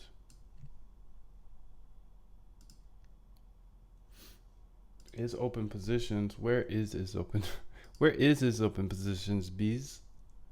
Is open positions in Funk private. So let's go ahead.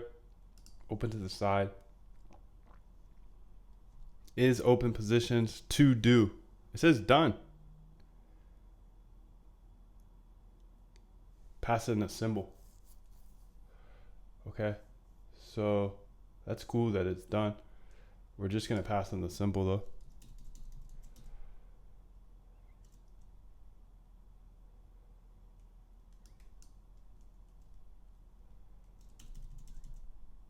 Okay. Quote market and base market.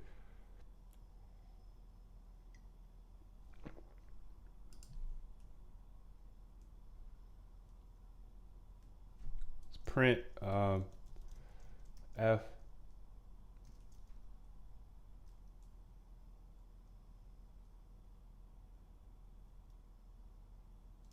base open is open. Quote open is quote open.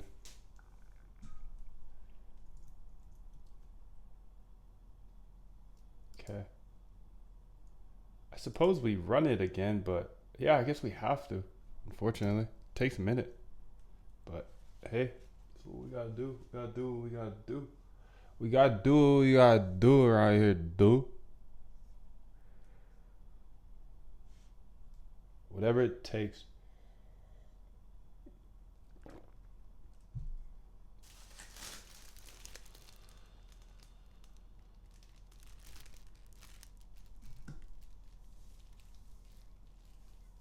All right, so this takes a minute, to be honest. Wish there was an easier way to test this for row and row.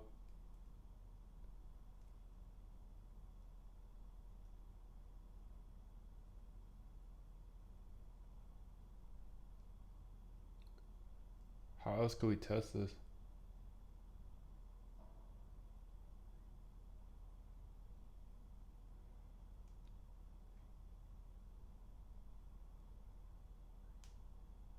I think I should go through all of these functions here and make sure they all work. Okay, so you can see this. We got to line 95 now. So we're moving on down. Beautiful. That's a big jump right there, actually. Tick size, tick size. The good old tick size. Let's go ahead and before we go any further, let's get some more strategies up in here. We got to have the AI going while I'm going, my guy. If we're working, it's working. This AI is incredible. And you actually get access to it when you join the bootcamp. So make sure to join the bootcamp. Bootcamp's where I teach you absolutely everything in more of a teaching format. Right now, you kind of see me just coding what I need to get done here. Been working on it for a while, actually. But the cool thing is the bootcamp saves you hundreds, if not thousands of hours because I literally go so hard on coding this stuff. And then I put it into the bootcamp. You get access to all of it. You get access to this AI as well.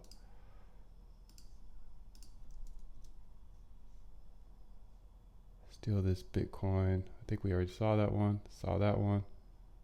Gold trading strategy. Grab that one.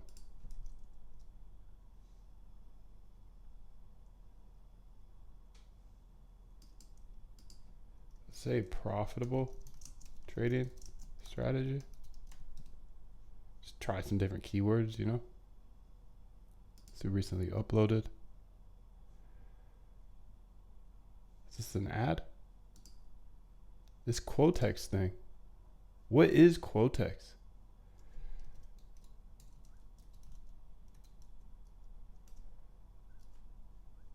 There's a broker.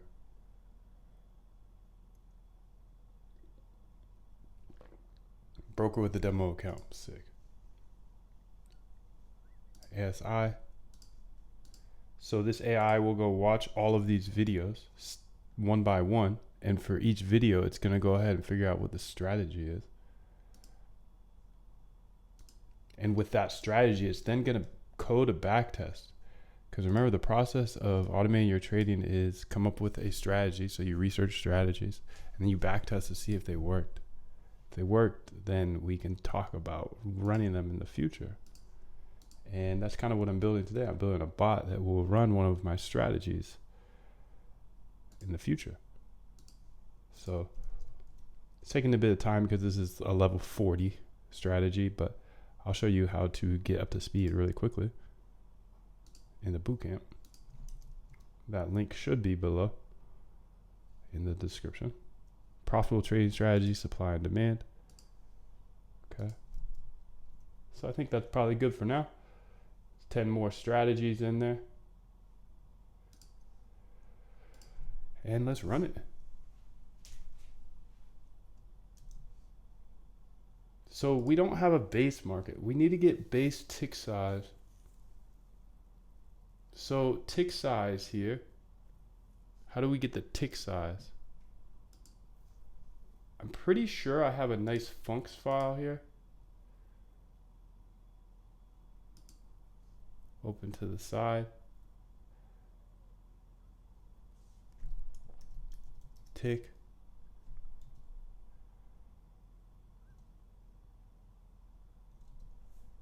Huh, I thought we had tick size. Bid, ask, limit order.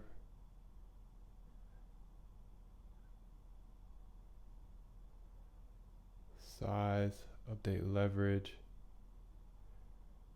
DF, positions in position.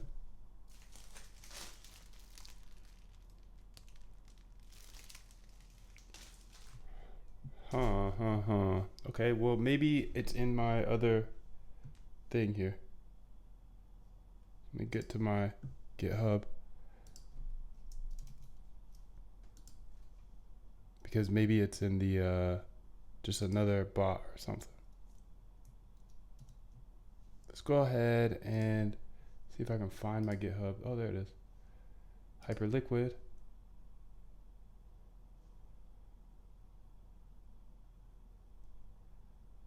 Co-integrated pairs 3 days ago. Constants 2. Co-integration. These are all the stat arb hyperliquid. So I have another hyperliquid file here somewhere.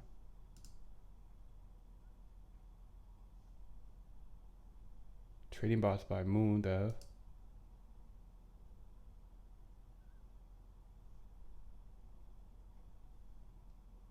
Hyperliquid trading.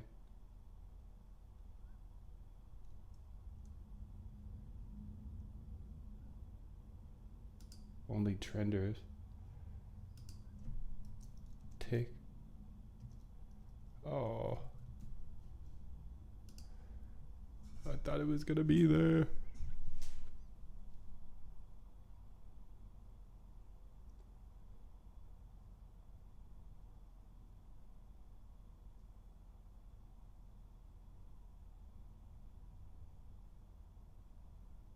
Four-hour change, tradable tokens.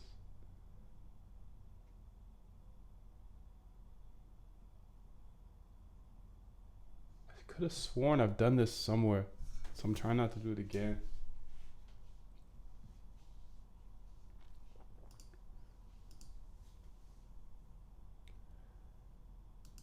Say trending here, maybe it's this one.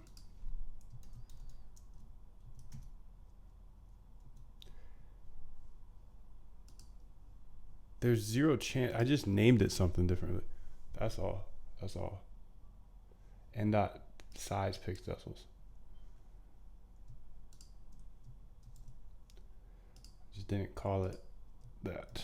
I knew I had it. Like, there's no way I didn't have it. Okay, perfect. So this successfully gives us the stuff we need. The size decimals and the pixels price. Size and price decimals. Size. So base tick size, size, tick size, base price would be. See, I need to see how they're set up here in the DYDX one, because we gotta have the answers.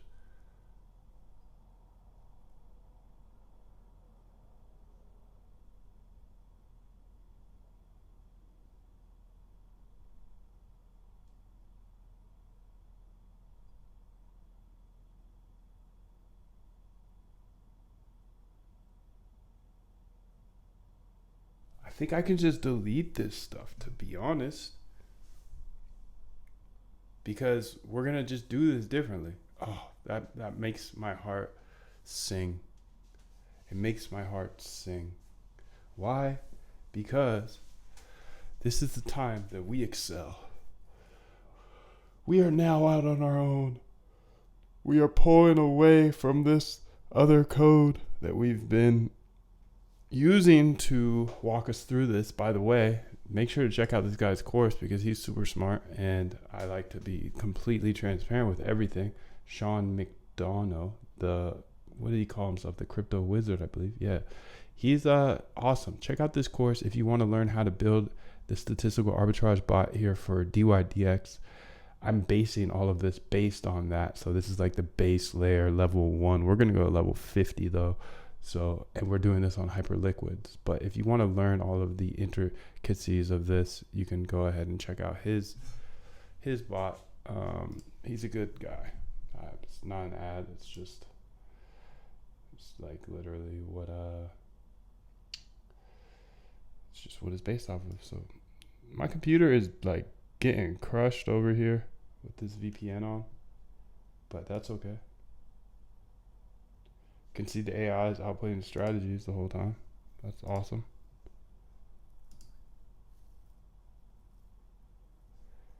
So here, I want to see what they're doing, and then we're gonna change this up a lot because we don't need to do this anymore. You can see our limit order here does the tick size and all that stuff for us. So I just want to see how he's putting in the orders.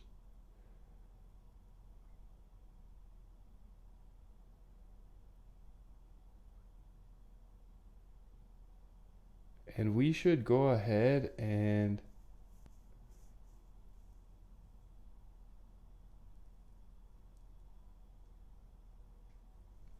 I want to see an example of this. Give me 3 examples of this equation. So 1 divided by the price. Give me 3 examples of the above equation.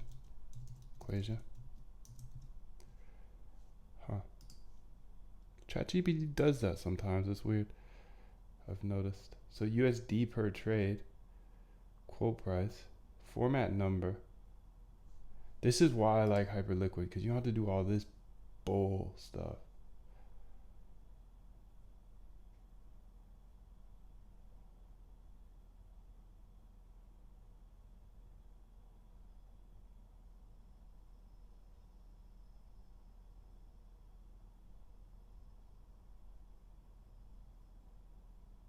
We don't need a failsafe. Okay, this is great. Oh, I feel like we're at open ocean now, honestly. It's hard to like, for me at least, it's hard to like kind of work from somebody else's code. So I'm just happy we're past it. Steam doesn't seem to be working anymore. You got this, buddy. I'm here with you. Yeah, it looks like our AI doesn't work anymore. It's okay.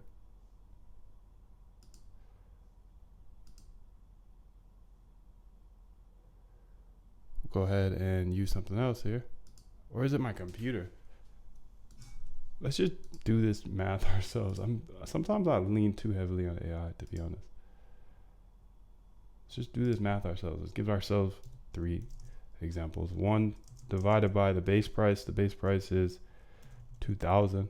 So 1 divided by 2,000, it's like 0.0002 or something.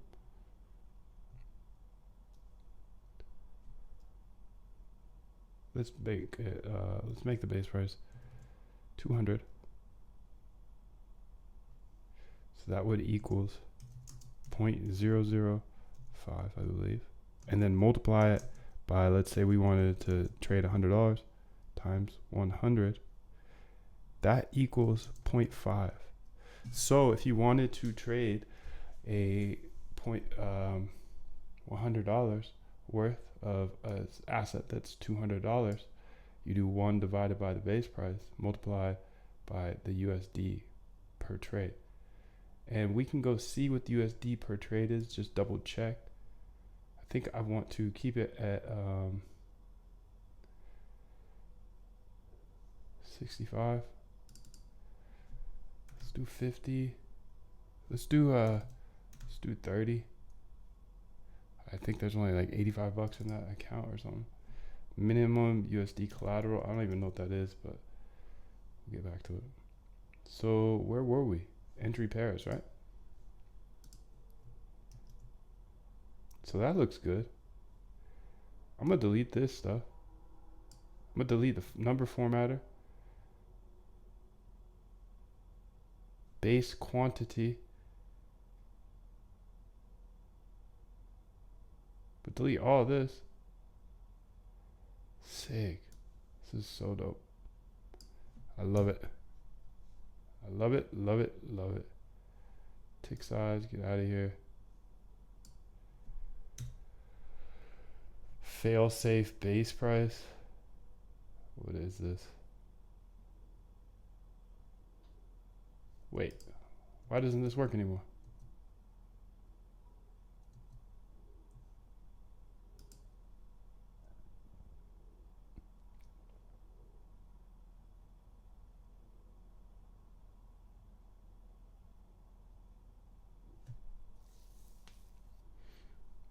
Okay, that's nice insurance he put in there, but I don't need it. Essentially, it's checking to see if it's bigger than the order price, minimum order price. But we can just make sure that it's bigger than that by having our price be bigger than that.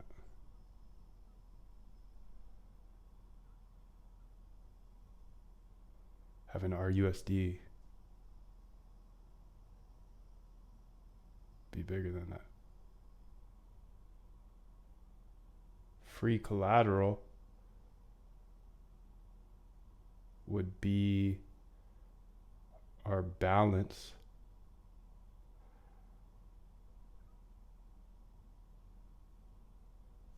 And that's a nice guard. I like that actually. So essentially what they did here was they put a guard in that says free collateral. So if you wanted to only trade, it essentially says it allows you to not blow up your account. That's the way I look at it. So that's cool. I like it, but I'm not going to use it for now. I use it a different way. And we'll update this now. Now I feel like we're in open ocean, and now we can start building what we want to build. We got the initial parts done here. Well, not fully, but let's go ahead here.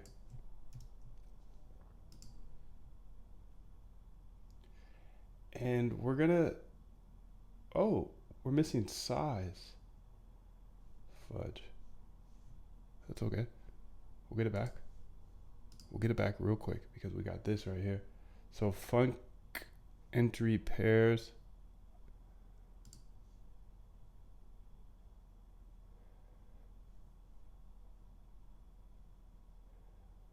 Quote size.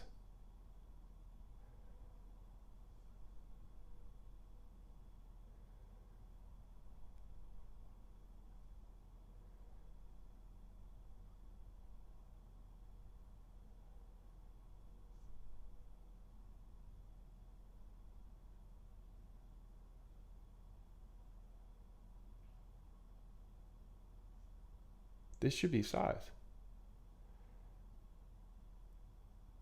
right?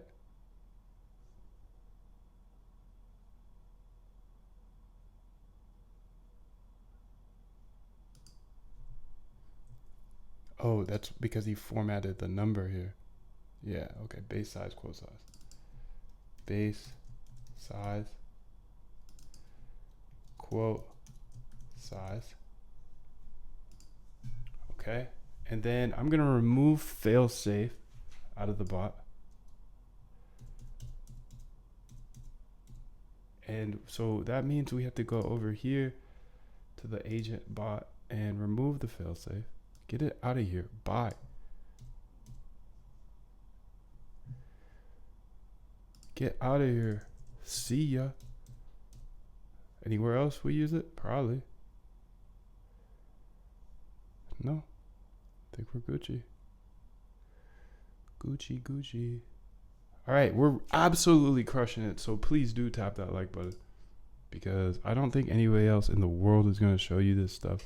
We had our AI just create another 10 videos, or 10. Looks like it had some problems here with these last ones. Max retries. So 1, 2, 3, 4, 5. So it had problem with the last 5. So I'm just going to delete these and get them, pop them back in. We're in early stages of the AI game. It's really insane that we have access to all this. But with that, you know, there's always going to be little weird things that happen. Probably my internet just went down or something, but we'll see how this reacts.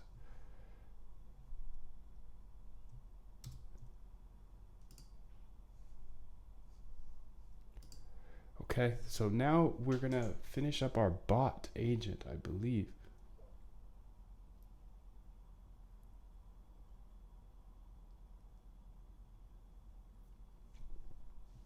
Because we're over here in the,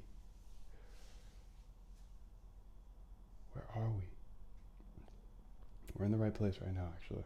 So quote size. And then this will say bot agent.opentrades. So now we need to start working on our bot agent.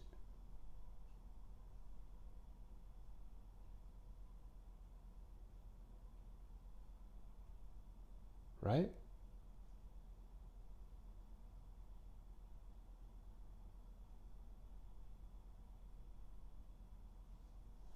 Okay, I want to print all this out though. Print F. This is going to be a lot of printing, but whatever.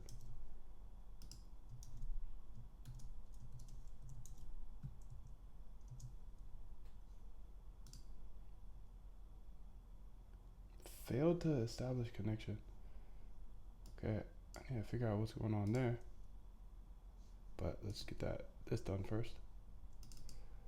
Quote price. Quote price.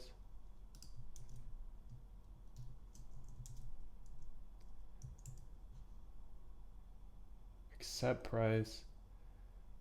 Base size. Base size. Quote size.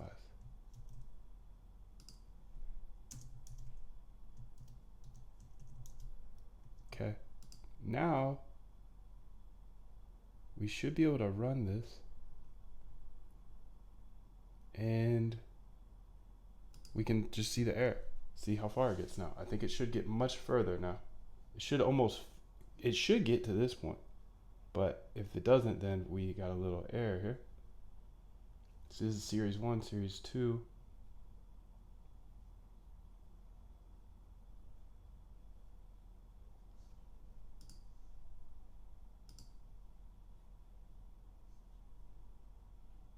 Oh, my internet is down.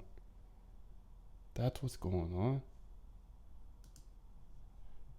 I was wondering what was going on here. Sorry. It's like, why isn't this AI working? Or why isn't anything outputted? Okay, we're now connected. So this should work now. Now this should also work. We just didn't have internet for a second.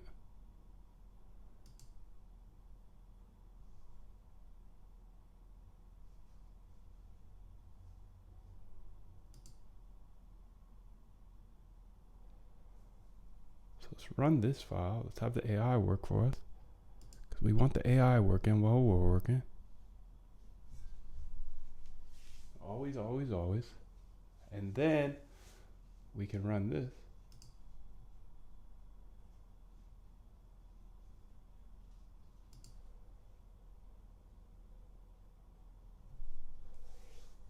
And this will take a second, so let's give it that second or two that it needs.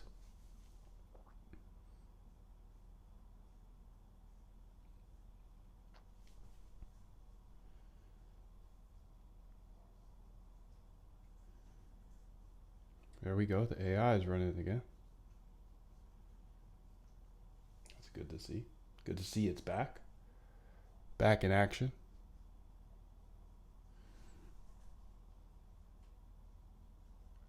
Now you can see everything's back. So the internet was just down.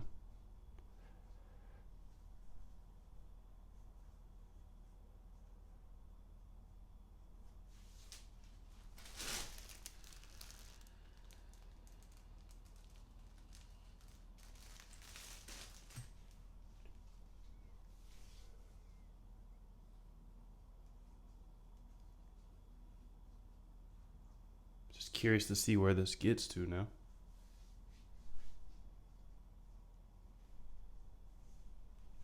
If it gets all the way to the base price, that'd be awesome. Awesome possum. Print base price. Perfect. Dope, dope. So I don't even know what it's trying to trade, to be honest.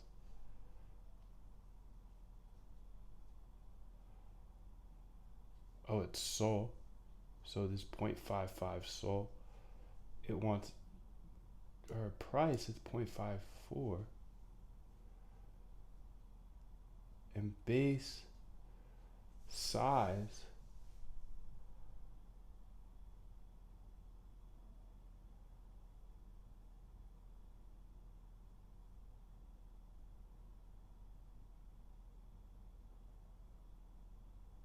what token are you doing? Oh, we don't know the token. Okay. Well, that's not very helpful for debugging. Sheesh.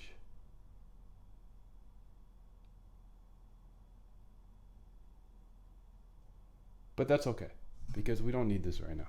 Let's get up into the bot agent, because it says the error is there. And if the error is there, I think we can just test this bot agent now, because, okay, so that means it got all the way to here. Working till here.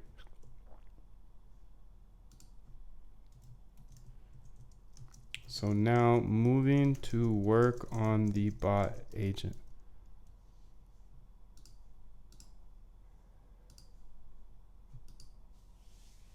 The agent.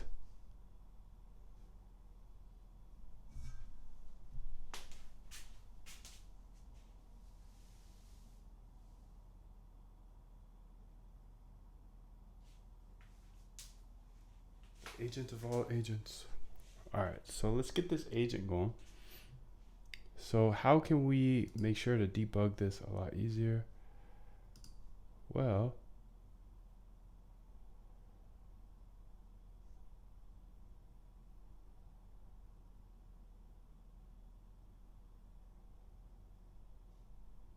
let's go to market one. So 104 here.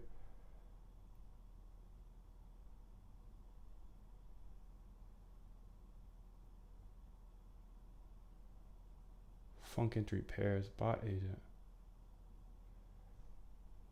104, and then 142 inside the bot agent. Nope, 142.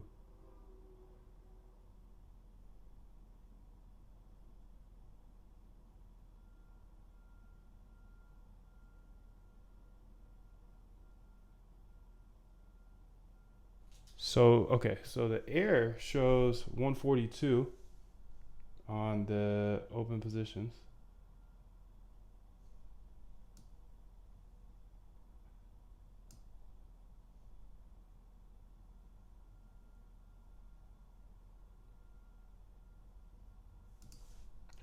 Let's just figure out where we put market one at.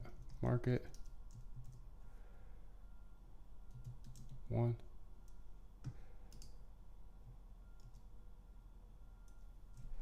Market one.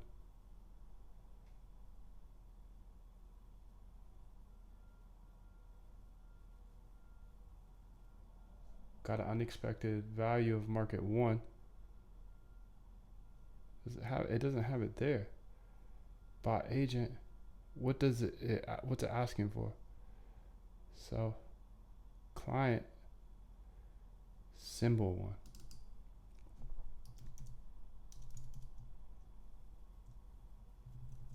So these need to match up.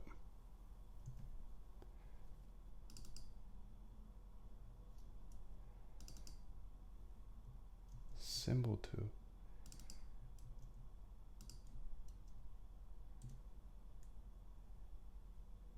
Base side, base size, base price, quote side, quote size, quote price, Z score, half-life, and hedge ratio. Okay.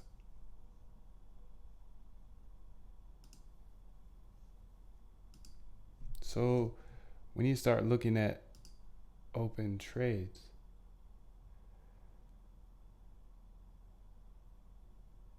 Should make a JSON though at this point.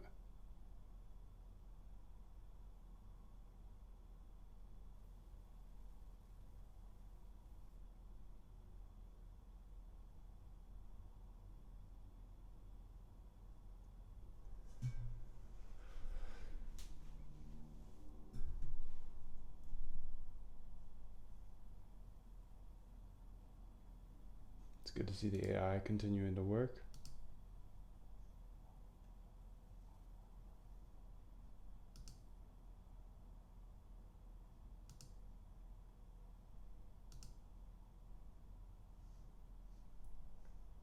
So this should get down to open trades, and in open trades it's gonna have some errors, so we might as well just jump past that. But I kind of want to see if it gets to the open trades. Placing first order, self.base side, self.base size, self.base price, and then it's gonna get the ask and the bid. Oh my goodness, we did a lot of this. And then it'll put in a limit order. Actually might put an order in. I don't know what symbol, but. So this says, what does this say? I probably didn't save it. Probably.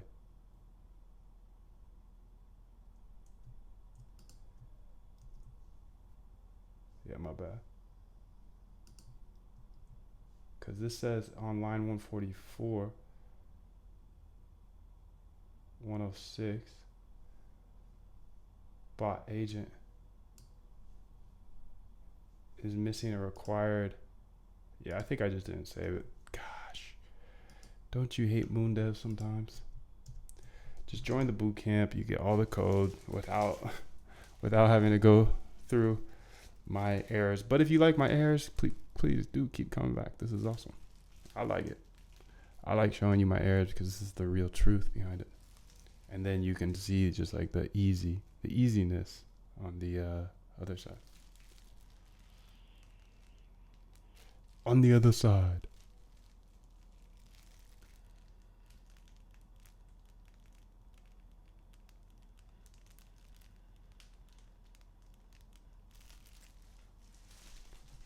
So it shouldn't require the thing anymore, which is nice.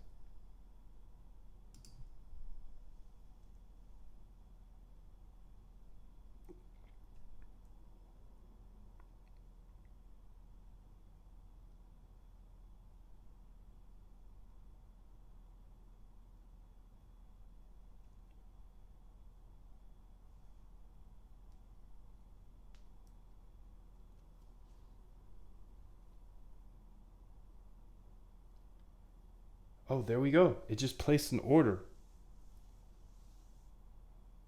Okay, this is sick. Did it place an order? It said on ADA.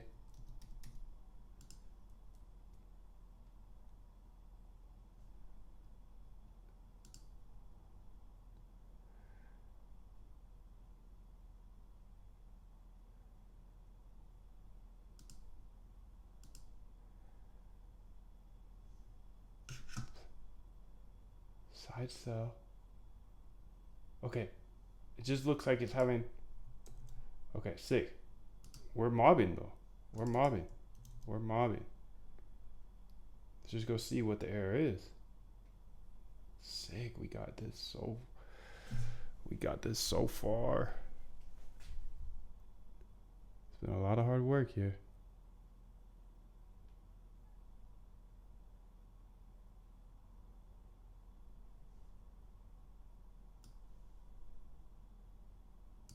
Okay, let's go ahead and figure this out. I have to use it the clunky way because my computer is so slow right now.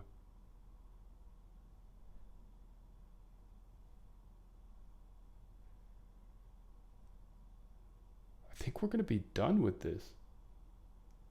Low key. Okay, so this is the error we're working with.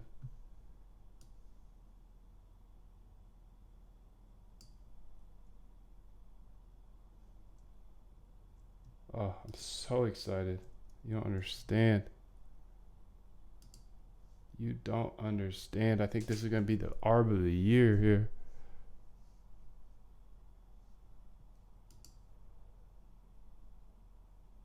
So let's go into the bot agent here. Open trades. Is there a way? I want to put this error. Oh, maybe I'll just put it on this readme here. So we can see what we're working with.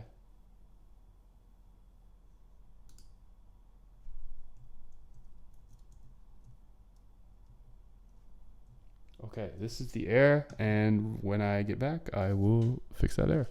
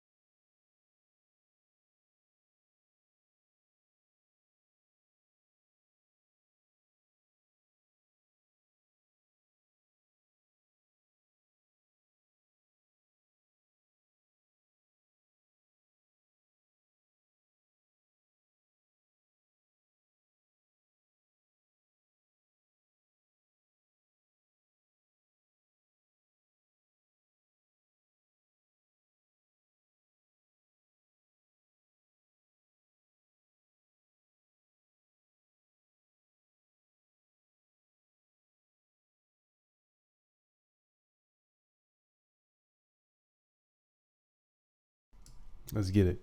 All right, so this is the error. What is it? So coin string type is by symbol placing or error value sell.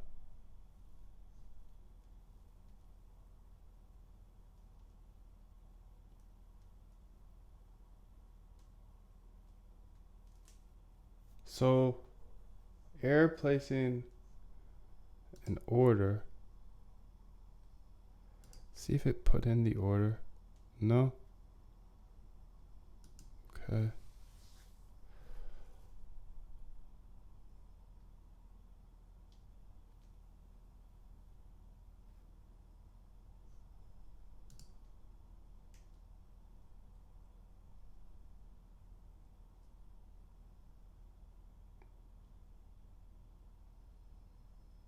I know what it is. I do know what it is.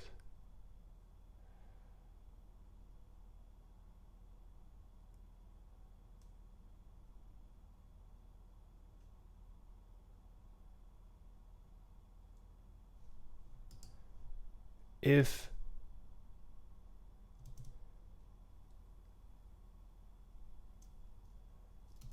base side equals sell,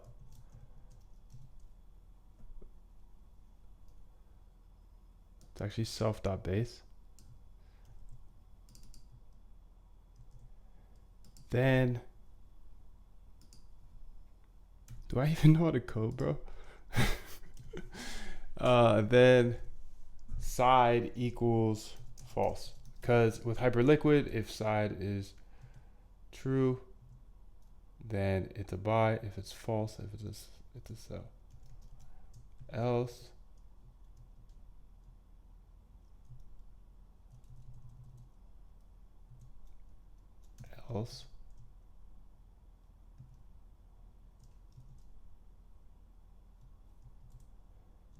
equals, I mean, that was the most efficient way to do this, but I should have just said if side is buy equals false.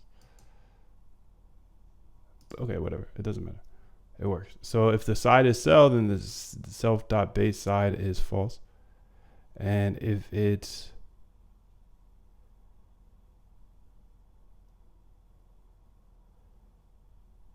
anything else than sell,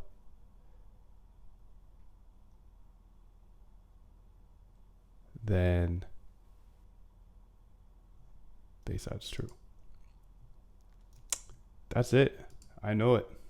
I'm pretty confident on that, but we'll see. We shall see, because you never know. You never know. So let's run it. And I think this is gonna be good. So we're here on function entry pairs, and we're crushing it.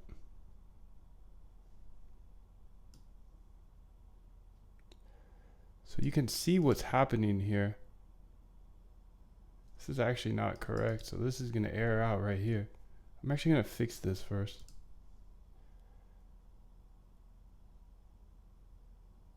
Is it dot text? I can't remember dot.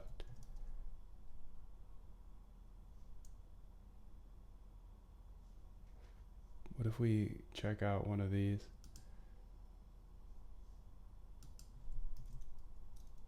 Dot text.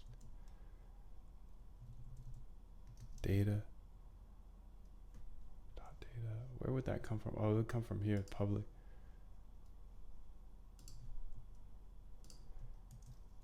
Dot text. Yeah, it's response dot text. Okay, so we'll go back to our bot agent.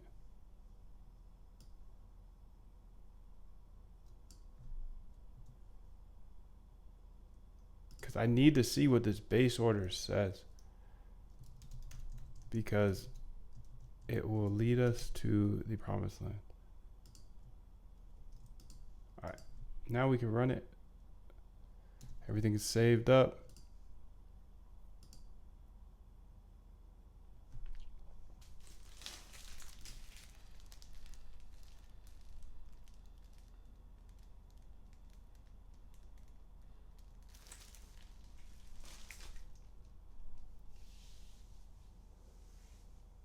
my favorite part is that this AI has been working this entire time. So we have it coding out backtests, researching strategies and coding backtests 24/7 below, which is so nice.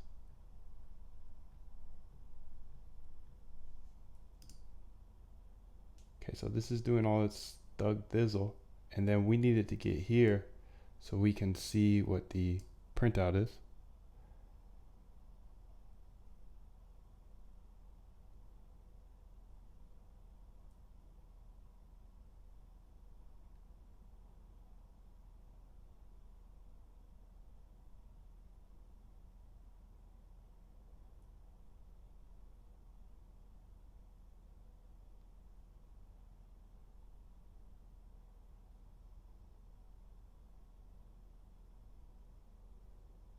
So it's placed in order. It should work this time. So let's see if open orders happen.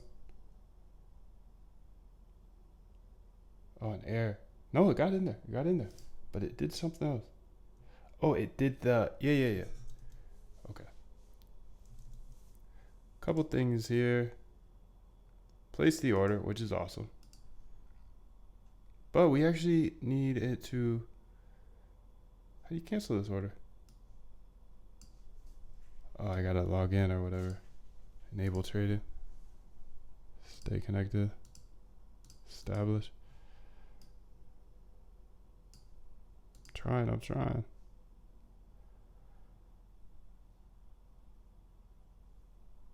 Sign.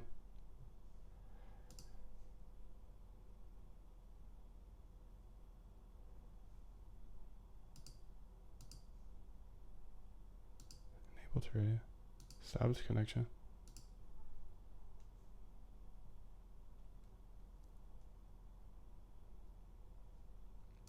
Sign. I signed it, bro.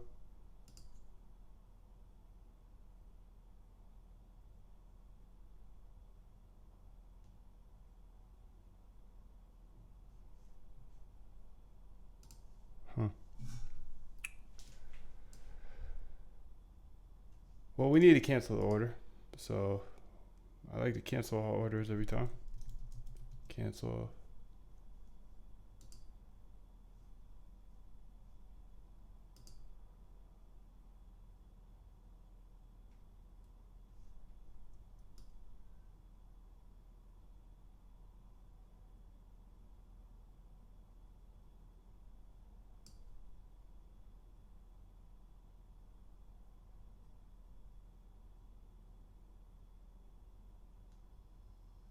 Oh, my internet's gone again. That's why.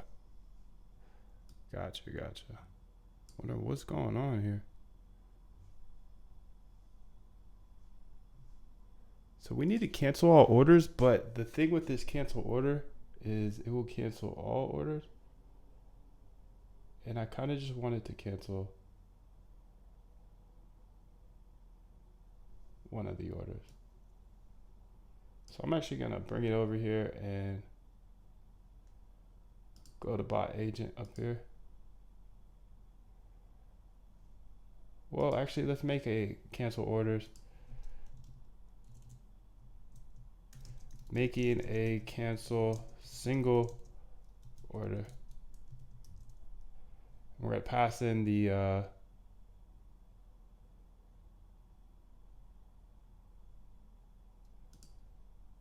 coin here.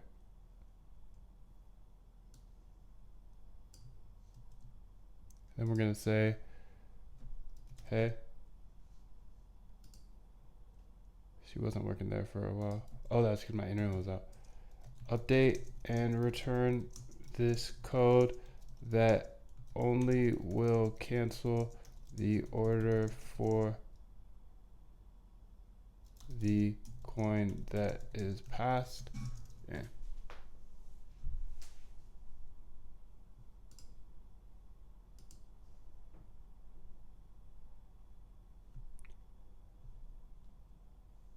Then we're gonna say cancel.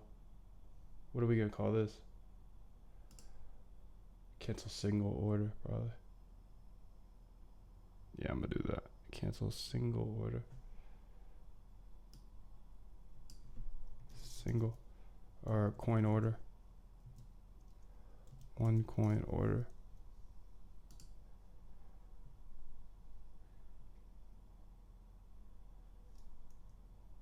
And then we'll put in this info. Just like this.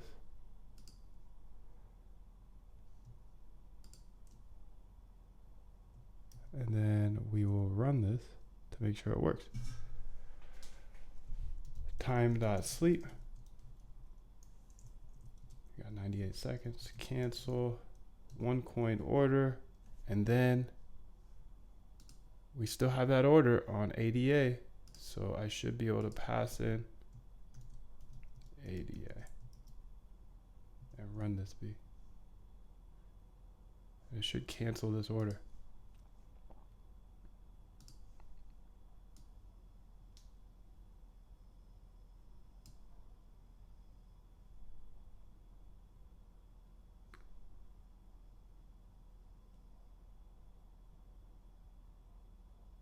Dope. It's been canceled. So that works now. So we can use that every time we run the thing.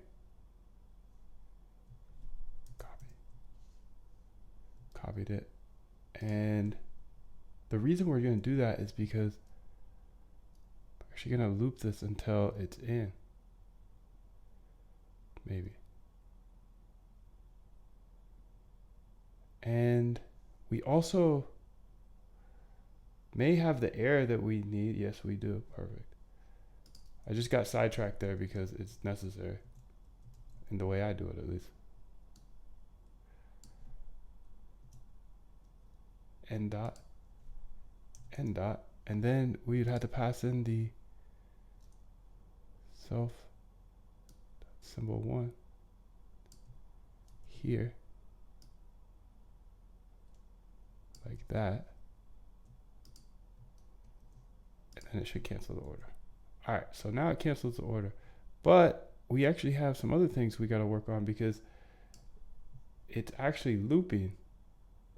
Trying to set it again because it's running into this error. And let's go ahead and figure out what that error is. It's after the purchase, and we knew it was going to error out. We were looking for that error. We're looking for this, the base order, the base order.text.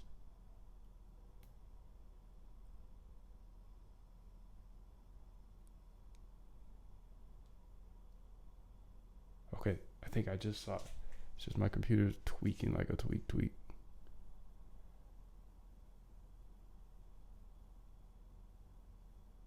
Okay, so placing first order, perfect.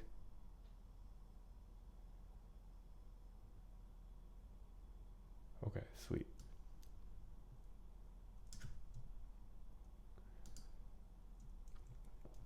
Copy, readme over there, please. Got the error, and we're gonna put the error here.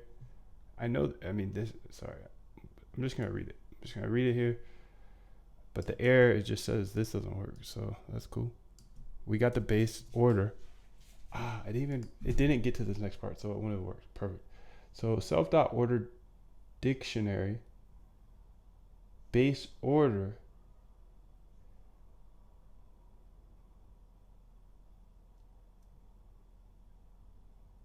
status,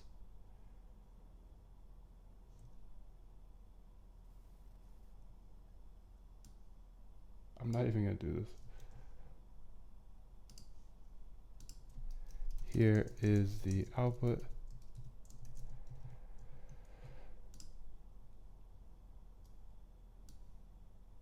Update this code.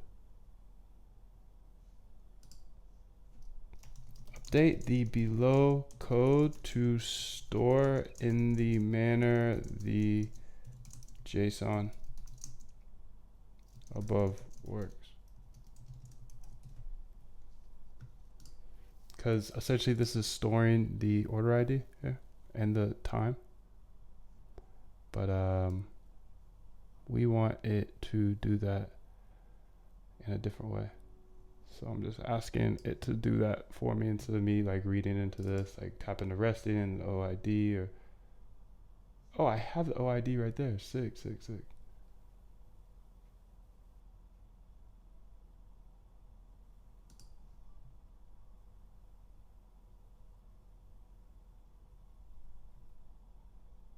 Wait, so I could just say this, please. Oh, I drop it there. I see what's going on. Resting. Anyways, so I'm just kind of speaking to myself now. Kind of just mumbling to myself.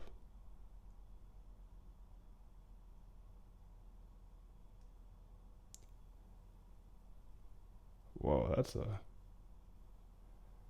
lot more than we asked for, buddy.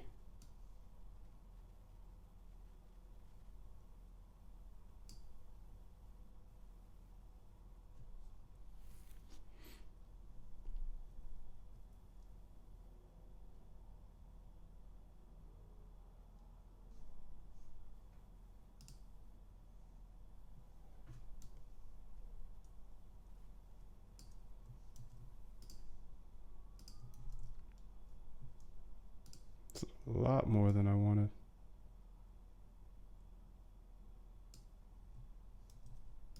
Just wanted 2 lines of code.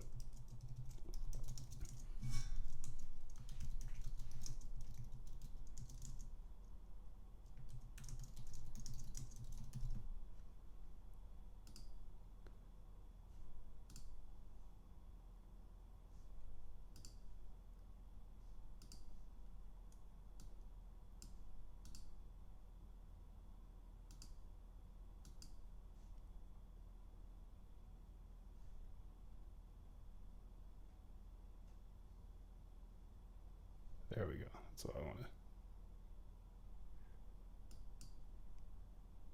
Perfect.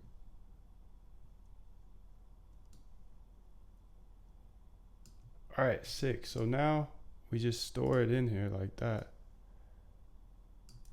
I suppose I could have just done that, but whatever.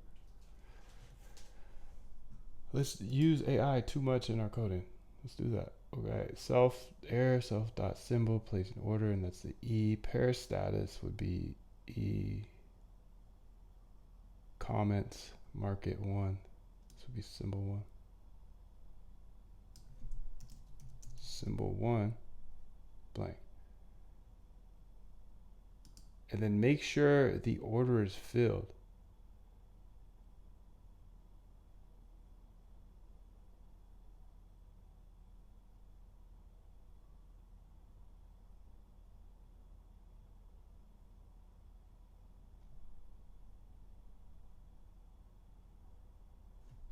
I'm just thinking this through. Like, do we want to do it that way?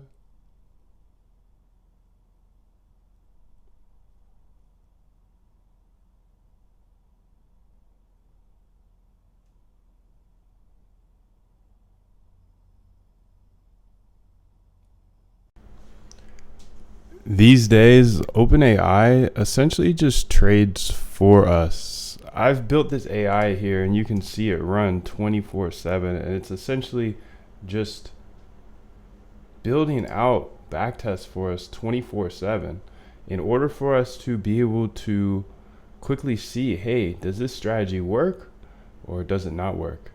If it works, then that's awesome. Let's go ahead and run it up and continue to run it until it doesn't work. So that's essentially the process to automate your trading. It's coming up with different strategies that you think might work, and then you backtest them to see if they actually worked in the past. If they worked in the past, then they're much more likely to work in the future. But the crazy thing is a lot of traders will trade strategies that they don't even know worked in the past. So this is the process to automate any trading strategy. It's research trading strategies, backtest them, and then implement them into trading bots. And there's never really been a better time. We have ChatGPT to do a lot of the coding for us, which is the hard work. And we just have to come up with the ideas. Can't you see how OpenAI can just do a lot of this for us? We can just go over here and type in quant AI or whatever AI you want to use from the ChatGPT store and give me 20 trading strategies. So we can go from the whole strategy research part to backtesting, all within OpenAI's tools. ChatGPT, I'm using the assistants right here, OpenAI assistants, to have it pretty much come up with strategies for me, write the strategies out, and then backtest them. Don't you see it now? This is the time to be alive. This is the time to be spending your time on AI. And if you're a trader, obviously, have AI do your trading for you because there's no emotions, right? Have you ever got into a trade because of FOMO? Of course. Who hasn't?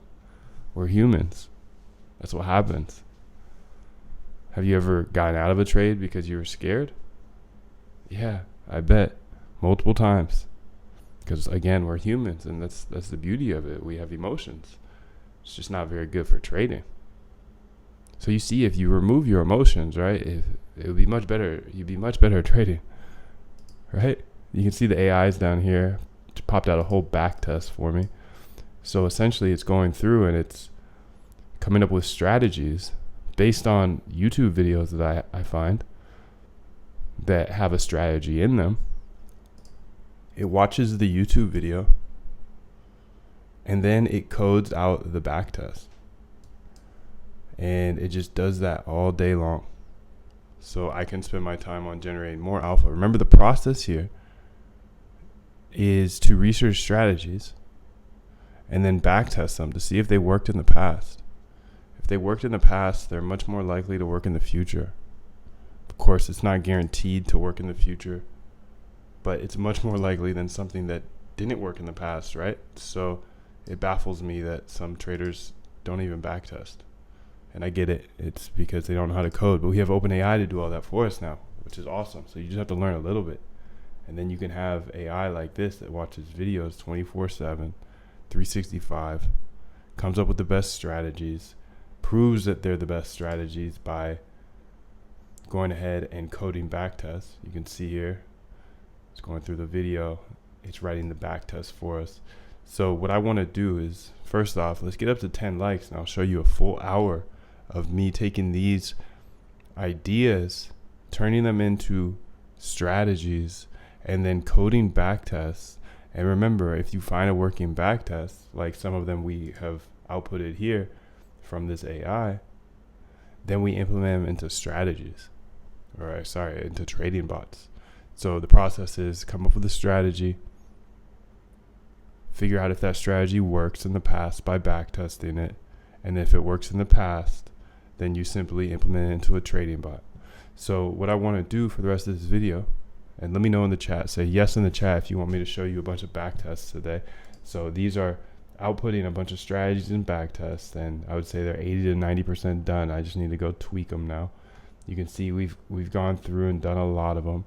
But throw a yes in the chat if you want to see some results for some backtests today. Let's get up to 10 likes and I will stick around and show you absolutely everything I'm working on and every single winning backtest that I do find. First, I want to go ahead and make sure you understand the process to automate your trading here in 2024 using OpenAI. OpenAI can literally pretty much trade for you at this point. Sure, you have to do some connections and all that good stuff, but is that hard? No, it's not hard. It's not hard when you know exactly step by step how to do it, right? So step one, research strategies. You might already have some strategies in your mind, but then if you don't, you can go on YouTube, you can go on Google Scholar, read papers, watch YouTube videos, and then you figure out what those strategies are and you test to see if they worked in the past. If they worked in the past, they're much more likely to work in the future. Now, of course, it's never guaranteed, but they're much more likely to work in the future than something that didn't work in the past, which is so crazy. Some people do not use strategies that worked in the past. So what I want to do is actually get our AI set up here. So I'll show you how this works. We essentially go ahead and put in any YouTube video. They can be papers or ideas as well, but I'll just show you today with YouTube videos. And we just put them into a list here, or just like this. And I'm gonna go ahead and get some YouTube videos. So first things first is I asked ChatGPT, QuantAI, a couple trading strategies, and it gave me a lot actually. Gave me, sure, here are 20 trading strategies you might be interested in. So what I'm gonna do now is I'm gonna go ahead and just put it into YouTube so you can see the entire process of how to automate your trading. You have to find a strategy first. Okay, my simple and profitable trend following strategy. Let's go ahead and put that in there. Here's 8 trend trading strategies. Let's put that in there. And essentially every single video we put in, you can watch these as a person and figure out the strategy, sure. But I'm gonna have my AI do it for me. By the way, I know I'm going super fast. Everything you need to learn here is in the bootcamp. You get access to all my code, access to the AI, and all that good stuff that I show here. These are short step-by-step videos that are actually more of coaching, training, teaching. Now my YouTube channel is mostly showing my work, what I actually need to get done today. So it's cool because you get to see the inside of what I'm actually doing as a quant. So simple, profitable trend following strategy. Okay. So remember, this AI is going to go watch these videos for us. And then it's going to go ahead and code a backtest so it can see, hey, does this strategy actually work? So I want to grab a bunch of these. Maybe I'll put like 10 in here. Copy link address. Okay. And that's 5 trend following strategies. So a lot of people would stop here and just say, hey, a mean reversion strategy, code me a mean reversion strategy, ChatGPT. But instead of that, we're going way further than that. So I go ahead and get other people's strategies based off of the ideas that I get from GPT. So mean reversion, okay. Let's go ahead and put some of those in here. Let's get like 5 of them in here. And then we can start coding some of the finished strategies, because remember, the AI essentially does this process for me. This is how you automate your trading. You research strategies, backtest them, and you implement them into algos. So the AI is doing the R and the B for me. They're doing the research and the backtest. And then I'm just going to go ahead and make some tweaks to the backtest, optimize it a bit, but it saves me 10 hours probably. So I'm just going to put in a couple more strategies here. So while we're working on our backtests and getting them live, we will have the AI working on coding some new backtests. And if you have any questions, please let me know. I'm going to delete these 4 because we've already done these ones. So they're in the folder, and I'll show you that folder here in a second, because we're going to be picking from that folder all day. Because remember, the process is research strategies, backtest them, and that involves coding. So we just have the AI do that for us. So you can see how powerful this is, right? Let me know by getting us to 10 likes real quick, and I will show you absolutely everything, every single strategy that I build today using my RBI process. The RBI process is exactly how you automate your trading step by step. Nobody else is going to share this information with you. That's why I do. I believe code is the great equalizer. So we're going to go here, and now we're going to have the AI go through those 10 videos we just posted, and they're going to watch the videos. You can see it's starting with video number 1. And since it's now working, we can go ahead and look through some of these files here, because these are the coded backtest. And you can see there's hundreds of them.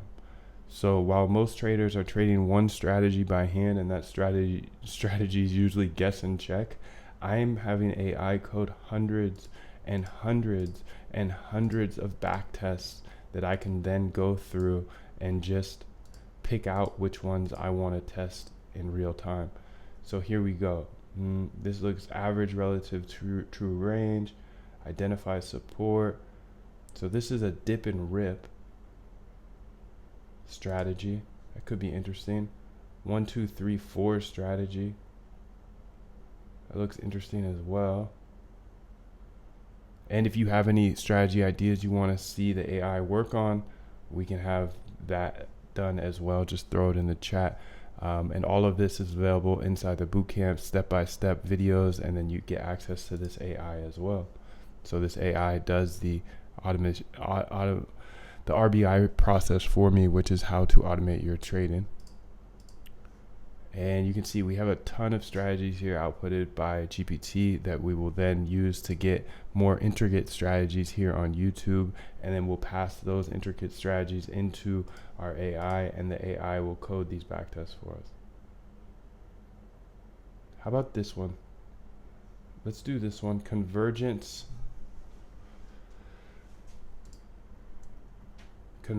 divergence. I like that. Sounds good to me. Convergence divergence. Converge, diverge. Okay. Let's go ahead and grab the code that the AI created, because remember, the AI does about 80% of the job for me, which is awesome because this process takes so long. Usually by hand, but now it doesn't. We've got this AI to do it for us. Now you see we have to delete a couple things, but that's cool with me. From backtesting, import that. Okay, so that looks good. And let me go ahead and make sure I'm in the chat. If you can get us up to 10 likes real quick, I will stick around here for the full hour. We want to get the strategy in here, so I'm gonna go say strat.md, and then the strategy is going to be named whatever this is named. So let me get the rename here, copy, and I'm gonna say D here, just to let me know that I'm done with it, or I'm using it at least. I'm gonna be done with it here soon. Oh, I did work in progress here. Okay, that could be a good way to do it, but I've already gone it. So let's say back, where's the strategies? The strategies get outputted here as well. So this was the name of it, convergence divergence. So I just need to find that name here, and the AI outputs the strategy in writing so I can understand it. And then it also codes the backtest, which is crazy to me. And it's so liberating being able to trade and build these backtests without having to sit here all day and stare at these charts like most traders do. So this is the strategy essentially. Here are the detailed instructions for creating a backtesting environment for the MACD and 200-day EMA crossover strategy. So we add the MACD, we set fast length to 12, slow length to 26, add the MACD, signal line, histogram. Okay, perfect. So let's go ahead and see what the backtest looks like. And since I'm using Quant AI, I believe I kind of want to try something here. Please update the below code in order to make it so it works like you are trained to work on backtests.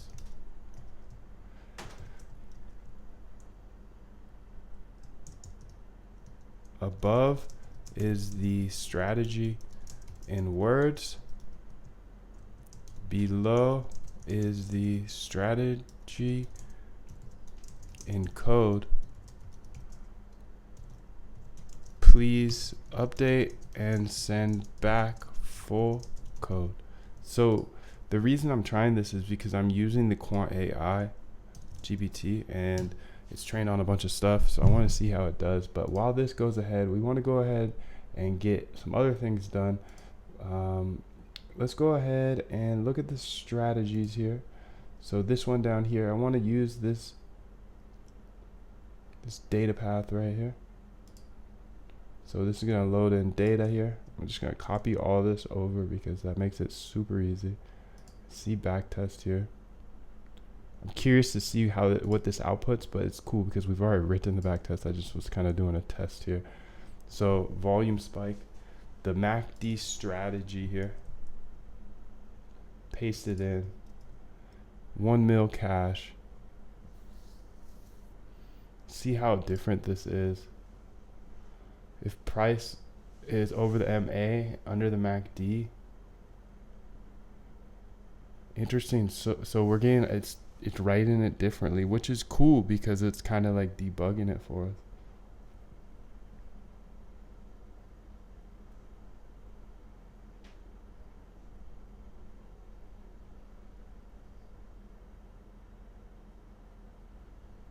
Okay, it's interesting. Let's go ahead here, and I need to make sure to get in the chat. Give me 1 second. If you have any questions, throw them in there. Use me as a resource. I'm here to help. I'm here to help. I know not many people are going to share this stuff ever. So why wouldn't I? And let's get up to 20 likes real quick, and I will show you absolutely everything for the full hour. So we're almost there. Let's run it up. James, what's up?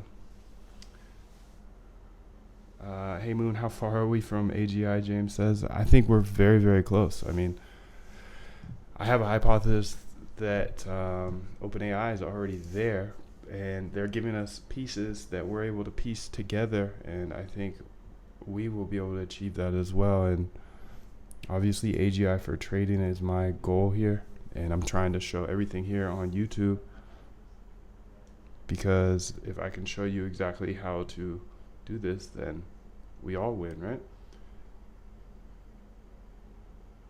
JKMC asks, how could we use your AI assistant? Well, this AI assistant does the trading process I use to automate my trading, which is research strategies, then backtest those strategies to see if they work. So we research strategies by reading papers or watching YouTube videos, and then we backtest those strategies to see if they actually work. So you can see up here, this is the AI outputted strategy backtest that is happening right here. You can see these are watching videos and then coding these backtests down here. So this is an AI swarm for my trading business that essentially does this process for me, because I've figured out over the years this is the process to automate your trading.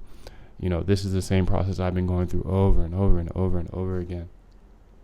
It's research strategies and then backtest those strategies, see if they work in the past. If they worked in the past, they're going to work better in the future than something that doesn't work in the past, right? That makes sense, right? So like, you sometimes ask yourself, why am I trading by hand, when you can literally see if something worked in the past and then run it in the future if it worked in the past. So this AI does that for me. It researches and backtests. You can see it coded another backtest here. So now we're just going through the backtest to get the results. But you do need to get to your point, JKC. JKC says, where can you get the AI? For a very, very limited time, I'm giving it away here when you join the bootcamp.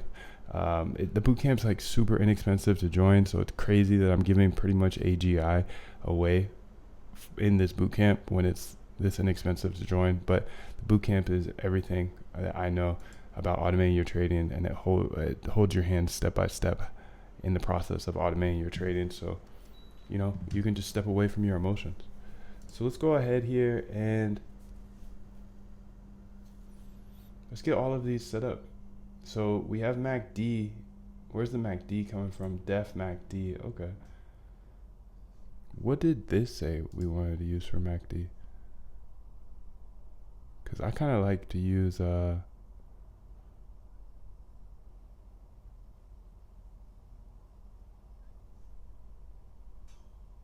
guess this is fine. Let's see if I know it's not going to run right off the bat. It usually doesn't run right off the bat, but let's go ahead and just see what the errors are. And volume spike, these need to be changed a bit to, what else needs to be changed? EMA, fast EMA. What do we init? Fast.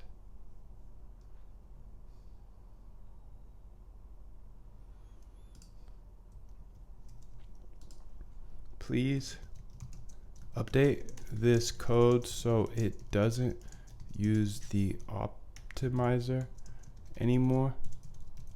It just backtests what it without optimization.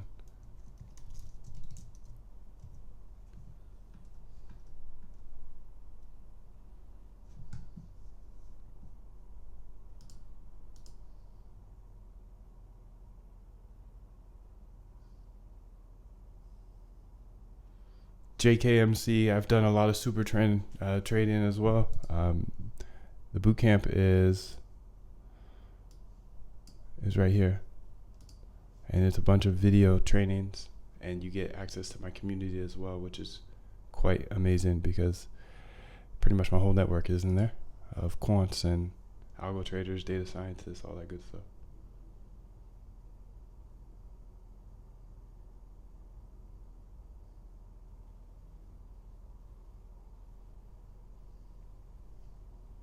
Keith says, have you thought about decentralized backtesting so that multiple people run a backtest client reporting results back to a central repository? I like that. So it's a good idea. Thought about a little bit about how to like do this like decentralized so it's so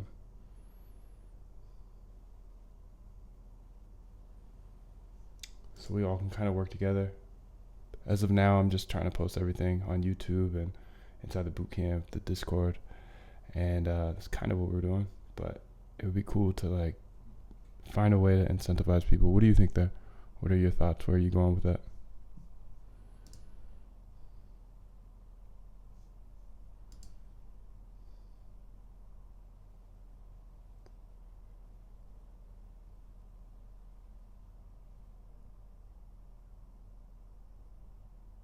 All right, so the AI is churning out strategies and backtests, which is awesome.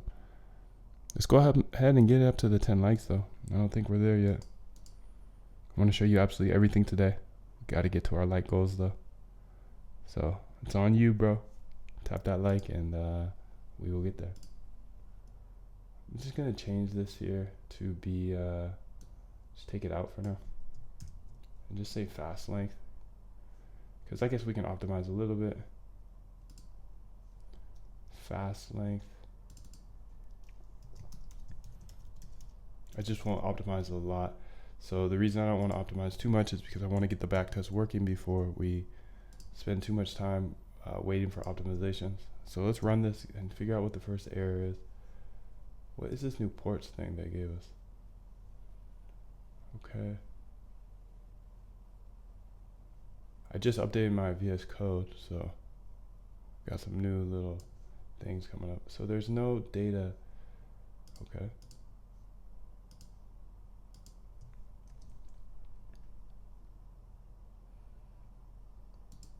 Copy path.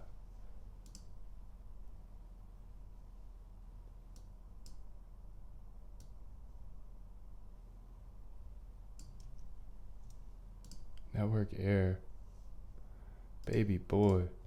We don't need you then. We don't need you right now then. Okay, perfect.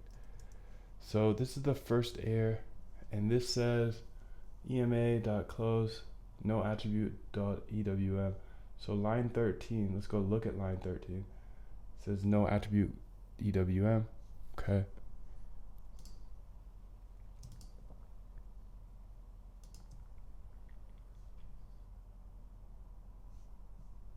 So the AI just outputted another backtest, which is awesome. Let's just go ahead and put this code in there. I got this error. Here is my code. Please fix. We can use, let's see, I think I used Pandas TA prior. I like Pandas TA. Just want to double check if it's not TA live.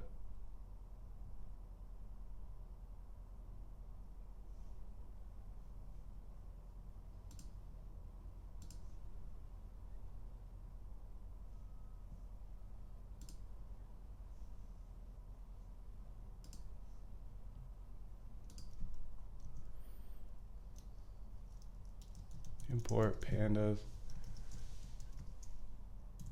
TAlib. Okay. We can use TAlib if needed.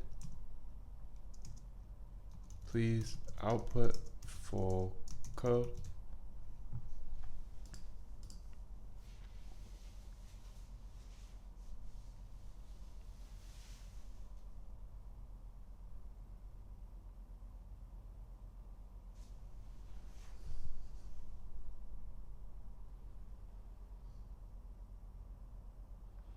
Keith says it would speed up the number of strategies that could be run and the users contributing processing power get access to the results. It could also allow a lot more optimizations to be tested. I agree with that. The tough part is how do you incentivize the people to work on it? I know they get access to the results, but that's still, I don't know if that's enough incentive for people to actually spend their time on it. So we kind of do that here in the bootcamp. We post code and then everybody gets access to that code. And then a lot of people repost the actual strategies there. You could see this actually went through 10 different backtests already. So in the time that I'm like working on one, it finished 10, which is insane. It blows my mind every single time. So since that's done, I want to go ahead here and see, this is outputting this. I want to go ahead and get 10 more in here. So the AI, I can't believe this, bro. While in the time that I'm working on one backtest, it completes 10 more. So this AI is doing my system, my RBI system, which is how I automate my trading. Research strategies, backtest those strategies, and then implement them into trading bots. It just went through these 10 YouTube videos, watched the entire video, and then outputted not only the strategy, this is a strategy, but then it outputs the backtest, and it does that over and over again. I can have this run 24/7. It's really insane. It gives me such an edge when it comes to trading because most traders do not backtest, number one, and then absolutely pretty much zero traders are using AI the way we're using it. We pretty much have AGI here. So let's go ahead and get a couple more, or let's get like 10 more strategies into the AI while I'm working on refining this backtest. So we had a list here. Oh, that might have been on the, here it is. I'm just going to go ahead and these are just broad trading ideas. And let's go ahead and put them on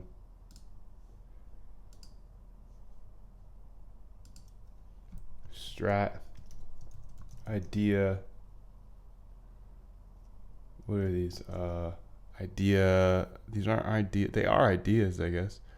But idea, like, what do you want to call this? Not strat idea. These are ideas. Diaz for YouTube, I guess. It's a bad name, B. Whatever. I'm just putting it there because these are like the initial idea. Obviously, we don't want AI to just make a momentum strategy. We want to go ahead and say momentum trading strategy and find a trader that claims that it's a good strategy. If they claim it's a good strategy, there's a chance it's a good strategy. It's not guaranteed. But I put it into the AI watches the video for me, and then it codes the backtest for me. So this guy says momentum trading after 36 years. Okay, I'll give you a chance. I'll let my AI watch your video for me. There's no reason not to be doing this if you're trading. If you're trading by hand, you always need new strategies coming through, unless you have a strategy that's extremely profitable and you have the best control of your emotions. Because even if you have a profitable strategy, if you're trading by hand, you're probably not profitable. I mean, I think you and I both know that, right? You're not profitable if you're trading by hand. That is my bet. because I know at some point your emotions, they get in the way of executing what you actually wanted to trade. So I'm putting these videos in here because my AI will watch the videos and understand what is the strategy behind this video. It writes out the strategy that is explained in the video. And then it has the AI, his other AI, so it's a swarm of AIs. His other AI goes and codes that backtest. So you can see it writes the strategy, and then it codes the backtest. So you can see like this code here. And it just made 10 while I was working on one. So you can see how much of an edge I have by simply building smarter than most. And you get access to all of this as well in the bootcamp. The bootcamp is where I teach you exactly how to automate your trading. And I give you access to my AI, which is kind of crazy of me. And there should be a link somewhere in the description, but the bootcamp is where I teach you exactly step by step how to automate your trading and remove all emotions, so you don't have to rely on your emotions, and you won't miss trades anymore because you weren't at your computer. I give you a bunch of algos, I give you this AI and everything. So let's go ahead and get this AI running again. It's already made I think 15 back tests here in the time that I'm trying to make one. So let's go and run this.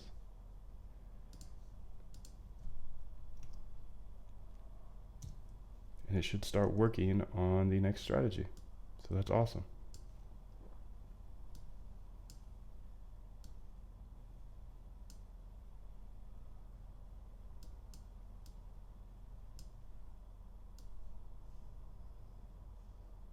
So you can see strategy creator, AI developing strategy, and then it's going to backtest that strategy. So let's go back here. We had ChatGPT working on something for us. You can see it imported TA lib. So we're going to get the MACD.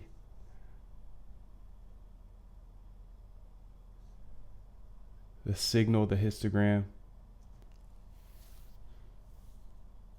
Self.data is that. Self MA 200. Self.data.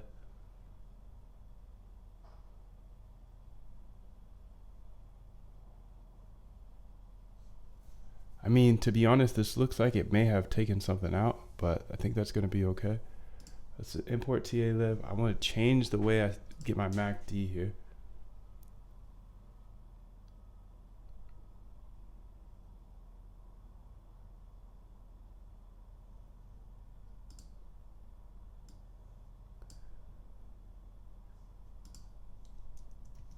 Let's say update the below code using TA lib for the MACD. Let's go ahead and run this up to 20 likes. I know you're sitting there and enjoying this. I'm showing you exactly how my AI is working for me while I'm working on this back test. So this is the process to automate your trading step by step. It's research strategies and then code out the back test. But we have the AI doing this for us. And now we're just working on the back test. So you can see how powerful this is, right? Like imagine if you had AI working for you 24/7. Finding new strategies for you 24/7.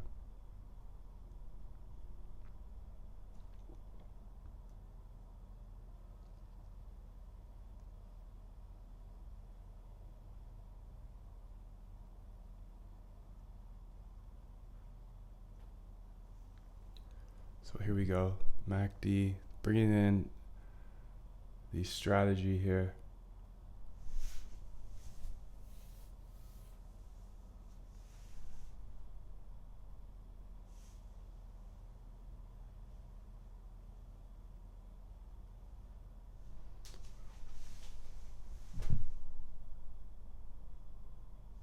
To update your code with TA lib for calculating MACD, I'll make the necessary changes. What did this do? To update your code with TA lib, I'll make the necessary. It seems like it's tripping these days, or today. It's like been double outputting, which is weird. That's okay. It's okay with me.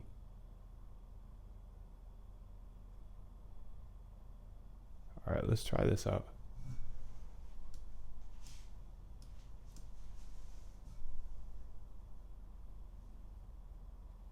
Port TA lib, we got that.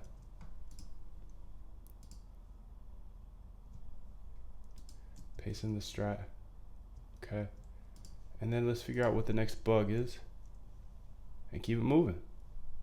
How about that? Smash that like button, make sure we get up to that 20 likes, and I will kick it for the full hour today. So MACD line. I get this error. I get this error.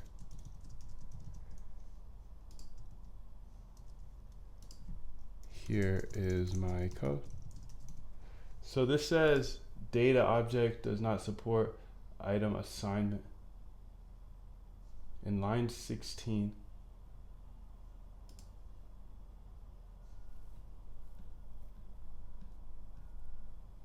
So the error, type error, data object does not support item assignment is occurring because the self.data object in the backtesting library does not allow direct assignment of new columns. To fix this, you should calculate the MACD values outside of the strategy. Here's how to modify your code to fix this error. Thank you, Shorty. Thank you.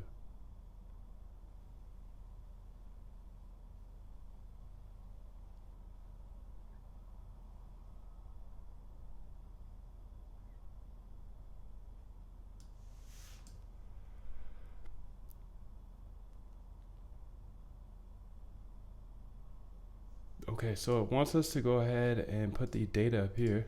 So let's do that.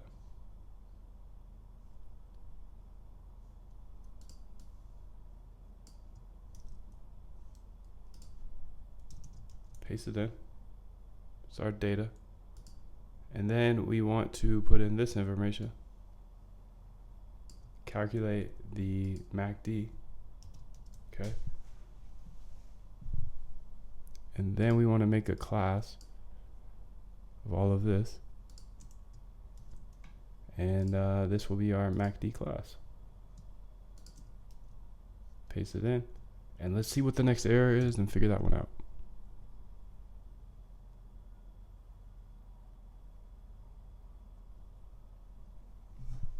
Strategy MACD is missing a parameter fast length strategy.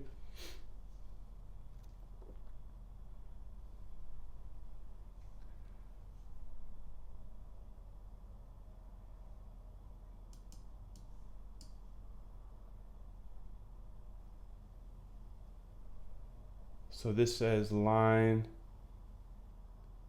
71.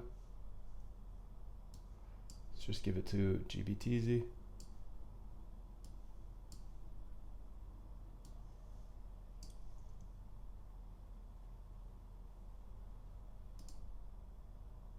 Looked like it got much further though, which is good. I got this error. Please fix and don't change the optimizer.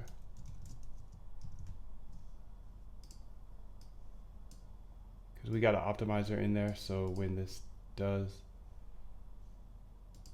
get finished, we want to make sure that it still outputs the, we still have the optimizer, because the optimizer will allow us to essentially optimize to see the best values. Ingrid says, I'm thinking of perhaps making asking AI to create a DAO that incentivizes participants to contribute to strategies and backtest.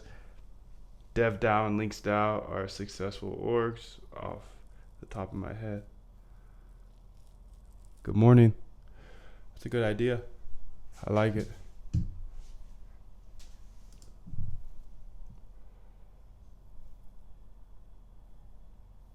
Okay, so let's see what the error was so we can learn from it. The error you're encountering is due to the missing fast length parameter in the MACD strategy class. The optimize method is trying to optimize the fast length parameter, but it's not defined. To fix this, you need to define fast length, slow length, and signal length as variables in the MACD.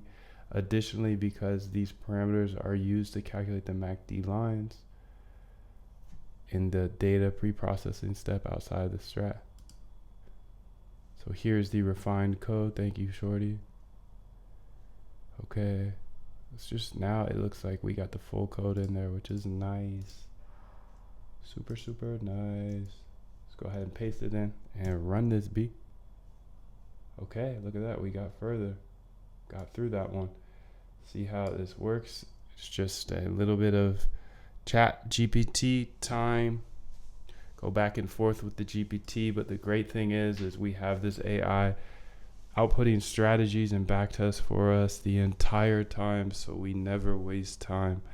Every single minute that I'm on this computer, I got AI working for me, coding out backtests for me, and just putting it in the bucket for next up.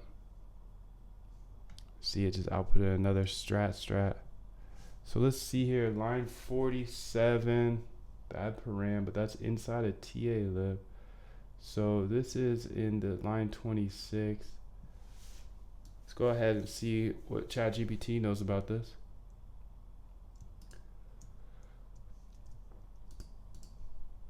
Please fix this code.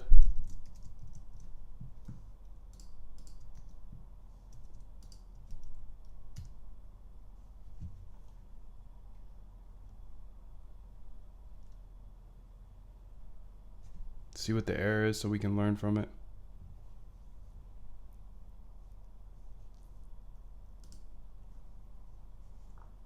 What's going on here?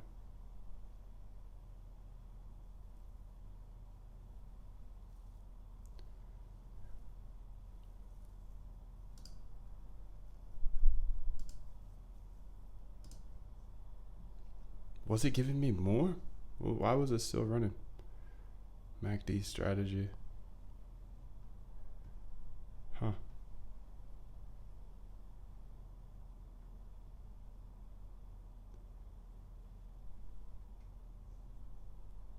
So the error exception TA MACD function failed with error 2, bad parameter TA bad param, suggests that there's an issue with the parameters being passed to the TA lib.macd function. This error is likely due to the fact that data being passed to TA lib's MACD function doesn't meet its requirements. One common cause of this issue is that the data series being passed to the function requires a sufficient number of data points. Here's a modified version of your code that adds a check to ensure that there are enough data points before calculating the MACD. Okay. What is this? What is that, B? Come on. Give me more than that. You can see the AI in the bottom left is running. Just outputted another backtest for me. So it's at like 20 while I'm at 1. So you can see how powerful this is, right? If AI can do this while I'm working on 1, I can pretty much multiply my time.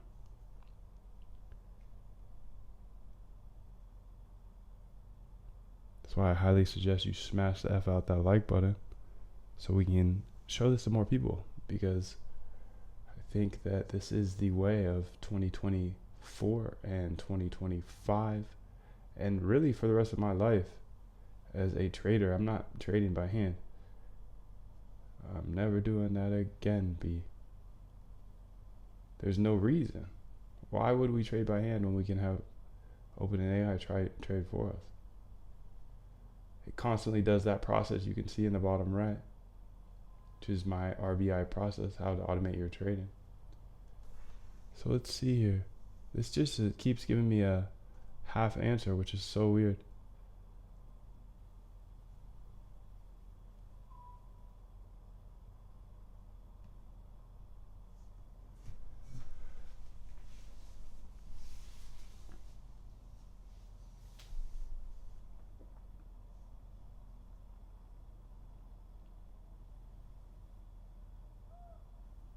Something funky is going on with OpenAI and ChatGPT this morning.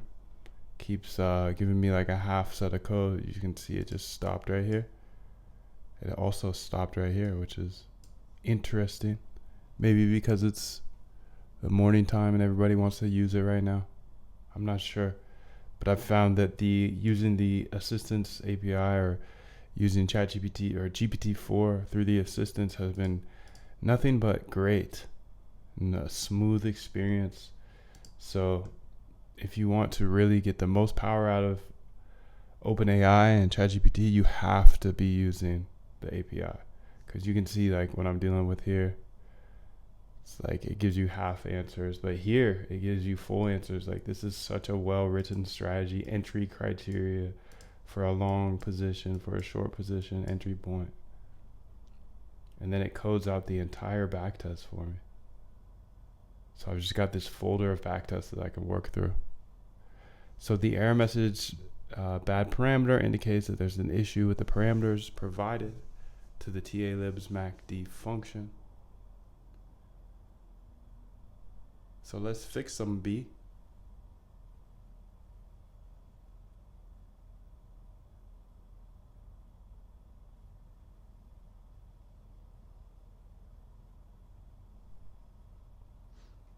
My internet should not be glitching today.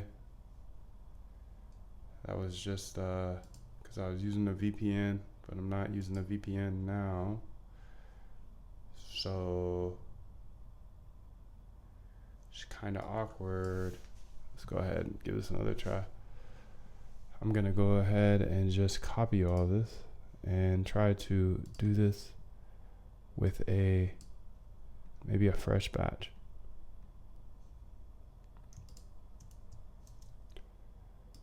A little refresh here. A little newbie.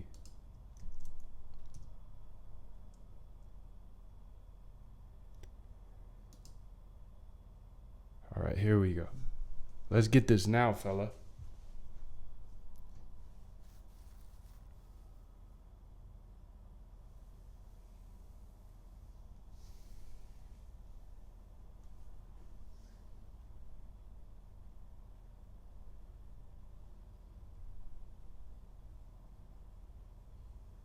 I just love knowing that while I'm sitting here waiting for ChatGPT to work, I've got this AI down here in the bottom left that is coding backtests for me. Because this process, you've seen it do like probably 20 times in this video so far. It takes me a long time to do by hand. So I just love knowing that while we're working on bugs, we have the AI working for us, doing this process, which is how to automate your trading here in 2024. Research trading strategies and then backtest them to make sure that they worked in the past, and then implement them into trading bots. So here's an adjusted snippet of your init method with the added checks.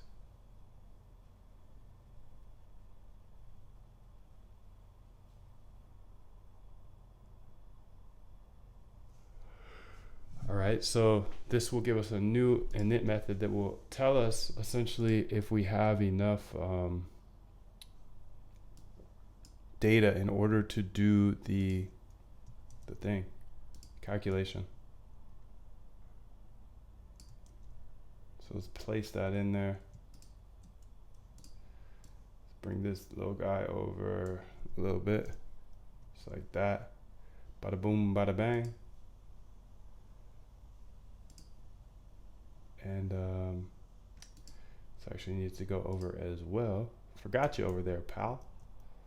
Okay, and now let's run it and see if there's insufficient MACD data.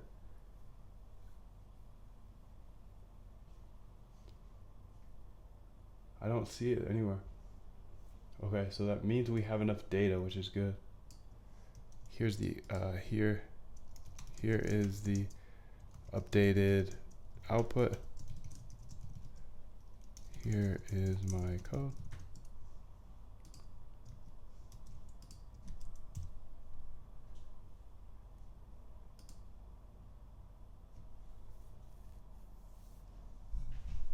Still points toward an issue with the parameters passed to the talib.macd function, since the basic checks and data format adjustments didn't resolve the issue. We need to explore a bit deeper. Here are a few more aspects to consider.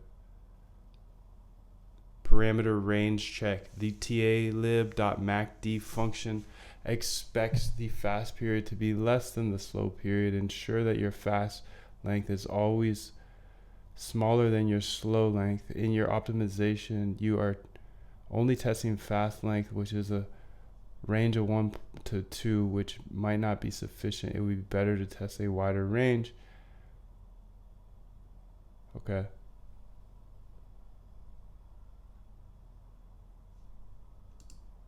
Let's go ahead and get this up in here again. So it's another init. We want a new init, a new init, new init.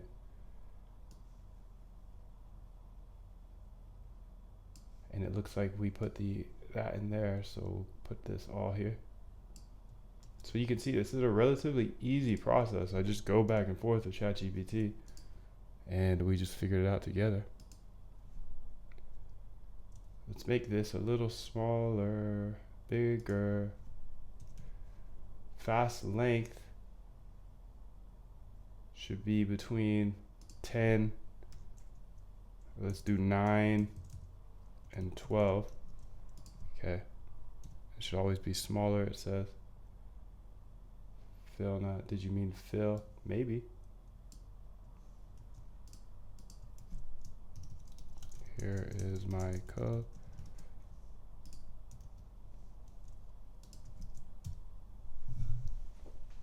Go ahead and tap that like. Let's get up to 20 likes and I'll show you absolutely every single winning strategy I find here today. Essentially, we're doing the process of automating our trading with OpenAI. OpenAI is sick because this is the process to automate your trading. It's research trading strategies and then backtest those trading strategies to make sure that they worked in the past. Backtesting is the process of looking at data with a computer to see if your strategy worked in the past, year, 2 years, 5 years, 10 years, and so on and so on. So this means attribute object has no attribute fill nut. Did you mean fill? Is due to the fact that the output of the talib.macd function is a tuple of numpy arrays, and numpy arrays do not have a fill nut method, which is specific to pandas data frame. To resolve this, you can convert the numpy array to pandas series before applying the fill nut method. This way you can handle non-values effectively. Okay, cool. So we just have to update this filna.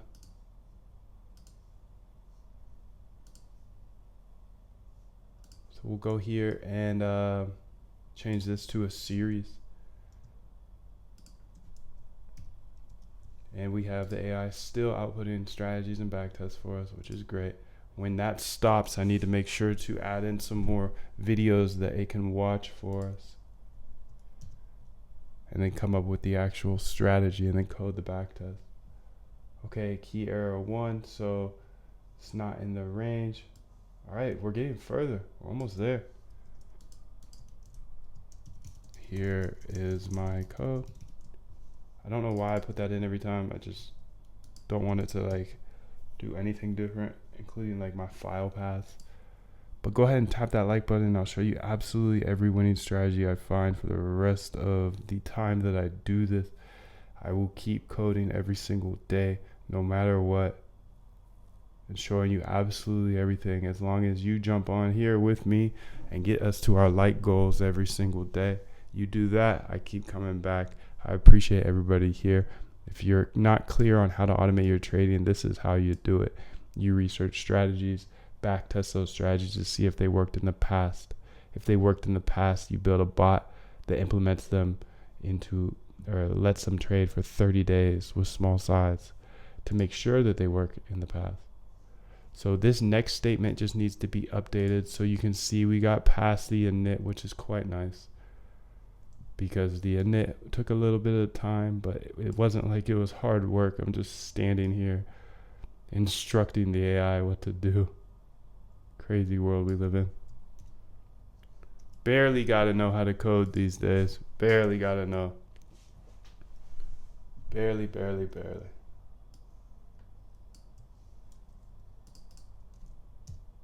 I'm just gonna paste that in there. I think it has my code so I can take it. Let's see if it can memorize what I had said or my old code here.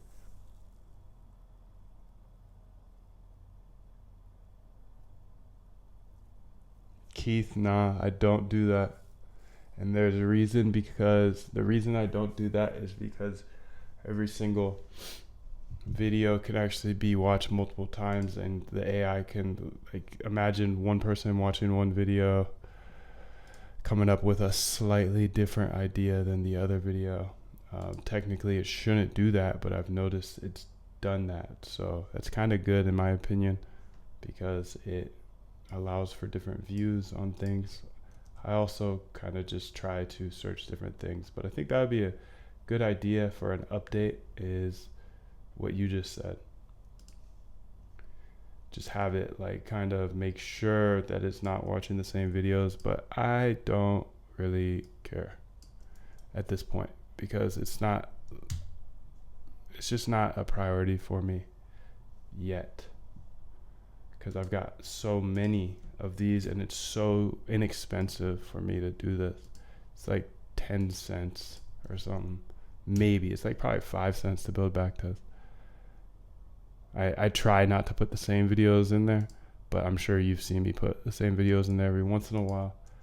And you and I both know that even if I try not to put the same videos in there, you know I'm gonna put the same videos in there every once in a while. So the way that I eradicate that is I just try to search different things. And then I also will do something I'll show you here in just a second. Pre-market secret, that could be interesting. Oops, I put a little thing here. It's no bueno. These 3 principles, rapid returns, copy link address. So you can see the AI just finished another 10, so we're gonna get 10 more in there. Let's go ahead and do that little thing I was talking about. Use a filter, and let's just say this week uploaded. So scalping trading strategies this week, 1 day ago. So I definitely haven't got that one in there.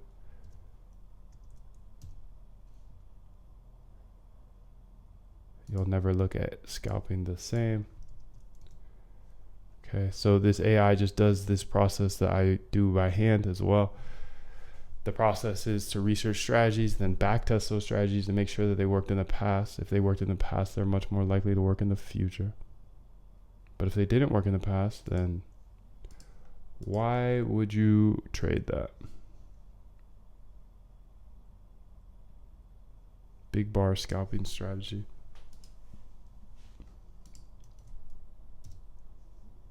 Scalping trading strategy. Clickbait.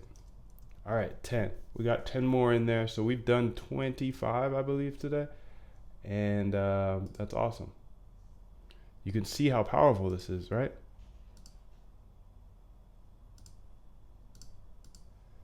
Like if it takes me 1 hour to do one and it's done 25, that's crazy. So now it has more strategies that it's going to come up with here. And let's go ahead here and figure out this bug. So it said to update this next statement again. I kind of want to read through it so we can learn a bit, because that's like, you know, we can have AI do all this for us. It's awesome. But I kind of like to learn too. I'm sure you like to learn as well. So let's do that. So the key error, -1 error in your Python code indicates a problem when trying to access the last element of pandas series using -1.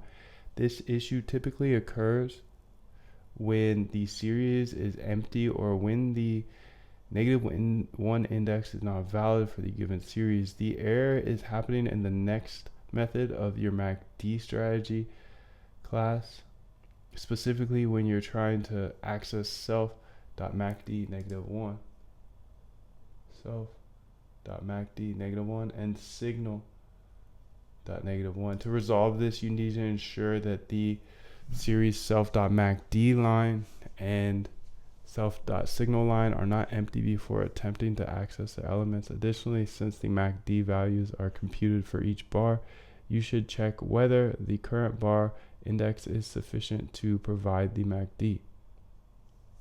All right, sick. Let's run it up to those 20 likes, y'all. We're so close. All right, we're still getting that -1 error. Let's see here. What line is this one on?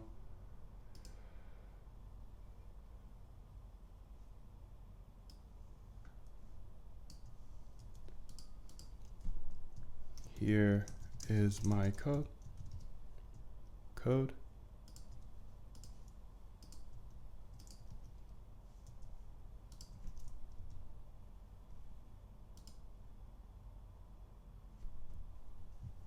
You can see the AI is watching videos 24/7, coming up with new strategies and backtests.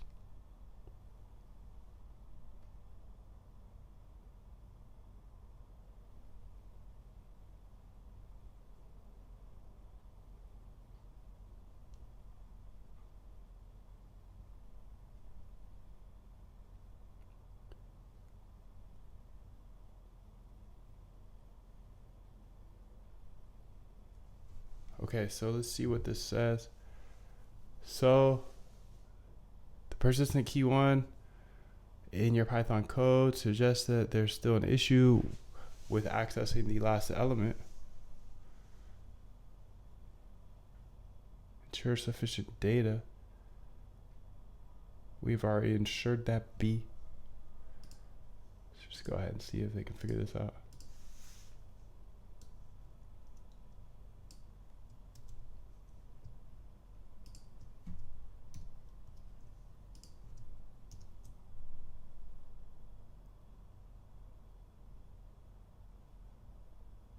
There we go. Almost.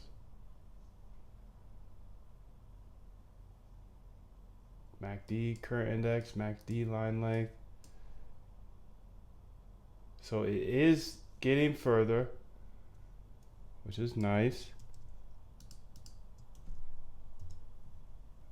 As we know, we have the AI in the bottom left, continuing to code new strategies and backtest. We can just keep bossing this ChatGPT in the top right around in order to do this.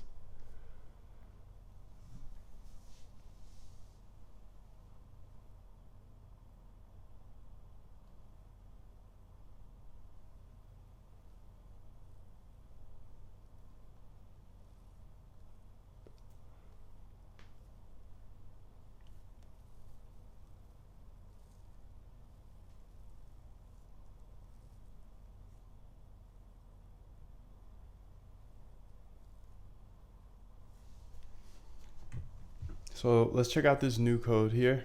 So it looks like everything is sufficient. So this is good. I really need to get an AI to copy and paste this stuff for me, because I feel like, we're so close to AGI. We just need to figure that section out, because I'm just going back and forth here essentially, and the AI is outputting all these strats for me, which is awesome. But then I have to debug them. So once we get that done, here is my code. You're gonna be the first to know if you keep kicking it. But if you don't, and you see me not here one day, it's because AGI has fully been achieved. So I'm trying to give you the sauce, trying to give you all the code and everything you need to have your own AGI for trading. And I'll show you everything here on YouTube. And if you want to learn step by step how to do this stuff, go ahead and join the bootcamp. You get access to the AI in the bottom left. You get access to my step-by-step training videos, all of my code, access to my network, and all that good stuff.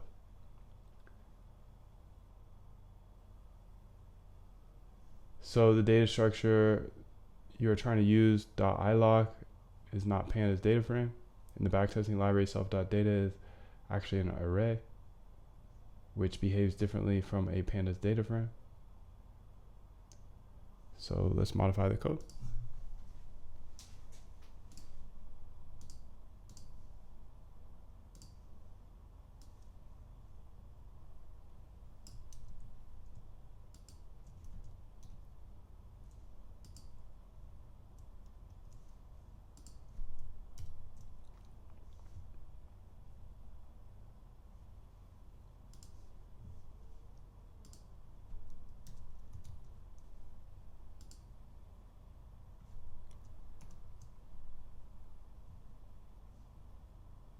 key error. Now we're back at this one. It's so funny, so funny. So funny. Back at the key error.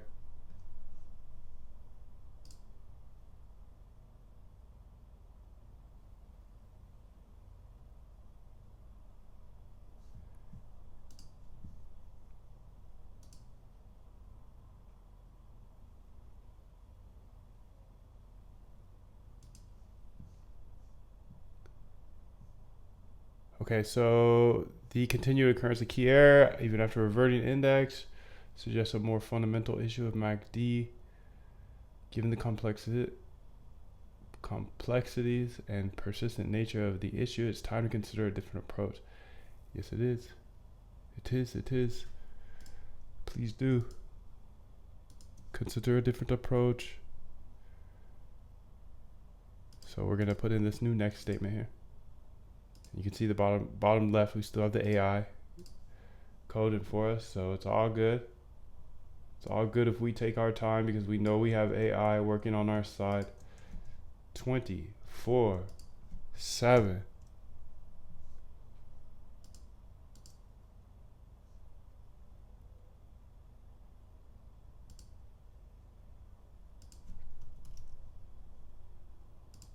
Look at that.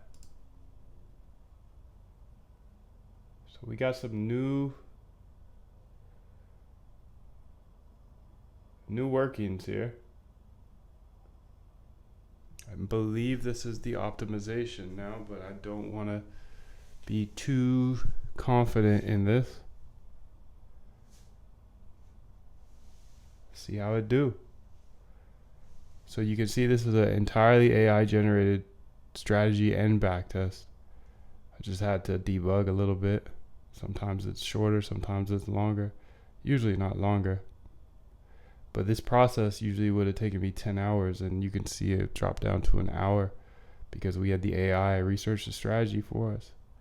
And then I just have to come here, and it already codes the backtest for us as well, but I just have to come here and debug a little bit. So eventually that process is going to be with an AI as well, which is kind of crazy to me, but it will be here. This might take a while to optimize, as it is optimizing a bunch of stuff. Let's make sure that you leave here today with all the code. I want to make sure that all this code is yours, that you can play with however you'd like. And we'll let this optimize here. You can see this is the code here. And I can actually zoom out if you do want to take a screenshot of that.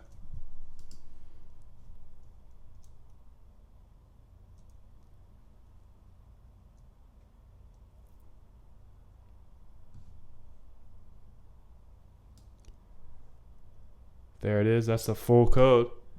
If you want to take a screenshot of that real quick, this is going to optimize. I'll probably kick it for a few minutes to let it optimize, but you can also let it optimize on your computer. This has been very successful for us today because not only did we figure out this backtest, but it was generated entirely by AI based on somebody else's video. So somebody made a video on YouTube. We went ahead and took that video and put it into our AI. Our AI found the strategy, wrote up the strategy, and then coded the backtest. Do you see how powerful this is, bro? It's crazy people are still trading by hand. I don't get it. So I give all of this away in my boot camp. My boot camp is where I hold your hand through the process of automating your trading step by step. If you've ever lost a trade due to emotions, it's okay. It happens. We're all humans. We're not supposed to be trading. Computers are supposed to be trading for us. And now that we have OpenAI and ChatGPT and OpenAI's assistants, we literally can have OpenAI trade for us, remove all of our emotions, and automate your trading here in this boot camp. I show you step by step over the next 14 days in short, concise videos. No long videos like these YouTube videos, all short and concise, step by step, walking you through all of the code because I do give you all of my code. including this AI. And I can't believe I give that AI away. It took hundreds of hours to build, and most people would not be able to build it. So this AI can actually be applied to pretty much anything. So you see how it's a swarm of AI that's always going through and finding new strategies and coding the backtest. But in the bootcamp, I show you how to set it up. I show you a bunch of other stuff, exactly how to automate your trading step by step. You have 100% money back guarantee, always, always, always. You can see all the people that have had success with the bootcamp. And feel free to chat with them in the Discord. The Discord's at the bottom of this page.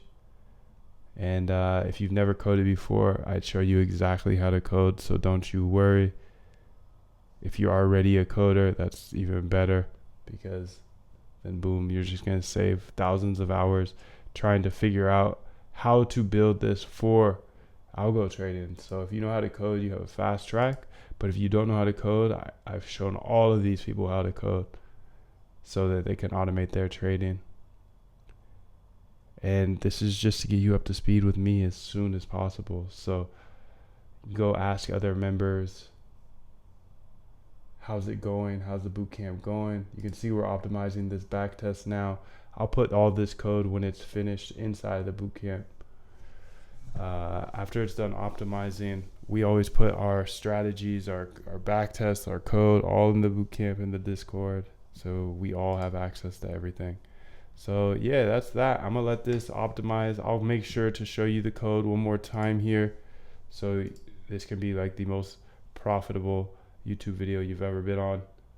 You can see here, I just opened it up. That's the full code that you should be able to see on your screen now.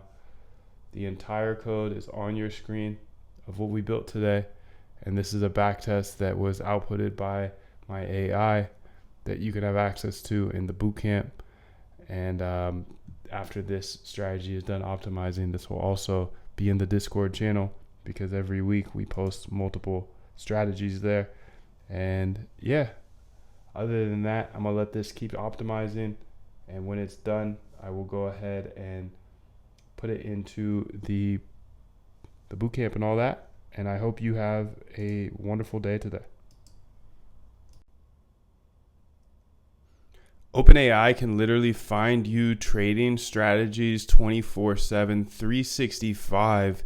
Here with this AI, you can see I'm watching any video, any trading strategy video, or reading any paper, and every single minute of the day, it's coming up with new strategies. You can see a thread created with strategy creator AI. It went ahead and consumed this video, and now it's gonna keep working on it until it is done. So all I have to do here is simply click start, and it will go ahead, consume the video, watch the whole video, and then figure out, hey, what is the strategy that was talked about in that video? So you don't actually have to watch these long 30-minute videos of people's.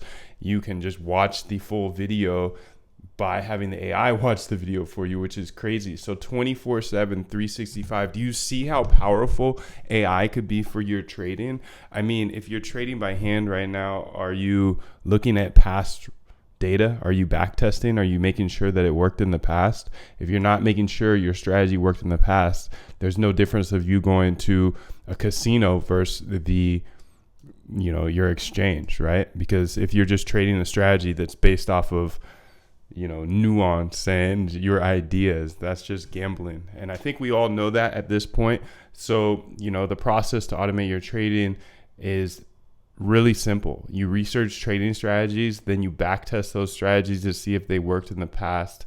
If they worked in the past, then you implement them into a bot that trades for 30 days with super small size.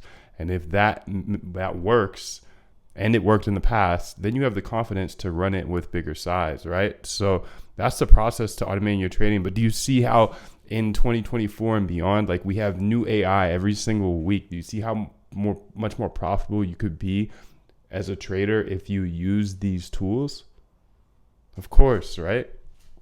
Have you ever been in a situation where you're like FOMOing in when you know for a fact you shouldn't be buying up here, but you're like, F it, I'm just going to buy anyways. And then it just like, you just get crushed? Of course, that's human emotion, and we can't like stay away from being humans. We are humans. It's crazy to me that we're humans and we've automated everything, but some people still try to trade like monkeys and trade by hand, which is like, it doesn't make sense. We've automated the transportation. We've automated like a lot of our computer work. We've automated all this stuff, but the exchanges, they still want you to look at these charts and kind of put lines here and say it's going to go this way or that way. But in reality, this is all past data, right? Like this is data from the past. So why wouldn't we have machines work on it? Like we have all of this AI. You see all this AI coming out every single day. I'm using ChatGPT, Quant AI here, and this is like the first week of it, you know? So every single month there's something new coming out. Do you see how much more profitable you could be if you really incorporated AI into your trading? You know, from strategy development, as you can see, this is going ahead, and this AI is watching a YouTube video that was talking about a strategy, and then it comes up with the actual strategy that's talked about. So scalping, trading strategy, instructions for backtesting, because then after this, it makes really good instructions so it can send it to its other AI that can backtest it for you. So it writes all the code for the backtest so we can then see, hey, was this profitable in the past? Okay, great. Well, that took the AI like, I don't know. How long was that? 2 minutes? A minute? For it to come up with a full strategy and then code a backtest? For me as a quant who's been doing this for more than 3 years, it takes me 10 hours.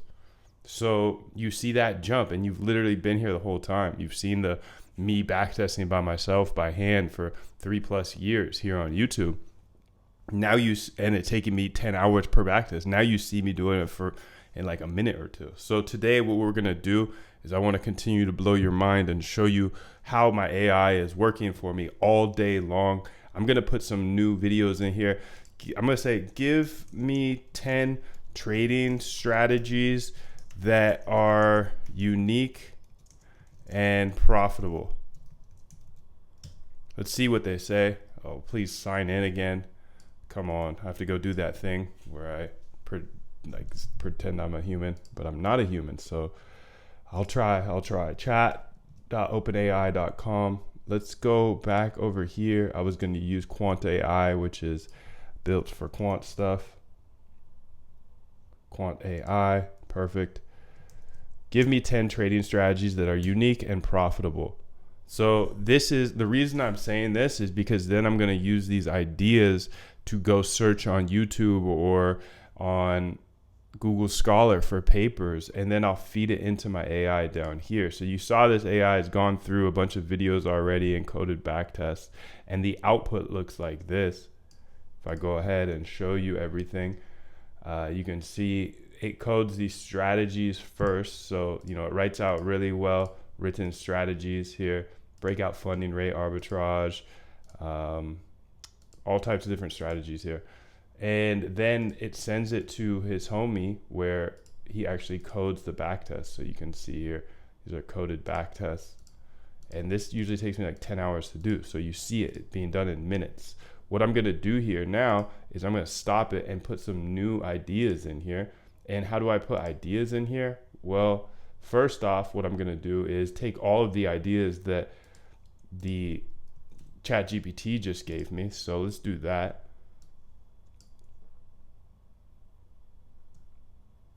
And I'm just going to plop them in here. Just plop them in, and it's going to go ahead and take all of these ideas and come up with some sort of strategy based off of the text that I gave it, which is pretty neat. And then from there, I want it to actually go ahead and get some more strategies. So what I'm going to do here, well, let's see what we have. What's it called on here? GitHub Copilot, sentiment driven. What I'm going to do, mean reversion. Let's say mean reversion trading strategy up in here in YouTube, because we can get some good trading strategies from YouTube as well. I'm going to filter it by this week just to get some freshies up in here. Introducing mean reversion strategy, Dr. Ernest Chan. Copy link address. I believe I have a podcast with Dr. Ernest Chan actually. Large altcoins, large Mean reversion setups in play. Okay. Don't get wrecked. But it's okay because I take all of these ideas and I just have my AI figure out which ones to work with, and then it spits out the actual strategy and the back test. So do you see how much more powerful this is? It's crazy, right? Let's go ahead and see what Martin Shkreli says. Let's go ahead and see 90% loss rate, but we still have over 90% of our account balance left. Interesting. And I can be pretty non-biased with these because I just throw them in here, and then at the end of the day, we'll be able to see, is it profitable or not? If it's profitable, then we can put it into a bot that trades. Remember, this is the process to automate your trading. You research trading strategies, then you backtest those trading strategies, and then you implement them into bots for 30 days. So we have AI doing the R and the B for us. Then we just have to kind of look at the backtest, tweak them a bit, and then let it ride in the real market if it's profitable. So let's let this run while we work on some other back tests here. I have some ideas that I want to cover today. So what I like to do is I like to have my AI go while I go. So while I work on things, my AI is working on things. Now here, just one more time, I want to explain the system that I use. I use the RBI system. So this is how you automate your trading step by step. And I want to make sure this is super clear, because if you can see it, if you can imagine it, then you can do it. I wasn't a coder prior to this, so I know you do have to know a little bit of code, but I can show you how to code. I can show you step by step. I show you on this YouTube channel. If you want more hands-on stuff, I have a bootcamp that shows you step by step, and I give you this code for the AI. You can have the code for the AI.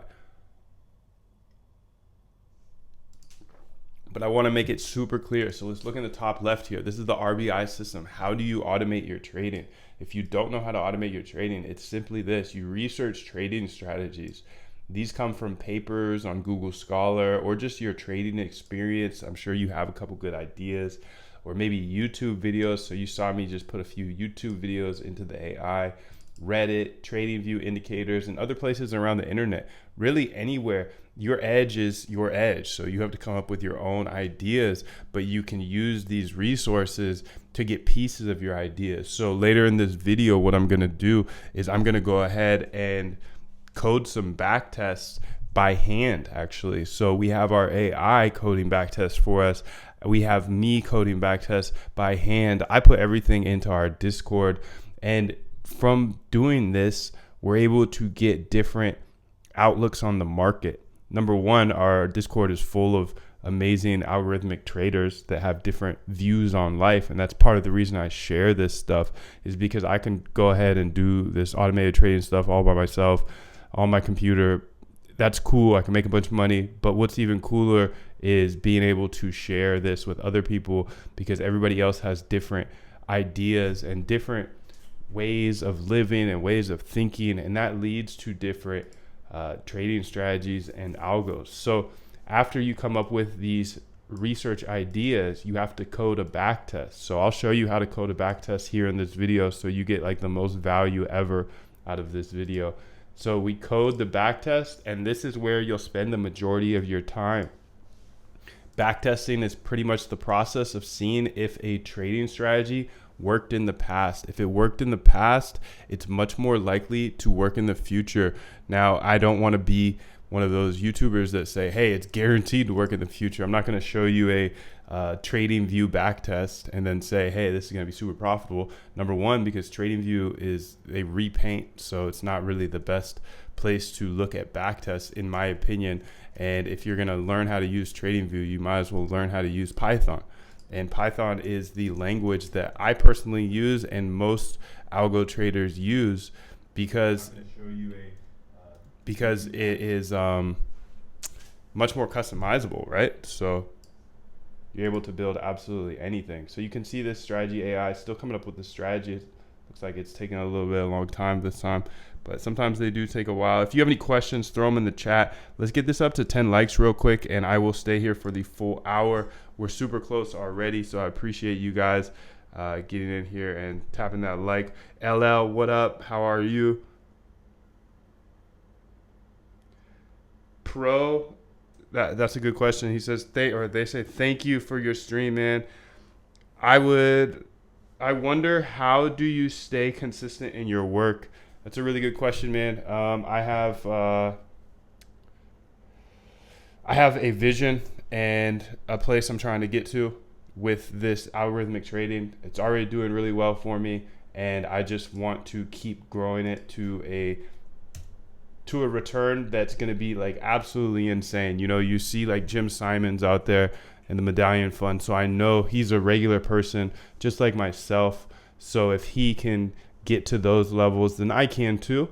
And it's just a matter of time and persistence to get there. And he was just a good example. I've read books of brilliant algo traders. I've, met brilliant algo traders in life, and, they're ahead of me. And so I'm doing well, but they're doing better. And there's no difference between them and me. They're humans. I'm a human. I didn't know how to code before. They didn't know how to code before. They may have better education. That's okay. I can learn it all on the internet. So how do I stay motivated and consistent in my work? Is I have a clear vision I'm trying to get towards. I see examples of people who are at the place I want to get to. So I just keep swimming until I get there. Who knows how long it's going to take? It might be another year. It might be another 5 years, but I will continue to show everything here on YouTube because I believe code is a great equalizer. And I was so scared to learn this stuff because I didn't know how to code. And then once I started learning it, I was like, okay, well, coding's not harder than anything else. It's literally the same thing as learning a new language, but it's in English, So like as an English speaker, I was like, okay, well, I can learn this. It just takes time and dedication and just keep showing up every single day. As long as you keep showing up every single day, you're going to figure it out. So, before this AI, we have this AI that is going through creating strategies and coding backtests for us. That's insane. Even 2 months ago, I couldn't imagine doing this, but OpenAI released the information. They put how to build with their assistance AI on the internet in English. It was sure as in code English, but if other people can do it, I can do it. So that's how I stay motivated. I know that Jim Simons is the king, but guess what? He is just a regular old person that smokes a lot of cigarettes and is good at math. Okay, cool. I'm not good at math. I don't smoke cigarettes, but I sure could if I wanted to. I could be good at math if I wanted to be. And I don't know. That's how I stay motivated. If you give me an example of somebody doing something at a high level, I know I can get there. I know for a fact I can get there. There's no difference between their blood and my blood. And it just takes persistence in swimming. So great question, man. I'm going to keep swimming, and I'm going to show everything along the way because I believe code's a great equalizer simply because I spent so much time in the tech world building stuff, hiring developers, spending a lot of money, having developers build stuff for me for so many years. And that works. That play works. But if you learn how to code, and once I finally learned how to code, it was like, okay, now I can build stuff like secretive stuff. Like I can build trading algos with my own edge built into it. And I don't have to share that with the developer anymore, right? So I try to share with you guys as much as possible all of the tools that I use along the way, all the steps I take, so then you can put the pieces together. And I think for the rest of today, what I want to do is show you how to backtest a bunch of strategies, because in my mind, this is amazing. We have this AI that reads any paper or YouTube video or idea. It comes up with the actual strategy that is talked about. So you can see this is a trading instructions for a mean reversion with sentiment analysis. It writes the instructions perfectly for the backtest AI who codes the backtest. But in my opinion is, I know I have hundreds of backtests already outputted by this AI that I just need to go through. But in my opinion, it's like, okay, that's one team of quants that I have, my AI quants, but then I have myself and my team of quants that are posting in the Discord all day. So we have multiple sets of quants. You can see it just outputted another backtest here. So remember, the process of automating your trading is research trading strategies, backtest them to see if they worked in the past. And if they worked in the past, then build a bot for it. So the majority of your time is going to be spent with the R and the B. So why wouldn't we have AI do this for us? But at the same time, don't quit. like still do it by hand. So I know I've been rambling and telling you that we're having our AI do this and don't quit, go by hand. I want to get started because I don't just make videos to make videos. I make videos to actually get my work done. And let's go ahead and build our first strategy, backtest. So while we have our AI backtesting for us, we're also going to be coding some backtests as well. So I'm just going to look through some of my ideas real quick and figure out which one I want to roll with here. And then we can go ahead and code this out. And go ahead and tap the like button. Let's make sure to get up to 20 likes today, and I will show you absolutely everything along the way. You can see my AI is working even while I'm searching through some of my ideas.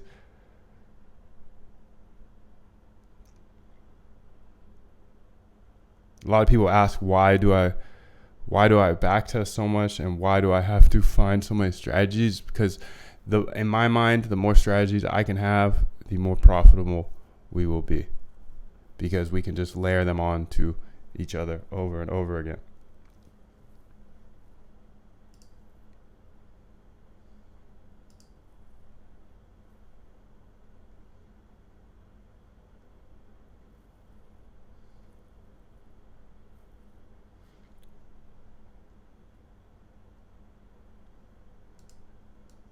All right, let's do this SMI strategy here.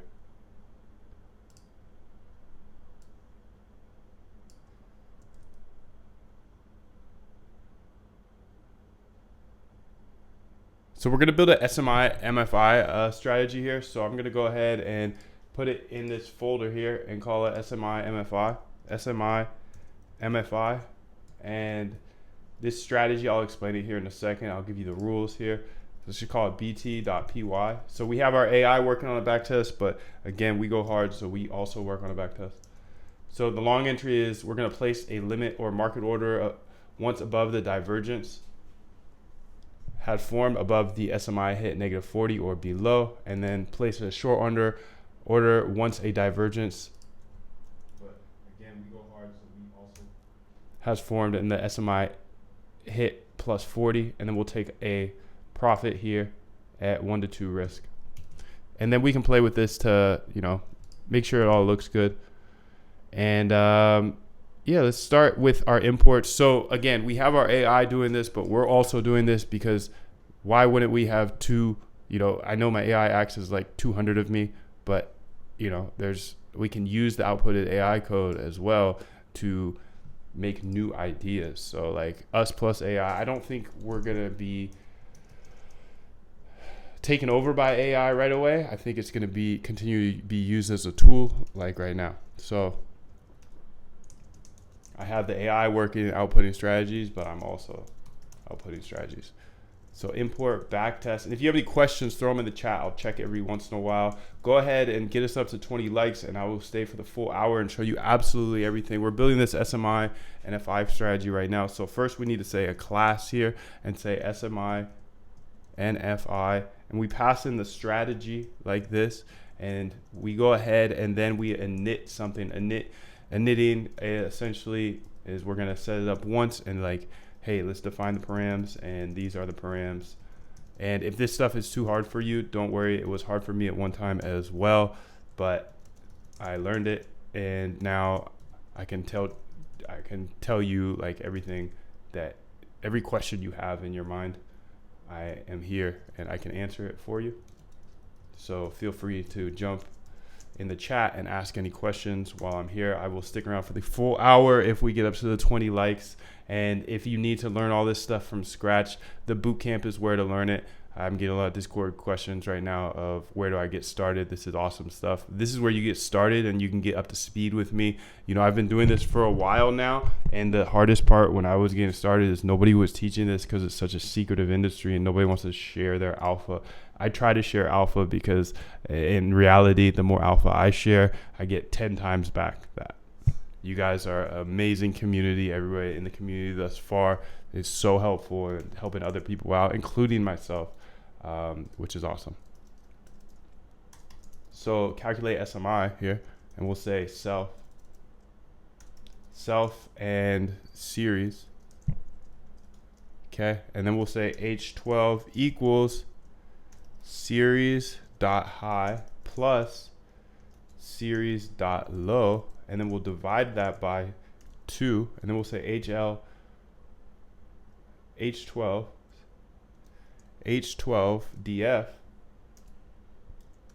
df equals PD dot data frame, pass in H12, and this will be essentially,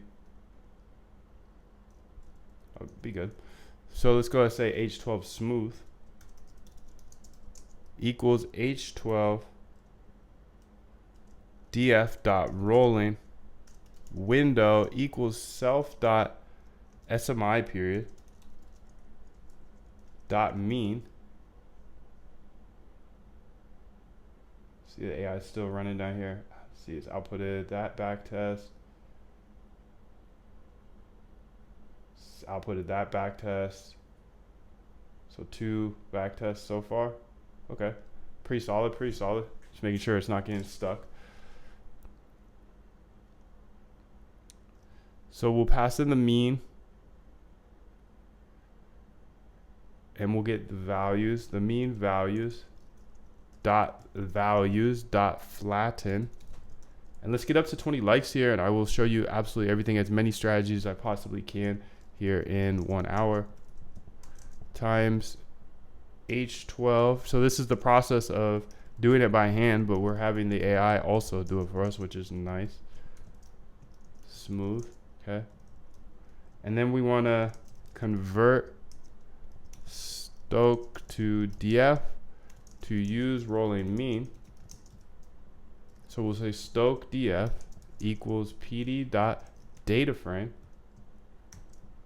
pass in Stoke, and then we'll say SMI equals Stoke DF dot rolling, and window equals self dot signal period dot mean, and then we'll get the values, and then we'll also flatten it. Dot values dot flatten. And don't worry, I will explain all of this code a little more in depth after this. And we'll say return Stoke and SMI. I want to get these down to the videos actually. So let's go ahead and get this AI to start watching those videos, because those are the ones I'm really curious about. You know, it's okay, since everybody can go ahead and have, I guess everybody can't, but you could go ahead and put these into ChatGPT kind of. The ChatGPT can't do this. They can't watch these videos. So that's like, I like the edge there. So I'm going to have it jump on to the videos and start with video 1. So this AI essentially does the RBI process for me, which is how we automate our trading step by step. We research strategies and then backtest strategies to see if they worked in the past. So we have this AI going down here that is watching YouTube videos that talk about strategies, and then it figures out what that strategy is, and then it goes ahead and codes a backtest, kind of like the backtest I'm coding up here, but it does it in seconds while we do it, and you know, it takes us time. So then we have to set up our next statement. Our next statement is the thing that is run every bar. So next.self, and then we calculate calc SMI values, and then Stoke fast SMI fast equals self.calculate SMI. Then we'll pass in the self.data. Okay, and then we have to figure out the long entry. So long entry will simply be if SMI fast is in the last SMI fast, is it bigger than -40? If it is, then we're gonna just buy. So self.buy, buy that all up, buy it all up, buy it all up here. And then we're gonna go ahead and say, what about a short condition? Well, short condition equals elif SMA fast -1, it's under 40, SMI fast, sorry. You can see our AI just outputted a new strat down below, so we got more that we can go through. Self.sell. Okay, and then we need to set up all our data and stuff. So let's go ahead and say load data and say data equals. Let's go ahead and get some data here. I'm just going to use some of my other data. I've got plenty. So there's the hourly, 15-minute. Let's get some 15-minute here. Copy path. And go back to SMI. You can see we just outputted another backtest. So every single minute or two, it's coding out backtest, which is awesome.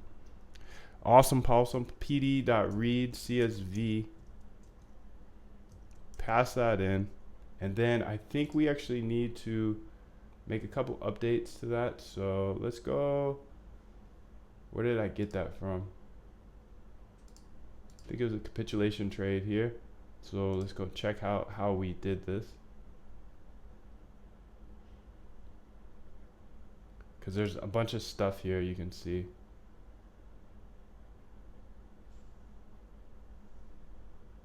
Data. Okay. I like using past stuff because I'm lazy. So data equals that. And this will be data path. Okay. We'll parse dates. Index column. We dropped the last column. This looks pretty solid to me. And then we want to go ahead and say backtest. This is where we actually do the backtest. BT equals backtest. Pass in the data. Pass in the SMI N5. Pass in the cache. Pass in the commission. And then we run the backtest. So it'd be results.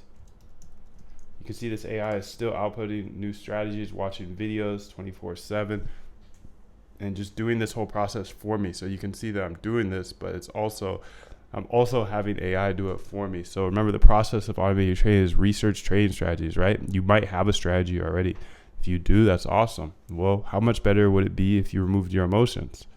Probably a lot better, right?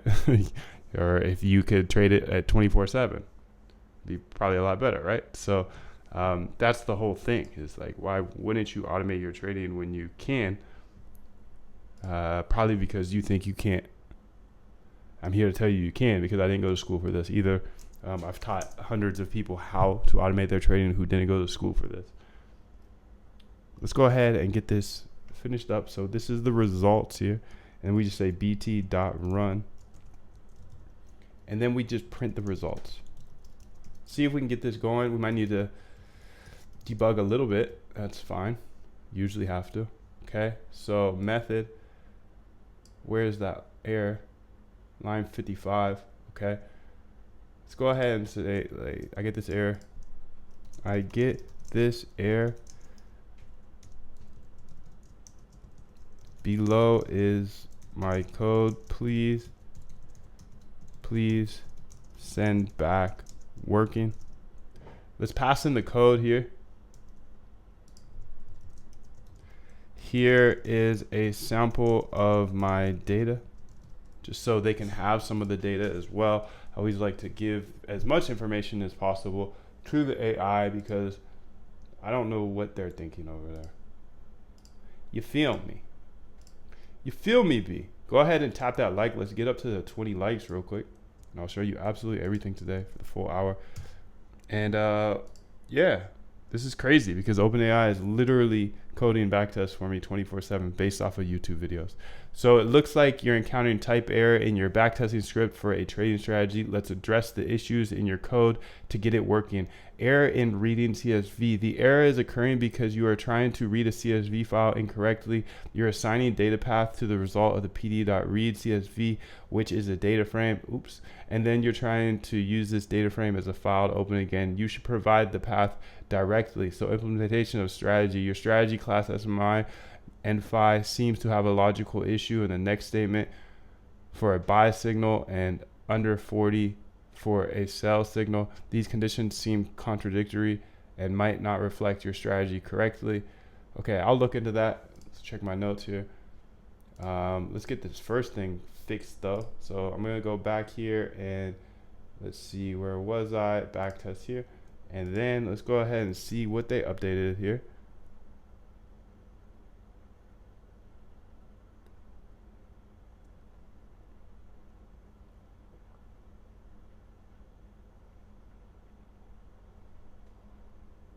What did they change? Oh, I see. I see what's going on. Yeah, my bad. I'm doing that twice.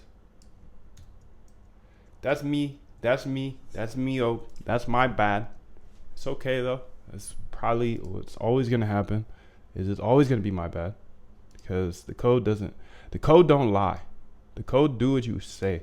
So it's backtesting right now. You can tell. So let that run. I'll answer a couple questions here. Let's get up to 20 likes though, and I will show you another backtest after this. How about that? Oh, look at that. So it only got one trade. So let's see if I correctly did this. Well, yeah, it looks like in this period, it actually only got one trade. So you can see the return is 640%. So we'll say this is done, but I don't love it because it's only one trade. So the max drawdown is 48%. It's better return than the buy and hold, 640% versus 630%. But one trade to me ain't the business. But the cool thing is we just got this backtest done. So now it's like an asset, right? Because we have this strategy done that we can use whenever we want. And we can go ahead and build pretty much anything. Let's see how many this is finished. So 1,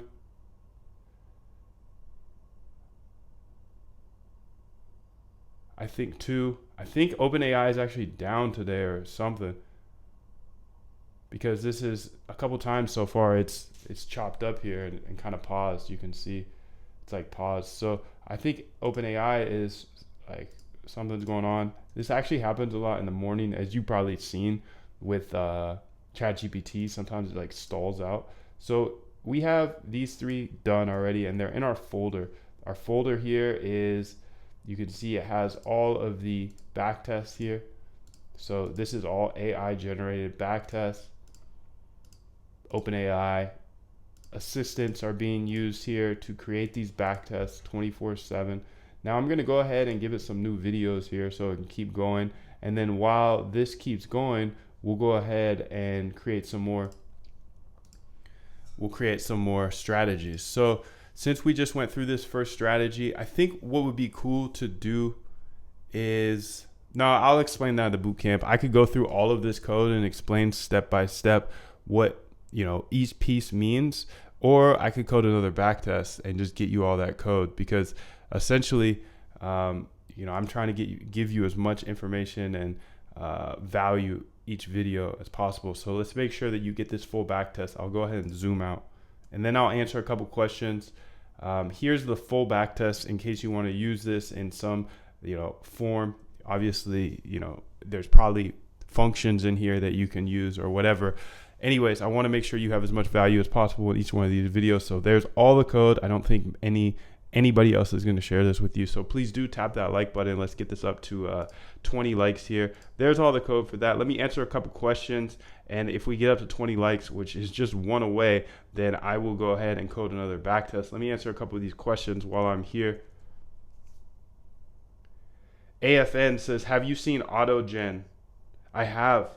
He says, I'm going to look at algo trading with this. Looks pretty good. Good morning from Atlanta. Good morning from Puerto Rico.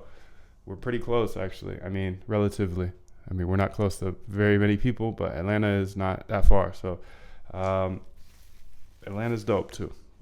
So thanks for coming through, bro. Roma.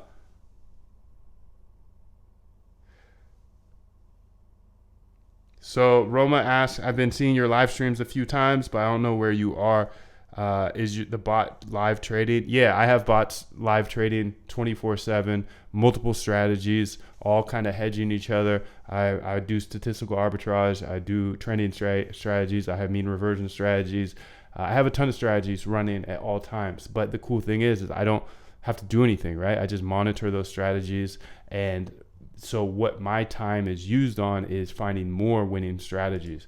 So I use this process down here.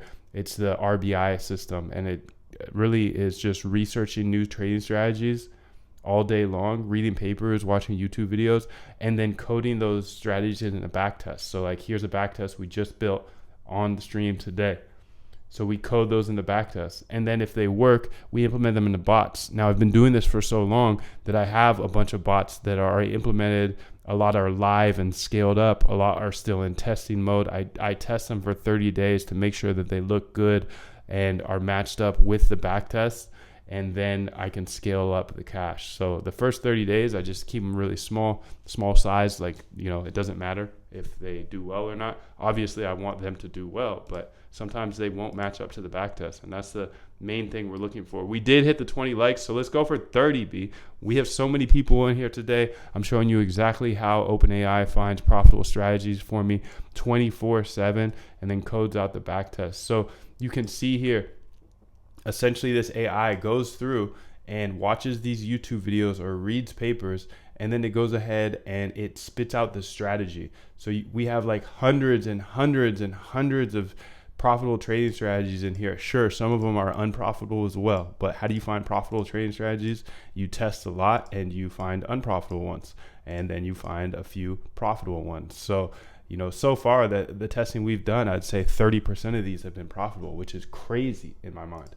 So after it writes out the strategy, it codes the backtest. So you can see we have hundreds and hundreds of these. Just so much code, so many backtests. And if this stuff is intimidating to you, it was intimidating to me as well, and it probably makes me the right person to hold your hand through this. So keep coming back to the lives. Now, what we're going to do, now we have all of these backtests, we're working our way through them to run them and see how profitable they are.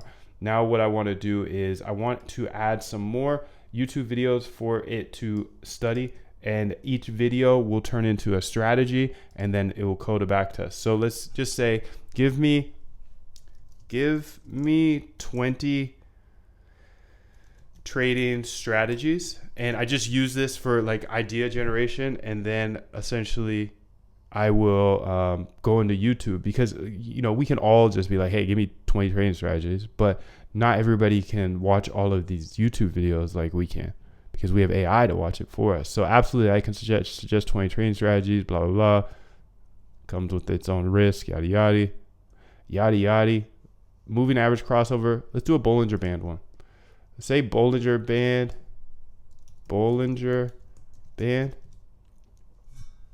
And then let's go ahead and filter by this week here. See if there's any new goodies here. Bollinger Band, scalping, okay. I don't think he's speaking English, but let's see if the AI can do it. That's the cool thing about AI. We don't speaking, or whatever language he's speaking, I don't speak it, but that's okay. Bollinger Band, Ashi Hinkin. Best 5-second trading strategy with Bollinger Bands, pocket options. Bollinger Band trend, okay, that could be interesting. So all of these videos I put in, it's going to go ahead and watch the YouTube videos and then come up with the strategy. This is a 2-hour video. That'll take a long time. Bollinger Band, how about this one? Okay, let's go ahead and see if there's some other good ideas here, and we'll just have the AI go ahead and do all of them. RSI divergence. Okay, let's type that in. RSI divergence. Trading strategy. Okay. Copy this. And again, this AI will go ahead and watch that video, understand the strategy homeboy talked about, and then code the back test to see if the strategy was actually profitable or not. Double bottom. Okay, now I want to search by filters here and say, hey, I want stuff that's this week only.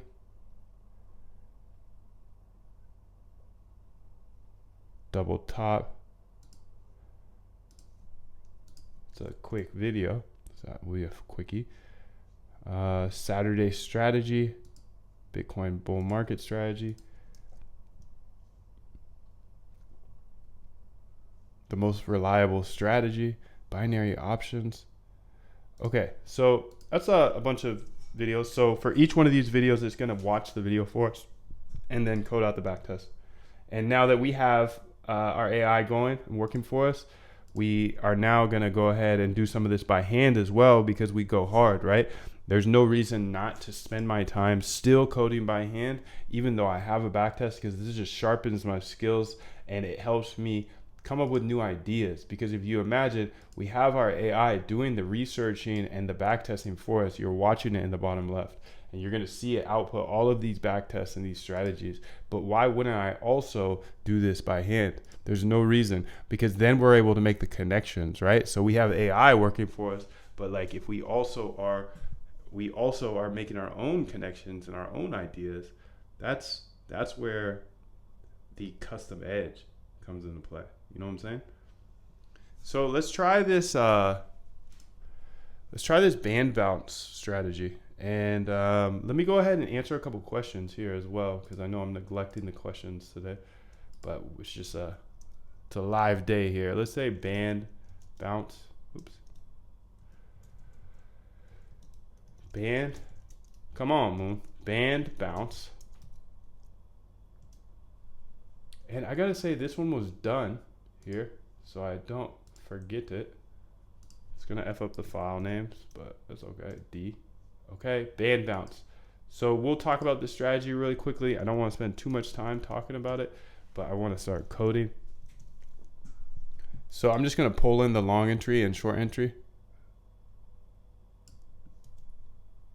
You're out running on a track, working out. So for a buy trade, it must enter into the price band from the top. We then buy when price touches the 200 SMA and take profit when it reaches the upper band. And then pretty much the opposite. So let's go ahead and start coding this.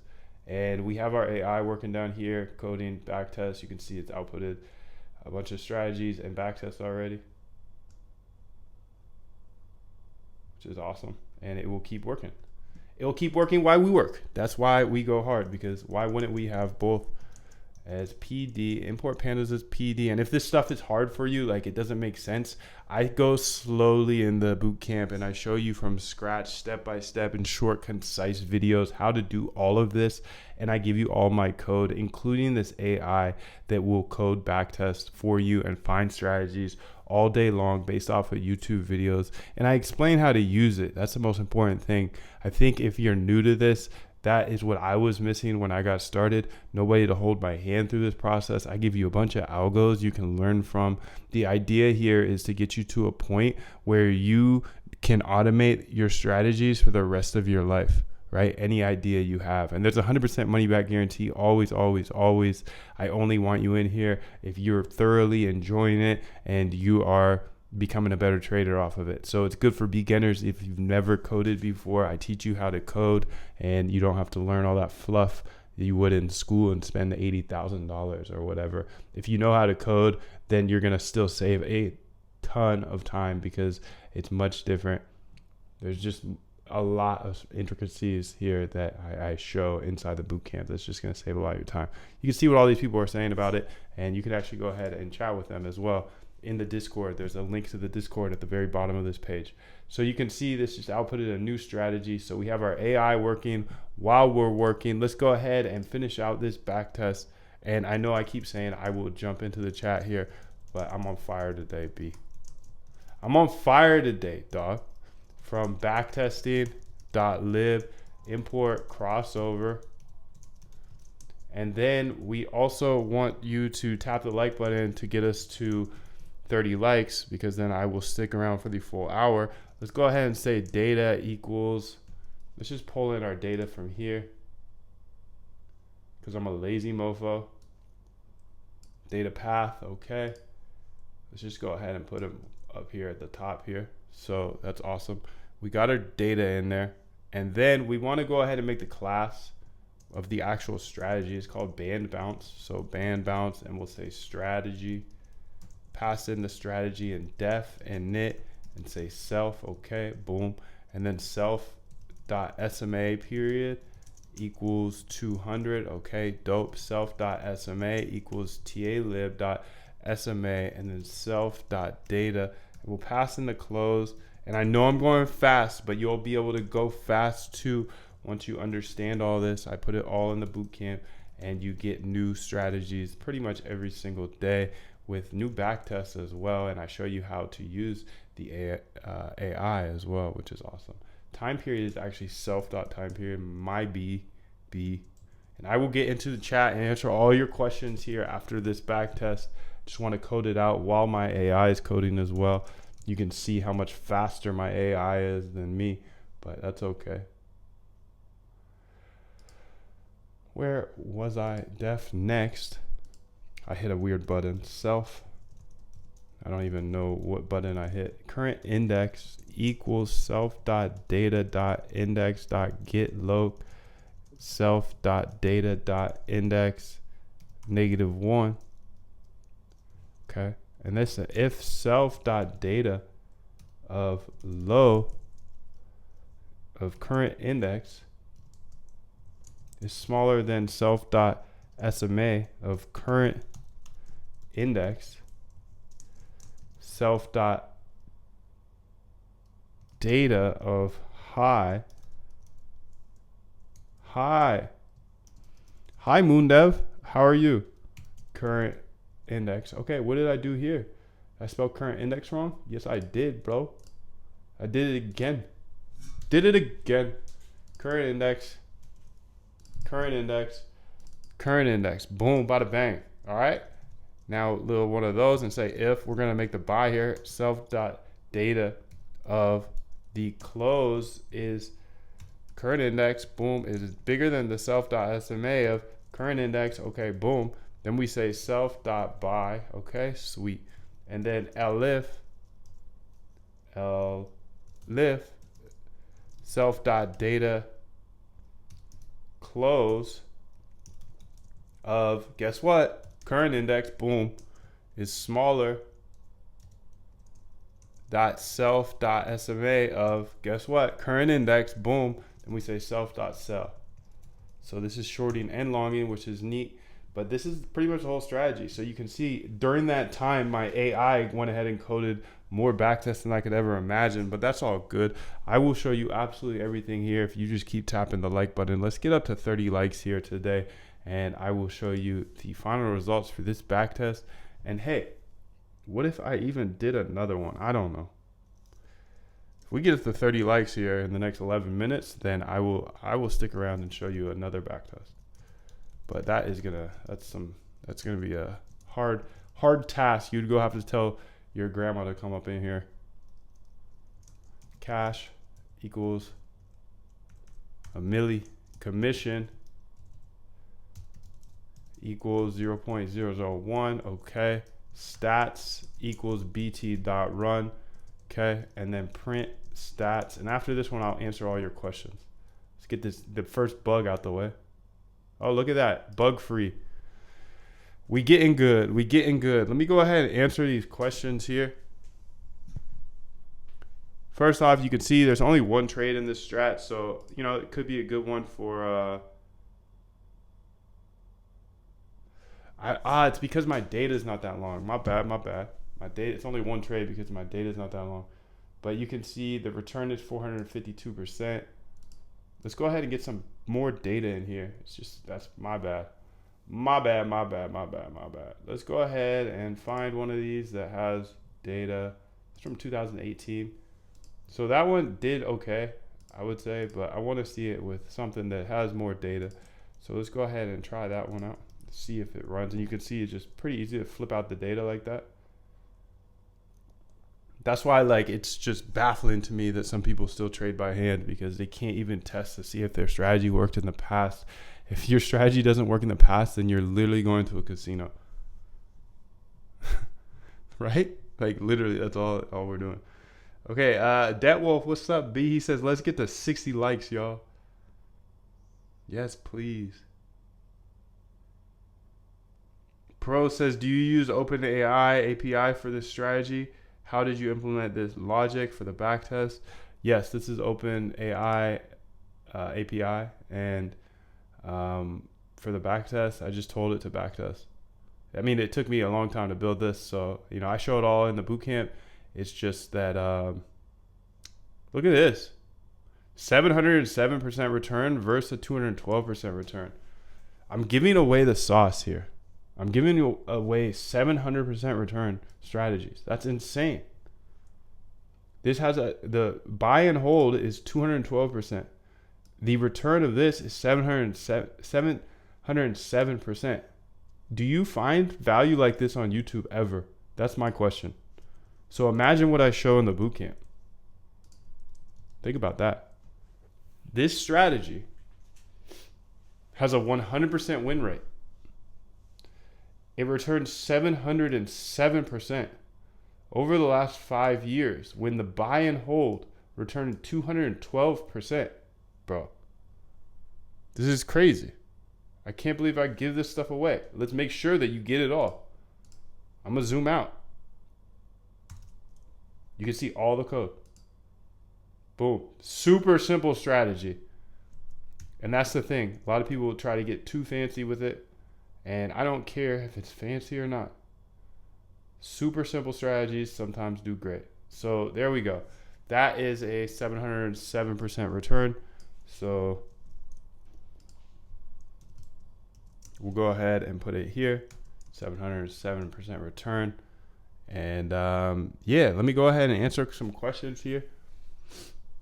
You can see the full strategy here. This is the return. So I just gave you two strategies today. They both were more profitable than buy and hold.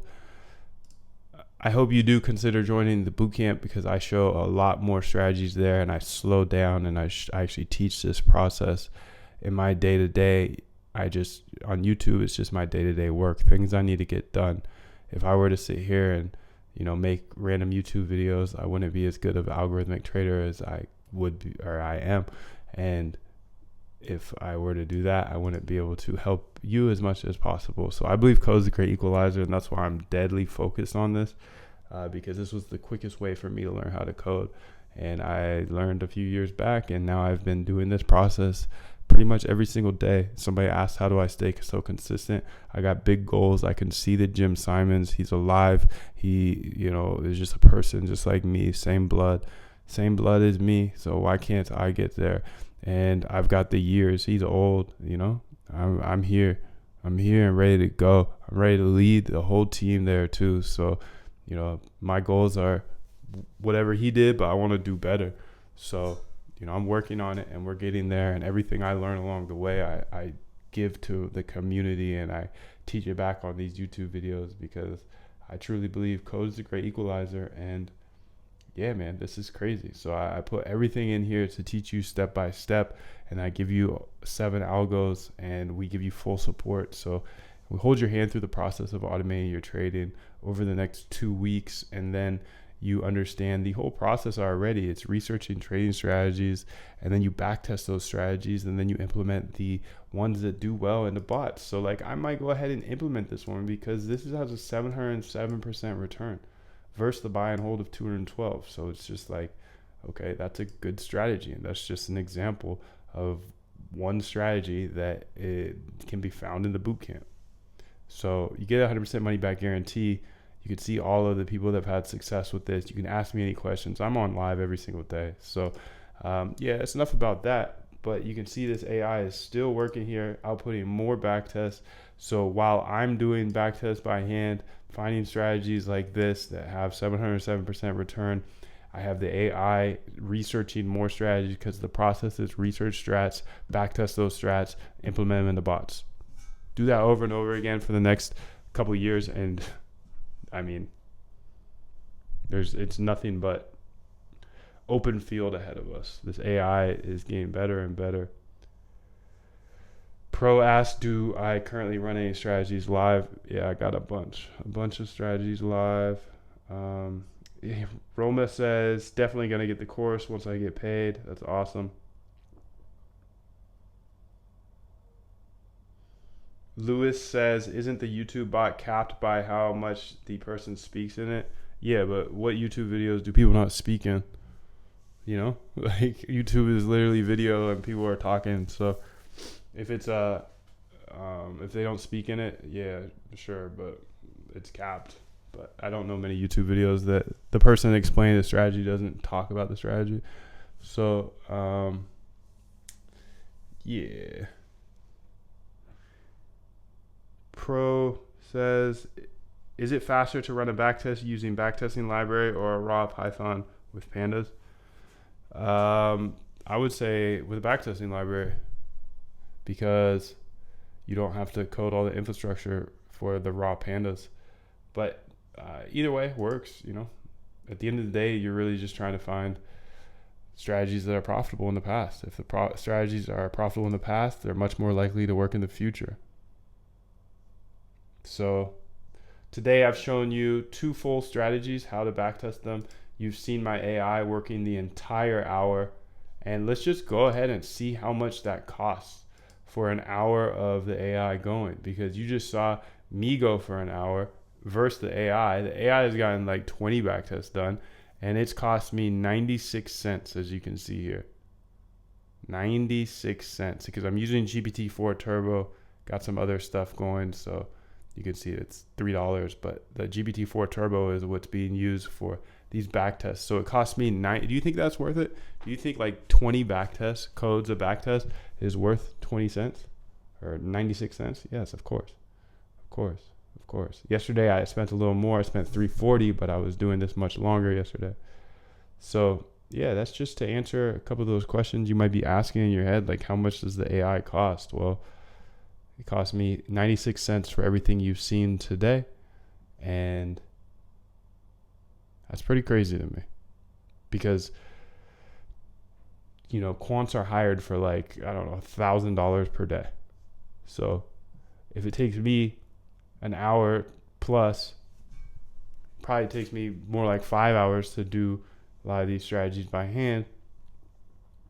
That's a full day of work, so that's $1,000.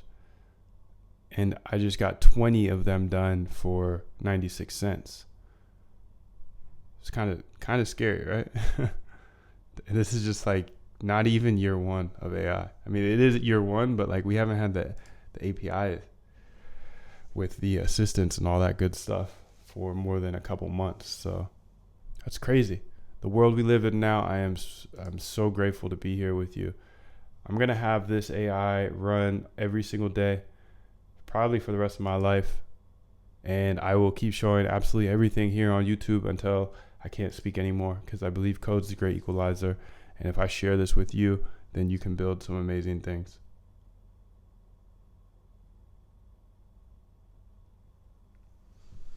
Good morning, Ingrid. Your answer to that is, what is that, 0.75, 754 day. Well, that's, this is crypto. It's trading crypto.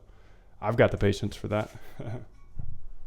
If you don't have the patience for that, you got to go trade equities for sure, because crypto has drawdowns.